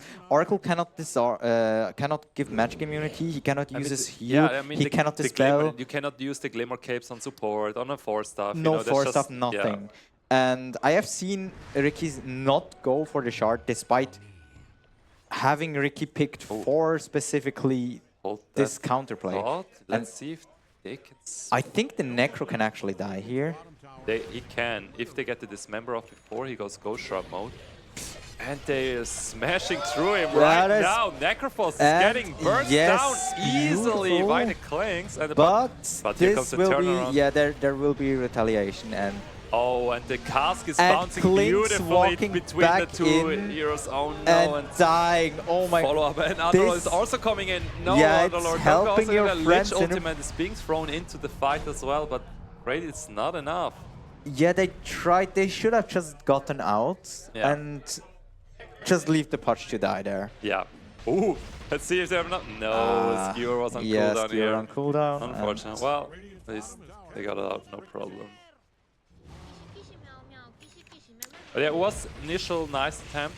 Oh, but yeah, the Dire team Witch was ready Doctor, after the Witch kill. They all Doctor dealt TP'd in. so much damage. Yeah, the Maledict was, I mean, the cask was in perfect distance as well for the stun, so, you know, just 2 targets. It's always the Witch Doctor dream. Yeah, so. and it's all just because the Clinks walked back to Yeah. try and help. If he just walked away, there's Yeah, no way but he dies. we also all get Yeah. this. We can all relate here, you know, you just sometimes want to help someone because you think, you know, might can turn it or something, but... Yeah. But I think the play itself, just getting that deep while the enemy team has Aegis, was actually a good play. Yeah. It was. It It worked was out really for them, good. no problem. So, you know. Okay. Okay.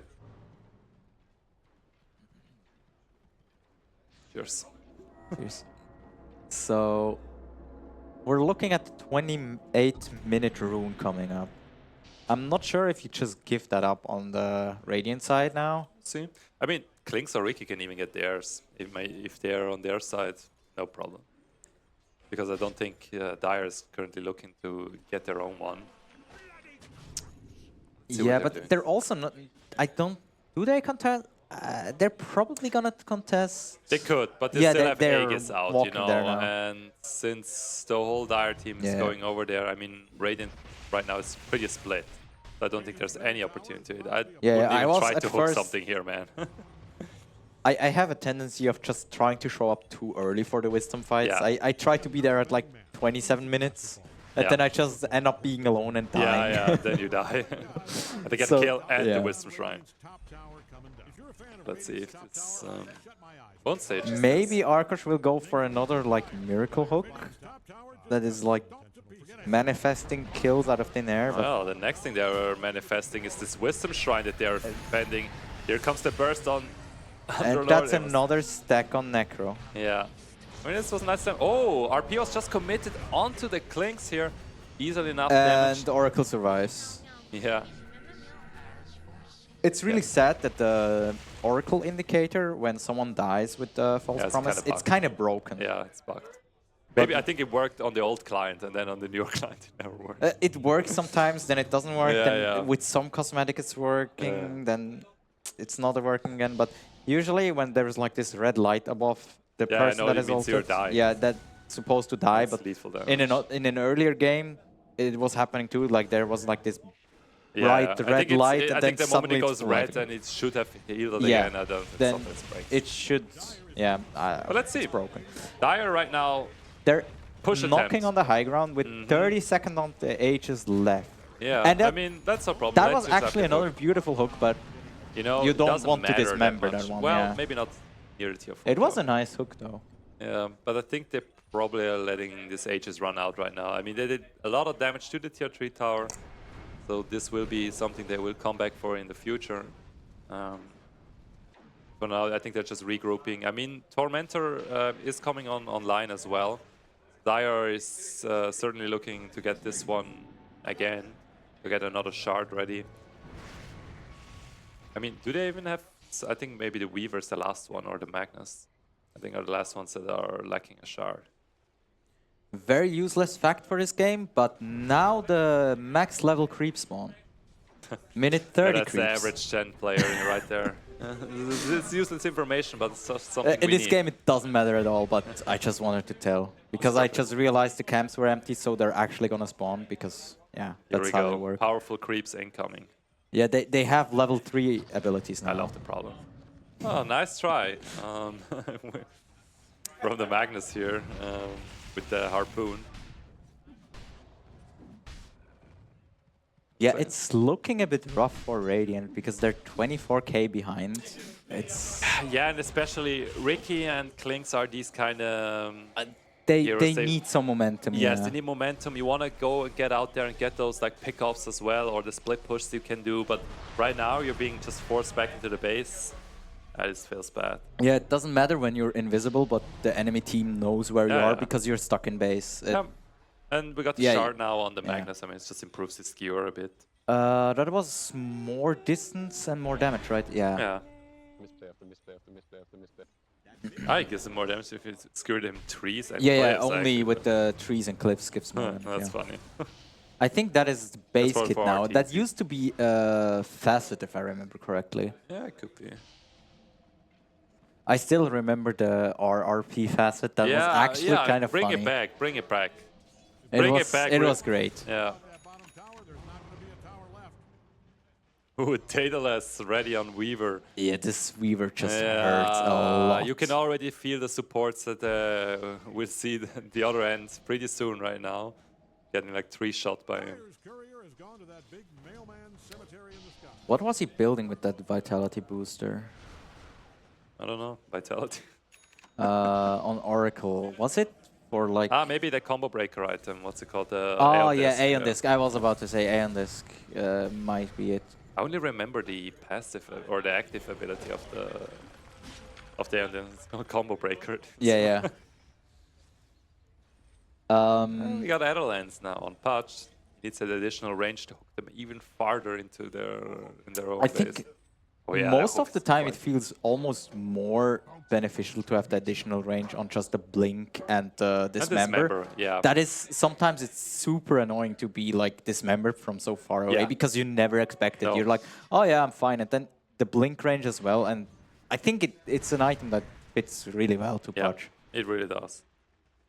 So let's see if they can leverage the it. Wind Waker. That is actually Man, the very moment, good. yeah, the moment you're getting in the smoke again, you know, or these kind of heroes that try to force you somewhere Yeah. in, you know, you just Wind Waker and go out there. Very Yeah. nice pickup.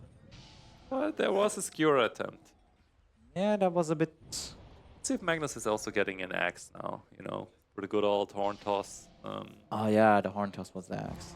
For some reason I see Magnus all the time, but I don't remember his like shard and his scepter. Usually the games are already over then. I just remember the RPs I get hit with. Yeah, you're always on the other side.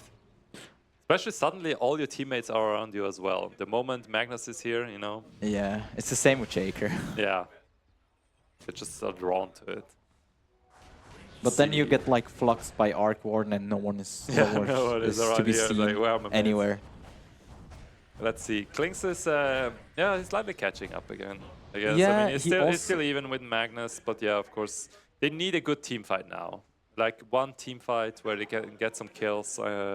Yeah, they on the Radiant side. can. I'm not sure if they can easily kill the Necro anymore because the No. Wind Waker really gives him so much survivability. It's one of I think it's one of the best items in the game, but it's super expensive. Yeah, for a reason. You Yeah, pay yeah. such a huge recipe on top of it for such a nice effect. Yeah, and it feels almost like a get out of jail free card. Yeah, it And usually it's does. like I mean, the moment Nullifier is online. fair point. Yeah, Nullifier also Yeah. a really strong item. Yeah, then the Wind Waker doesn't do much. Yeah, of course, waiting for the next Aegis here, which are And he tempting to gets get. disarmed. So they shouldn't have that much of a problem. The Bucks easily lowering the armor here. And let's see, I don't think Radiant can contest this. Yeah, I mean, don't it think you falls should way either. Too fast as well. I think Radiant's main hope is to just stay high ground and hope that Arkosh hits a few more of those like random hooks that he seems to keep getting. Ooh, but I but don't right think he now can he's hook walking anyone if he... into the And that was... And the skewer is oh just my enough. god, that was an emotional roller coaster. Holy shit, yeah, but you see the damage That that the was- Weaver is doing. Yeah, Wow. insane damage, and then he almost gets out, and then Yeah. barely gets hit by the Barely, skewer. barely. The Horn of Magnus. Just here in the right time. Canceling your TP, sending you the other way back. Casket. Yeah, and Weaver also farms really quick now. It's like Sure does. he's also so quick on the map because of the Shukuchi, yeah. Let's see. I mean, let's see what our two Invis heroes are doing here. Klinks needs to eat some more creeps because he ran out of it. Yeah, it's hungry boy. He lost like 400 health just now. I think Ricky on top is cutting the lane right now, or being a bit a nuisance. He got a Manta style now. Yeah, Aghanims, I think you might need it as well. To jump in like yeah, Punch or into yeah. Underlord because he cannot sustain himself. Or And he got the shard actually. He has the shard, yeah. I assumed as much. Yeah. I know Khezi is a fan of the shard as well, so... Yeah, it's a really it's a good strong pickup. shard. Especially like I like playing like those.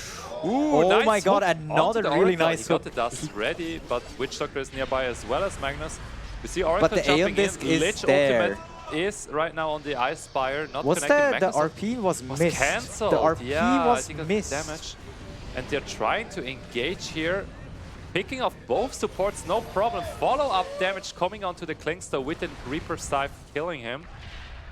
Let's see what Radiant is doing here, just stalling them out They a bit. But traded the supports they're for going the... after Oh. him, and you see Weaver still hitting like a truck here. But the Glimmer is also really valuable because it just removes that detection. stupid bug from Weaver. They usually don't carry that much detection around. here, Yeah, and especially you on- have to dust before the Glimmer is pressed if you Yes. want the bug to stick. But they still have the Aegis online. I Yeah, mean, they should still be fine, but that was another really nice hook by Arkosh. Sure was. He's playing a really he has a really nice game this yeah, week. we can say at least the hooks The connecting hooks very are well. crazy. Yeah, it's getting good pickups here. Oh, maybe they just saw the Weaver through the Sentry Ward as well. So, well, I think. Do you think that someone on the Radiant side should get a Nullifier to deal with like the Necro and the Eventually, Aether yes. Lens? But I'm not sure if Lynx or Ricky is ready just yet. Yeah, think they I might as feel well like need a BKB you really as well. want one, but you also I don't think they can afford it, right? No, it's a luxury item right now. But even like the problem is it's so obnoxious that Wind Waker can be used on allies as well. You can't really ever burst anyone if they just group Unless up. they're in the And oh, another nice great hook. connecting Oh my god. And he just Easily gets blown up burst down. instantly. Oh, follow-up damage coming in. Lich ulti being committed right now. But onto he's the magic immune Weaver. because of Still has Oracle. Aegis. He still has Aegis, so The they have to be Fate's careful Edict about just completely negating the entire Lich ult. Malice is still doing And damage, why and they're Domi's popping the Aegis though. Yeah, Aegis pop. Can they Nice attempt. follow it up? Smoke cloud is being used here. They And- notified him, pulling it oh back my in god, that easily was enough to burst the Weaver. great play. Following it up here. Ricky going in, Smoker again. At nice the dismember, long pulling him range back into the dismember. smoke. Magnus couldn't ult. BKB being used. RP is still online here. He might have an RP opportunity here. RP That on was one a hero. nice RP. Getting pulled out there again. I have to say, like, Arkosh Yeah, is... but look at the follow-up here right now. Nice And Reaper he side attack, but survives it's the not side. enough. Smoke is coming in. Oracle here, maybe he's trying to save him, but it's not enough because Ricky is jumping in into the back line. Magnus pushing him back forward, bursting him down with the skewer. And now the cavalry is back here, and Necrophos. That is a buyback on the Witch Doctor, though. It is. But I think it's worth it, probably. Yeah, sure is. I think they're following up right now. But they're lacking the tower damage, though, since Weaver isn't online. But nice save attempt. Oh my here god, from that is beautiful. Very well played by Arkosh here. Yeah, he is really having a super. Time He of is his life now. Yeah, it's. Let's see if he got another He is one. just. Oh my Witch god, he is Doctor coming in.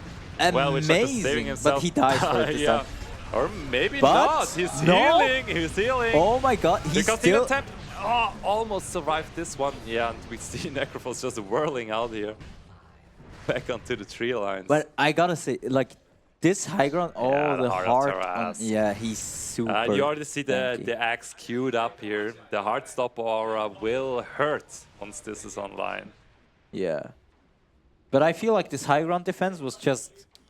They did It very relied well, on Arkosh very hitting those insane hooks, and it Yeah. just keeps happening. Just another rune again? Yeah. No, they're doing well. Double and rune for the. They didn't lose the tower as well. So, you know, Yeah, they're doing very well. He's playing out of his mind this game. It's back-to-back crazy hooks that just turn the fight. And they walk in with past each other. They Careful just. though, since Magnus is coming nearby, and they know he's here. He's farming the creeps right now. Let's see if they go after him. They have a gem, so he is visible if they're getting close. Yeah. Some comments here.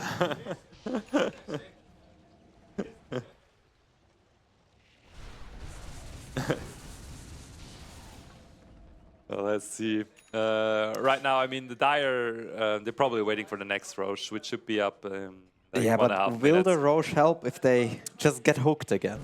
Maybe. But you know, you cannot always count on this one. Yeah. I think if Dire plays a bit more aggressive here on the high ground, it shouldn't be a problem. Maybe, But yeah. yeah, if they just wait the time out and let's give Arkosh those hook attempts as well, you know, then eventually one will be And picked. he has shown time and time again that he can actually hit those hooks. Yeah. Let's see. I'm really looking forward since Klinks is also doing a lot of damage in the fights. Now you really see, especially with like the Orchid burning on someone and the full skeleton army shooting shooting the other target. It's huge burst damage. Yeah, see, all Daedalus Yeah. online as well. Now is... And the fully stacked. It is fully stacked, right? Yeah, I It's think 20 it's is full. full. Ooh, But Underlog it's- got picked off. Oh. By our resident Necrophos and team. And now he has the Aghanims online as well, so the aura will be burning.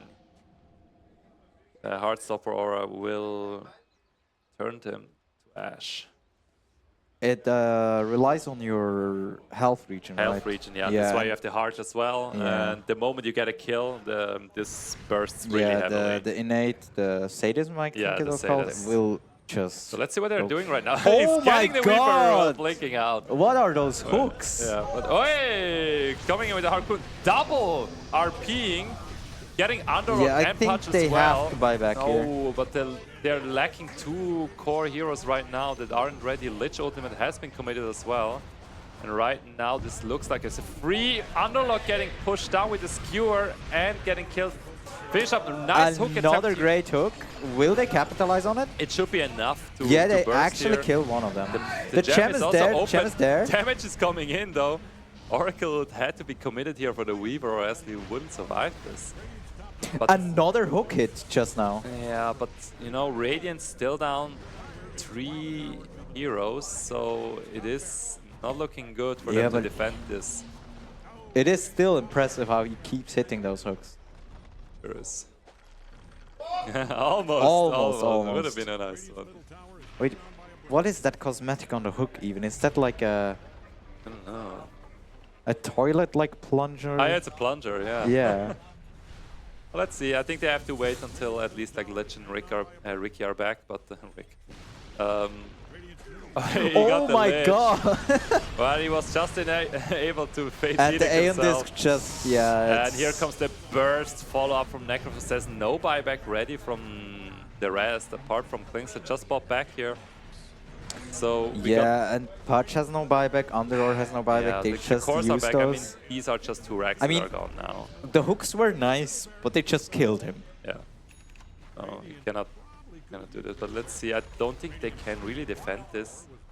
I think they have to be happy with. Oh, never mind. But here, Yeah, see, and here is Yule's the Wind coming Waker, in. yeah. The Wind Waker keeps like getting everyone They are out. trying to defend those racks, but this is mega creeps for the Dire side. And Witch Doctor Ward was enough. No buyback for the Klings now. They're being forced back. But here's Underlog coming back with the Pit of Malice, holding them in place.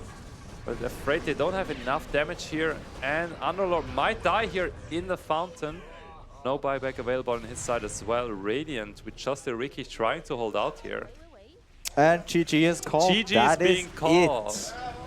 Feels Batman taking the victory here in the lower bracket final, and hereby will be moving into the upper bracket final and the grand final. Well played to both teams. Very nice attempts. I could have seen it from both sides that there would have been a win there. Yeah, definitely. Also, those hooks were they were great. It was great to watch them. Sometimes they backfired heavily, but you gotta go for You gotta these try. ones. You gotta try. It's yeah. just really, really nice to see that. 44 minutes game was played. Yeah, it was a really nice game. Sure. So I think we're prepared for the upper bracket final now. We'll be back shortly. We got some new casters. With me asking later and Inside to my right. Thank you very much. And we'll see you. Yeah. Bye-bye.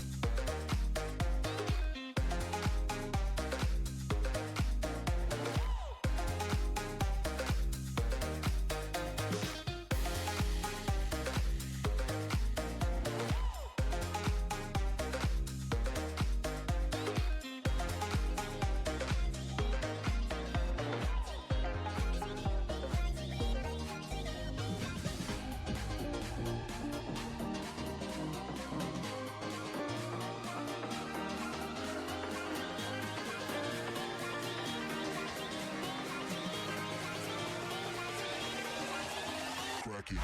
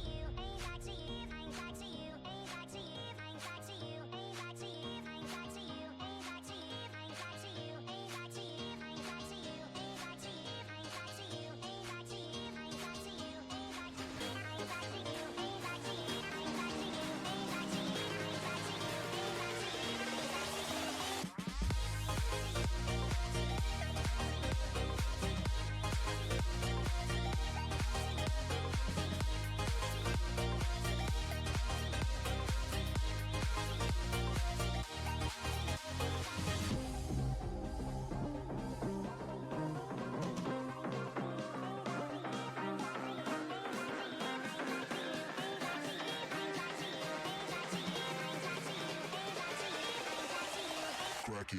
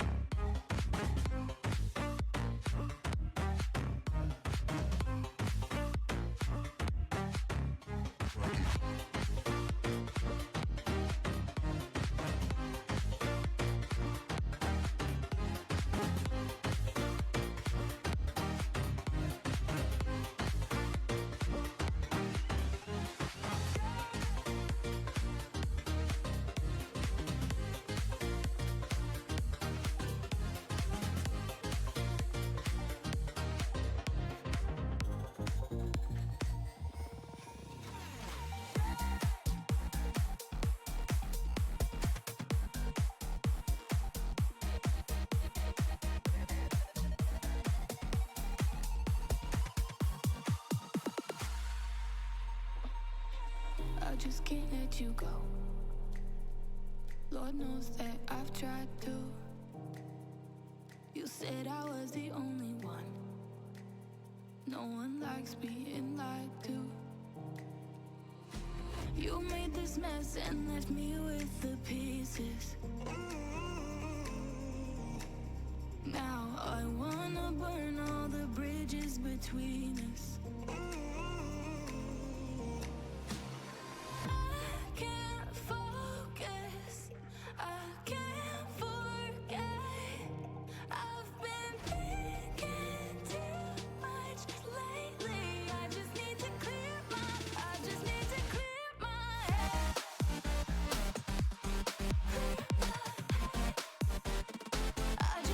clear my head. I've been stuck on your memory, but it's not like I need it. And we may have some history, but we don't have to repeat it. You made this mess and left me with the pieces. Now I'm gonna burn all the bridges between us. I can't focus, I can't forget. I've been thinking too much lately. I just need to clear my head.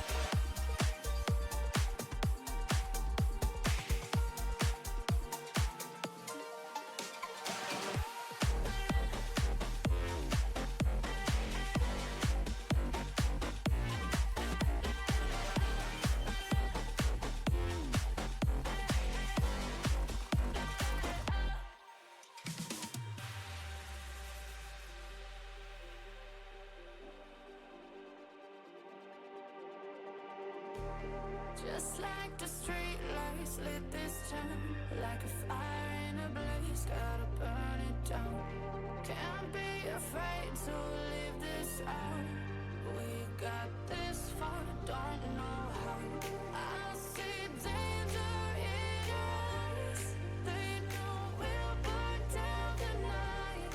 Coming just like the sunrise. You know that we gonna light it up tonight. We gonna light it up, babe. Tonight we gonna light it up just like the sunrise. We gonna light it up.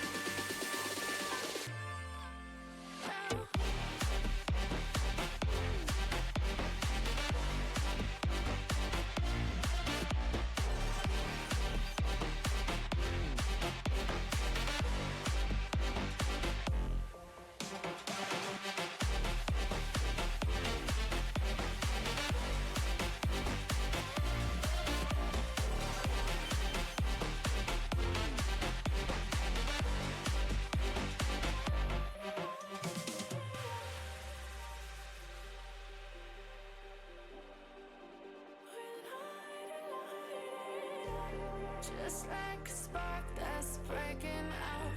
Can't make a stop, can't turn back now. We know that there's no room for doubt. No, we can't turn back now. I see danger in your eyes.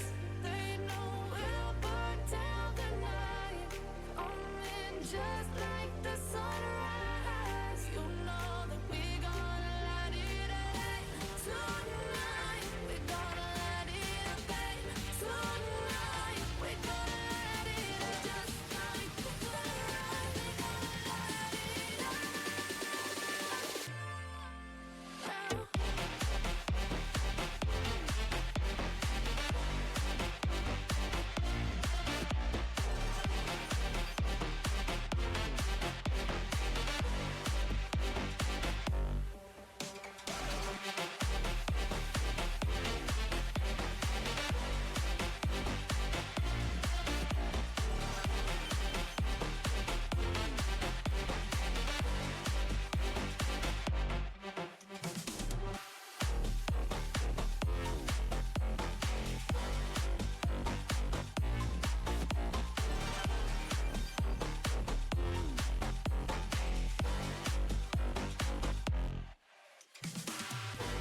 I'm on my own, broken alone. I feel the rain crashing down. All around this empty town, we're searching for the lost and found. But you don't care, you're unaware. Keep moving like the scars aren't even there. It's in the air, like a blazing flare. Don't stare, 'cause the flames will burn us. I thought you were the one for me. That's why I gave you everything. Held you close by the stormy seas. Oh, you meant the world to me. I used to kiss your head when you cried for me. Hold your hand while the pain was over. Keep you warm by the roaring sea. Oh, you meant the world to me.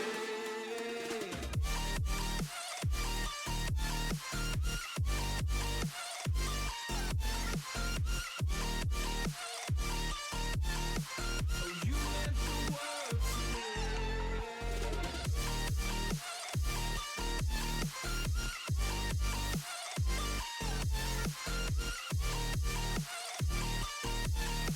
Oh, you meant the world to me.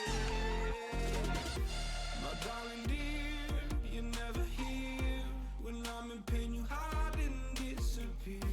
Like shadows in the atmosphere, charting the stratosphere. Yeah. I prayed for you and kept you near, in hopes you'd chase away my fears. I'm on my own, you made it so, and now I'm chasing nightmares through. I used to run with you through the great big leaves, laugh at you when you laugh at me. Hope for us because I believe the home was just you and me.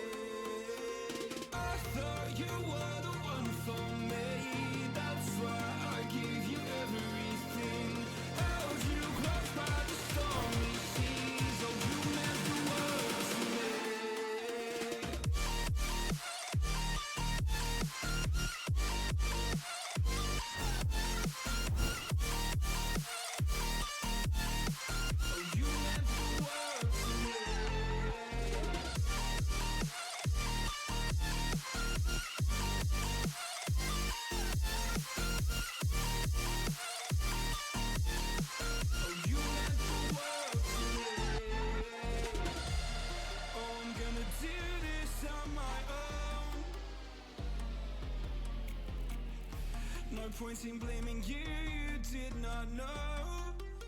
Oh. I thought you were the one for me. That's why I give you everything.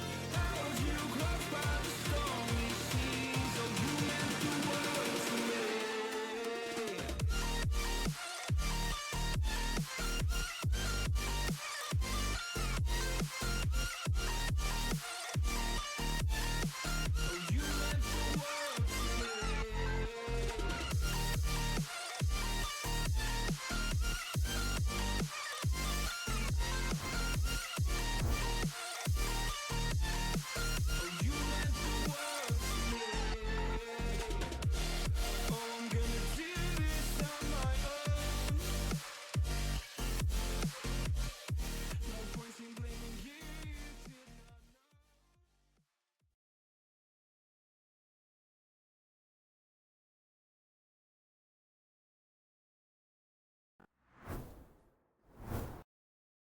Welcome back, everyone, to the finals now. And I have a new co-caster. Monkey, do you want to introduce yourself, or? Hello, everyone. I'm Monkey. I was in his team as well, and we lost very quickly. We went It was- 0-2. We had fun, so it was a great tournament. Yeah, it was still great. It was fun. It's also fun to cast now, so Yeah, we're yeah, I trying don't. out casting now. Let's see how that goes. Yeah, we're co-casting, but I do not regret taking the bribe to throw the game so I can cast. Yeah, that was a good choice. Very good choice. Very good. Anyway, in the finals we have the teams MYI Flu against Fields Badman. So, what do you think about like the pool that is there right now? I don't see. Wait, what is the very first hero? I only see Slardar. Oh, there is no hero above it. Death Prophet already removed from the pool, as well as Invoker and Arc Warden. No, Arc Warden would have been a great pick for Fimo. Oh yeah, you wanted Arc to see Arc Warden, right? You said that earlier. Yeah, he likes playing those heroes.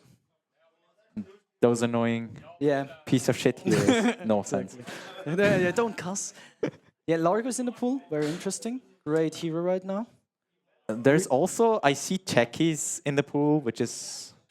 And there's Chen in the pool that's not going to be picked, but I hope it will be. It's a shame.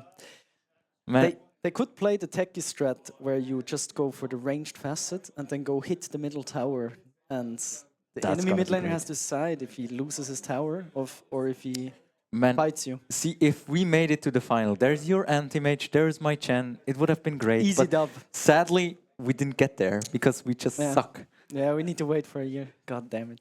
Yeah, next year. There will not be a Chen in the finals, but it will be fine. Anyway, There is a lot of interesting there's a lot of position one supports. heroes. There's Ursa, there's Luna, there's Anti-Mage, there's Wraith King. So But these there's players, there's not- Marcy. There's They- not many mid laners, I feel like, especially with like the most of them are getting banned out. Yeah, I agree. Like, what is left there? You could play Bane mid, I guess. Ember, I see. Yeah. Maybe Mirana or Mars, but there is like there only. I guess real- there's always Largo and Timber. That, yeah, there's no mid laners left. You're Largo, right. Largo's left. Largo is a really good mid laner. Sure. Yeah. Largo can really be annoying in mid lane if you get a Radiance and you just burn everything with your amp damage song. That's true. It just takes a while. Yeah, it is slow, but once Largo has like Aghanims, if he gets to Aghanims, it feels like he's the strongest hero in the game. That's true. That's very true. So, what would be the first hero you pick to build your team? Chen. I agree. Yeah, Chen No, would be really strong as a start. Yeah, Warlock it feels as like well. Chen is always good to pick, but I don't think any of the players play Chen. So, I don't know. Ringmaster looks decent. It's a strong hero, it's a good support, but maybe with so many supports, you kind of want to look at your mid lane. So maybe you pick one of the few remaining mid laners, because there's been Yeah, there's really Mirana 5 mid laners left. banned, and there's like 6 in the pool. What are you gonna do? Yeah, it's a good question. Play Chen mid. This team is really taking its time with the last ban. So they're taking a lot of time to I think. get it though. It's like, do we ban the last like mid laner or not? This is a good question. I mean, Lion mid would also be a thing. With like the stupid Echo Saber. Have you ever seen that build with Echo Saber and Shadow Blade? Oh yeah, mid lion with the facet, with the fist facet. you're Yeah, right. yeah, yeah. It's super annoying. Yeah. That is a possibility. I you're thought right. that's like a symptom of my bracket, but apparently that's also like it's up genuinely a there good too. pick. Yeah, Ursa is a really stable first pick. Yeah, I like it. It seems nice.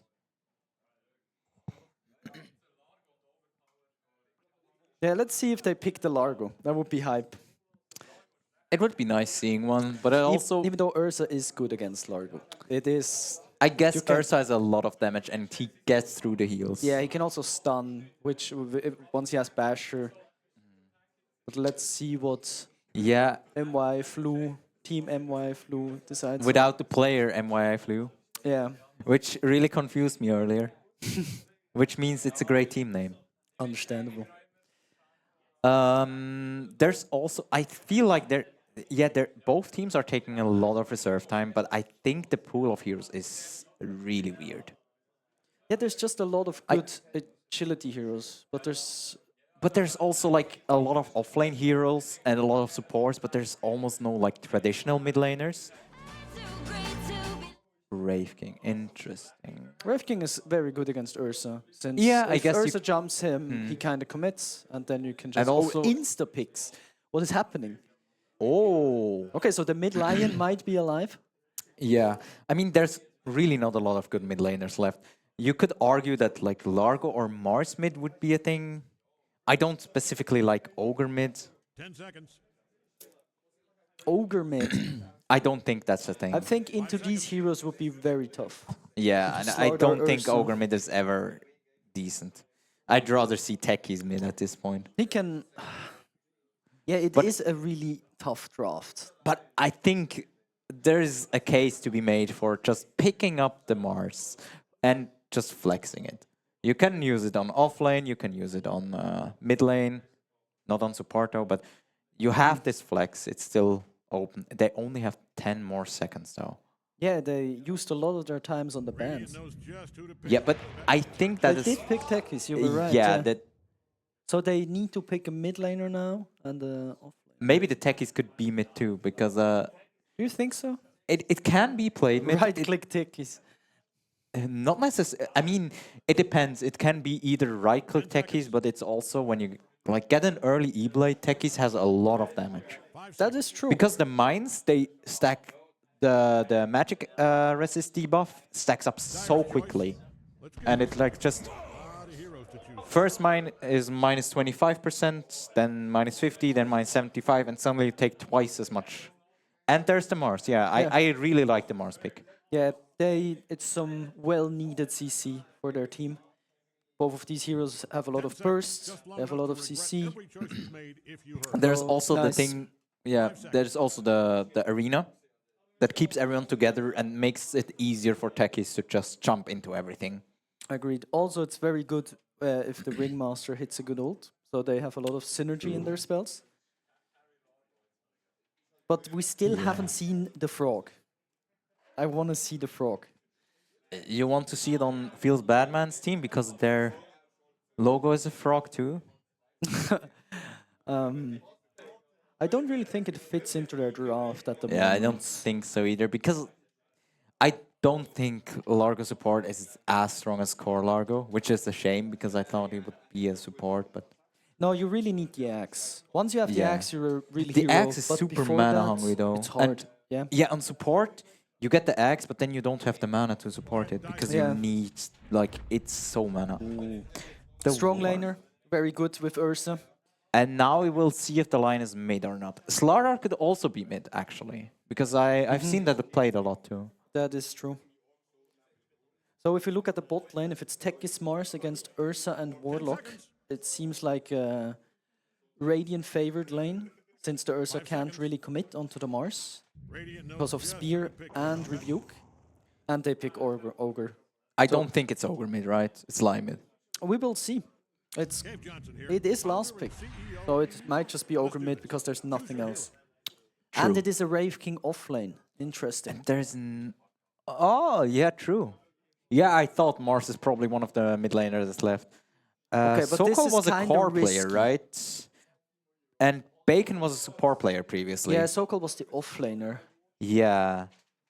So they might put but Ogre mid they and flexed Slardar because 3. Gucci was playing offlane too, but he was also playing mid lane. But I'm not. We will We see will what they see prefer. it. Yeah. Wait, Warlock is going for the champion of Goroth. That is interesting to me because I feel like the value on the XP is so big. Yeah.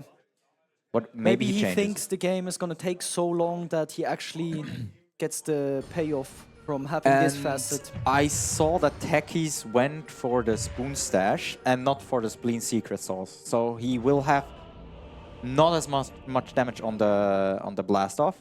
Mhm. And I'm not sure if that is a good call usually, but we will see how it works out. Yes. So if you look at the lanes, what Oh, do you he think? he switched it. He switched it. Okay. Ah, okay. Yeah, that makes a lot more sense, I think. Yeah. Lion went for the So- Mana Drain one. Yeah. So we it's- have Ursa into Wraith King now, not into Mars, which is a lot worse of a matchup. Yeah, I think the Wraith King will get kind of trashed in lane. Yes. So we have a Unless- bot lane. A Radiant is favored on bot. Or you lane the Luna mid. That would also That would be an option, sure. because I think the But I don't think the Luna can really lane into the Ogre well once he gets his Soul Ring and starts spamming these Ws and Qs. The Luna Maybe. doesn't really have any sustain. yeah the draft was really weird because there were like 6 mid laners and 6 mid laners have been banned. So it's Yeah, like- they only ban mid yeah, they're laners. only banned. mid, Nobody but knows it's- why. I get it kinda. You start banning one mid laner and then you start banning another one and then you're like Getting a second mid pick, lane ban and then you're frenzy, like yeah. if you leave that mid laner open, they're just gonna pick it. So we're just gonna ban it. So no one has mid laners. Yeah.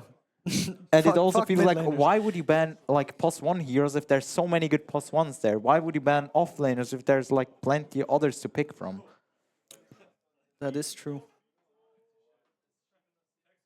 So, if we look at top lane, if we assume bot lane in this game, so if we assume Luna and Ringmaster will be playing against Slardar and Lion,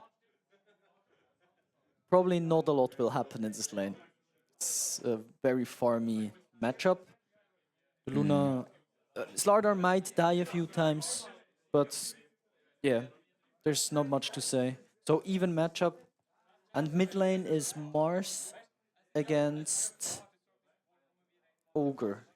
What do you think about that? I really don't like Ogre mid if I'm honest, but I don't know. Maybe they can convince me that Ogre mid is completely valid and Midas is a good item at the moment, but I really don't like Ogre at the moment. I really don't like Midas, but Yeah, Midas isn't played a lot. It's a bad item. and I feel like Mars should just outfarm him. No, like it depends which facet Ogre has. I think once the Ogre is level 5 and he has these 3 points in his W, he can just... He has a Soul Ring, he just presses Soul Ring and throws his W at you and he just I guess so, yeah. pokes you down. It is the vision facet on the Mars, right? Yeah, that's But the Mars will have the opportunity to roam once he's level 6 or even before that and kill people on side lanes, so the initiative Yeah. is on Radiant, yeah. Yeah, I really like the more active mid laners. Yes. And there's also like Luna can definitely outfarm the Ursa early, and then there's this mid game timing where Radiant is way stronger. Yes. Because I feel agree. like the Ogre, yeah, it is kind of strong in lane when you get some points in Ignite, but he's not really good at moving around the map. Yeah, but they do have a problem in late game on Radiant. because Ursa into Luna is terrible for Luna. Yeah, Luna So- wants to be big in frontline, right? Yeah, and she just dies to Ursa. Yeah. So there is a big matchup problem. So if we go late, we have Warlock, and we have Ursa on one side, which will fucking destroy Luna. And Wraith King as well. Wraith King is pretty bad against Warlock. Also, Ogre eventually, when he goes, it's a core Ogre, right? It's offlane, I think. Is it offlane? I Okay, so we think- have a Slardar mid. Yeah. So the Slardar mid matchup, Mars. they both can roam now. Yeah, that makes more sense. I Yeah. agree. Yeah. Yeah. Yeah, I think Ogre into Luna isn't too bad. And You have, also- you have a lot of base Yeah. armor, you can throw your sustain spells. Like they don't have... They actually brought techies to bots. And Ringmaster is 4. Okay. Interesting, yeah.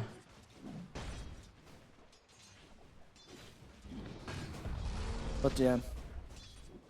We'll see how this top lane goes, but we can already see how hard these Fatal Bonds hit. Yeah, the Fatal Bonds were actually really well placed. Like, Both he heroes. he snuck up on them from behind and just bonded them with all the creeps.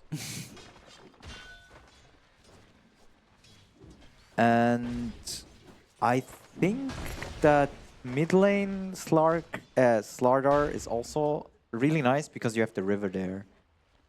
And it's more accessible. I think that's why at a certain point you saw more mid lane Slardar than off lane. Yeah, it is very nice, since you get that armor and that regeneration from his new innate. Or just his innate, Not that it's not new. new anymore now. Yeah, but it's really convenient. So I you think. get a lot of sustain just from standing there.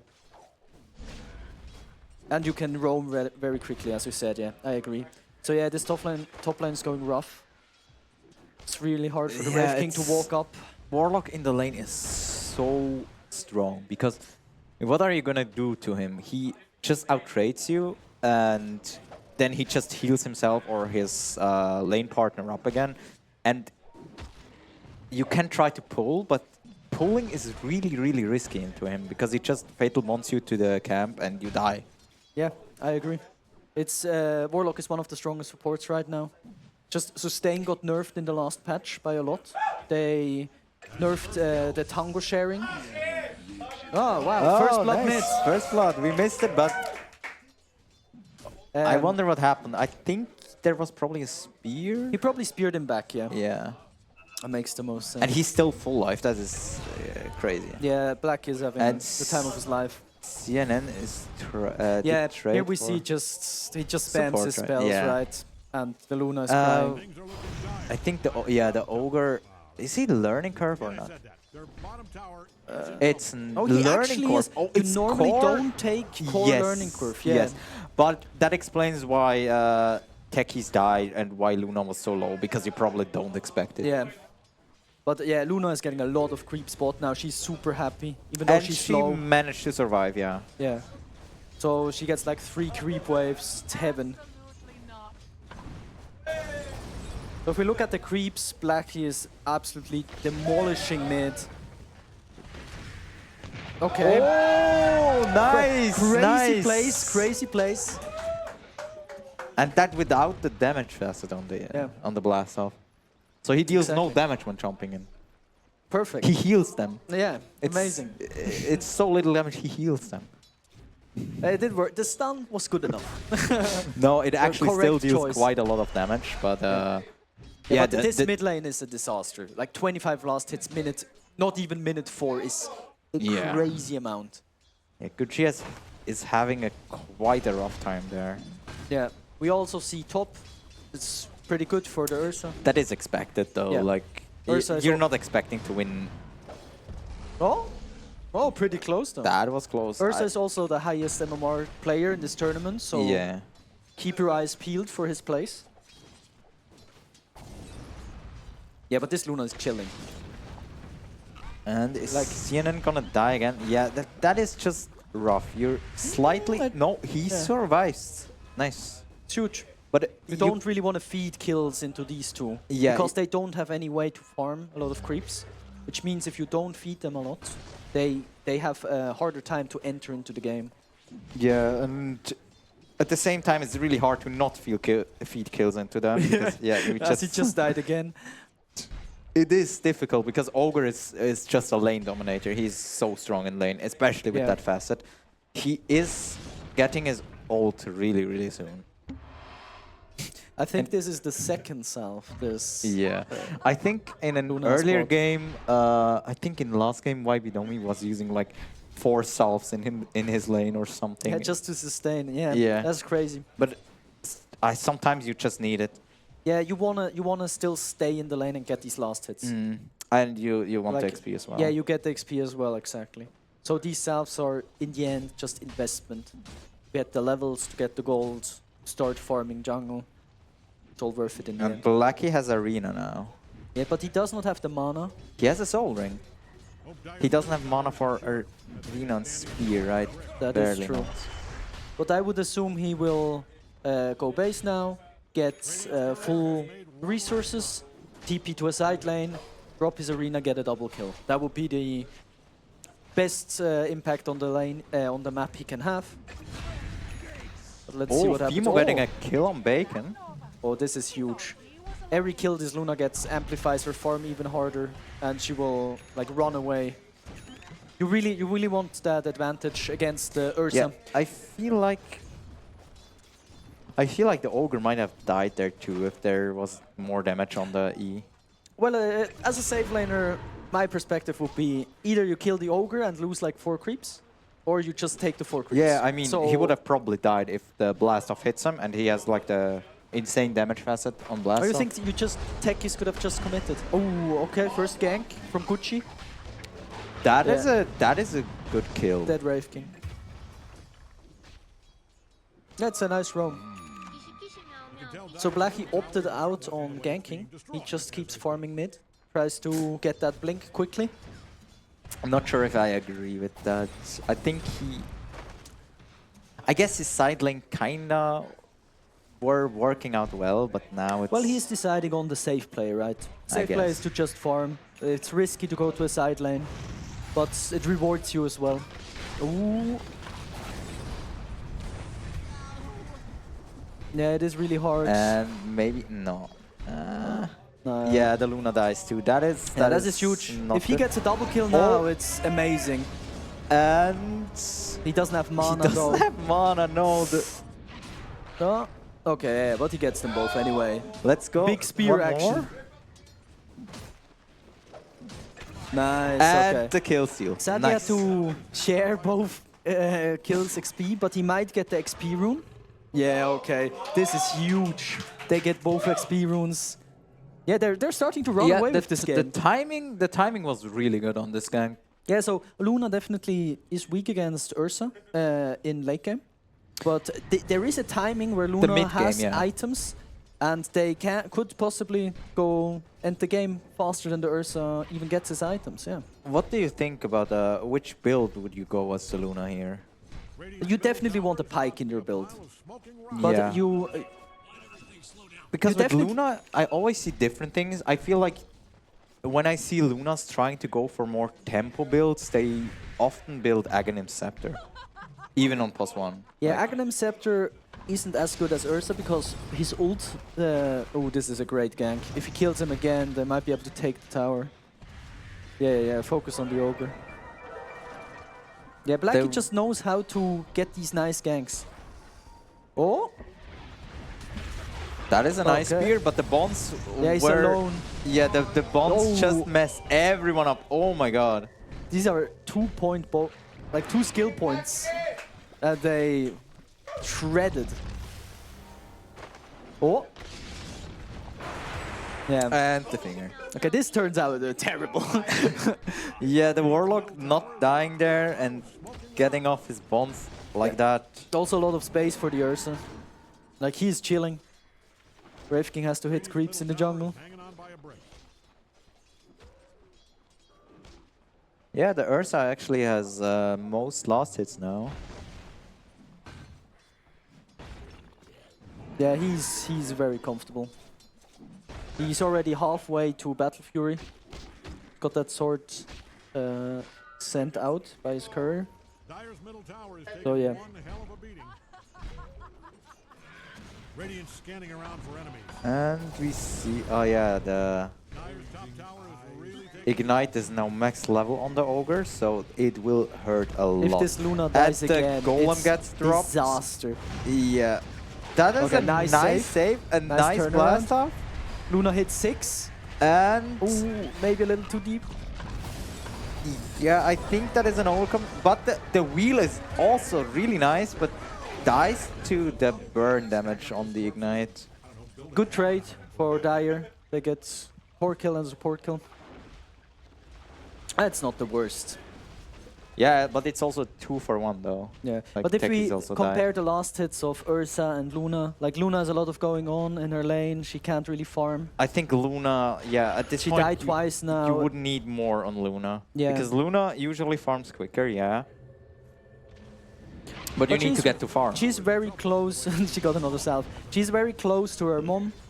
And once she gets that, she will start hitting those ancients, and then it's not a problem at all. Blackie actually has the most net worth. That's interesting.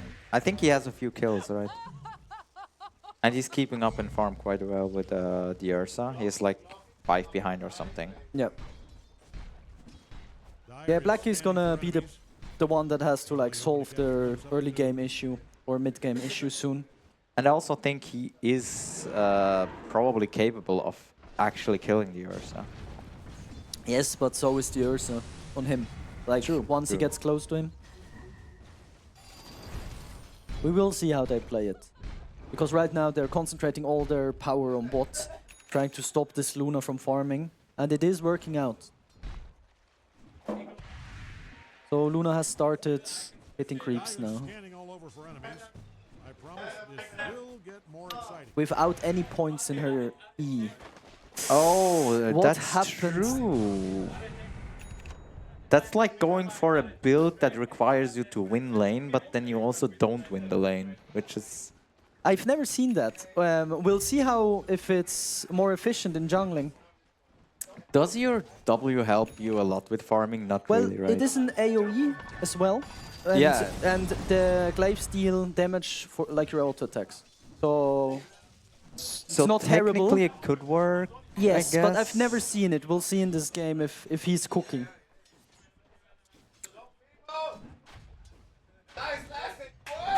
Well, but it does make you tankier, better at fighting, right? So maybe the plan was just to like destroy lane against this ogre.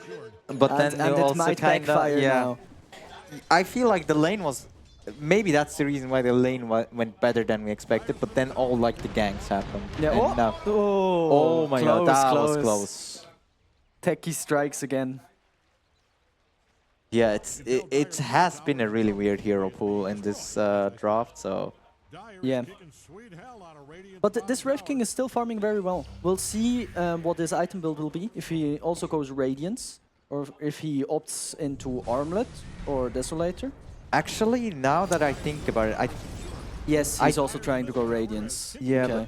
Once he has an axe, the game dynamic will also change a lot, because if Yeah. you kill someone, they are that's, still alive, that's what I right? just wanted to point out. I don't think that their late game is that much weaker, because yeah, the Ursa can kill the Luna, but then the Luna is just a like phantom and just hits everyone for free, because why would you waste stuns on someone that's already dead?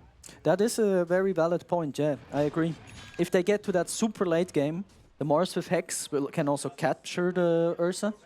Yeah, and So- he can't, even if Ursa has axe, he can't really use it. And the Battle Fury is online. That's a 13-minute Battle Fury. That's very decent. Really, yeah. really early. He got a little bit earlier, I think. He's always already halfway to blink. So And we're having the- some technical yeah. issues. That was unreal. But yeah, the game is really balanced out. Not a lot has happened in the Yeah, past and few it's minutes. also, I feel like it really depends on which game state you are. I feel like the early game can go either way, but then the mid game is slightly Radiant favored. If they manage to like stay even, they should get ahead in the mid game. Then like late game, Dire probably slightly favored, but then late game, I feel like either team can win. Yes.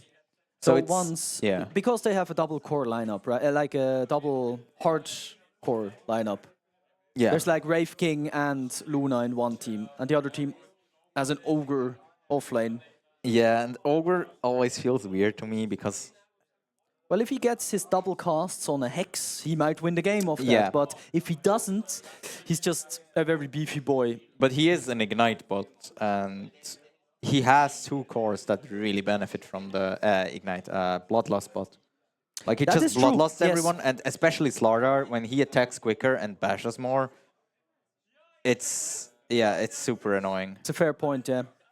So it's a very good Ogre Bloodlust game. Yeah, he can probably stun lock someone when he gets to late game and has enough attack speed, and it goes through BKB as well. So the Slardar is trying to just rush an axe with brown boots, I think, which is pretty crazy since the enemy team has a lot of magic damage. Oh, he has threats. Never mind. But they're brown too. That's true. So I will probably opt into a BKB, so I can run out of arena and run into this Tekis Luna.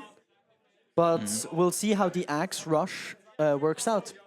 But he's having a rough game. He's still higher than the Luna, but yeah, he doesn't have a lot of resources. Before right now. it was so nice to have the pause during the crush. It looked so fun. Majestic. Yeah, I was just thinking, Slardar kind of looks like a Disney character. I don't know why. He's like from Ariel or something. Yeah, Hell Princess Slardar. that's He a would skin we probably really like need. that. We need like a Princess Slardar skin. Yeah. So it looks like this bot tower will fall. Probably. I'm not sure if they might that's get why kills. CNN sticks around, because he has a lot of mines there. There's a TP. They want to fight this, it seems. Yeah, they have a lot of setup there. Okay, They he's gonna even lose half his life to fortify? ignite. The spell is Yeah. disgusting. Okay. Oh my god, that is beautiful. Ah, he only caught one. But it's still... Well, it's fine. They defended the tower. They got a kill. They might want to deny it. I really like when techies play like that, and you're like a illusion hero or a creep hero. You just clean out all the mines. Yes, it's very efficient. Yeah, but it can also be really annoying when you don't have access to those things, which obviously they don't right now. Yes. Luna will eventually get a Manta. No, So- never mind, Luna's on the same team. Does this Ursa already have Blink? Almost. Okay. So once he has Blink, he will start Blink on people and one-shotting them. Especially everyone except the Mars will probably die very fast. So the map will become a lot smaller for Radiant very quickly. They can maybe try to artificially make it bigger with the mines. Yeah, sure. And that's like true. have some safe zones despite the towers being gone. I'm not sure if they should have denied that tower, but maybe the 2 minutes of safety it provided helped a bit. It's nice, right? They had to waste time in which they Yeah. couldn't farm, they couldn't like push into bot side jungle and steward. Ooh, they're all going top now. They want to take the tier 1 top as well, maybe. Yeah, I'm not sure But yeah, if it's that important to take that one right now. Well, it's nice Maybe, to have it. yeah, I it guess it's opens always up. nice. But yeah, I agree. The mid lane tower is the entry point to triangle, so maybe focusing that would be better, but harder as well. Yeah, it's more accessible because it's so central to the map. Yeah. But it is a very even game still. There's Yeah. below... We've seen... we've seen... Feels Batman always running away with the games, and this game now, very even, so we're in for a treat. Yeah, and I like, we had a few like more stumpy games, and it's nice to have like a more balanced one. Yeah, but and even with the draft, I feel like it's balanced. Yeah, because no one has a mid laner, so nothing yeah, no happens. one has mids. Yeah. Oh, CNN dies to YB. Yeah, now that's what happens once the blink arrives, right? Yeah, so yeah. he just blinks on him and mauls him to death. Yeah, Ursa just tearing people to shreds. Yeah. Yeah, they are having a hard time if they... Maybe they just want to defend top, the tier 1. Ooh, okay, there's a move. If the Warlock gets out the bombs, Yeah, okay, this it Warlock doesn't. is gone.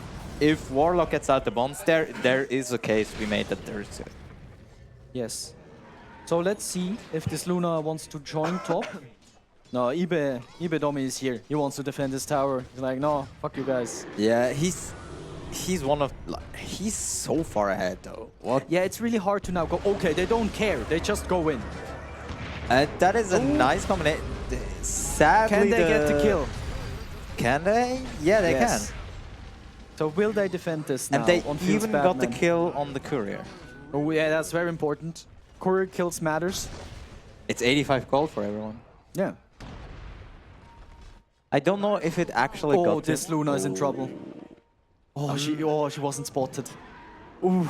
Oh, Luna This has would have more been- night vision, right? So was Yeah. that why she saw them? But Exactly. They, okay. Yeah. Luna is one of the heroes that gets more night vision. Yeah, because of her. Is it her innate or? I No, think it's it's her just- innate now. Yeah, bonus. Oh yeah, night you're vision. right. You're right. So technically, you could break her, so she wouldn't see you. That might work. It doesn't say breakable. Can you yes, go on it's it again? breakable. Oh yeah, you can. You can break it. her, so you can sneak up on her after using your These Shadow noobs Blade. should have just broken her, and then Yeah. she would have kept walking into their jungle. Idiots. You just Shadow Blade her, then she doesn't see you anymore because she has lower vision. You know? Yeah, that's a great game plan. Yeah, I think you should really- start a team. Yeah, Call it Team Unbreakable. and then just pick heroes without passives. Yes. Yeah. Well, everyone has an innate now, so it's Not gonna be all of hard. them are breakable. Yeah, that's true. Okay, so there they're trying to is make a a move now on smoke, Fields yeah, that- Batman. They feel strong. A they five-man grouped up as smoke, 5. 20 minutes. They try to preemptively pick someone off before they get to the Tormentor. They will see the Luna soon. No, Yeah. they don't care. Oh, They just go they Roche. actually go for the Roche. They want to get the Roche and then get into Tormentor. That is interesting. That's a pro move, if I may say so myself. It's the most Yeah, efficient way. I think because setting up for the Techies is setting up for the Tormentor ahead of time already. So Yeah. that's a really heads-up play. yeah, and Ibedomi says, I don't care. I'll just destroy anyone I see. Run, run, run, run. Yeah, he just tries to eat up everyone. Like this bear is hungry. But they do see everyone as well. So no, they just decide to abandon. Can Techie still get the shard on by himself, or was that patched out? I think that was patched, right? I don't know. He still takes the damage, so he might one-shot himself. Yeah. This Ursa just rips Yeah, I through mean, everyone. he could one-shot himself, or he could just let Ursa do it for him. Yeah, true. But I don't know if they patched it out. It was possible, but maybe they changed it. That isn't possible anymore. I don't know. I think they changed it so that you get the damage no matter where you are, so you probably can still do it, but you die for it. Yeah, exactly. Yeah. That was once possible, but maybe they fixed it. I know there was a time where Techies could also get Roche for free when he was like switching lanes, but Yeah. then you had to get all the mines there, and Isn't they're- that still possible? It's probably still possible, but it's really like conditional because if there's anyone walking through there, the mines just True. go. No one's allowed So, in the river. Yeah. So yeah. What do you think about the game state right now? It's still quite balanced in terms of net worth, but like Ursa is really strong now, Yeah, as you can see. Well, he did just jump in and ult. He does have Aegis, but his ult that's has cooldown. so close on the... Okay. There. That is Okay, basically they're a focusing the one-man supports. Ursa show. That is... Yeah, Ibedomi doesn't care. Yeah, he just goes. He says, I'm the strongest guy on the map. Just follow me. We kill everyone. Went this Yeah, and game his team fast. dies and he still doesn't care. He just keeps Yeah. going. So this is a nightmare for Radiant. This Luna feels like the world is Actually, crashing right Luna now. caught up really nicely in terms of net worth. Like, she climbed her way all the way from like bottom of all the cores to like... Yeah, this Ogre's almost net even. worth is impressive as fuck. Like, he just... I guess he just got a lot He of has kills. Midas, right? Yeah, but he No? has the same farm as a safe Yeah, laner. yeah. Like 10k, 20 minutes is like average safe laner stuff. And he has a pipe. Yeah, I guess he got a lot of Midas procs. But yeah, this Ogre is a menace, I especially think- with the... He can provide vision for the Ursa, and the Ursa just jumps and kills anyone. And I think, I'm not sure if they pay attention to that, but I think Midas is also, multicast is also pseudo-random, so you can kind of rig it. Because, How? Yeah, if it doesn't proc, the next proc has more chance to proc it again because it's pseudo-ram. It's the same with like crits. bashes Oh, and okay, crits. yeah. So if you like use multicast and it doesn't proc, then the chance is slightly higher that it will proc. The multicast will proc. The longer it hasn't procced. Yeah. Yeah. Okay. Interesting. There's actually a calculator for that Okay. someone made. It's available online. That you can see how many times the actual chances when it doesn't proc for this many times. It's very interesting to look at. Okay. So yeah, Ursa says, I don't care. I'll just take And the he will get the Tormentor. shard, yeah. He's a little bit scared of mines. But I think that's actually smart to be scared of them. Yeah, yeah. But yeah, he just walked in. He's gonna take it now. Doesn't care. Yeah, this Ursa is super strong. Once he has his basher, he's gonna be like unstoppable. You, as the Ursa player, I think there's a certain way you do the shard solo, right? I think you hit 4 times, and then you use ult and overpower. Is it that way? You use your W, wait until it's off cooldown again. Then you hit until you have 1 hit left, which is I think 5 times. And yeah, 6 is the max. Yeah, 5 times, and then you ult, and then you can hit again. 4 or 5, it doesn't really matter. So you stack up the damage and then get the damage reduction for when the hits hurt more, right? Exactly, yeah. Okay. And then it's no problem for him to Yeah, solo. I'm not a core player, and I didn't know that there was this certain thing you have to do. I just always assumed that Ursa's just hit it and it's for free. You don't have to think. Well, I guess. You need to have your E and W maxed. Okay. Yeah, that makes sense, I guess. Oh, the finger gets used really early. And that is actually, oh my, this is a beautiful team fight by... Yeah, but this Ursa keeps getting running away, in, yeah. right? No, he keeps running in. Never mind, he might runs be- in. Okay. This Ursa might die. And... no, he gets Okay, yeah. out. But his team has to sacrifice some blood for it. It's very good fights. Oh, very good fight. Very, very good fight. And Gucci might die as well. The Ursa is still lingering around. It is a little bit dangerous now.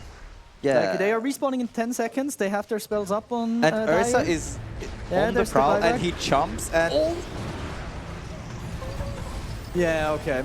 Okay, Yeah, yeah, they that, greed. It was too much greed. but that from was MYI actually Flu. really, really well played by the Ursa. Like, YBNomi was... Like, look at him staying on the edge of the threat range. Yeah, he Like, waited until he had ult again, jumped in, fucking smashed it, and it's ran like away again. Peak awareness of where he can afford to be at any given moment. Yeah. And he's right at his limit, and he just knows the limits perfectly well. Yeah. If he doesn't know his limits there, he just jumps in and feeds. If he just runs away, they don't win the fight. So it's really impressive to see him play like that. And it feels like they put all the eggs in the Ursa basket, and he's like the Easter bear or something, and he just delivers them. He delivers. Yeah, he is and delivering. There's 2 That's for sure. buybacks, actually. That is true. That evens it out a bit. Yeah. But they have Thank now. you If for we look pointing at that the, out. now that we look at the net worth, there is almost 10k advantage for Dyer. So this Roche has made all the difference. They got Yeah. Tormentor after it. They won 2 fights. It was a really early Roche, but a really, really good call. Yeah. Like, it was kind of risky. It might backfire if the enemy team is there, because they weren't that much stronger. But it's Ursa. He can just kill Roche really quickly. Yes. So if we look at the net worths as well of the heroes, Ursa is like fucking running away. But everyone else is pretty close of the cores and also of the supports. They're all around the same. So 1 or 2 kills on this Ursa are capable of turning this entire game completely around. So even though the matchup Luna Ursa is bad, like if he gets stunned, he doesn't have an axe yet, there's still hope for MYI Flu. Yeah, certainly. Like, the game is far from over. Yes. And if you manage to catch the Ursa, like, the net worth lead is almost gone. Like, the most of the lead is just the Ursa. Yeah. They're only 1 fight away from... I guess Ursa and Ogre, yeah. Like, it's 4k on each, and there's a net. Yeah, but the Luna's slowly climbing up. Yeah, the She's Luna catching recovered really, really well. But Luna's often recover well, but still, after this early, it's not easy to recover like that, I feel. Yeah, he's playing very well on Fimoker. He's like, he had a terrible lane. If we looked at the last hits, like there was a lot of fighting going on. He couldn't like last hit. There was too much chaos going Yeah. on for like. They just brought everyone bot. Just like both supports go bot. Fuck We around have with this Luna. With the Reefs on ogre. techies, so it's not the classic. Interesting choice. It's not the classic Octarine core solo queue techies that just cares about mining things and playing his own game. I'm a helpful guy. It's I have actually greens, look at my he's shoes. actually a team player. Yes. So So the strat is to jump in, take damage, then why heal would he yourself get back up. Octarine when he can just pick up arcane runes? You know, it's more cooldown True. reduction. It's even better for the mana. Yeah, he might have the idea of my Luna is getting jumped a lot. Maybe I can just heal her that tiny little bit so the Ursa doesn't kill her, and then we can turn It's it around. also really, really good to dispel both Fatal Bonds and the Ignite on the Ogre, and also Shadow Word, but I don't think Warlock will press Shadow Word on him. Yeah, And very Roche unlikely. just respawned. That is There's a also fast Wisdom rune. But now they have like this alarm system with the mines. They will know when the Dire team moves to the Roche. Yeah. That is very nice. Yeah, that's for techies. You really just see strong, people, yeah. even if they smoke, you see, oh, my mine exploded. Okay, so we gotta be it's- careful. The thing is, you just have to be aware of your mines and look at the minimap to see that. Okay, we almost have the butterfly on Luna now. So once she gets that, if Ursa doesn't have MKB, There will be a time where she will should live. be able to man fight Yeah, him, right? and after that, I assume she's gonna go Pike. Okay, there is an Abyssal on the Ursa now, so everyone will die to him except the Luna, I think, or the and the Mars. It's like his delete button. Yeah, this Ursa is so big. By the way, what do you think about the Ursa shard now that he seems to have queued it up and wants to get it next? Yeah, it got changed, and I feel like it's weaker than before, but yeah, it used to be on the queue and was a talent. It's still on the queue, but it used to be a talent, and it was very strong there because you just got it for free once you hit level 15. Or 20, I'm not sure. Oh, you see them there's go in? another BKB is arena, popped. but there's a BKB. Mars gets so much weaker once you have BKBs. Yeah, Like- so Gucci just runs out. Yeah, he Like, just- I he don't doesn't care. care. Who are you?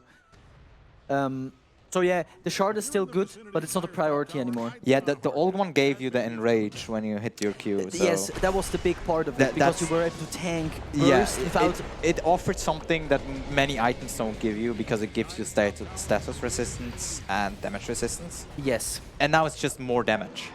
Exactly. Which just is doesn't feel as nice. But it's like, not as broken. Yeah, you want damage with other things. You usually build damage. Ursa has already a lot of damage in his kit. It's not really needed. It just feels like overkill.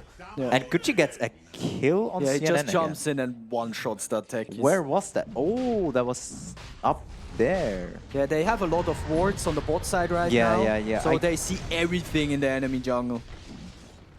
Yeah, there's like 5 of them there. That's a lot. Yeah, the Watcher as well. So this Roche goes to Oh, this Dire one is as even well. blocking the camp. That's interesting. Because I don't think I see a lot of blocked camps lately. Like, there was a time where you saw more blocked camps. But especially with an ops, I think it's interesting. But I think this ops already provided so much value. Well, they have 2 other ops. If it gets Yeah, found yeah. here, it's like, yeah, whatever. But it is unconventional, yeah. I see that very rarely. But I think it's already like halfway timed out anyway. So it's getting a little bit critical. Like, Dire is hitting critical mass. If they run top and get a big kill on a core, they can maybe just take 2 sides. But yeah, Pimo is just keeping the pressure up on the other side of the map. Yeah, Luna's really But they good at are chopping smoking on him. Yeah, they found him. They know, Fimo knows they're there, right? Yeah, now But he does. He cannot just BKB TP out because there's too much stopping And him. he doesn't Yeah. have a BKB. Oh, I thought he BKB'd arms, so... Yeah, BKB doesn't do used too much Eclipse. this game because he gets stunned, Yeah. he gets hexed. He just needs the stats.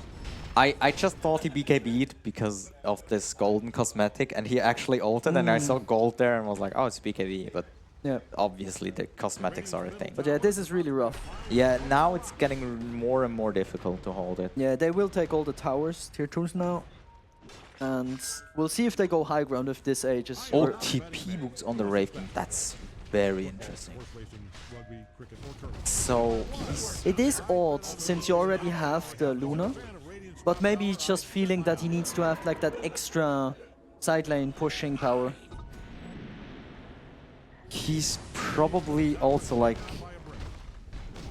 I don't know how much the movement speed adds, because it's like the most movement speed bonus out of any boots.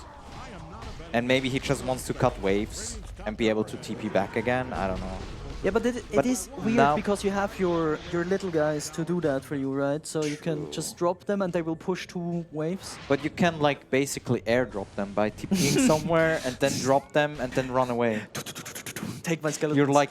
You're like now the helicopter that airdrops all the soldiers into the enemy lines or behind them. Yeah, maybe that's his idea. So yeah, if we look at the map now, Radiant is in, like, they don't have a lot of air. Yeah, they're kind of suffocating, I feel like. That's true. Yeah, but Dire kind of walked away. They're like, yeah, you can farm for a little bit. We'll wait until this Aegis is lower timer and then we'll take your high ground. Yeah, it's still 2 minutes left. I'm not sure. Yeah, that should be a high ground Aegis, I feel like. But it is dangerous for this Dire team to blink in if there are mines everywhere. So there is an aspect where someone blinks in and just gets one shot by like 8 mines, and that could turn around the entire game. Yeah, even through BKB. I think the magic damage debuff on the mines doesn't go through BKB, but still the damage is so much. Yes. Oh, there's an amplified damage rune, and they're waiting for someone to pick it up. They still have 1 minute 30 on the Aegis. Let's see if they use this time, or if they're just happy farming because they have the better matchup. This Ursa is just saying, hey, guys, just farm. They can't farm. I'll win this game late game solo. Yeah, it's also a bit difficult to like deal with the Ursa late. As you already said, the Luna has a bad matchup into him. When he uses BKB, the Mars also really doesn't do a lot into him. I guess the Wraith King is good. She does have Pike soon, so that's that's positive note. And she's doing a very good job, like farming still. Like her net worth is still up there, even though the map has been like closing on her for the past like 15 minutes. Yeah, it's a good performance on the Luna, definitely. It's a hard game to play, especially after this lane and so much happening and taking so much heat from all the enemy players that just show up to your lane uninvited and try to piss you off. Yeah, but he is keeping up. I'm interested to see the Wraith King. Like, I would probably personally just go Axe now and then Refresher. Like, if he even thinks about it, or if he's just gonna say, I'm gonna tank up. Just give me all the armor items and HP and stat items. Ooh, okay. I feel like there is a lot of physical damage on Dire's team. Oh, he just blinked on the wave. The entire team is here. Oh, that is actually a really... Yeah, if he was a bit later there, it's getting dangerous. Yeah. But that was quick thinking there. Yeah. If they had a Hex, it would have been such a great timing. The Aegis just expired. It was so close. Yeah. But I feel like that's actually a win for Radiant that they... Oh, what? Oh. Ah, okay. He got caught bot. I feel like it's actually a win for the Radiant team that they didn't manage to reach high ground with that Aegis. Yeah, they still have to wait. They get more time. But probably, as we said before, it's like late game is where the Radiant match lineup starts to shine again. And if that's like 60 minutes in. I feel like the Wraith King needs to get a lot of things too. Like eventually Wraith King seems nice into Ursa too, because it he gets blown up, but he doesn't really care. Yeah. Okay, this Luna opted into a BKB. It's an understandable choice. She doesn't want to get hexed and then stunned to death. More dispels as well for all the random stuff that gets thrown onto her by like Slardar and Ogre and Warlock. So yeah, I think I like it too. Yeah, despite like a lot of things even going through it, like the Bash of the Deep goes through it, the Golem goes through it, and the Bash Abyssal of Blade. Ursa also goes through it. Yeah. Yeah. So there's a lot still. But Like there's you a lot never of magic damage. That's fine. Yeah. You're never gonna do the Nightfall with it, where you just BKB TP out, but it's still gonna be valuable. Yeah. Like it's gonna have a lot of value. It's a respectable choice. BKB is now you see the always a good damage choice. just it's more and more damage because this magic damage increase He just doesn't care. It's just a beefy boy walking through the mines. but the Boom, boom, damage boom. is crazy. That was like 2000 damage. Yeah. And he used pipe for that. And the glimmer. Oh, yeah. That was on the other guy. I don't know. So yeah, but they're really playing it carefully. Like, I'm sure I would have long time ago fucking ran top and fed 5 times on this person. Even Domi he's chilling. It's like, yeah, I'll wait until I have my MKB, then I can kill this Luna. It's really patient play. Yeah. He knows what needs to be done. Yeah, I feel like it's also a bit of, he understands the draft. I mean, for us, I feel like it's easier because we have like this view with like all the information, which hero has how much net worth and everything, and we have like this outside perspective. But when you're playing the game, it's way more difficult to figure out what to do because you don't see where the enemies have wards, you don't see where they are, what they're trying to do, and we see all that, and I feel like...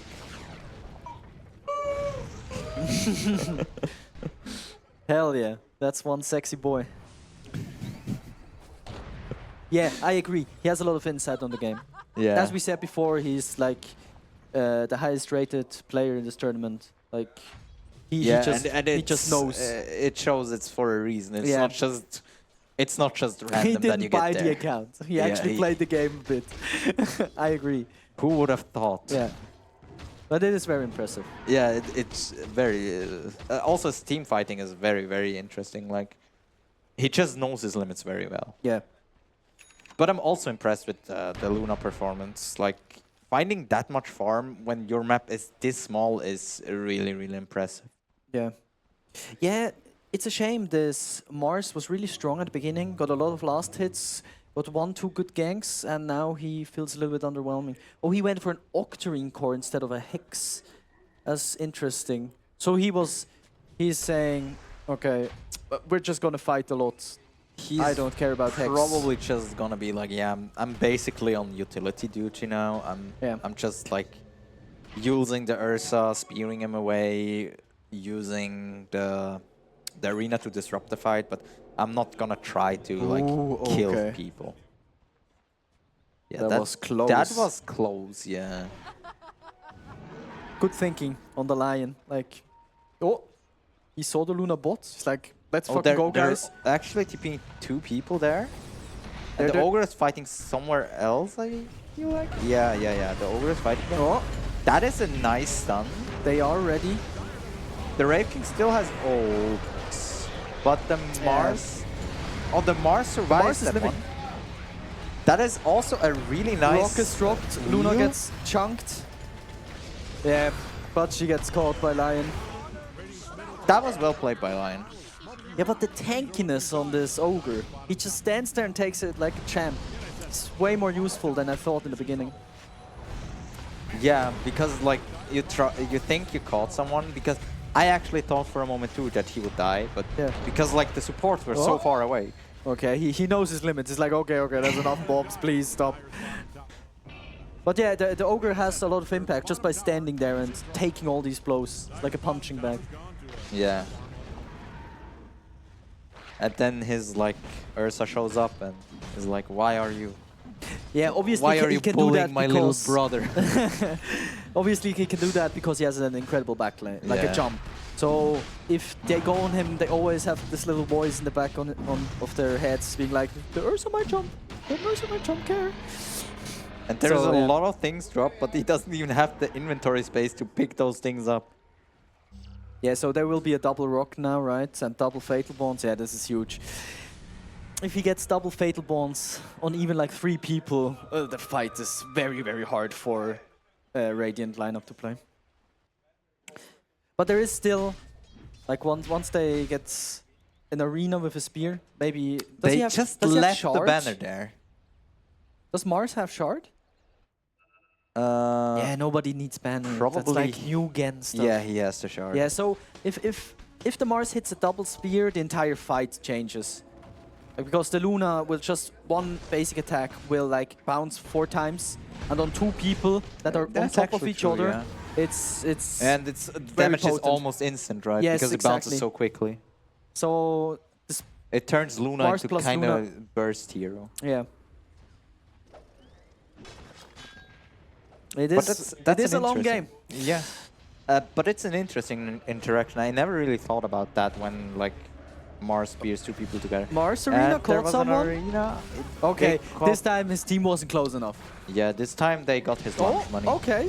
They're going in still. He's getting saved. Ursa got used. And hexed. And stunned again. Okay. And hypnotized. Okay, and that was this really nice chain stun. This Warlock just doesn't care. He's like, And yeah, I'll just fucking drop 2 more rocks. Ursa lives again, but has the BKB now. Just Okay, but- kills everyone if he gets to hit them. But Yeah, this ogre is back, and he wants to fuck. Okay, buyback's coming And- out. Luna is also buybacking. that the is Ursa's actually like, a good fight. I That will is a get good out. fight. Yeah, I think the Ursa. But needs it to is. get out. It's a lot high of ground. kills. Yeah. But it's It's a great ogre fight. buyback. It's Luna's buyback. That is really rough. And it's a ringmaster buyback. Yeah, arguably the Luna buyback wouldn't have been necessary. It's always hard to say in hindsight. If you're I basically getting think- dove, I understand. I think if the Luna doesn't buy back, the Ursa keeps going. Yeah, maybe. I Yeah. feel like you need the Luna buyback to prevent Ursa from like just running you over. Yeah, that's fair. But yeah, so they got a lot of space now. They're trying to get some wards out on the map, getting some vision there before the heroes Good respawn. smoke for like just getting out on the Yeah, map. if they find Ursa here, he doesn't have Aegis anymore. It's a great kill. Yeah, And and they I do gotta have the say, hex. like the spell casting on that team fight was actually really well done. Like everything just clicked really well. Like even the wheel is so hard to place properly, in my opinion. And it's tough to. He has hit been it hitting a lot of wheels. Yeah, now that you're saying the it. Yeah. wheels are really good. Yeah. And Very good especially like performance. chain stunning with the wheel as well, which is impressive to me. Because I I totally tried playing some Ringmaster and I just I'm horrible at placing a stupid wheel because it has like this stupid minimum distance that you have to cast it. You can't just cast it in front of yourself. It always rolls further than you want it to usually. Yeah. Yeah, it is awkward to place. Yeah. But it is a very powerful spell once you get Yeah. like used to how to use it. Yeah, but even in pro games, you rarely see like a 3-4 man wheel. You usually see 1 man wheels or 2 man. Yeah. Like even in Dream League and stuff like that, it's a So tough it's spell okay to to use. not hit it in your Yeah. games. Don't worry about it, guys. Yeah, it's a tough spell to hit, and if you hit it on one person, in my opinion, it's a good one most of the time. So they're still holding on to the game. They still have all the high ground tower, which is probably a win at this point. Because they had They like just the smoked Aegis. up. So Yeah. Dire wants to fight. They are ready to go. Bloodlust on Slardar. They just want to find one pick off on this Slardar. Best Luna or Yeah, or and Mars even if the Luna and kill that BKBs person instantly, and then the fight is way easier. Yeah, I'm not sure if Ogre has the talent that increases the Bloodlust DPS attack speed. The talent. No, he went for the strength. I think both of them are valid. Well, On his the job core, is to be probably a- the strength is better. Yeah. But even like if he eventually hits that one, if we talk late game, the Slardar will attack so quickly that it will Okay. be almost. That was He a went in. really nice blink out there. Yeah, that's That was rough. actually, but they have Okay, to they leave found behind Warlock. the Warlock. That one, Do they have detection? I They don't do. think that will be safe. Okay, because- he just dropped everything. Like, if I Yeah. die, I will throw everything in there. Yeah, might as well, right? Like, why not? Yeah, well, you're not have wrong. have some more units that you can play with while you're dead. Sure. So you effectively have like 5 seconds less of a death timer. Yeah, it's like this Earthshaker thing where you just have to ult before you die, even if it's total waste. Like, no. Okay, But, so the map is open again, so they yeah, keep farming. Yeah, so they forced Lion back, and then they jumped on the mid lane in their own half of the map. That was actually that they are doing a really good job, especially like on the Luna, pushing out waves, forcing people back, splitting the enemy team apart, and then trying to take fights. The thing is just that YB Domi is just really, really good at not getting caught. Like, he's just on top of his game. Like, yeah, he has doesn't 0 show. deaths. Yeah, he has zero deaths. It's crazy. He's playing a really, really well game. And it's not 0 death because he didn't join fights or he didn't take risks. He took a lot of risks and all of them were like calculated. Yeah. He just knows. He's got it in his blood. Yeah. Ooh, and that okay. one was a bit... Yeah, I don't think you should TP on the wave. Someone didn't look on his own hero. It happens. So once we get the Ringmaster, we have yeah, refresher, we have on Mars now? refresher, but the So- Ringmaster has no buyback, and there's a lot of there's a lot of mines in Do the we base, have yeah. an axe on the Ursa, or does he still not? No, he doesn't. He's gonna so go for it next. If he but gets stunned what once, is that he can item? still die. That's The Aghanim's blessing. Yes. He bought the blessing recipe first. Isn't that weird? I guess so he you just don't, wants to yeah, insta-buy it. He's keeping buyback right now. Yeah, I guess. And guys, once he has both, doesn't he will matter, buy right? all of it. Yeah. Yeah, he doesn't have the slot Well, to carry the axe anyway. Exactly. Yeah, yeah, true. But yeah, I'm wondering about this And- Brave King. Can we go on him? What's his item build? Okay, he He has the axe now. He has the axe. He's decided not to go for the AC, but a I agree basher with and that. an axe.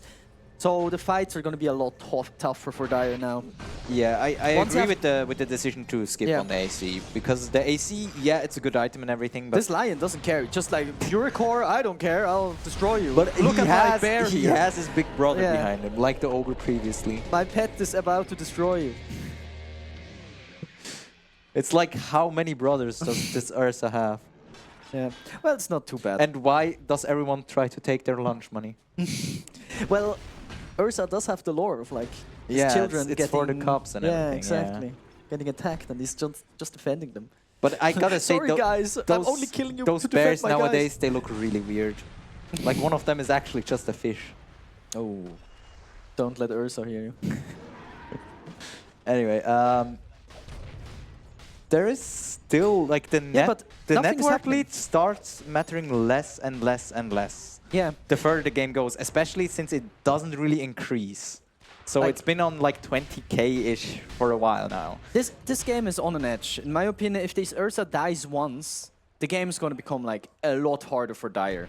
Like once he gives a shutdown, Radiant's gonna run this game over, or possibly run this game Yeah, over. and Techie's really using his time here, and he found his job at his job is just planting mines at this point. He also has the Hex, so if someone jumps in, he just hexes that ass. And he went for a Floods, which I think is really interesting, but I like it actually, because he has a lot of auto-attackers.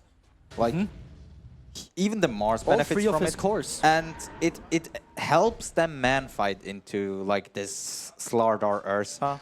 Well, into Slardar it's a bit more difficult because he keeps chain-stunning people, but it actually helps with sustaining in those fights, and it adds a lot of damage. And it also gives some armor. Yes. So I assume they want to try to get a AC as well for like just the armor auras to make everyone kind of tank up. Yeah, yeah. Luna even opted out of like armor. She just says, "Okay, I'm going Ghost Scepter. I don't care." Interesting. I want to make this guy buy. Nullifier probably, right? This guy, yeah. But I want to make this Ursa buy a nullifier, and he doesn't have any slots for it. So it's really annoying. This item build is really annoying. Yeah, it's really like. And he has buyback again on It Luna feels as well. like the longer the game goes, the more like uncertain the outcome will be. Like right now, I still think that Dire is Oh, he favored. saw them. Let's see if he gets a good jump. He knows Ursa is around, so this is kind of dangerous. Okay, yeah, is Ursa gonna jump or not? So there's no BKB on the Slardar. He used it before. And there's a Hex on the... Look in the backline. That- They're all Oh they're my, all stunned. that is nice. No, no. There is the second life on the... Oh. Did he use himself after dying? That is yes, he did. Quite unlucky, but I think that's an even not. No, that's not not exactly, but it's okay. It's they okay, use a lot of spells on Dire. But his Ursa is hunting. The He's Ursa ready. takes so much damage from the mines. Like it keeps like amping up the damage more and more. Ursa doesn't have BKB, so Ursa going in failed to here jump. is really risky and might be a game changer. Yeah. Also, Fimo is tearing people apart right now. That's actually a lot. The bounces are And he's shredding pressing through his the Ogre. Ghost Scepter, very big. Wait, he has like the disco ball facet. And he has Satanic. He has Satanic. Nah, he can't tank through Yeah, that. he can, but he gets to attack. Might still. No, that's not enough. So he can get one kill at It was least. actually enough. And he But pushes yeah, up. No. but yeah, this is a little bit of despair. They all have buybacks, so yeah, the base will not fall. It was a rough fight. Yeah, I feel like when your Mars gets blown up, that was quite unlucky because like he still adds a lot of utility to the fights. Yeah, Mars needs to try to like get a stun, then maybe press W and then get the fuck out, and then do that again every like 10 seconds with his Octarine core. Yeah, and YBDomi still didn't die. He's still on 0 deaths, and he's still like playing really, really well. So it's Roshan is up. Like they have the option yeah. just. But I think they want to force the buybacks first, and then make the enemy team scared of leaving base, and then you get the Roshan. But honestly, at this point of the game, do they care about like having some super creeps in their base? I don't care. Yeah, if they think don't the get Luna free clears sides, them out really well, right? If they don't get free sides, it's all good. Ooh, this Mars is risky. Now he knows, he's chilling. There's so many mines. Oh, okay, not around the tower. Yeah, but as you said, do they care about them? I think you still kind of care about them because it's annoying. Okay, it's gonna What's stun that? him. Mars's Yules? I think so, right? I don't Probably. know. Yeah, it was Oh, Mars. yeah. Okay. Which is a bit unlucky because it overlaps. They're just trying to stall, right? So they just want to make this guy hit this Rax less. Okay, the lion is almost dead. Lion jumped into the mines. Has no buyback, he bought back. And okay, there's... YBDomi might die, but okay, he can they chase still after gets out. YBDomi? He has Blink soon. Oh, That what a is shame. crazy. That could have turned around the entire game. This bear is getting away with murder way too many times. Like Yeah. at this point, he's a serial killer, and they're just not catching him. But there is no buyback on this lion, which means they might be able to take this Roche fight with an advantage. There is a window for the Roche fight, certainly. But will they take it?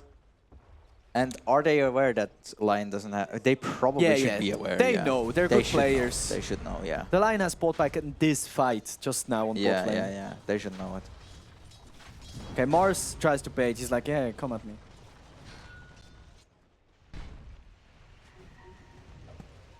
And... yeah, it's... I'm not sure if they actually wanna... They just mine up for now, so... Yeah, they're a little bit scared of this Ursa. There he is does a gem on... Who is that gem? I heard a gem. I think on Mars, So the right? most important cooldown right now in the game is No? Ursa's BKB. Oh, yeah. Oh, Ringmaster has a gem. That's a very nice pickup. Gets to deboard every single ward. Except the one he doesn't see in lane. That is always so unlucky, but I also have, like... sometimes it just plays a sentry, you don't even see the wards in range because you're just too brain AFK or something. Yeah. That happens to everyone. Okay, but this line It is happens a alive lot to me, again. though. They didn't really use the timing of like his death timer at all. Yeah, I was a bit afraid of that potentially happening because I feel like just you don't really feel confident after losing that previous fight. I feel like that is It's certainly- hard, yeah. Yeah, it's... You don't see anything on the map either. Like they had time to place wards around the Roche pit. They at least got to mine their own triangle. I'm not sure how much that actually... Okay. I guess... Yeah, that's what I was talking about. If he blinks into mines, it's gonna take a lot of damage. Yeah, but then he just immediately runs out again. He presses... Yeah, Did he but press if his there's ult? if there's a Mars Wait. there that hexes him, he Yeah. dies. What is the enrage cooldown actually? It's quite low, right? It's like 20 seconds. Yeah, I The thought he Aghanims... just used the- it. Oh, he doesn't have the Aghanims yet, or does he? He Yeah, has, the he Aghanims has. lowers it by a lot. By a lot, I think. Yeah, it's. It goes from like 30 to 20 seconds, something that ballpark. Yeah, Or like I was 35 also to surprised 20. at some point when I first started playing Dota and I played against like Terrorblade.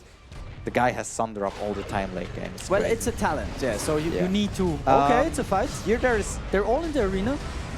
That is Luna first got- arena out. Second Luna got arena saved? might follow. Okay, yeah, Luna's gone. Mars actually has a Wind Waker that might help him get out. No. Yeah. Yeah, they keep trying to jump this ogre, and the ogre is just like, "What are you doing, guys?" Yeah, the Please, ogre is super keep tanky, going on me. and the ogre has Crimson Guard as well, and the Crimson Guard actually scales with your own HP. And since ogre is such a Oh, beefy yeah. guy, it gives them a lot of tankiness. Even his entire team gets that. So Yeah. Yeah, and since it's not dispellable anymore. like yeah, since and I'm not the even sure if patch- they can blow up other people that easily because, as I said, the Crimson Guard is based on Ogre's max HP, so it gives a lot of shield to everyone, and all those glaive bounces get reduced so much that the damage really takes a hit there. Yeah. So they wanna get that buyback out of Luna. There is a swift link on Look, Ursa. look how hard this ogre hits. Yeah, like those attacks. He has 300 damage. No, actually 360. Yeah, yeah. He has 200 strength. He And does has not 5k care. HP. It's crazy. Yeah. Also, they have 2 cheeses now. They even gave the Aegis to the Slardar. Yeah, I don't So think Ursa like, is on jump patrol. Yeah. He's just waiting.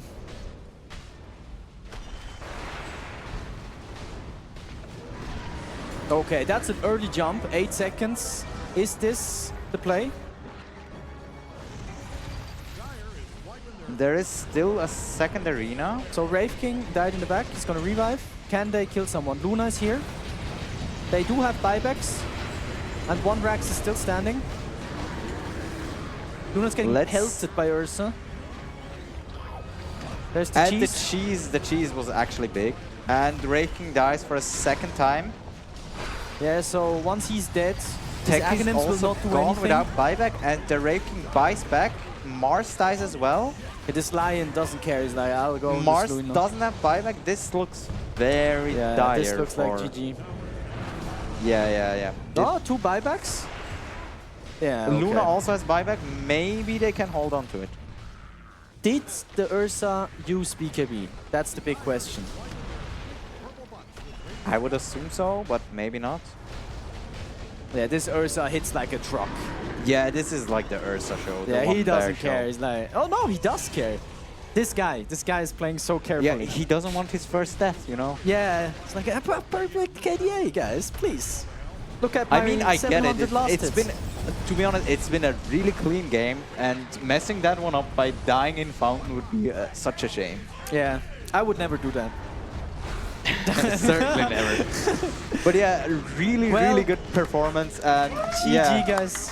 Very that well was- played from both teams. Yeah, both teams actually, like, it was a very interesting 60 match. minute exactly in 30 seconds. A Yeah, great we didn't see the final tier 5 game. sadly, but yeah. It was actually like a really, really nice performance on Ursa, but also on Luna, I think, because Fimo was able to find so much farm despite being like, the map for them was so small, but he somehow managed to pick up some scraps here and there and everywhere, and suddenly he kept up, or he actually caught up with the other people. So Yeah. Also on the supports, they placed a lot of good wards. Like they always saw half of the map, Yeah, which is yeah. very like it's a support's job, right?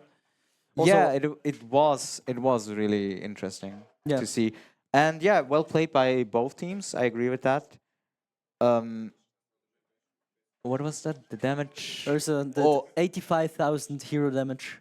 Yeah, he did the most damage by Yeah. far, I think. I think it's more And impressive that he also took fucking 130k hero damage. That's pretty crazy. He had an insane performance. Yeah, and as I said, he was always like on the edge of the fight. He knew his limits. He jumped in, ran out again, jumped in again.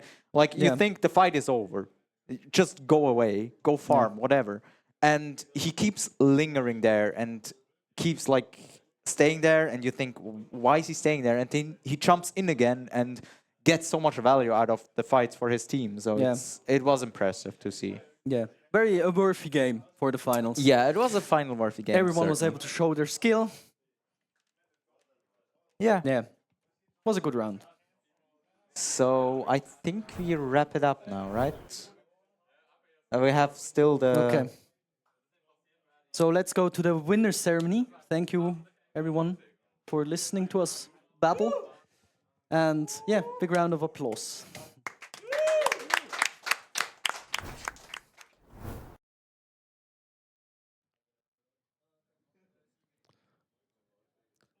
So, oh my God. What a tournament. I thought I'm never gonna leave this place. But here we are, and we're finally at the moment where we can go home. Woo! I think it was a really nice experience. First of all, I want to thank you all. It's the first time we made a 40 players at the Swiss Dota Cup. I mean, come on!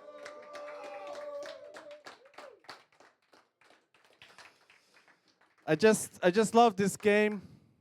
I love you guys, and I hope we can still keep loving each other. So, so let's just cut to the chase, and go on with the winner's ceremony. So, on 7th and 8th place, Raclette Ritter and Not Nasty, please come forward. I think it's okay for you guys, because some of you left, that we do a group picture. Ah, one team. So we have one team here. Please take your goodie bags.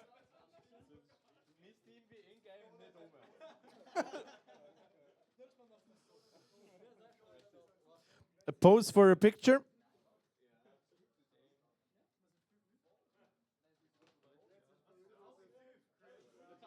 Here is the camera.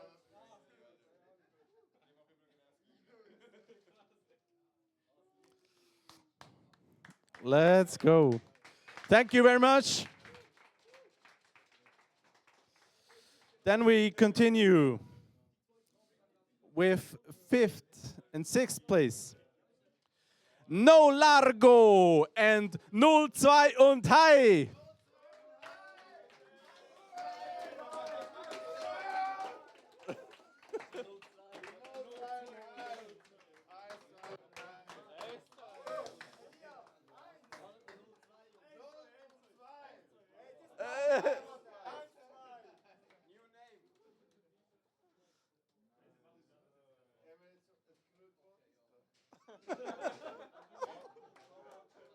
Thank you very much.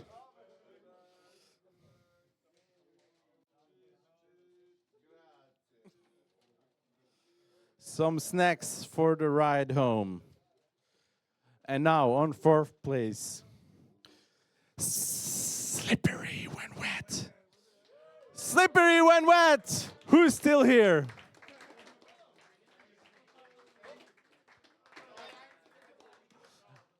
All gone. I guess. No, don't boo. Don't boo. They probably just slipped somewhere. All right. And now, on 3rd place, Moral High Ground.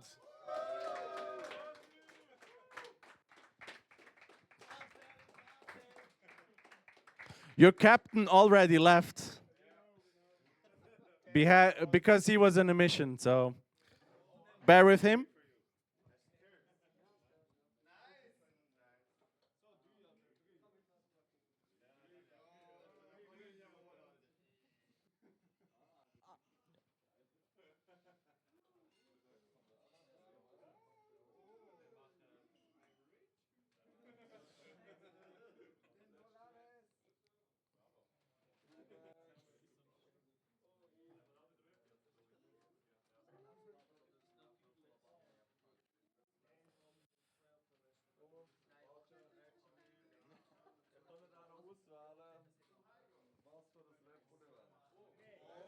also some drinks.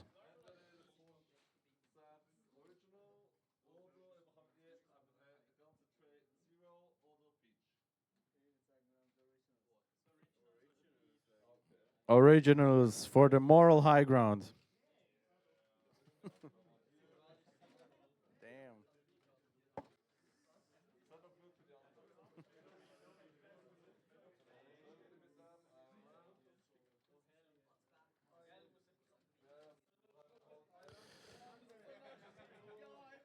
Give a round of applause for moral high ground.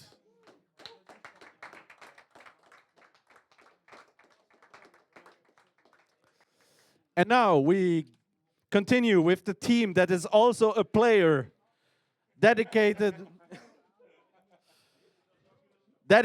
to one of the greatest of Swiss Dota. It's MYI Flu!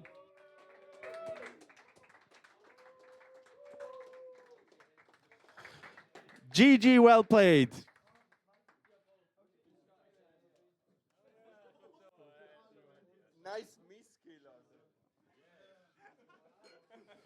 Some cheese for you, but don't eat it if you're lactose intolerant. It's not for you.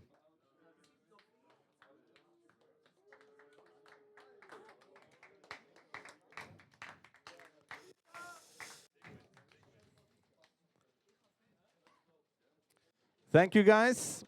You can also pick some Red Bull.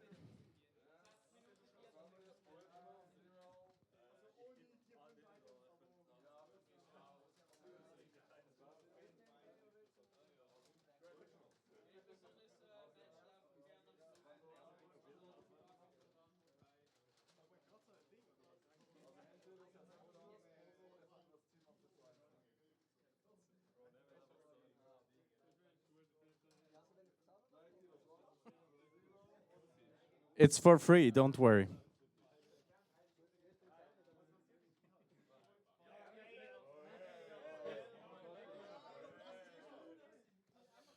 One more picture.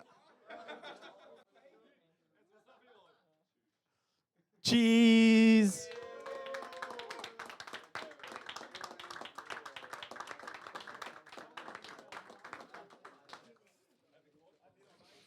And now the team, against all odds, they came from far away. They didn't know what to expect, but they finally made it. Feels bad, man! Your Swiss Dota Cup 5 winners!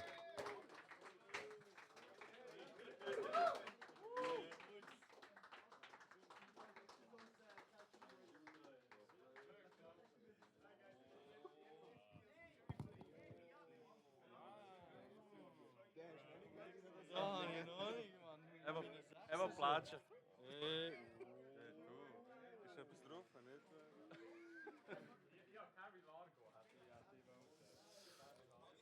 A round of applause, please, for your federational winners.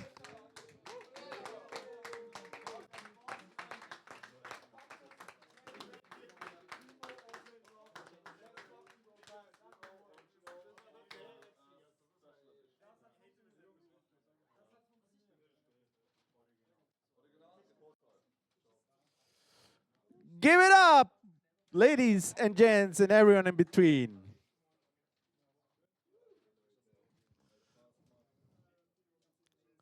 Round of applause, please.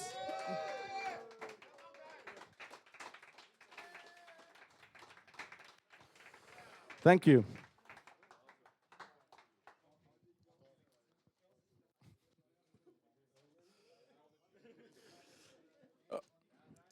Some final words. It was a long day.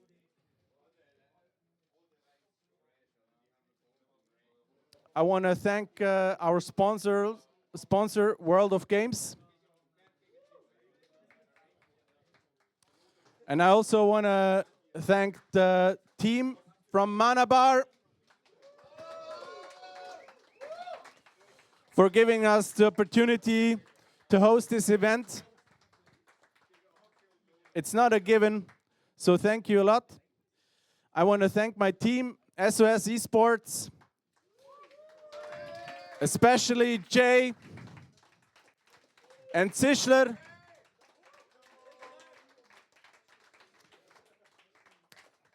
Pizzo, Streunelein, Wielan, Nono. Who else was here in the morning? Ah, and Vasily. This was my team. Yeah. So Marco, let's go! Daddy of Dota.